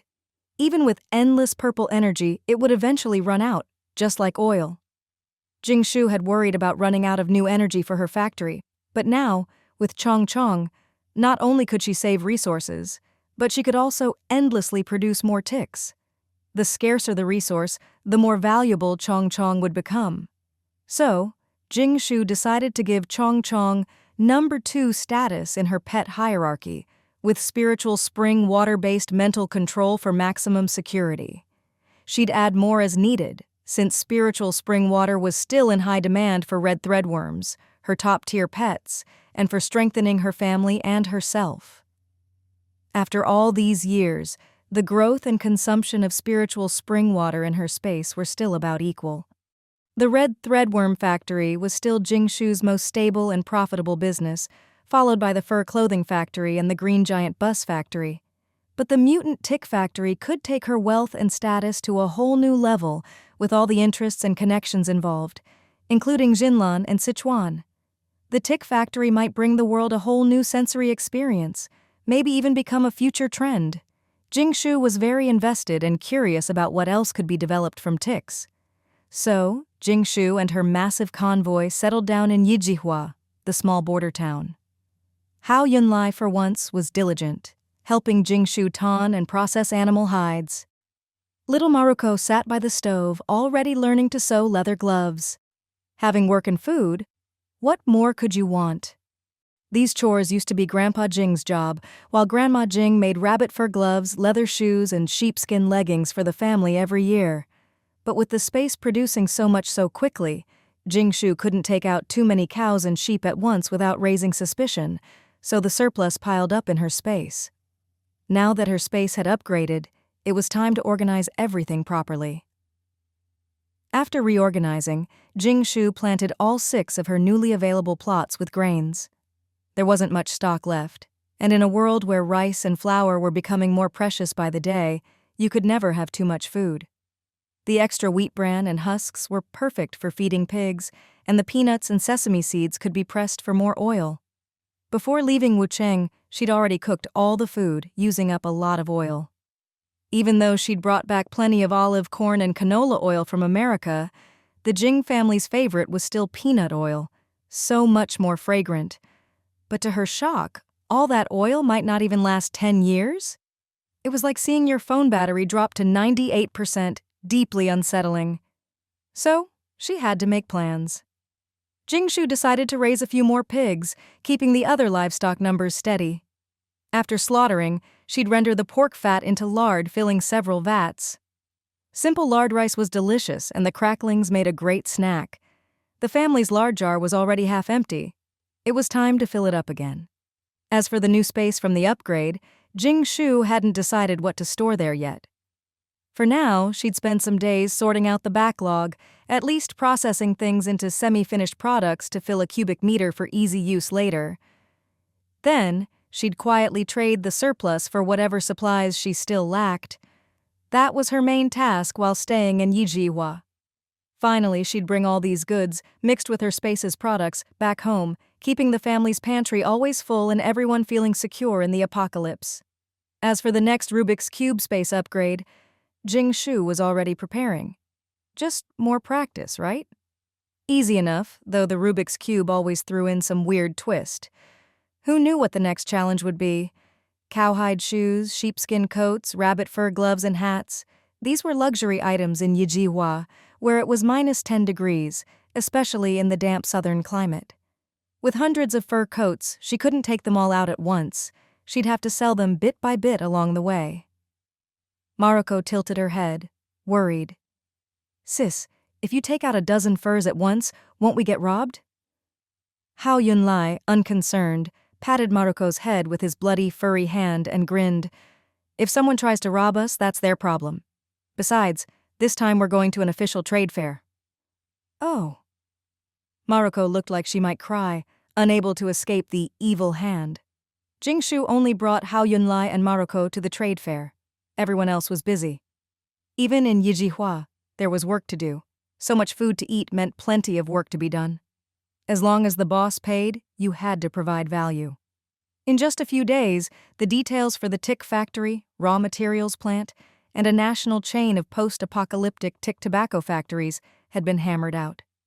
They'd even developed the first tick tobacco blend, and the 2,000-strong team had already completed the first round of trials. Everyone who tried the Wucheng brand cigarettes raved about them.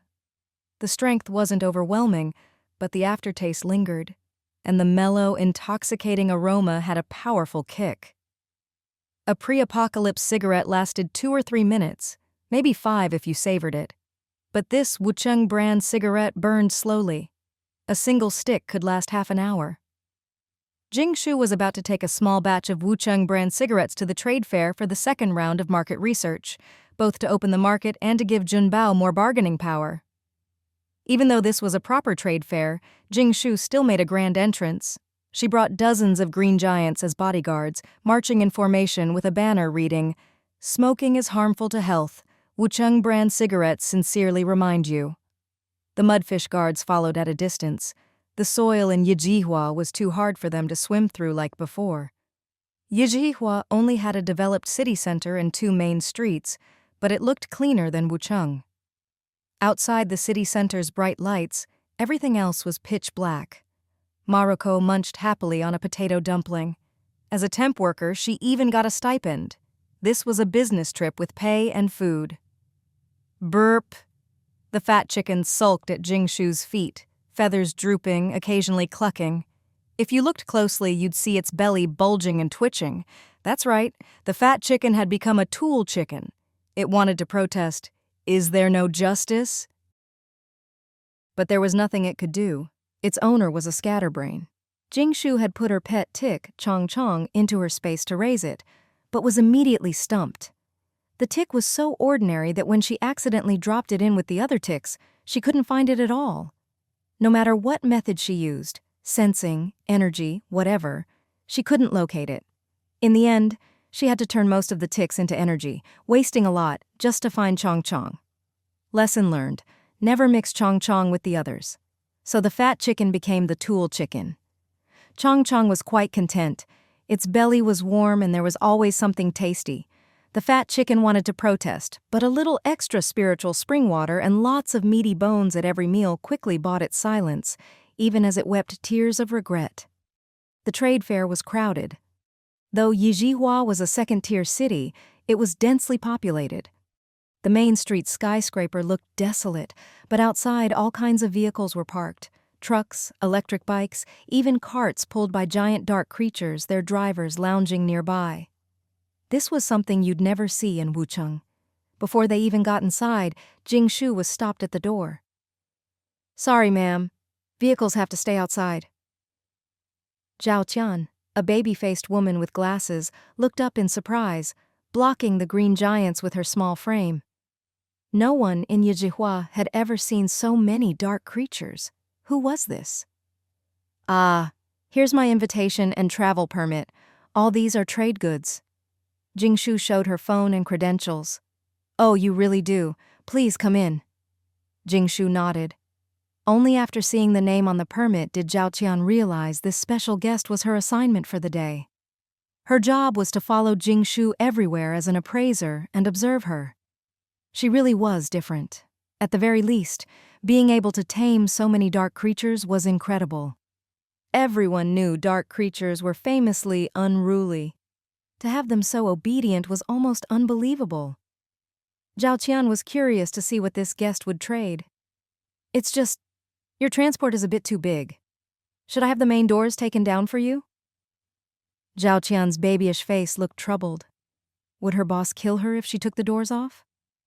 "No need. Don't trouble yourself. They'll get in on their own." Jingshu snapped her fingers and the massive green giants flowed through the doors like liquid. Not all of them flowed, though. Some were blocky, as if they had something inside. The whole scene was bizarre. Zhao Qian's mouth dropped open wide enough to fit an egg. She only snapped out of it when the guest was about to walk away and hurried to catch up. "Wait for me! I'm your appraiser, Zhao Qian. Your booth is this way." The building still had its pre-apocalypse decor, rows of crystal chandeliers, a 20-meter-high ceiling making the floor feel vast and grand. But time had left its mark. No matter how many times it was cleaned, rust and decay lingered. Jingshu led her green giants through the brightly lit hall. The people here, though bundled up in layers, wore clean, tidy clothes. Some were even dressed to impress, with cigars in hand and bodyguards in tow, exuding an air of wealth and arrogance. For a moment, Jingshu felt like she'd stepped back into the world before the apocalypse. Zhao Qian straightened her back with pride.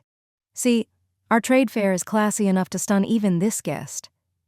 But looking at Jingshu's simple, clean clothes, the faint scent of laundry beads, her shiny black hair casually tied up, and the healthy glow of her skin, Zhao Qian realized this guest was even more refined than the big bosses. The green giants were the best live advertisement, drawing everyone's attention. Many people followed to take a look, and quite a few asked if the green giants were for sale. But Jingshu politely refused. The green giants were rarer than mudfish guards with many uses, and were her exclusive bodyguards, only for rent, never for sale. The rules of the trade fair were extremely simple. Zhao Qian led Jing Shu's group to a corner of the square exhibition hall, showing her the area for displaying goods. Once the items were set out, the big bosses would wander around looking for deals. Just display your goods here. Don't worry, it's very safe. Yijihua is a hub at the junction of 3 cities, so goods flow freely and are well protected by the authorities. That's why so many big bosses from nearby cities come here. Zhao Qian pointed proudly at the glass display cases. In the current post-apocalyptic world, such a high-end environment was rare, and it was even rarer for the authorities to openly support this kind of trade. Usually things were just confiscated outright. No need for all that. Jing Shu snapped her fingers, and the green giants melted into puddles, revealing the goods in their mouths and instantly forming new display stands, impossible for anyone to snatch. Zhao Qian's jaw dropped again, this time wide enough to fit a fist. Who would have thought you'd see something so smooth and magical in the apocalypse? Truly a once-in-a-lifetime sight. Even the so-called upper-class attendees of the fair were envious. Who wouldn't want a pet that could change shape at will? Wasn't that more fun than any doll? But soon, everyone's attention shifted to the goods themselves. The green giants transformed into mannequins of various heights, modeling the items on display. Under the bright lights, the fur shone with a silky luster, high-end gray fur coats, paired with white rabbit fur gloves, black scarves, fur hats, sheepskin knee pads, and plush boots. Primitive, yes, but anyone with an eye for quality could tell these were top-notch. Whole pelts and patchwork furs had very different warmth, especially in the damp, cold south. These were essential to avoid frostbite.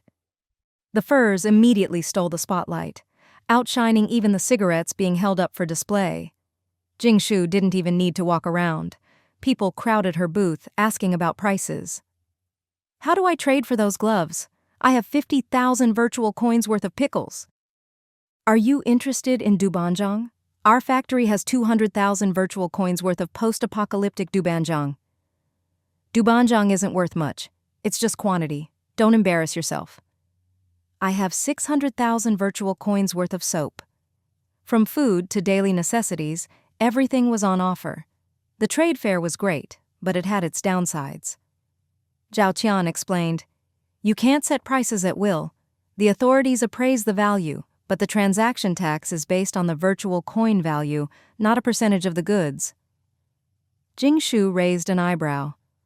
For the upper class, aside from scarce resources, virtual coins were just numbers, almost like being tax-free.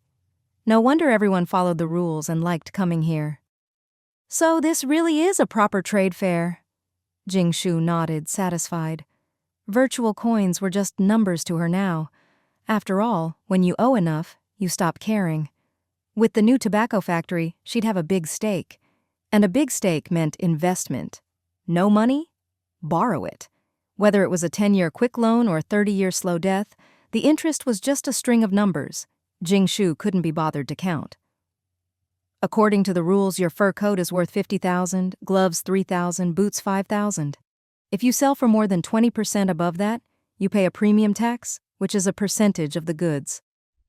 Zhao Qian quickly listed today's exchange rates. To stabilize the market and prevent monopolies, macro controls were necessary. Jing Shu frowned. It was a bit lower than the market price. As a luxury, a kilo of sugar was 8,000 virtual coins, so she couldn't trade for much food. But today was different. The appraiser's numbers were fixed, but the goods were alive. Jing Shu's furs were just too good. Aside from pre-apocalypse stock, all the fur available now was dull and lifeless, nothing like the glossy, supple goods Jing Shu brought out. That's why so many people were eager to bid, with quite a few even willing to pay above the listed price. Unfortunately, nothing really caught Jing Shu's eye, until a man showed up carrying a burlap sack. "Hello, would you like to try our Yijihua specialty? Dark matter mutated water chestnuts? Eating them regularly brings all sorts of unexpected health benefits. I'd like to trade for all your furs. I have a lot of elderly at home who are afraid of the cold, and your furs are just what we need." The man was a bit chubby, with a stubbly beard, clearly not one for details, but he smiled as he handed over the plain sack. He was none other than Chen Shuihao, the man who developed the mutated water chestnuts. In just a few years, he'd gone from an ordinary farmer to the biggest luxury produce boss in Yizhihua. Despite his simple appearance, many people looked at him with respect. He hadn't forgotten his roots after getting rich, tying his business to Yizhihua and boosting the local economy and the trade fair itself. After all, plenty of people came just for his famous water chestnuts. Jingshu casually picked one up, thinking, "Water chestnuts? I've had them before, but they're not popular in Wucheng and I barely remember the taste. They're okay, I guess." She didn't expect this. It was one of the rare, dark mutated foods that actually tasted amazing. The water chestnut was huge, about the size of a fist, pitch black, but the skin peeled off easily to reveal crisp, white flesh. One bite, sweet, crunchy, with a lingering, mellow aftertaste and a unique texture. Delicious. Jingshu's eyes lit up. She heard they were even better boiled or pan-fried, with all sorts of ways to prepare them. The crunching sound made Zhao Qian's mouth water uncontrollably. Sadly, she couldn't afford even one of these luxury treats on her salary. She'd have to work for months to buy one. She could only watch as her boss gave them away so casually. To distract herself, Zhao Qian explained, "These mutated water chestnuts are unique to Yizhihua. The special geography, the dark matter cultivation method, and decades of experience all come together, but even now, the yield is low. One is worth more than a few months' salary for a regular worker. One is valued at 1,000 virtual coins, about 100 grams. Its real value is as a mutated species. It's a powerful tonic that directly boosts immunity, perfect for the elderly, weak, or sick. Tests show that eating it for 3 days can cure all but the most serious illnesses. But this kind of medicinal food isn't usually sold for virtual coins. It's traded for goods. It was almost as valuable as sugar. A kilo of sugar could last ages, and this was even pricier than the blood mushrooms Jingshu used to sell. But it made sense. Blood mushrooms were for longevity, but these water chestnuts were even more potent in some ways." Jingshu nodded. Among dark matter agricultural products, this was definitely expensive, but rarity and function justified the price. "It's delicious," Jingshu said honestly. Chen Shuihao grinned, showing his big yellow teeth. "I like honest people like you. Not like those who nitpick just to haggle. I'm willing to pay 50% above market price for all your furs, and I'll cover the premium tax. We'll each pay our own transaction tax. Deal?" There was a collective gasp. Such a high premium. Before, 3 water chestnuts could get you a pair of fur gloves. Now it was 4.5. No wonder Boss Chen is so successful, so generous. Looks like with Boss Chen buying everything, there's nothing left for us. Why aren't the big bosses from out of town bidding? Didn't you see what Boss Zhang and Boss Li are wearing? They don't need this kind of fur. Only someone like Boss Chen, who's recently made it big, needs to stock up. True, Boss Chen's been close to the authorities these years and made a lot of money. No wonder he's so bold. Those water chestnuts are good stuff, but is Boss Chen really willing to pay above market? Chen Shuihao ignored the gossip.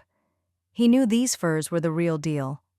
After years of cultivating mutated water chestnuts, he could recognize the unique scent of dark matter mutated species, and these furs had it. He was sure they were from mutated animals. Most people might not know what that meant, but he did, so paying extra was worth it. Jingshu nodded, not mentioning that even with the premium, it was just barely enough. After all, her goods came from her space. Since he was generous, she wasn't going to be stingy. She quickly agreed and even brought out more furs, trading for 2 full sacks of mutated water chestnuts. She planned to try growing them in her space, definitely not for sale, just for her family to enjoy. Chen Shuihao happily took everything, even saying he'd take as much as she could offer, so his family could have plenty to wear. They even exchanged contact info. People around them started to look at the two with suspicion. Was there some secret deal going on? Normally these were sold by the piece, but now they were trading by the sack. No one knew exactly how much changed hands, but just the transaction tax alone was over 100,000 virtual coins each, a huge deal. Zhao Tian's baby face was numb with shock. She'd never see that much money in her whole life. With the shelves cleared, a row of inconspicuous cigarettes was finally revealed. Maruko nibbled on a black water chestnut, peeling and eating it bit by bit. Hao Yunlai lit a Wucheng brand cigarette, blowing smoke rings with a sigh. He'd have to work overtime for Jing Shu to pay for all this food. This time, they needed to trade for more supplies to give everyone a good meal.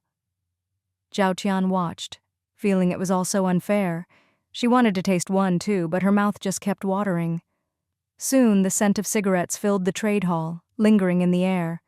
The smell drove the old smokers wild. Some nearly lost control on the spot. Who could resist? People rushed over, asking how to buy, how to trade, urging the appraiser to set a price so they could get their hands on a smoke fast. Damn, they'd quit for 5 years and now this? Of course, there were still luxury cigarettes in the apocalypse, but the supply was pitifully small. Only the truly rich could afford them. Most smokers had been forced to quit. And the authorities no longer grew tobacco. Only people like Grandpa Jing, who could grow a little at home and roll their own, or the rich who made their own cigars had any. There were people who wanted to get rich growing tobacco, but few had the capital to try. Zhao Tian was stunned. She wanted to cry but had no tears. The higher-ups only said to come and set a price, but never mentioned pricing cigarettes. How was she supposed to decide that? And judging by the banner on the vehicle, the brand was already out there. Were they planning to sell these all over the country in the future?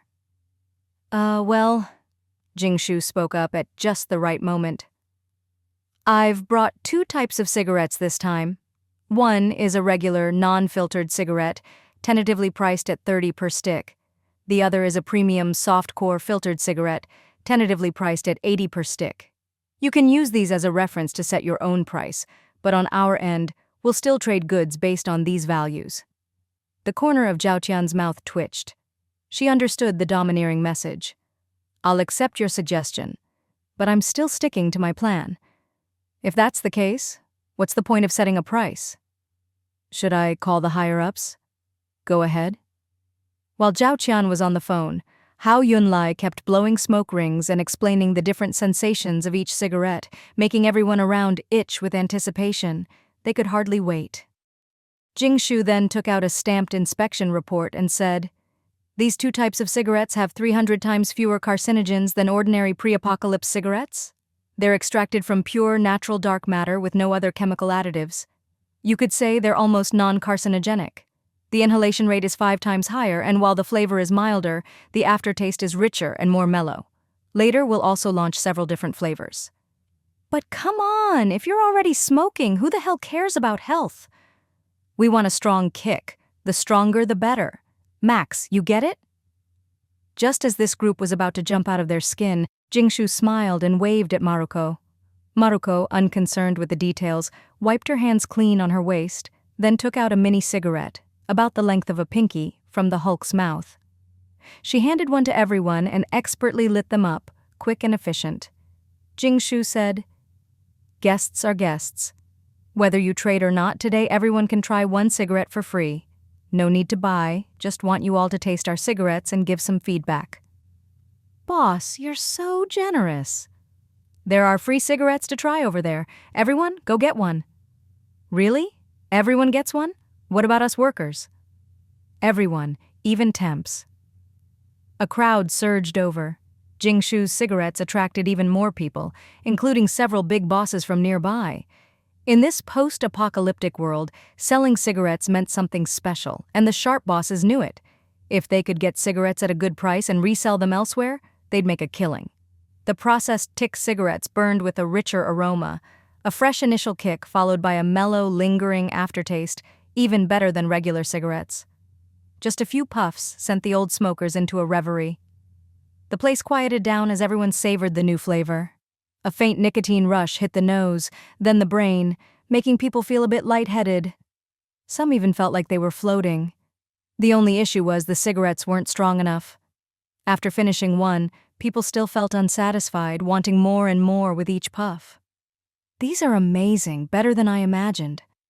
Such a tiny cigarette, and it took me 5 minutes to finish. The key is the price. Are they really this cheap? Cigars are selling for a fortune these days. At this price, can you keep up with demand? Boss, I suggest we buy out your entire stock. Hurry, contact Azuo, gather 3 million in supplies. Even if we pay triple, we have to get a batch today. The bosses were all shocked. Such good quality at such a low price. It was practically a steal. Or maybe there'd be a sudden auction? Many bosses were already quietly having their people count up supplies, determined to get a batch to resell at a higher price. 30 virtual coins might be 10 days or half a month's food for the lower class, maybe even a month's savings. But for regular workers, they could easily afford a few sticks a month or 1 or 2 a day. For the chain-smoking bosses, dozens a day was no problem. No need to carry around expensive cigars just for show and then be reluctant to finish even one. Soon, Zhao Qian returned and said, "The higher-ups said it's fine." Jingshu smiled, but before she could speak, the crowd erupted. "I'll trade all my 200,000 jars of dubanjiang. Nobody fight me for it." "Forget dubanjiang. I'll trade all my 600,000 bars of soap." "What kind of oil did you use for that soap?" "This boss definitely needs our nutrient paste. 100,000 for 100,000 sticks, as much as you want. You must need to feed a lot of people to make cigarettes, right? This much nutrient paste can feed a whole factory and it's dirt cheap." "Give me a break. That nutrient paste is all made from mutant cockroach scraps. At least use some nutritious cockroach protein so it's not so disgusting. Shameless merchants." "Enough talk. We'll offer 10 million at market price and 10 tons of wild greens for your entire stock, and we can keep working together." Wild greens. You know what that means? At the mention of wild greens, the crowd quieted, then burst into a chorus of complaints. "Shameless! Even the government is using such good stuff to compete with us, and those 10 tons must be a year or two's supply." "Is it really this cutthroat now? I wanted to trade for some wild greens to make buns. They're so fragrant." "Go home and make wild green soup, add some meat, and it's delicious." "Guess there's no chance this year, maybe not even next year." Jingshu raised an eyebrow, about to ask what was so special about these wild greens, when Zhao Qian explained, "These wild greens only grow on the surface within the artificial sun's radiation range. They're wild, but you need people to carefully peel back the soil and pick out thin layers of black-skinned greens. They're toxic raw, but after drying, they're edible. They taste fresh, have a chewy texture, and are highly nutritious, enough to meet an adult's daily needs. It's a specialty of Chuanshu Town, mostly consumed internally as employee benefits, with only a small amount traded each year. This year, they'll probably be traded for cigarettes as employee perks." In this post-apocalyptic world, having a steady supply of vegetables was already rare. The Chuanshu region really was blessed, with so many good things, even wild greens growing near the artificial sun. Too bad Wucheng didn't have any. Jingshu waved her hand, signaling everyone to quiet down, and said with great satisfaction, "All right, no need to rush. We'll take all the wild greens." A wave of disappointed sighs rippled through the crowd. Then Jingshu's voice rang out again. "We'll take all the soap too. And all the dubanjiang." "What? You want it all?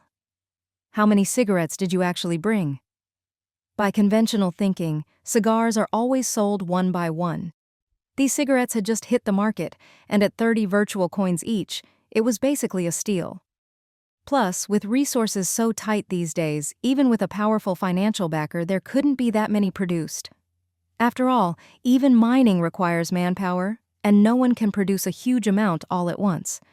It takes time and a lot of labor. This isn't like cabbages before the apocalypse, where you could plant thousands of acres and harvest thousands of tons at a time. Even if you had the land, the cost of growing anything in this world, time, irrigation, electricity, fertilizer, was sky high. So cigarettes had to be rare and hard to come by. Otherwise, they'd already be everywhere. Just the goods traded earlier would require at least several 100,000 cigarettes, and over 10 million in resources, enough to saturate the entire Yijihua market, which only had a population of 3 million. But Boss Jing Shu spoke up again. If you have any other good things to trade, quote me a price and let me see. There were still so many hungry city residents behind her. After taxes, about 45% of the goods would belong to Jing Shu. With the holidays coming up, she wanted to stock up on employee benefits, so the more resources, the better. Plus, Wucheng had just relocated and needed all sorts of supplies. Damn, just what is this Wucheng brand cigarette? They've already traded for so much and still want more? Many people couldn't help but wonder. If someone sold beef worth 60 coins for just 30, and only in exchange for urgently needed goods, everyone would think it was a bargain. But if there's no limit, take as much as you want, then either the seller is a scammer or a fool. I've got 3 million worth of ointment. It's a top-notch remedy for chapped skin and frostbite. Not the cheap stuff made from corpse oil, but high-quality animal and plant oils. But it's all spot goods. Boss, do you really have that much stock? We'd like to see the goods first. We're doing on-the-spot trades. One price, no pre-orders for delivery 6 months later. Even the big bosses fell silent, watching closely, suspecting Jing Shu was up to something. The place went quiet.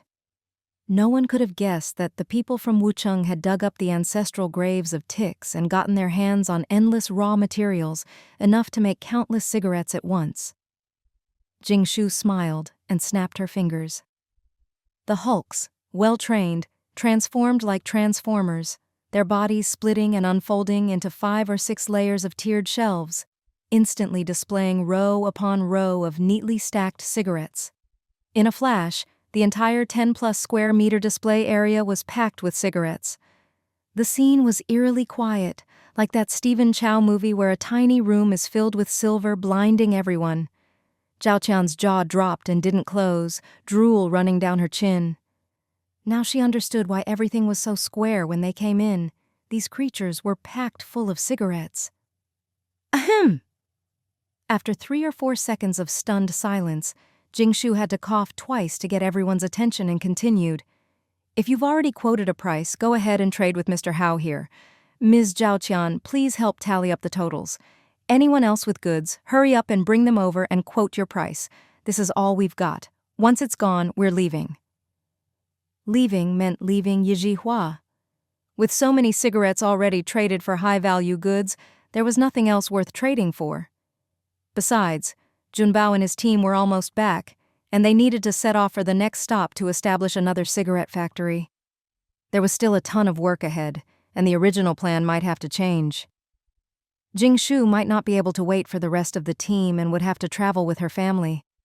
She felt a little regret, but also a bit excited. Of course, she still had to make preparations for her family. The road ahead was long and full of danger. The place erupted again. The bosses who had hesitated before no longer did. No matter what, if they could get the first batch of cigarettes out, they'd make a killing. Phones rang non-stop as people scrambled to gather goods, afraid they'd miss out on this windfall.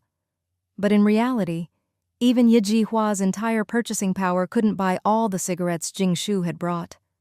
Some people wanted to pre-order and bring in goods from elsewhere, but that was impossible. The bosses who brought too little regretted it deeply. Even at cabbage prices, these cigarettes were still a luxury only the high-end market and regular workers could afford. The goods traded covered all sorts of scarce resources, but the one thing Yijihua had in abundance, cockroach protein paste, Jing Shu didn't even want. After all, her factory provided food and lodging. Worst case, even if Wucheng people were poor, they could still afford bug cakes, which tasted better than cockroach protein paste. This showed that the standard of living in Wucheng was just a bit higher. In the end, Yijihua's government dipped into its own funds and traded 50 refurbished fuel buses for the last of the cigarettes. For Wucheng, vehicles were a necessity. This reminded Jing Shu that in future trades, she should include vehicles to speed up migration. The trading session ended with everyone happy. Even the Hulk's massive bodies couldn't carry away all the goods.